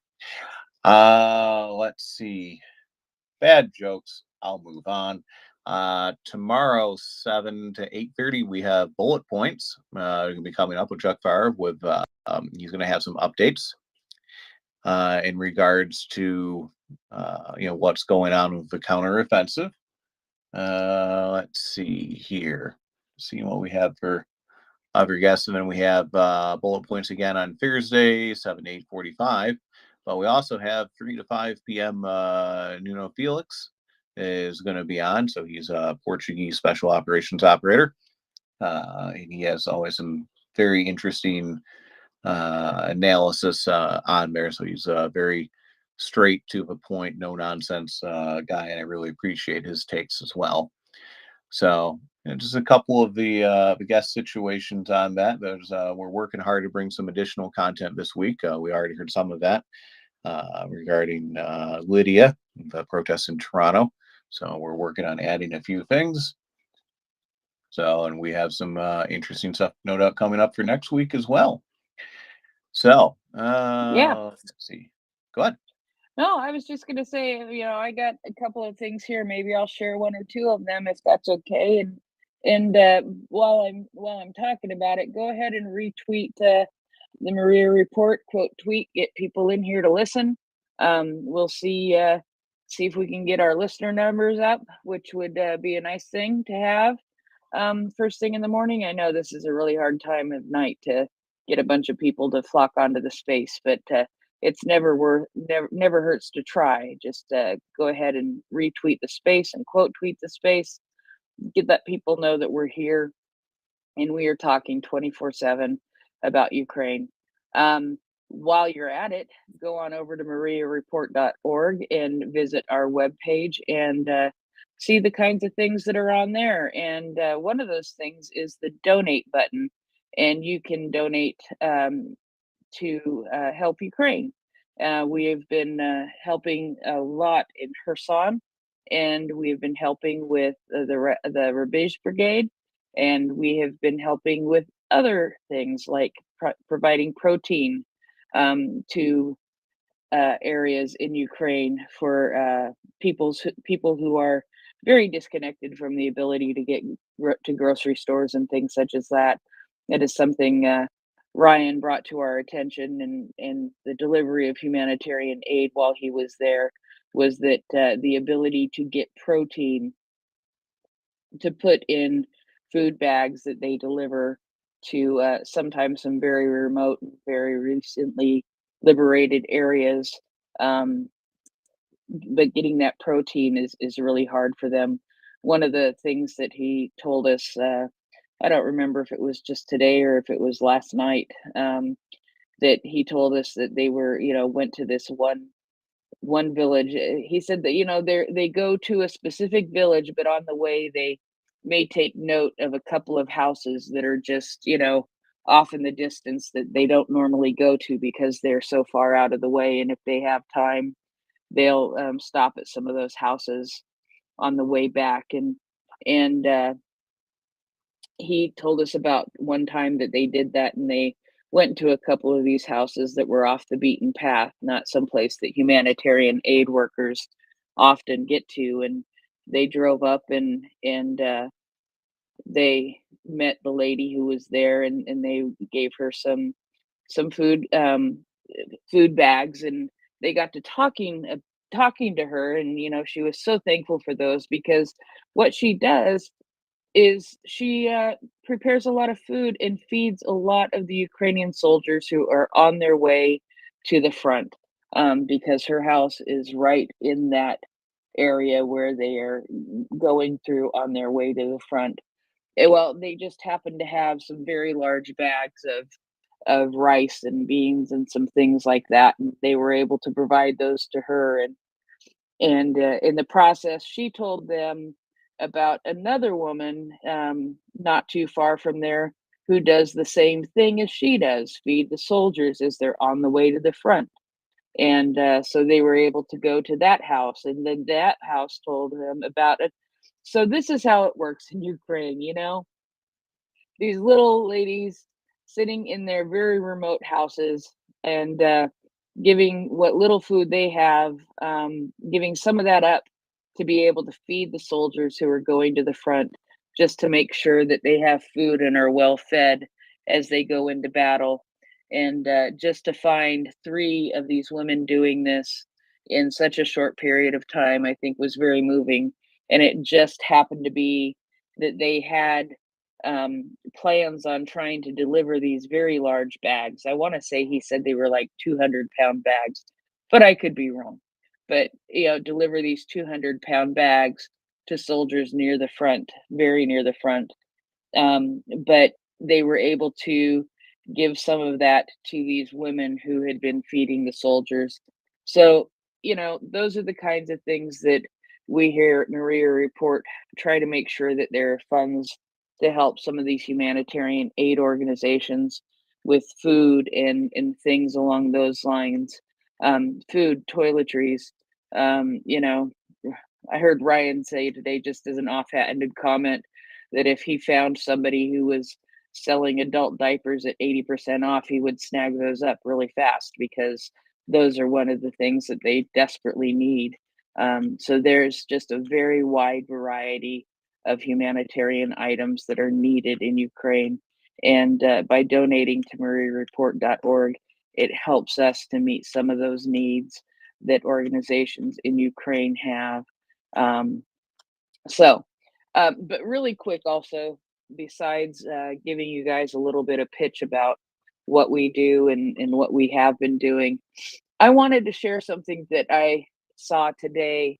I woke up and started going through my messages and was a little surprised to find out that the First Lady of Ukraine, Mrs. Zelensky, is in Israel. I had no clue that she was going to Israel. Not that I keep track of her schedule, but yes, she is in Israel, and I evidently that there has been an initiative called the All Ukraine Mental Health Program that started about a year ago, and it was supported by the First Lady of Israel, Michelle Herzog, under her patronage.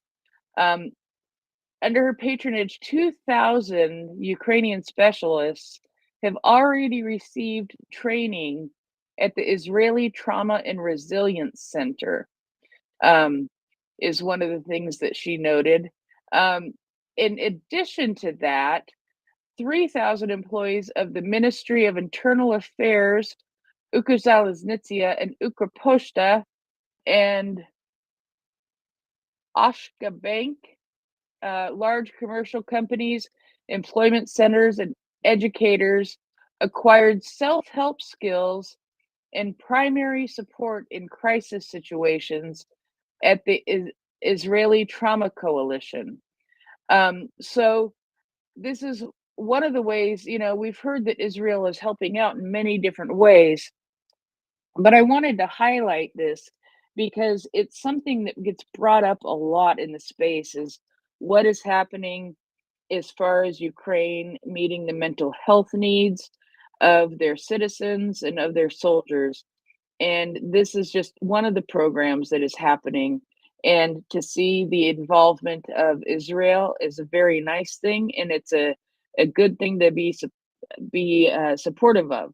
And it's one thing that I recall talking, and unfortunately, we've had so many Israeli soldiers um, who are fighting in Ukraine on the space. I can't remember which one it was who talked to us about it, but one of them did mention that in Israel, it is something that is very focused on as far as the Israeli military, that even coming back from combat missions or things such as that, there's sort of a mental health debrief that is built into their structure.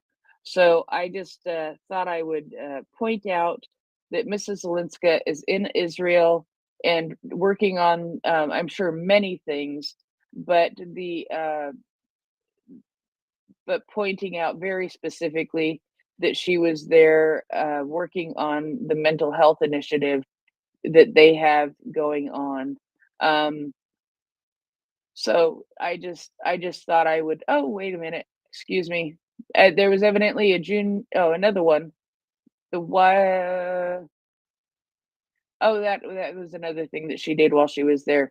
She got acquainted with Israel's approach to helping children with psychological injuries at the Safra Children's Hospital in Israel. So she also went and visited a children's hospital that it specifically focuses and helps children with psychological issues and injuries that have happened, which of course is something that needs to be dealt with in a probably unique and different way. Um, and it's good that they're getting some input and some advice and help from other countries who deal with these kinds of things, on how Ukraine can deal with them in a very good and productive way.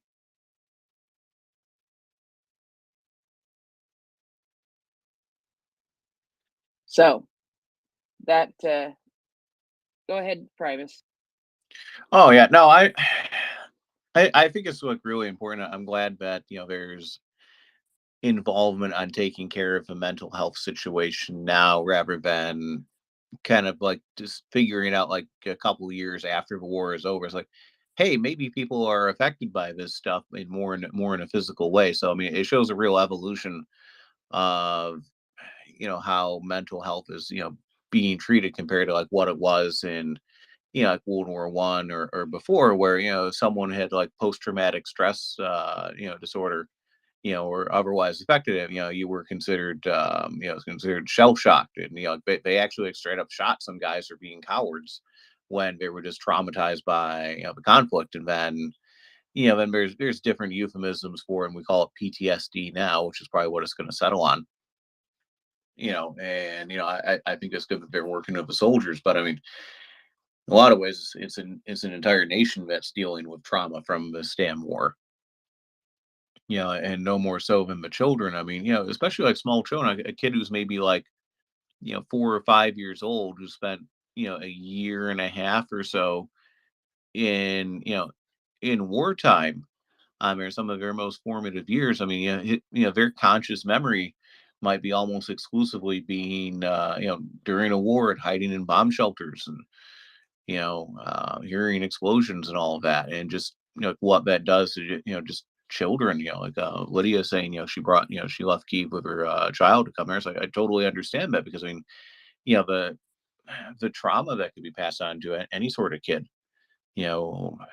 being in this is just, I don't even know what it would be, in terms of like putting in some sort of words or clinical, but I mean, nothing good at all, affecting for the rest of their life. So I'm really glad that that's being taken seriously. I know Mrs. Lenska has been out there doing it. I was not aware of the Israeli initiative there, and I think that's excellent. I mean, if there's a nation that understands, constantly dealing with military threat, in one way, shape, or form, from the wars to just terrorist bombs, wide variety of opinions on Israel and so on. But for the average person, that dealt with, bombings or rocket attacks or whatever, I mean, at least they know how these things are dealt with, how to help people,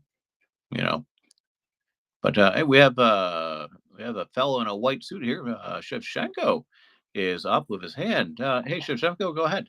Hi there. It's seersucker. That's a seersucker suit. You just got to zoom in to see that. Oh yeah. Oh, I want one of those. They're great. They're great. Yeah, hearing what you said on trauma, it's pretty shocking when you think of the whole country for now almost a year and a half. Every day is seeing and hearing things, but then they're seeing things beamed to their devices nonstop. That I don't know if a day's gone by in a year and 4 months that I haven't seen a Russian getting killed, and that's something. That's not normal. Even for a soldier, that's not normal to see somebody dying every day necessarily. And this is the whole country, all day, every day. This is what they're all focused on. Is okay. Maybe my job is not on the front line, but we're all working towards the same war effort. And then thinking about the kids, just compounding. This is on the tail end of COVID, when young kids were at home. So just imagine we're about almost a year and a half into this. COVID was 2 years. So there's first people who would have been in first grade, kids who would have been in first grade when COVID started, that have still never had a classroom, a normal classroom experience, what we would consider a normal classroom experience, because of years of war now, and but COVID before that. So if we looked at studies to see how kids have dropped off, and how their studies have suffered, grades have suffered just because of COVID, imagine adding on to that a year and 4 months of war. Not good, and traumatic for all. No, yeah, it's not good. I mean, you literally can't go to a school in Ukraine safely, because the Russians might, at any given time drop a missile on it, and that's not a non-trivial threat. They've literally done that. They've I mean, they'll look at any sort of facility that looks like it's like, oh, well, they built something that's a kind of a big building. Maybe there's something worthwhile. We'll, attack it, or maybe they know exactly what it is and they attack it too. It's kind of depends on the day, but either way, they're pushing that button. They don't care what happens. Schools, hospitals, churches, whatever. They don't care. Yeah, and kids have been in schools, but the video of the kids all outside, and then air raid sirens turn on, and they're all screaming and running back to their school to get into the bomb shelter. I mean, so even those who are in school in some way, it's not even close to normal for anybody, for sure. Yeah, no, it's not normal. This isn't what childhood should be for anyone. You know, yeah, I just can't imagine the trauma. Like, what's the treatment for it? I mean, that's kind of beyond going to a child psychologist. Can you draw me a picture of how you make feel? I mean, I know that's the start of it, but I mean, it's a much more intensive thing. I don't think most therapists are really trained to deal with. I mean, I think that's helpful that the Israelis are helping on that side, because I mean, at least they have experience of dealing with this kind of thing. Can instruct mental health therapists with that. So, I mean, don't get me wrong, I'm not the biggest proponent of my own mental health. In terms of going to see therapists, but I've plenty of friends who are, and they've talked to me about it, who are child therapists, and just what that does to just like an abusive relationship or some sort of other trauma, how that can affect kids their whole life. And I just sit here looking at all these Ukrainian kids, my God. And then there's probably, like, I've heard estimates of like 300,000 Ukrainian children who may have been taken by the Russians. And oh my God, what, them is just, it's horrible to even think about, you know. It's That's very right. traumatic. It's hard to wrap your head around. Yeah, in I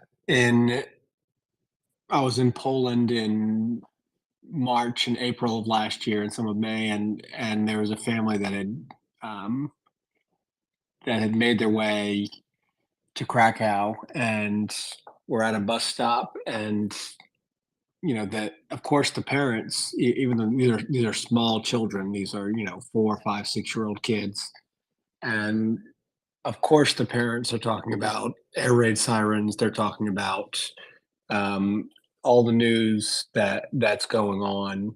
March, early April was when the first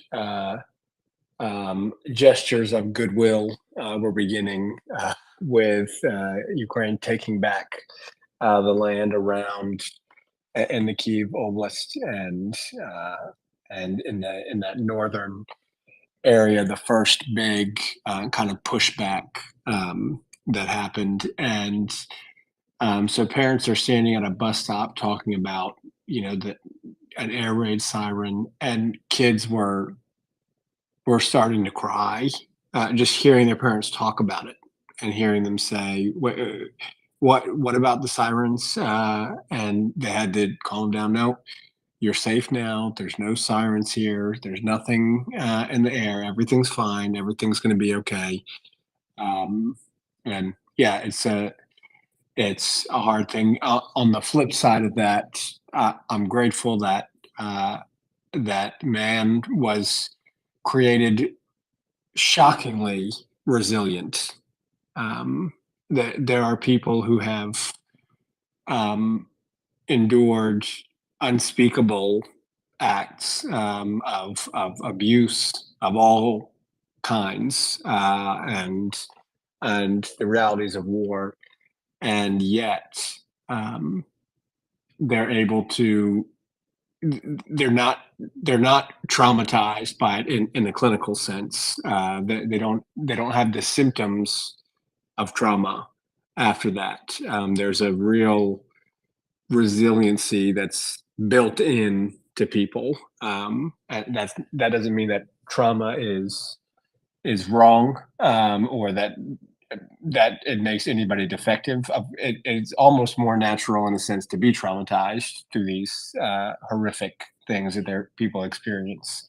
But it's amazing to look at the research and see how even survivors of terrible acts oftentimes are not they don't exhibit symptoms of trauma, and they understand what happened to them, and they're able to accept it, integrate it in a sense into themselves, and carry on.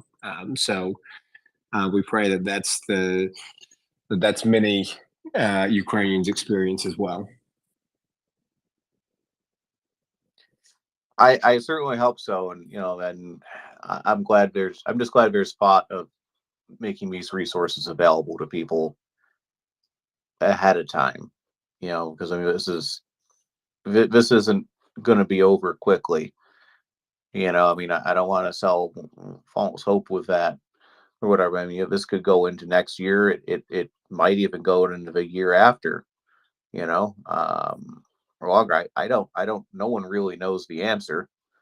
I mean, I suppose Putin knows the answer to that in his own warped mind. But yeah, I don't know. I mean, but in order to kind of keep the population there, I mean, they need support just as much as the soldiers are doing coming back from this. And I remember as a kid, dealing with just a little bit. I was in like third, fourth grade, not to date myself, but going down into the basement of our of our school, there it was like a nuclear shelter, and like an alarm would go off, and we went down there, or a couple times like duck and cover drills, and just thinking to myself, like I don't understand why would someone want to kill us, and it's like that's not a normal thought for a third grader or something. I mean, at that point I was probably eating crayons, and and I'm trying to deal with reality. It's like who are the Russians, and why do they want to kill us, you know not that I ate crayons, just to be clear on that, but um I think he ate crayons. oh, hush you. I've grown out of that. I But can't help it. You give me an opening, I gotta take it. right in the back, Prince Heather, right in the back. Et tu, Brute. Let's see. Let's go to Chris quick, and and if we have anyone else who wants to jump up and help us out here with hands, otherwise we might start throwing some invites out. If you get an invitation, if you get the golden ticket, come on up and say hello. So go ahead, Chris. Yeah, well, I sent some information to Prince, talking about Ukrainian resilience. Prince, it looks like Zelensky is in the UK at the minute for the Ukraine. He's not. He's He's not. not. Those are old pictures. It's already been put out that he will be appearing at that virtually. That's everything I've heard, is that he will be appearing at that virtually. Oh, okay. Yeah, Okay. the Ukraine recovery conference. It's I believe it's going to be opened by Rishi Sunak, and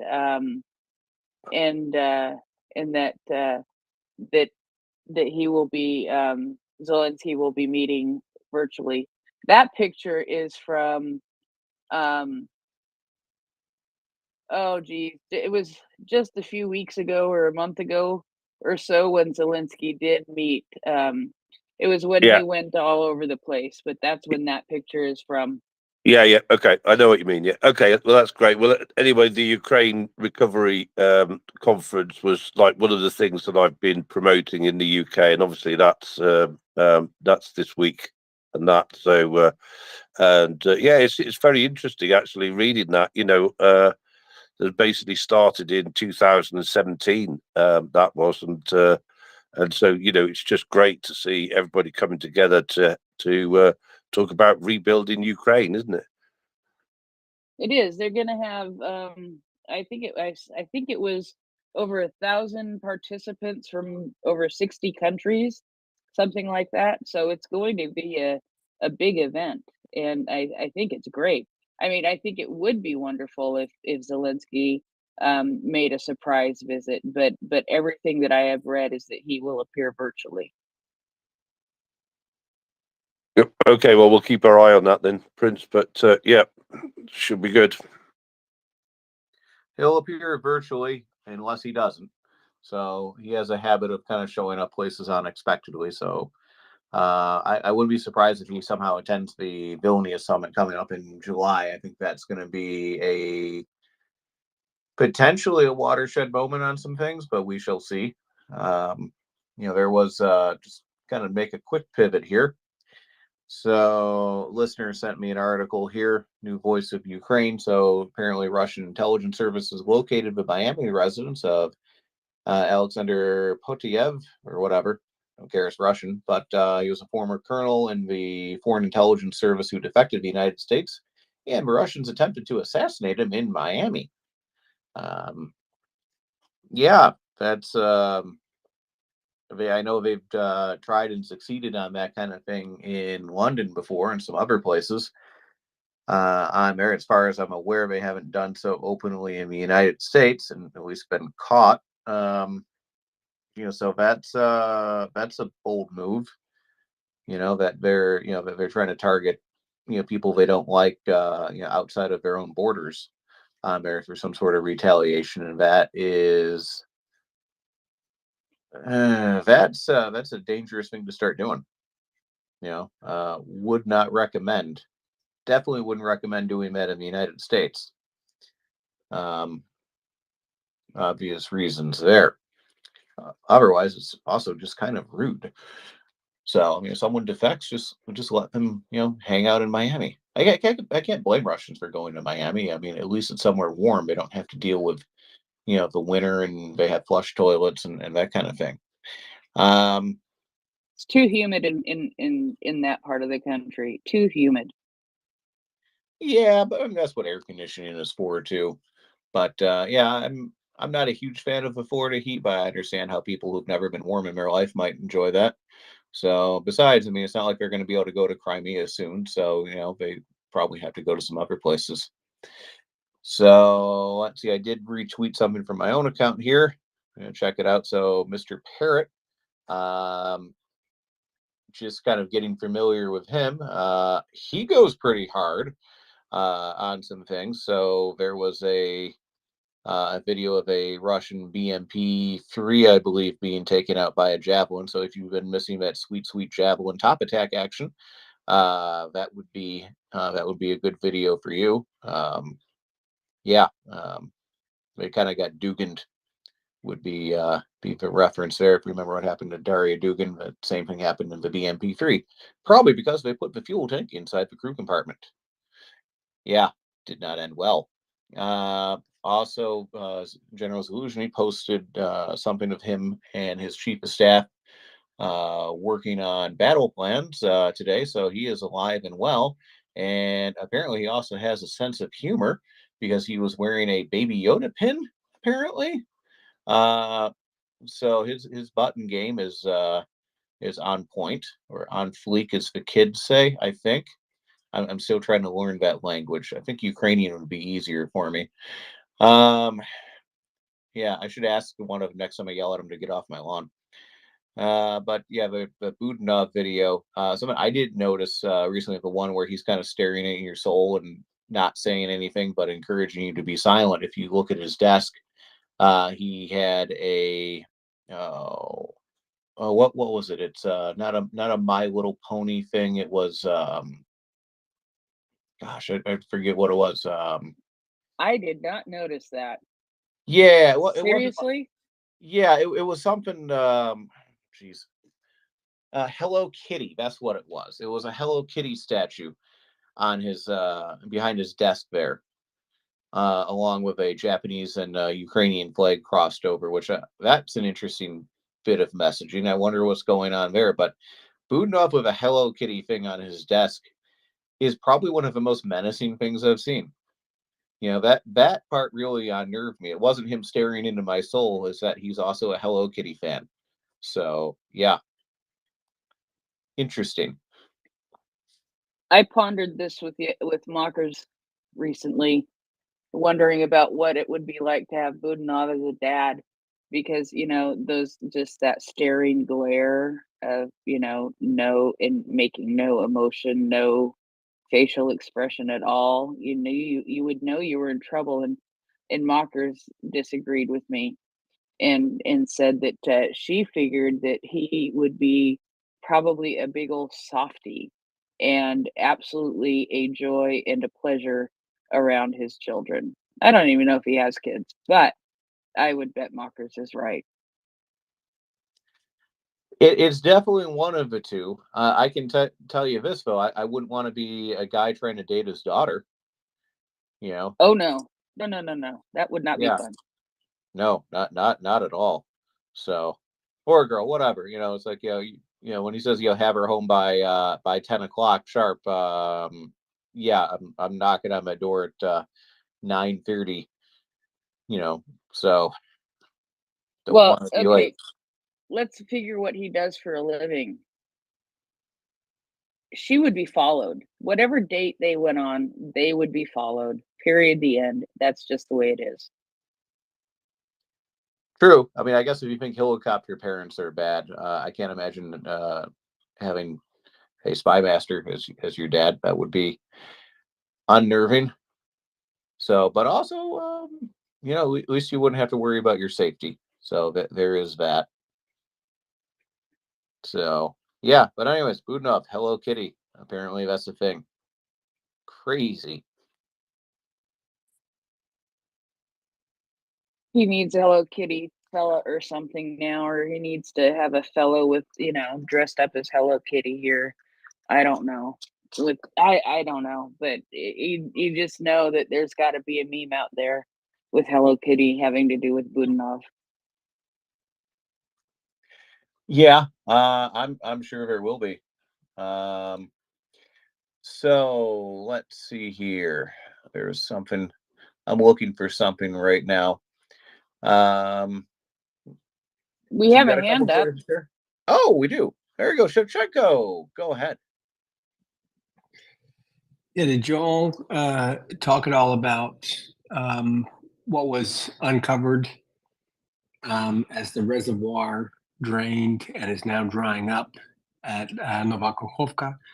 Have you talked about anything that they've discovered under there? I think we talked about it recently. There's been some, skeletons of German soldiers that they found on the bottom of it. There was also a church found.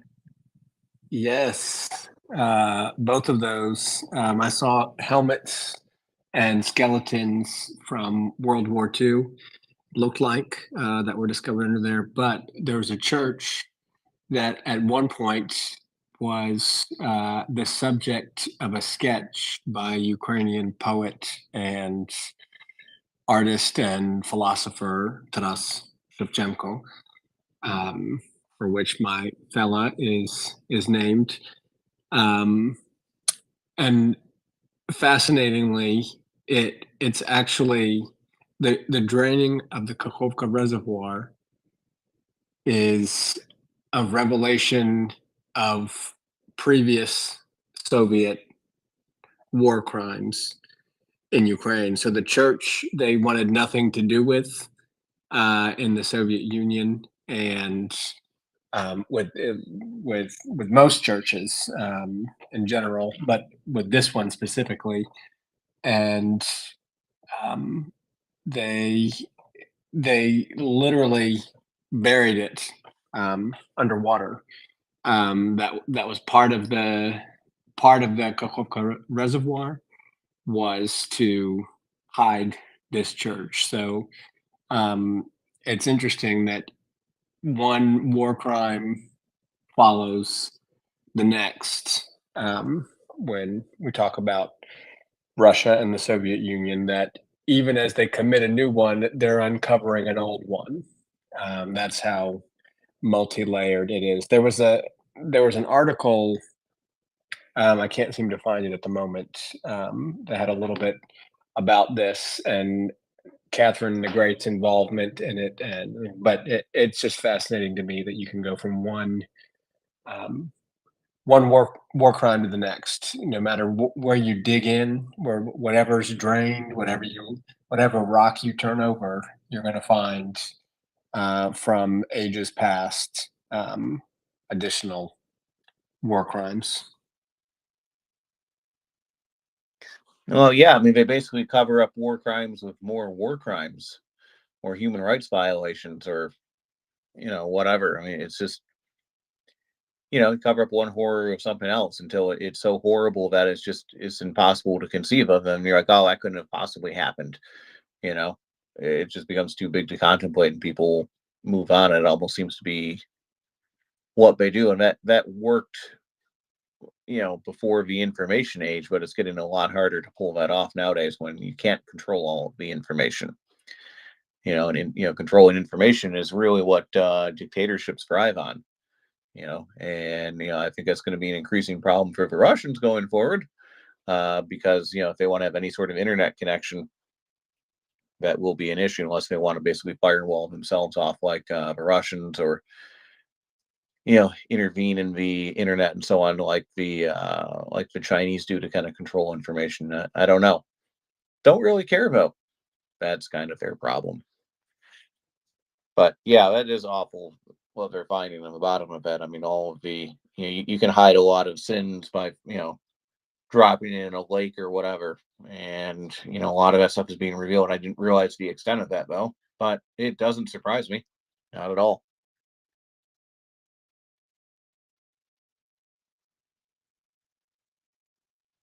I would love to see an article with more information about that. I didn't see a whole lot of info about it. I just saw that they had uncovered a church.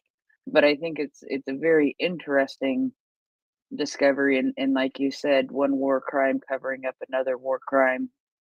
It's one. Well, I'm sorry, one war crime being exposed by another war crime.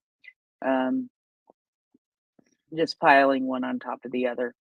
It's just makes you shake your head and roll your eyes and say, why? Just why? We had a I don't know if you were listening earlier, but we had a very impromptu visit by a Ukrainian woman who left Ukraine in March of last year. And she is they are doing some picketing at the Russian consulate in Toronto right now. They've been doing some picketing there, and are going to be doing that this week. But she was telling us that it was amazing to them, the number of people that came up and didn't know and didn't understand what was happening in Ukraine, and were just surprised to see the pictures that they were sharing of the destruction that was happening in Ukraine, and people just didn't have any idea. And I think that's part of the reason.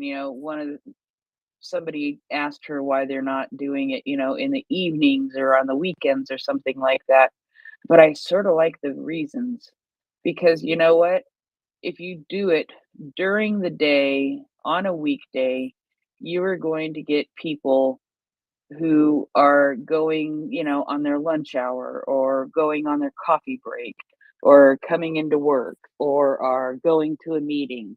You're going to get people that you wouldn't get in other situations. So I think it's a cool idea. So anyway, Shevenyenko, I hope I said that right. Sorry, I'm having a hard time with that. Yeah, no worries. Yeah, I think you're right, and that's one of the important aspects of this space. I mean, I think most people that come into this space are generally, at this point, ones who are particularly interested in Ukraine and come with a background of some sort, at least over the last year of understanding kind of what's going on and being sympathetic to Ukraine. But I was at a conference last week, and there was a seminar, briefly, a small kind of side event and it had to do with those who an update on Ukraine, and it was an organization who's been doing humanitarian work there. That was a very small part of this conference that was giving an update on their work in Ukraine, and they got questions. These are people. It's a small number of the overall group, and they came and were so they're not oblivious to things, but they were asking questions like, well, is the how much of the aid is actually getting to the people, and are you tracking, is there corruption going on with it, and do people really like Zelensky there, and questions. These are people who are interested in Ukraine generally, and have donated and supported Ukraine, but they still have kind of this skepticism that everything is on the up and up. And of course, there are exceptions to every rule, and not every cent of aid has gone exactly where groups have said, because there's some terrible groups out there, and rather than helpful groups, there's grifters, there's all kinds of different things going on. But that's not if you look at the general trajectory of the country, that's not it. It's not where those stray cents have gone, but the vast majority has gone directly to helping, um, you know, all kinds of people, whether that's the military, whether it's people on the front lines who also need a lot of the same gear, like tourniquets and other things that the military needs because they're targets, as Previous was saying before. All kinds of people are targets of the Russian aggression, and so um, it's it's so important to be uh, available and willing to speak up when you're known as that guy who likes Ukraine, in or that guy who supports Ukraine in your circle of friends. You've got to be ready to answer questions and deflect propaganda that they've perhaps unwittingly imbibed through their news uh, choices. And yeah, it's really important for people to be aware of what's going on, especially leading into in the states, leading into an election cycle, and what that means, and how this will be an issue that's Ukraine, that is, will be an issue that's politicized in likely pretty disgusting and frustrating ways. It seems like an easy moral choice, but of course, we're already seeing candidates and potential candidates who are beginning to politicize it. So it's important for people to have a grasp on what's actually going on, to have a grasp on the questions that people will ask, and to have an answer for them when they get the standard propaganda line of questioning that they've heard.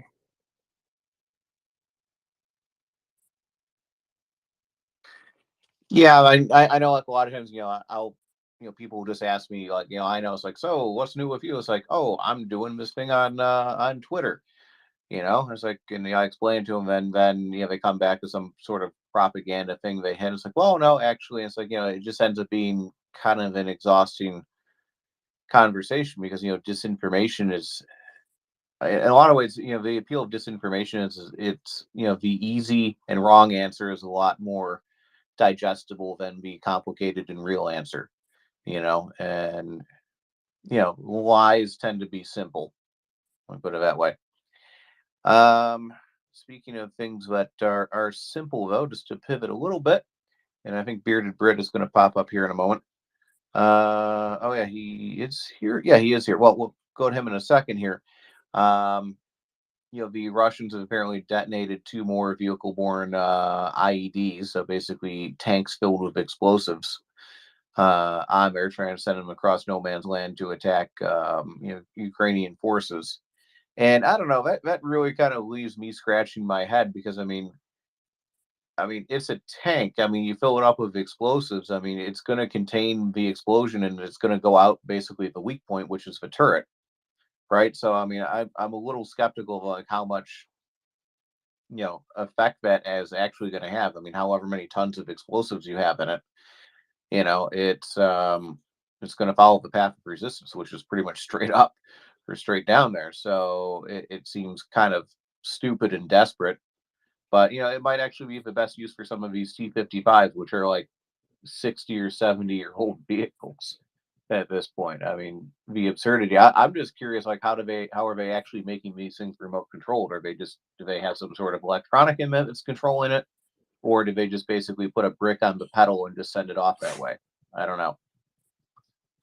Yeah, that's a good question. So I can just see the cinder block there on the pedal.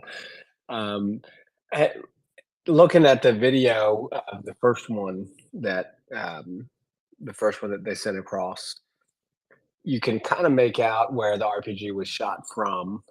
It's hard to tell if it's the forest or if if they're back in the tree line or in the trench in front of that. Have you all heard any information about who shot that and what condition they're in? Because the shock wave on the video seemed to be pretty extensive, and I wonder what happened to the guy shooting the RPG, if the blast was significant enough to not just make him soil himself. Not expecting that as the explosion as the result of his RPG, or if there was actually harm done to anybody. There's no point in speculating, but have you heard anything specific? Have you seen any reports about those guys? From what I heard, everyone was okay because they were basically in the trench, so it wasn't really a big deal. I mean, whoever poked their head up to shoot the RPG, I don't know if they're okay or not. They're probably not going to have to buy a beer for a long time, though. For making that shot. So I mean, that's good for him. But yeah, I mean, still 6 tons of explosives. I mean, it's going to leave you a little disoriented. But I mean, I think that was probably the extent of it. And some Ukrainian soldiers wondering, it's like, what did they just do? Trying to figure out like what the heck just happened. So I mean, I imagine their condition was literally dazed and confused, but it doesn't seem like there's any significant follow up there on there. So we shall see. Again, that's probably one of those things you'll hear a true story on that and be effective in history books. Come out 10, 15, 20 years from now. So, Bearded Brit, there was an article you wanted to speak to. Yes, Primus. Aloha and good evening, good morning, good afternoon, wherever you are in the world from Hawaii. Just wanted to point listeners in the direction of a recent thread by Trent Telenko, where he draws a number of conclusions through what I'd call asking the so what question in regards to this deep targeting strike against a ammo depot on the rail line between Crimea and southern Ukraine. His conclusions, you can read them and draw your own from them. What interests me is trying to explain a little that this is what happens when you do so what. So there's a target there. When do we hit it? Shall we hit it now? What's the effect if we hit it with something else or as part of a sequence, which Trent goes into a little. And so what do we think are the consequences of that? And how does this ripple out? And how does this fit into the plan so it can gain maximum effect across the whole of the southern front. But I don't want to go into any detail or read it verbatim, just pointing listeners in the direction of it for them to draw their own conclusions and get a little bit of an insight into some of the thinking that goes on before people launch a missile and see how they can actually maximize its effect. There you go. Back to you, Promise. Thank you, Bearded.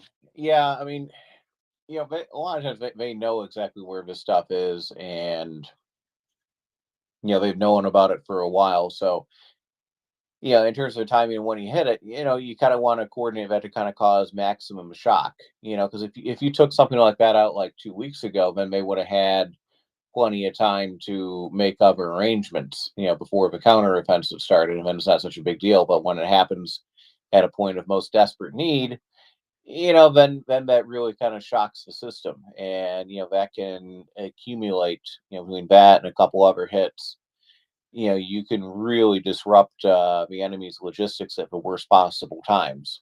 So, you know, what Trent said, I'll admit, I found him to be a bit hit and miss, but this seems like a hit. Yeah, one of the things with that, we've been talking for the last 6 weeks here about condition setting. Yes, this has created a big bang and has wiped out a whole load of ammunition, but as Trent alludes to, or states, what happens to the rates of ammunition that are going forward in the next 10 days, in the next 15 days, in the next 20 days? Again, piecing it all together, what are the effects we can achieve now, the primary effects? What are the secondary effects? What are the tertiary effects? And how does that link into where we want to be in a month's time, 3 weeks' time? And that goes, again, Primus, back into timing, synchronization, that horizontal chain of command and interaction across the planning cells, the execution cells, the logistics, the targeting cells, all coming together to give this coherent effect that has happened.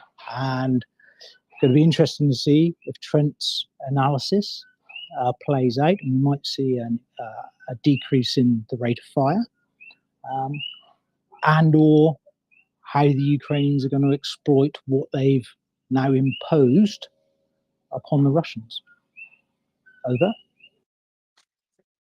Thank you. Yeah, that's this is the kind of thing I'm sure there's going to be some follow up for. I mean, that might be, you know, one of the condition settings for, you know, fully committing to the offensive, for example, or a specific access on there. 'Cause, I mean, certainly there's only really one main rail line out of Crimea, you know, and that's well, the one they hit, and you know the effect of it seems pretty substantial.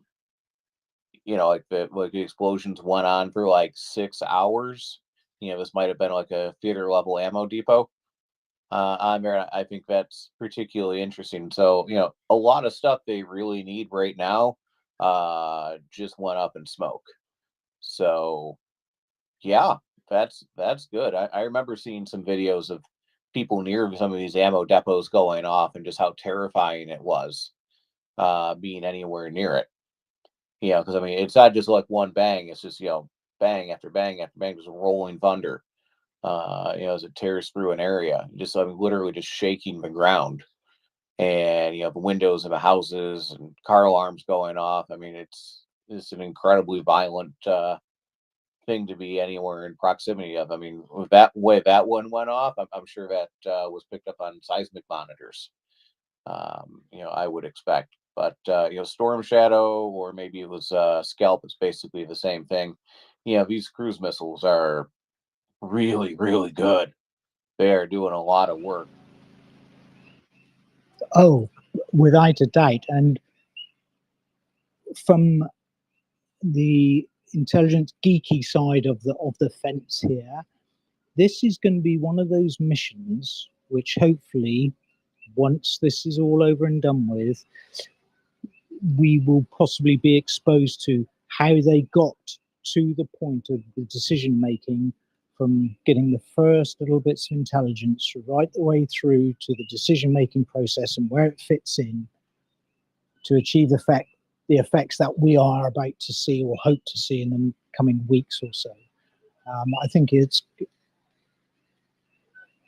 for me, it's be interesting to see how they fitted it all together, and hopefully this is going to be one of those examples which will be declassified for general consumption in the fullness of time. Do you think it would be fair to say this is one of probably the most significant hits with the Storm Shadows so far, outside of taking out that General Goryachev? Possibly bigger?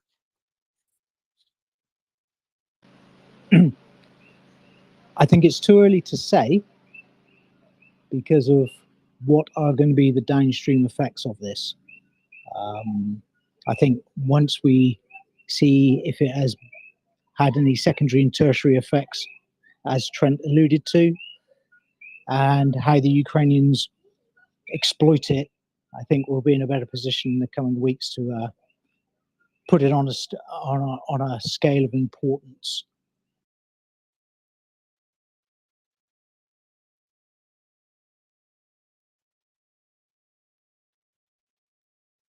Yeah, sorry, I got trapped in some windows down here. It's an interesting story about the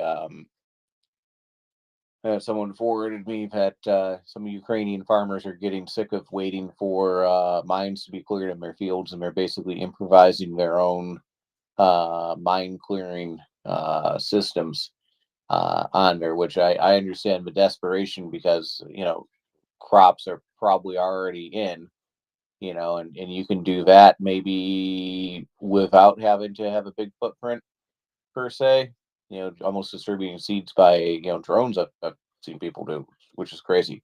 But I mean, at some point, heavy equipment needs to go into the fields and pick this stuff up, so they really have to clear it. And I understand them needing to get that done, but man, that's going to be dangerous. But it has to be done too. I mean, people need to feed Ukraine and the world, and it's never been harder, for sure on that. But yeah, I mean, for anyone who's not aware at this point, we're talking about Storm Shadow. That is it's a air launch cruise missile, which they've apparently put on their Su-24 fencers.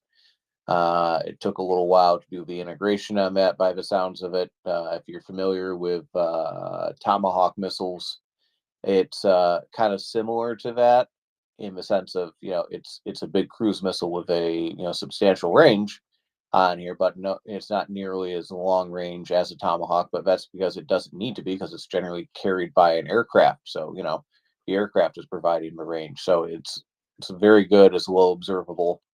And it's really good for going after hardened targets, because it basically has two warheads. The first warhead will kind of, open up a top of a bunker or a hardened target of some sort, and then the other 500-pound warhead or so will go through and just blow the absolute snot out of whatever hits it. Of course, you can just set them to blow up at the same time too if you're going after a target like this, which I'm sure works just fine. Well, clearly it does. So that was a contribution the Brits made. I'm actually surprised at the number of these things the British and apparently the French have provided on there, because the Ukrainians are not being stingy with their use at all. So I mean, it's possible they have access to several hundred of them. And the Swedes are talking about providing some sort of long-range missile system, which is probably going to be the Taurus cruise missile, which they developed with the Germans, and that will be, it's kind of an analog of the same thing. I think the warhead is slightly nastier, but that doesn't really matter all that much. It is a little longer range, but that doesn't really matter all that much. The important part is to have the inventory to burn through, so that nowhere that Russia occupies is safe. And maybe, just maybe, the British might let the Ukrainians use some of those on some Russian targets as well, because there's a whole lot of juicy airfields that could use some attention, in my opinion. Because I really don't think that the Russians should be allowed to operate from impunity in their own country and attack Ukraine. And we should be enabling that.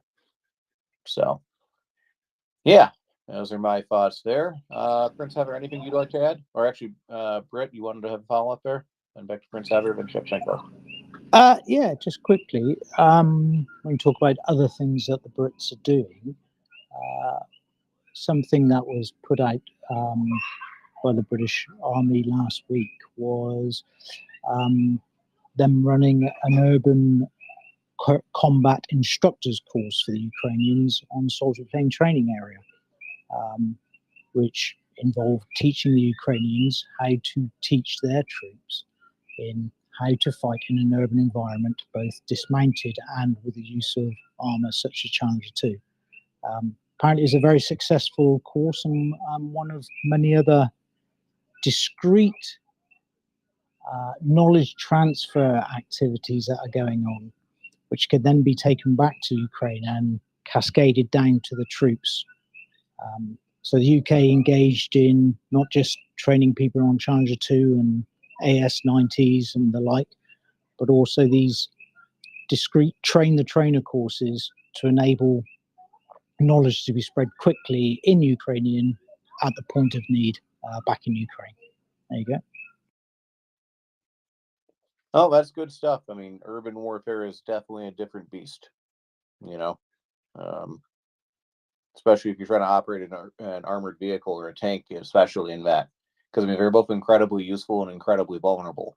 So it's a totally different kind of way of fighting. So, sorry, yeah, and just quickly, if we ask the question, so what? So people are being trained in how to fight in urban environments, really how to fight. What does that mean for the future? I'm just going to leave it there. well, I'll pick up what you're putting down there. You know, what it means is probably in the Leaderpool and MriyaReport, you know, among some of these other places. I mean, you don't really need that level of urban training to take a village or a town, but you sure as hell need it to take a city. So, yeah. Prince Heather, anything you'd like to add? We're coming up on 1 o'clock, so it's almost pumpkin time. I see Mockers is lurking in the background here, so I'm sure she's comes bearing numbers. Yeah, I haven't seen those yet, but you know, you guys are talking military explodey stuff and all kinds of things, and that's really cool.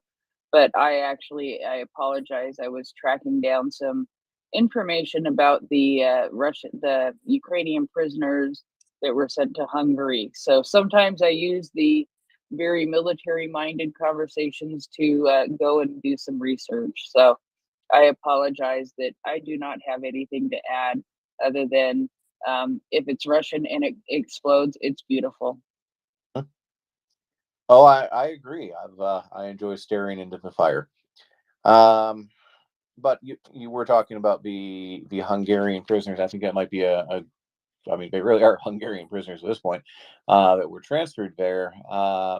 Anything you'd like to share in regards to that and any updates on that very confusing situation? Well, Doman is really the expert when it comes to this.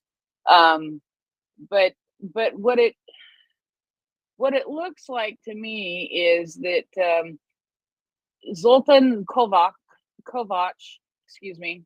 I need to remember that I do know how to pronounce Kovac in Hungarian. Most of you would look at it and say Kovacs. Anyway, told the publication that the prisoners were released as a result of cooperation between the Russian Orthodox Church and the Hungarian Charitable Services of the Order of Malta, and by their own admission expressed a desire to come to Hungary.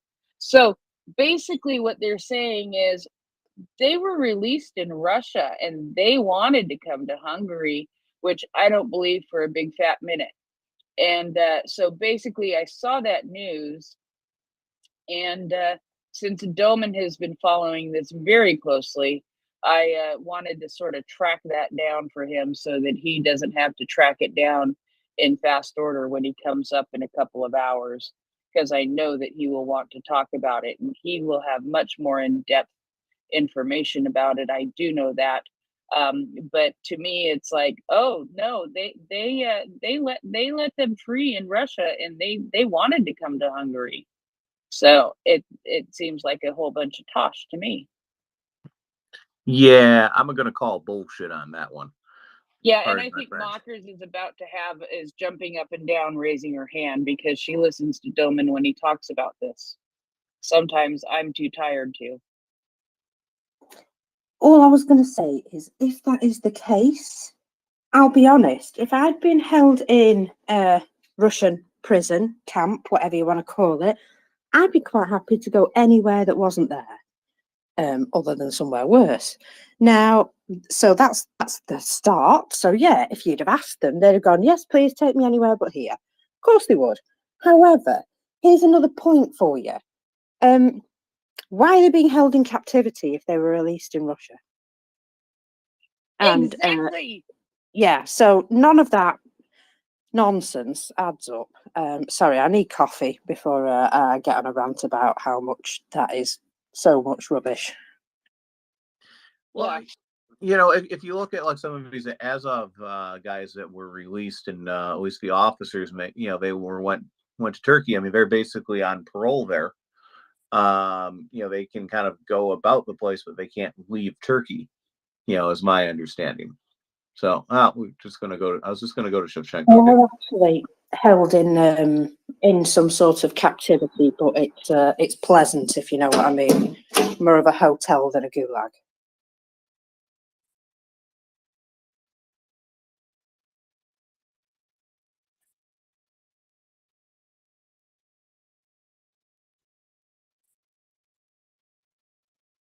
Alrighty then. I think we lost the one guy who had his hand up. I apologize for him. Uh-oh. Looks like we have other people dropping. We're bleeding people. Primus, we don't need to do that. We would like to retain our listenership and retain the people who would like to come and speak to us. It is, look at that. Markers decided she wants to talk to us. Could be, yeah. Well, Shevchenko did send me something. He had to go. I should have got to him better. I apologize. But you know, he did say it's like one, it's approaching 3 months of the Wall Street Journal journalist being held in captivity in Russia. So that's not good. He also tweeted out a video and put an S about the cemetery from a church we were talking about earlier. You know, that was uncovered in the water on there. So I would, you know, encourage you to take a look at that as well.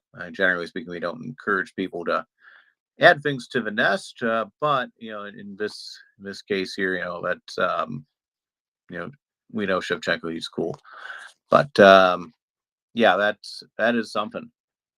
That is something else. So I would encourage you to take a look at that. So, let's see. Well, Mockers is getting some coffee on here. Mockers has a hand up, throwing some hands. Go ahead. Yeah, I'm waving my hands in the air like I don't care this morning. I do have coffee on the way, by the way. This is me just coffee on its way. Sorry, I had something really important to say. And you know how it is, how your brain just goes, yeah, you're not having that now. You don't need to know that. Yeah, it's gone, so I'll come back when I've remembered. Yeah, that's pretty much my hosting style, Mockers. So just good idea, and kind of forget where I was going with that. So, just been a day of introspection.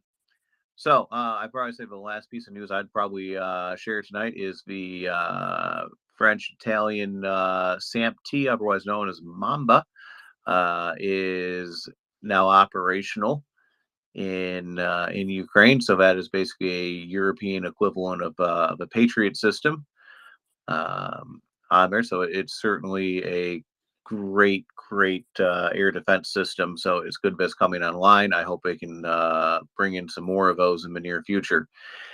But it's a good start, and you know, looking forward to more of those being around there, because that'll pretty much lock down another city.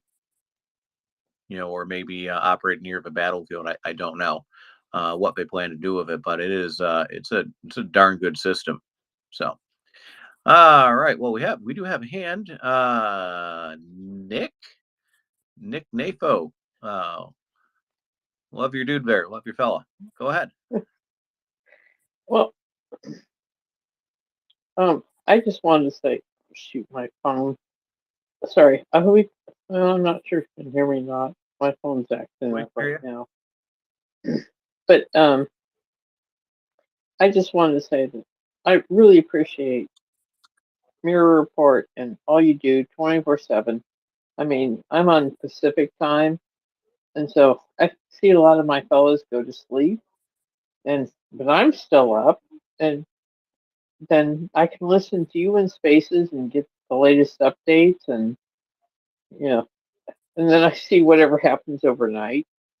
But I just really appreciate everyone, and thank you for always keeping us informed with the right information. And I know you have had awesome, awesome, like everything from Frontline Kitchen to Sarah to World Food. I mean, just every organization that is out there to try and help Ukraine win, that you've had them on, and I just appreciate you very much. And I would encourage everybody to just donate whatever your budget will allow. So thank you. Yeah, thank you, Nick, and yeah, I appreciate the kind words. You know, we've been here since the start of the war over 400 days ago. You know, it's getting closer to 2 years at this point, I suppose. It's we'll be here from the beginning to the end, and no doubt longer. You know, carrying on the mission of freedom. You know, and you know, I would encourage. Go ahead.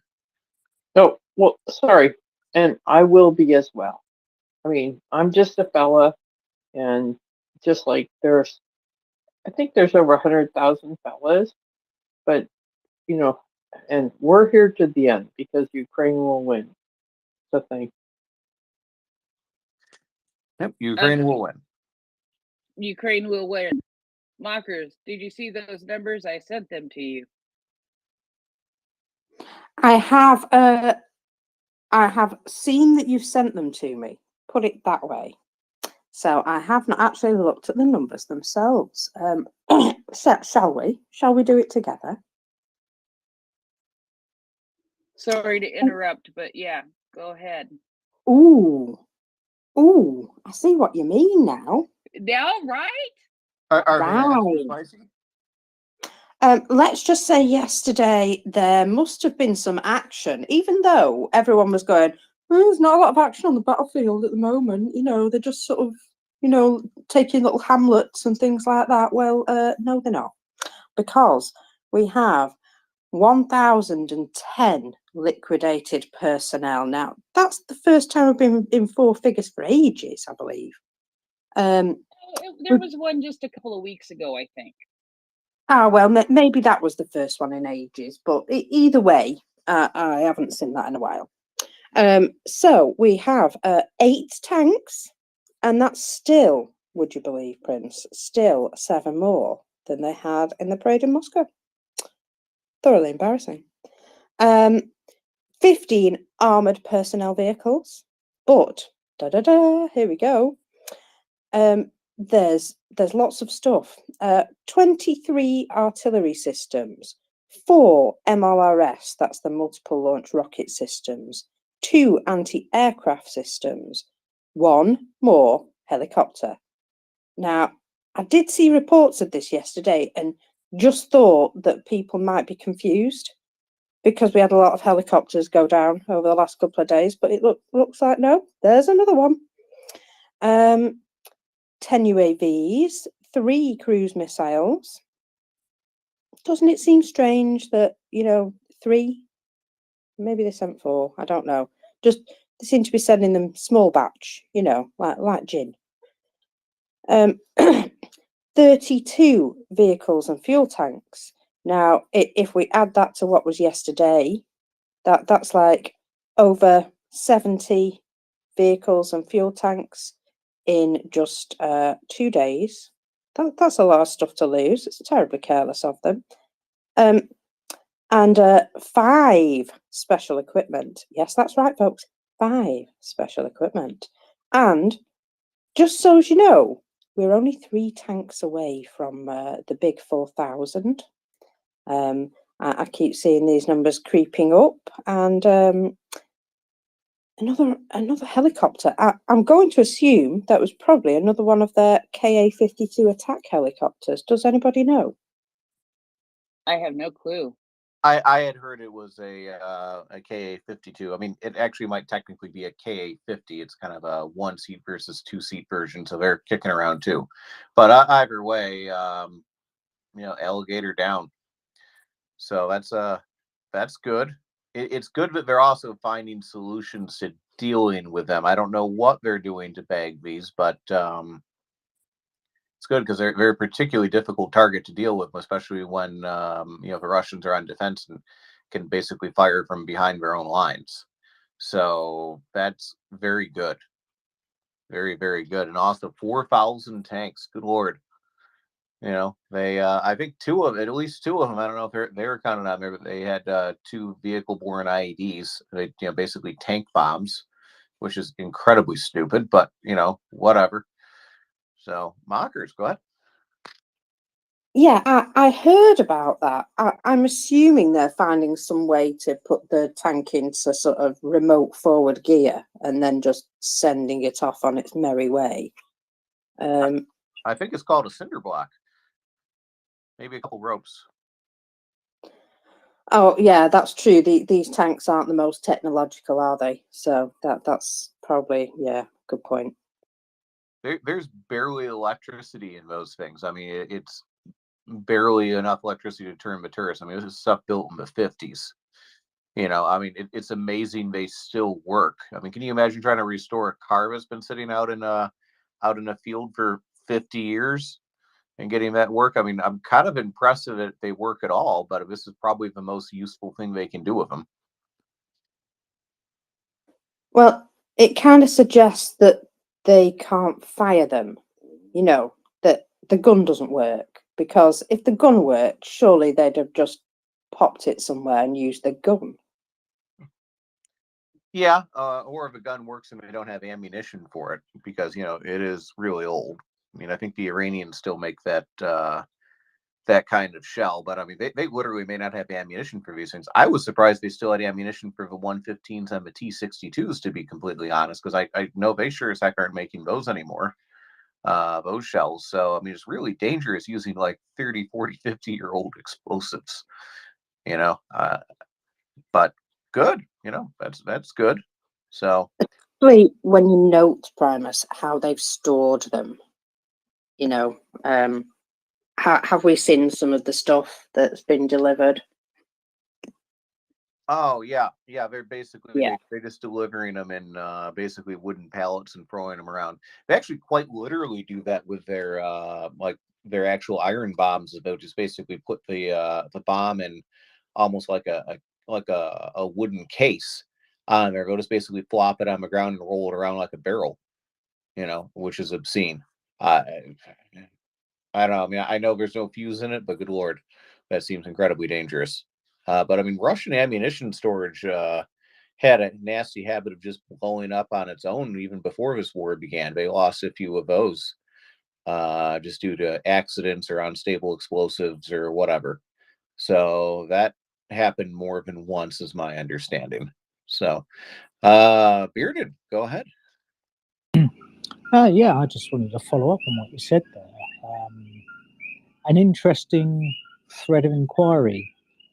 Can they not fire them? All they're useful for is actually just setting off into drive and just trundling towards to soak up any anti-tank rockets.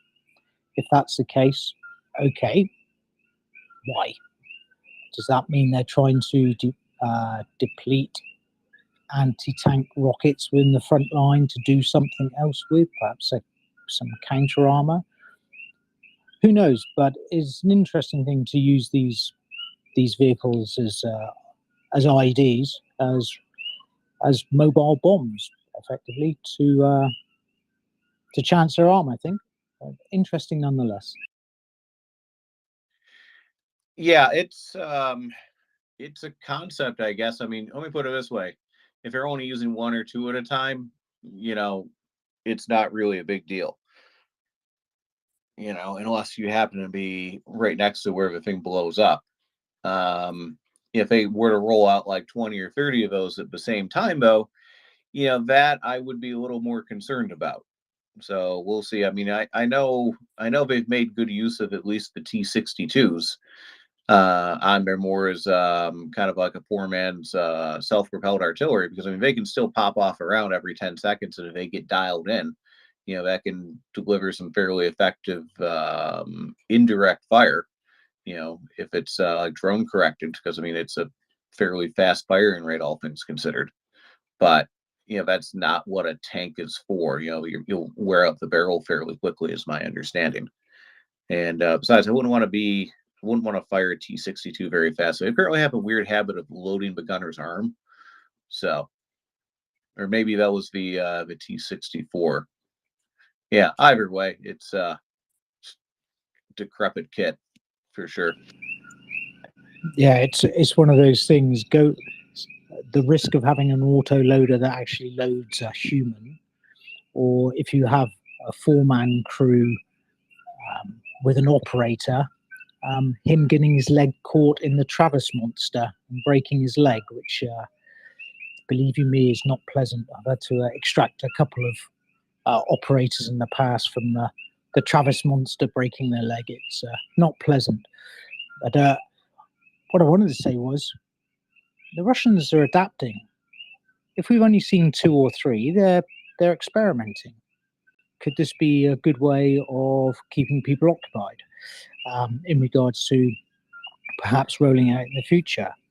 And perhaps they could use it to set their own conditions for something else. So yeah, they get the opportunity to adapt and improvise as well as the Ukrainians. So interesting to see where this goes. I promise. Yeah, it's I don't know. We'll see. I mean, it's certainly efficient if the Russian tanks blow themselves up. So yeah, we shall see. All right. Well, on that note, Mockers has her hand up, but she's also going to be taking over my co-host slot here. So it's a pleasure speaking to everyone. We covered a lot of good news. A great interview with Lydia from protesting in Toronto, protesting and picketing the Russian consulate that's too chicken to show their own flag on there. So that was amusing. She's a great and interesting lady, and we talked a lot about basically mental health, PTSD and the effects of children and so on. How that's affected them and going to be affecting them. The help is being provided. Mrs. Zelenska apparently is in Israel and is talking to some folks about mental health initiatives and that kind of thing. So I've covered a lot of great ground tonight. It's a pleasure talking to everyone. And Mockers, thank you very much for the extra spicy numbers. Looks like tomorrow we'll be recognizing 4,000 tanks on here, which is just an absolutely absurd number. The burn rate on this is just completely unsustainable. So, but yeah, let's get it up to 5 or 6 or 7, maybe even get it up to 10. Just take out all their tanks. So all right. Well, you have a good night, everyone, and thank you very much. Slava Ukraine. Good night, Primus. Now, there's something that I like to keep an eye on, and so I'm going to tell you about it anyway. Maintenance and repairs. And a lot of these issues lead to, a lot of these, if I could just stop hiccuping, thank you. A lot of these issues come about because they rely on other people to maintain their stuff. And just seen a nice little piece of news. And thank you. Yes, I am in the co-host position. American General Electric were still servicing gas turbines in the Russian Federation. However, as of June the 19th, which is today, I'm pretty sure, they in the extended American sanctions. Sorry, I have trouble talking when I first start because not enough coffee. So anyway, due to the extended US sanctions, the company has closed access now to the monitoring system that it used to allow Russia to have. And in the future, it is now going to have to make a decision as to whether to supply original spare parts to this machine, to these gas turbines. Now, the reason being is that if they knowingly leave it unrepaired, it's a massive safety issue. So, you know, obviously this is something that they've got to think about in case they have their own liability, I suppose. But the stopping of original spare parts, including blades, would basically mean that the machine could only run for a short period of time, and then it would be very likely to either break down or cause a massive accident, mainly because they are the most critical for the power that's going through these turbines. I mean, these turbines are, you know, hydroelectric power plant type things, you know, that they don't just sort of run a wind farm or anything like that. These are running energy for countries in some cases, certainly parts of countries. And so, yeah, they've now removed the monitoring system from them, which I would imagine was probably something that they were contracted heavily for, and so needed to have a good reason to knock that off. And now they are considering whether or not the selling of spare parts and equipment to them. There was another word, but I've chosen a different one. Yeah, so allowing them to continue to purchase or receive spare parts and turbine blades. I'm going to say that if you lose a turbine blade, it's probably they're just going to grind to a halt or be exceptionally emotional. There's no in between there. So just so as you know. So, good morning, Prince. I have arrived thoroughly late, a little bit of a temperature, and I think I've decided that I'm not going to work today. So you can all be very glad of that. Otherwise, you would have to survive without me. I know, it's shocking. It's a concern, isn't it? I can see that you've got, like, you know, yeah, worries about that. So just to note that, oh my God, I'm going to murder my cat. He's just come in and weed up the sofa. And you know why? Because he, he's an annoyance. Because I didn't give him any milk. Because I'm out of cat milk. And that was a protest. That wasn't a proper wee, because it was just a little... Oh, you little bastard. Right, while I murder my cat, I'm going to go to Will. Yeah, you know why he does that, Mockers? Because he knows you're on with 500 of your closest friends, and he, you know, Called a protest P. This particular cat who does it. I'm going to wring his little orange neck. You know, right when you get ready to talk into the phone or microphone, look at my chocolate starfish. Isn't it glorious? I just wanted to clarify a little bit, a tiny little bit on that the gas turbine issue that GE coming out is very good and important, because I was talking to you guys months ago about the effects in the oil industry, and you know, these large gas turbines are what they use everywhere now where they're producing oil and gas. They always set up a massive, these are called like frame 11 GE gas turbines. They are massive jet engines with no place to go, basically. And the key is, if you lose a turbine blade, it won't grind to a halt. It will have what we call catastrophic disassembly, which is really nice. So we really want to encourage the Russians to do their own maintenance on these gas turbines, the bearings, all the turbine parts, everything, because it isn't that hard, mockers, and they really should just try it themselves. They'll be a fine.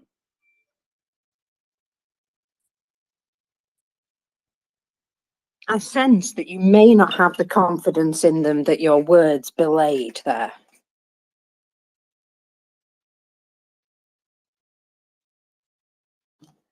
Or were you just saying that, yes, they'll be absolutely fine. They know how to do these things, engineers and stuff.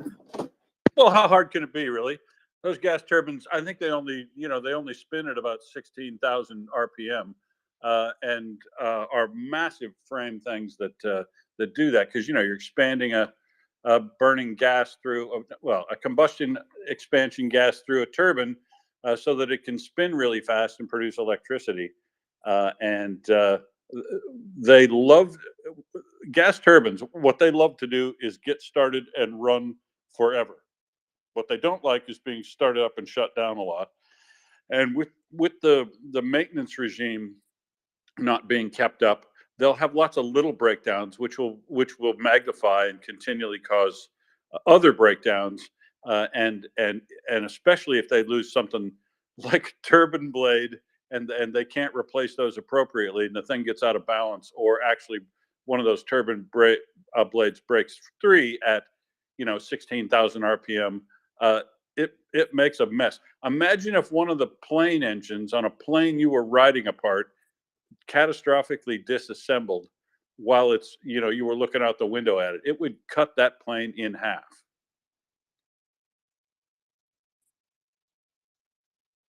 It would definitely cause a problem.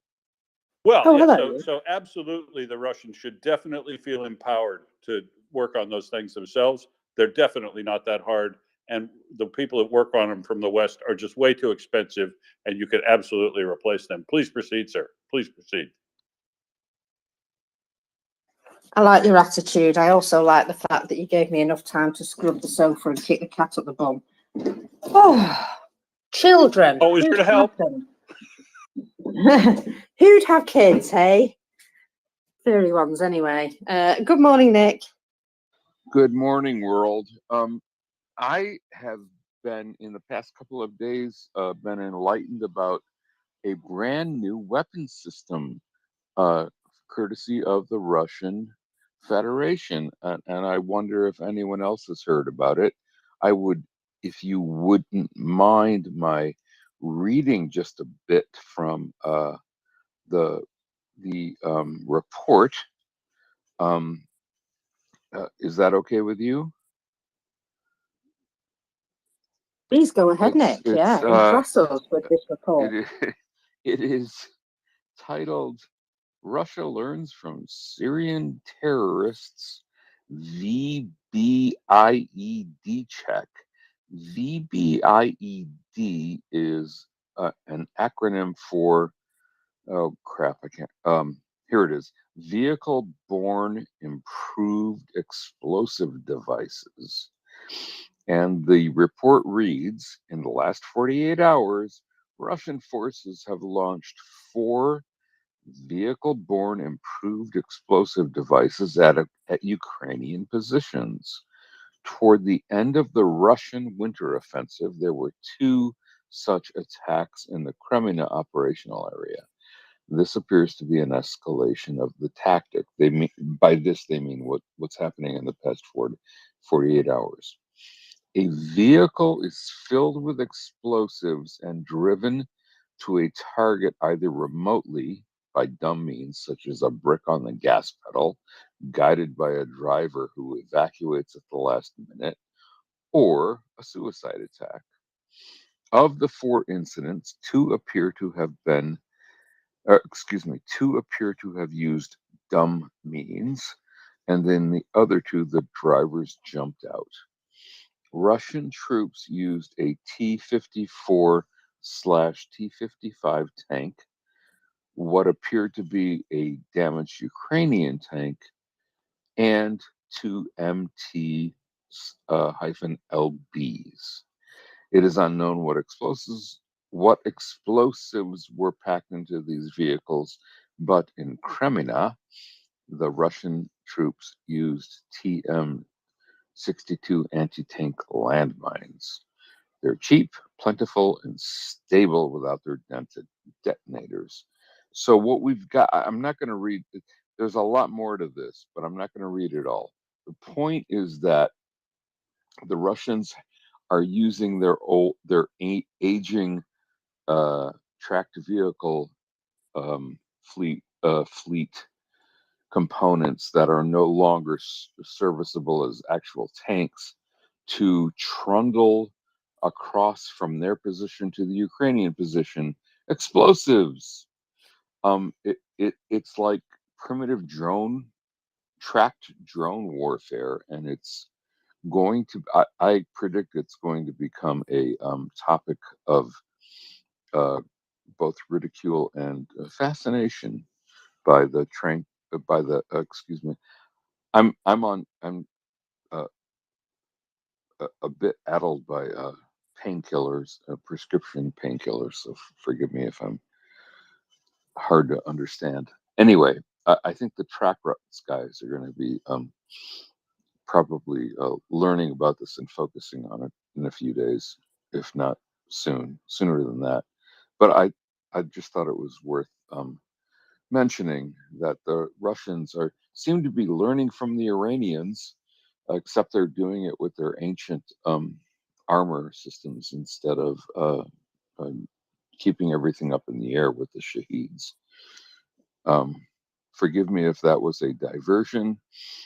I note that Bearded Brit is here, and he may have some thoughts about it. But I thought I would bring it up before I descend back into stupidity.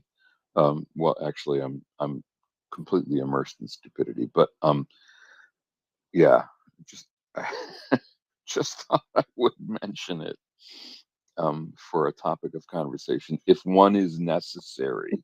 And frankly, Mockers, before that, I would love to hear a burn and a burn report from you. Thank you. Well, I shall go to Will, and then I will look up what I need, because I've been slightly distracted with household duties this morning, shall we say. Yeah, then I will come back to you with that. Yeah, go ahead, Will. Household duties. That's what we call them these days. Cats. So I also have a prediction, Nick, on this one. We first talked about this yesterday with Doman, yesterday evening for me. And, you know, we see an MTLB, we see a T-55, we see old equipment. So my prediction is IEDs are notoriously dangerous to work with, right? They're not a design thing. They're not well designed so that they only present a risk to themselves or present a risk to others. Remember Scruff and other people here in the space talking about when they were first setting up drones to be able to improvise drop grenades and things, and how dangerous they were, and how some people got injured and killed messing with them. My prediction on these large moving truck bombs, if you will, armored truck bombs, is that anytime the drones spot these things, they can use a single one of the larger FPV drones with the shape charge heads on them. Looks like basically an RPG round hanging underneath of it. I reckon that the Ukrainians will start targeting those things when they see them in the Russian lines, because and hit those before they even leave the Russian tree lines, because if they do, then all that explosive mine work is going to be right near the Russians instead of right near the Ukrainians, and it'll probably backfire on them in that way. But other than that, you know, with a little bit better awareness and making sure people are staying frosty on the front lines when things seem quiet, I don't see any of these actually getting through and doing any significant amount of damage to Ukrainians. It's just too slow moving. And it smacks of desperation. So in an area where things are getting desperate, you know, down Marinka, Avdiivka area has been a stalemate since 2014. So Yeah, I just don't see these things being effective at all, even though they do make a massive explosion. I mean, the explosion of that T-55 was so good, even the secondary explosion made a shockwave. So really big booms, but I think it's just going to be a waste. But on the other hand, we now know why the Russians are building up those huge piles of anti-tank mines along the side of the road periodically. Just follow those around, wait till they pour them in a tank and hit them with an FPV, and they will cease to be a problem along with all the bomb makers. I did see a big pile of those mines taken out yesterday, which also took out the drone, even though it was really rather high up. So very impressive boom from a pile of mines there. And I think that's the third I've seen on video of a big pile of mines being taken out like that. So yeah, you're probably right. They are storing them up for a reason. Nick, did you want to speak? I just wanted to thank Will for that. That was a great response. I really appreciated it. Thank you. I'm probably gonna shut up and just listen soon because I'm so doped up from the painkillers. But I'm appreciating it, and I am really looking forward to your boom and burn report. And I know you gave us the numbers, but as usual, for some reason I blanked out during the artillery systems number. So if you want to recite that, that would be great.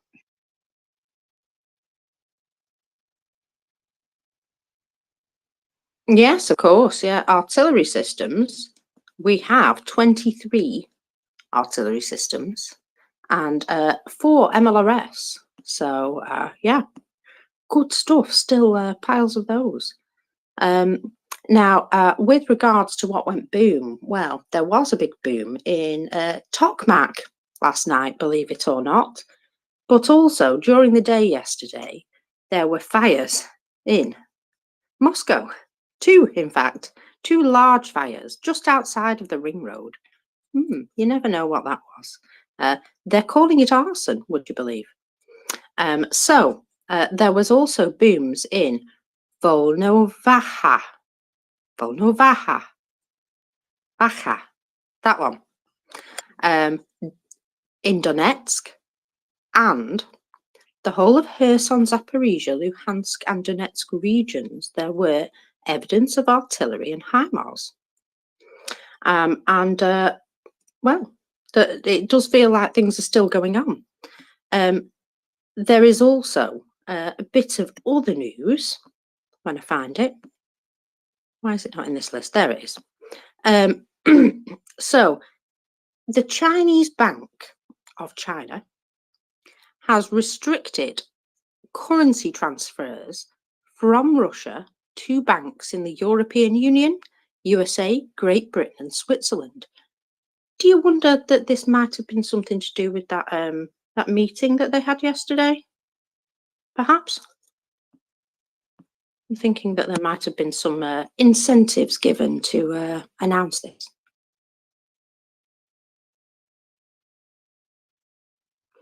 And of course, it further cuts off the flow of money into Russia and stops them being able to pay for things, which I think is, well, beautiful.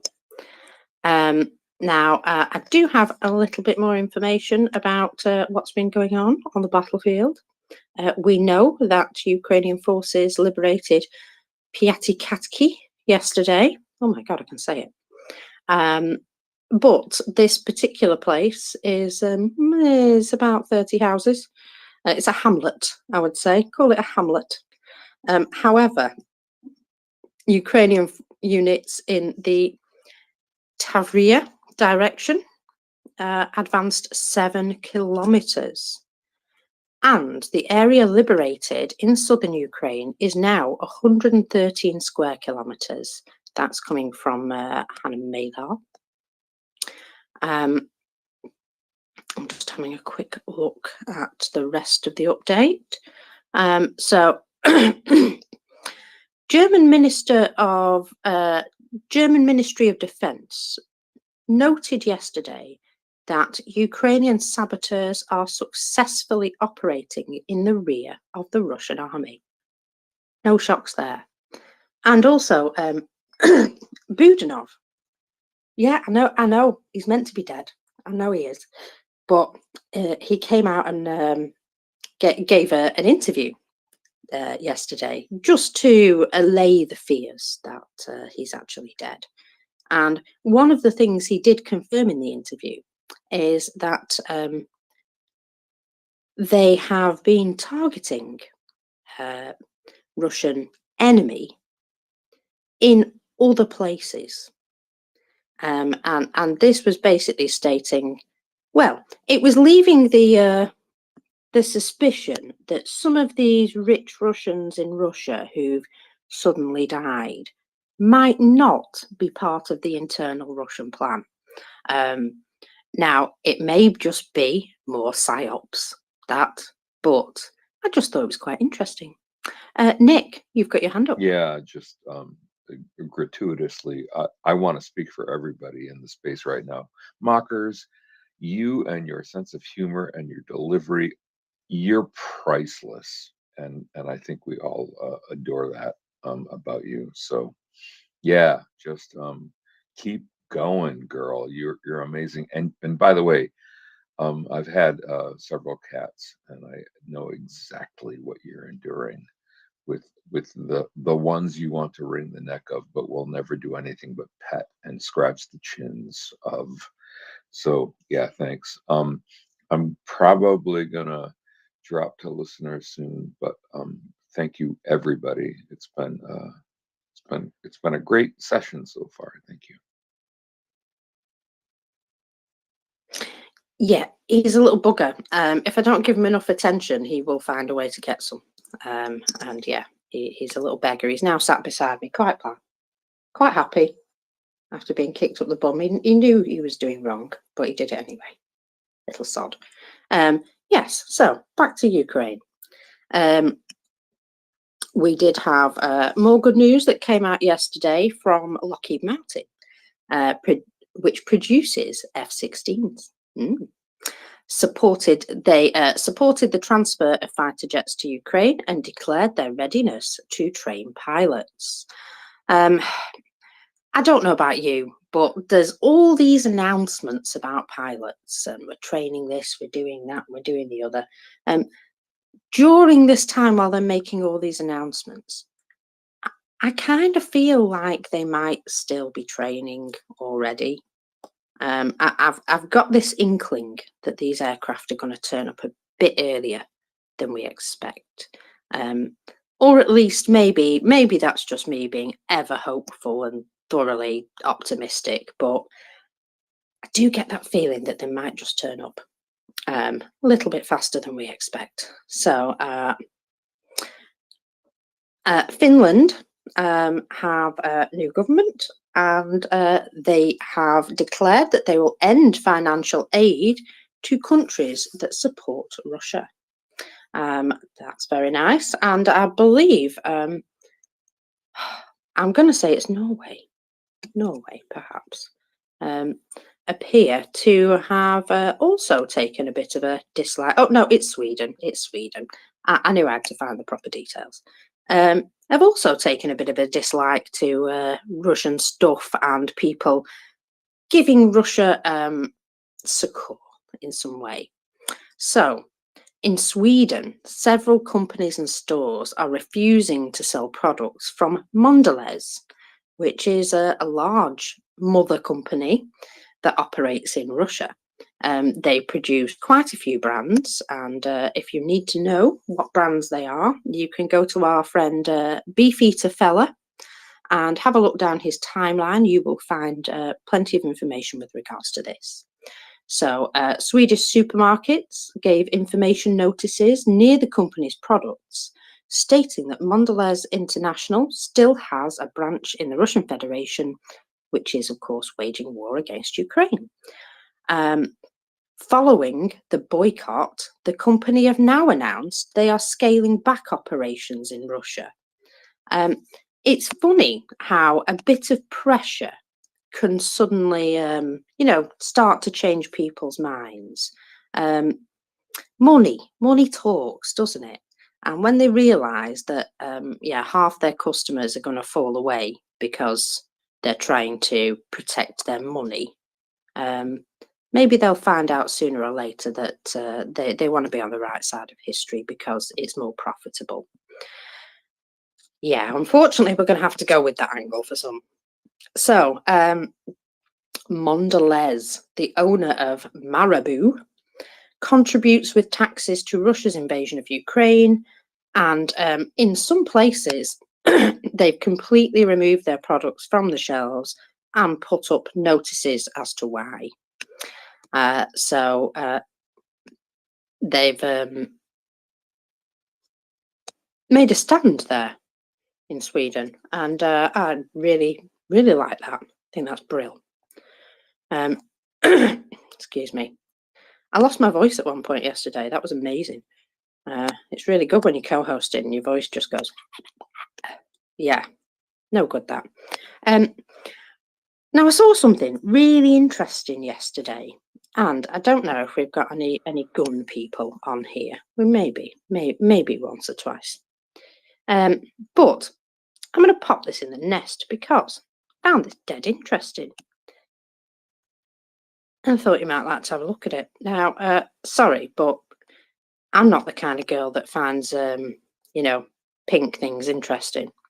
I find this interesting because it's a gun. Yeah, I apologise. I'm a bit weird.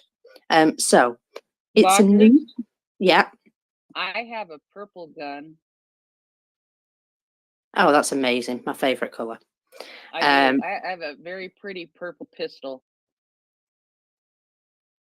So many jokes. Okay, I'm going to get over that. What you can see in the nest is a new small infantry machine gun of Ukrainian production. Now, this particular one is a prototype, but tests are underway, and it's a lighter, smaller gun that you can carry, but it still carries a 5.56 caliber and takes a regular magazine from an AR-15 if necessary. So it can even have a little belt fed, as you can see from the second picture there, little belt fed section at the side there. So it's something that I think is,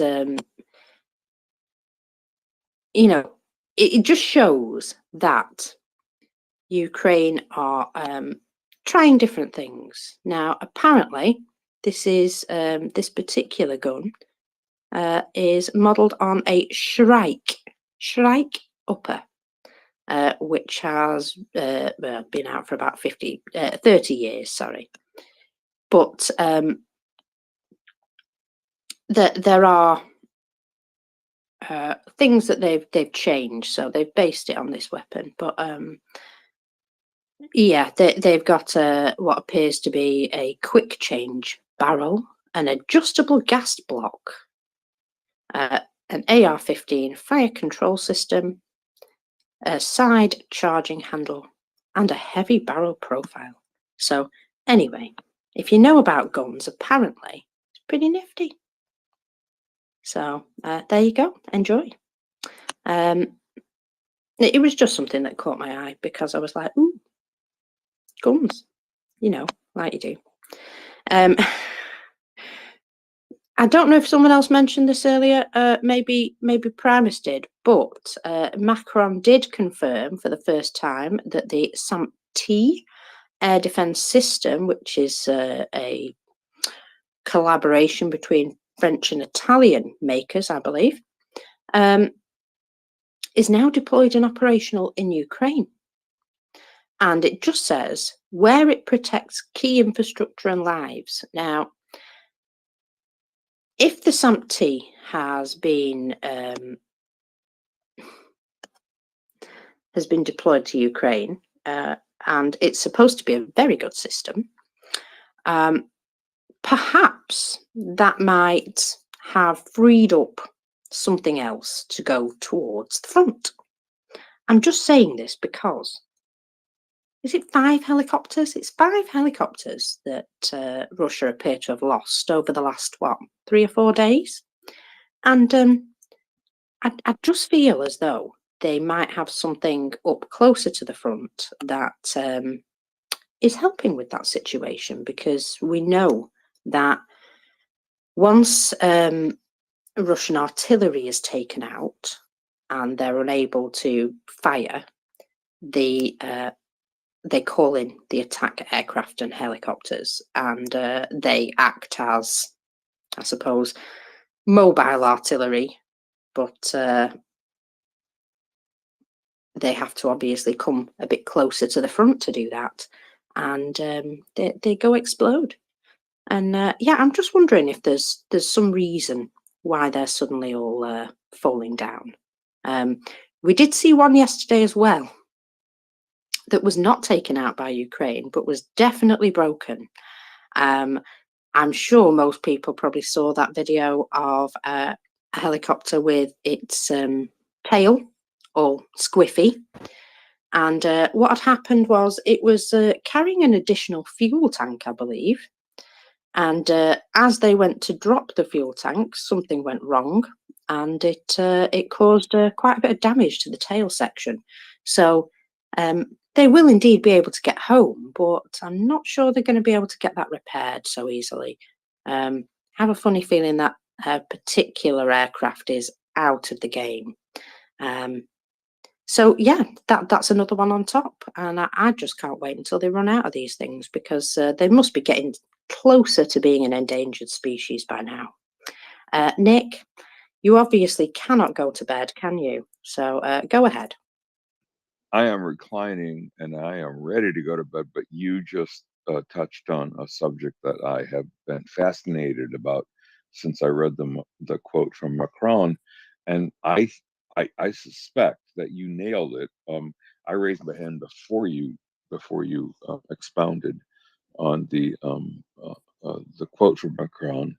I expect that the SAMT is either deployed near the front to shoot down Russian aviation, or, as you said, perhaps, and this is perhaps even more likely, its deployment in Ukraine serves to free up better suited assets to away from the Ukrainian cities and to the front, and the SAMT is covering the cities instead. Either way, big win. Good going France. Late to the party, later even than Germany, but let's go Europe. Let's crush these Russian barbarians once and for all. Now I'm too worked up to go to sleep, but I will keep listening because that's what I do. Thank you. You're very welcome. Do you believe he's really going to go to sleep? Not at all. No. Not me either. No. You'd be surprised. At my age, I can fall asleep in the middle of a sentence, but not this sentence. Oh, don't worry. I understand being that tired, because I tend to do it on a regular basis. I'll be honest, yesterday, before I went for a little break in the day, I kept having a micro nap. You know, where you sort of like, you just blink and then it's like 5 minutes later. And I thought, oh dear, I'm not much of a help here. Micro naps are fabulous, and actually they can be as short as a second and a half and still be helpful. And I am a veteran of micro naps. I know exactly what you're talking about. They are just as I was going to compare them to cats. That's an idiotic idea. Although cats have really good naps too, and some of them are micro naps, and you can tell because you can watch their eyes when they doze off and then scratch at you and then wake up thinking, "What did I just do?" It happens. Anyway, I need to shut up and let smart people talk. But thank you for letting me join in on the late night American version of MR. Appreciate it. Hey, mate, this is the early morning version of Attack of the Brits. Well, Attack of the Brit. This one. Talking of Brits, we have the MOD Defence Intelligence update from the UK. So I suppose I'll bring it to you. I don't know what it says yet, but we'll find out together. So this is the Defence Intelligence update for the 20th of June 23. So on the 19th of June 23, Wagner Group owner Evgeny Prigozhin said that he was expecting a reply from the Russian MOD regarding contract of his drafting, which he tried to deliver to the ministry 3 days before. Now, apparently, he did manage to deliver it in the end, looking at this, because he's now waiting for a response. So, this follows the MOD's own ultimatum to Wagner and any other volunteer formations to sign contracts with the MOD by the 1st of July 23. Although the content of Prigozhin's document has not fully been made public, the act of him delivering it raises the stakes and is highly likely another deliberate effort to undermine the authority of the official military. So obviously they think Prigozhin's pulling something. Prigozhin's tone towards the MOD has become unambiguously confrontational. I know, we're enjoying it with the popcorn as well.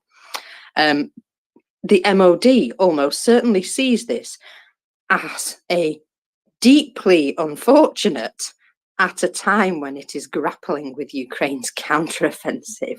Oh, they've got a sense of humour this morning. It's back.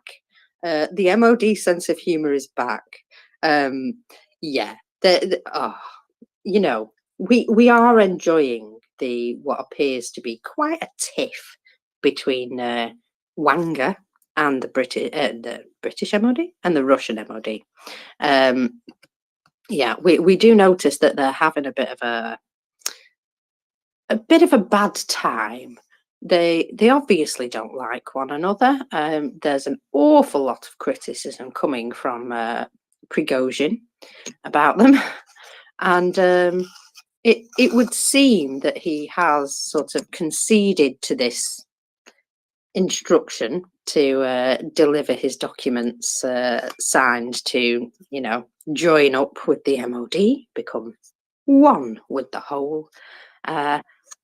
However, we saw the video where he tried to deliver the documents initially. He was making a big song and dance out of it. I have a feeling he knew they weren't going to accept his documents, but he made this big old song and dance about handing them in. And as soon as the girl figured out what he was handing in, she slammed the window in his face and ran off. And I mean, he says, oh, she's obviously been instructed not to take this particular document from me because she was fine up until the point where she realized what it was. So it would seem that that was even, you know, an attempt to stop him from doing that.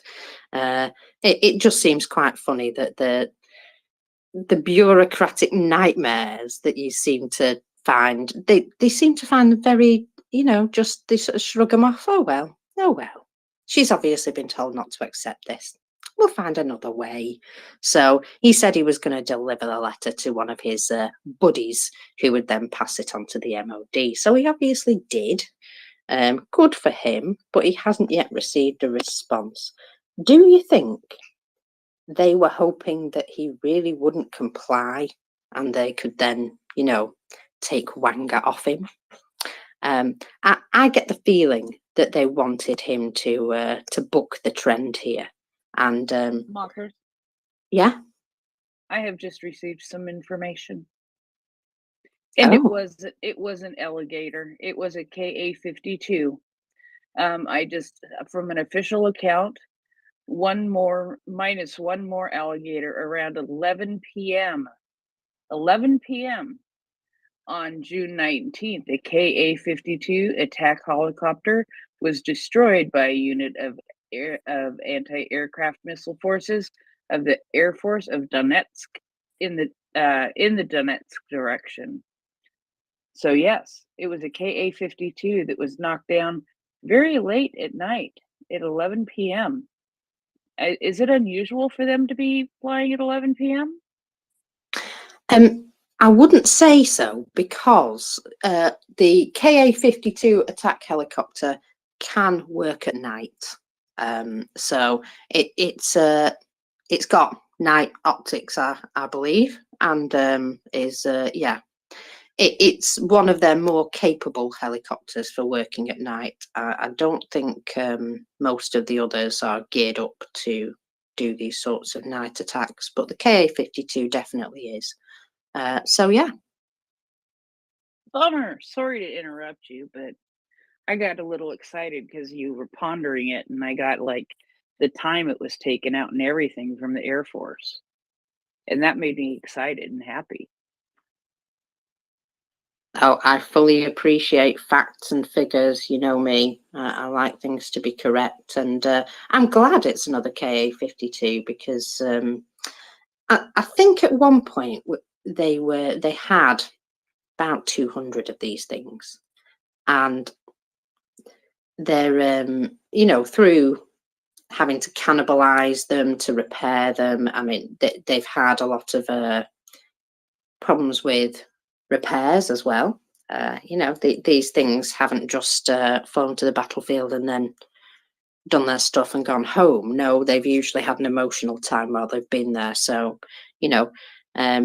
even if they've just picked up a ding or a bullet hole, it's still going to have to be checked out. I'm sure they're doing all the top-notch maintenance in the Russian Federation, don't you reckon? Yeah, okay, sorry, bit of sarcasm there.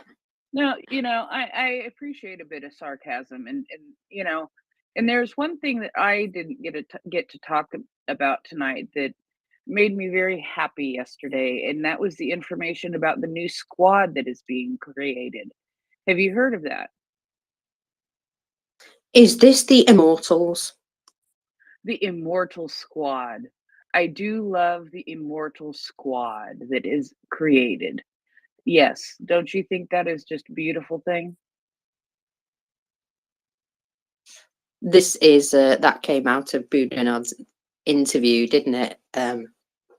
Yeah. But yeah, he wanted to report that him and Zaluzhny were going to set up an Immortal Squad with some of the dead famous Ukrainian fighters of the past, and then they won't just be living in their heads rent free. They'll be able to visit them at home. Absolutely. It is just one of my favorite stories of yesterday, but just another one of those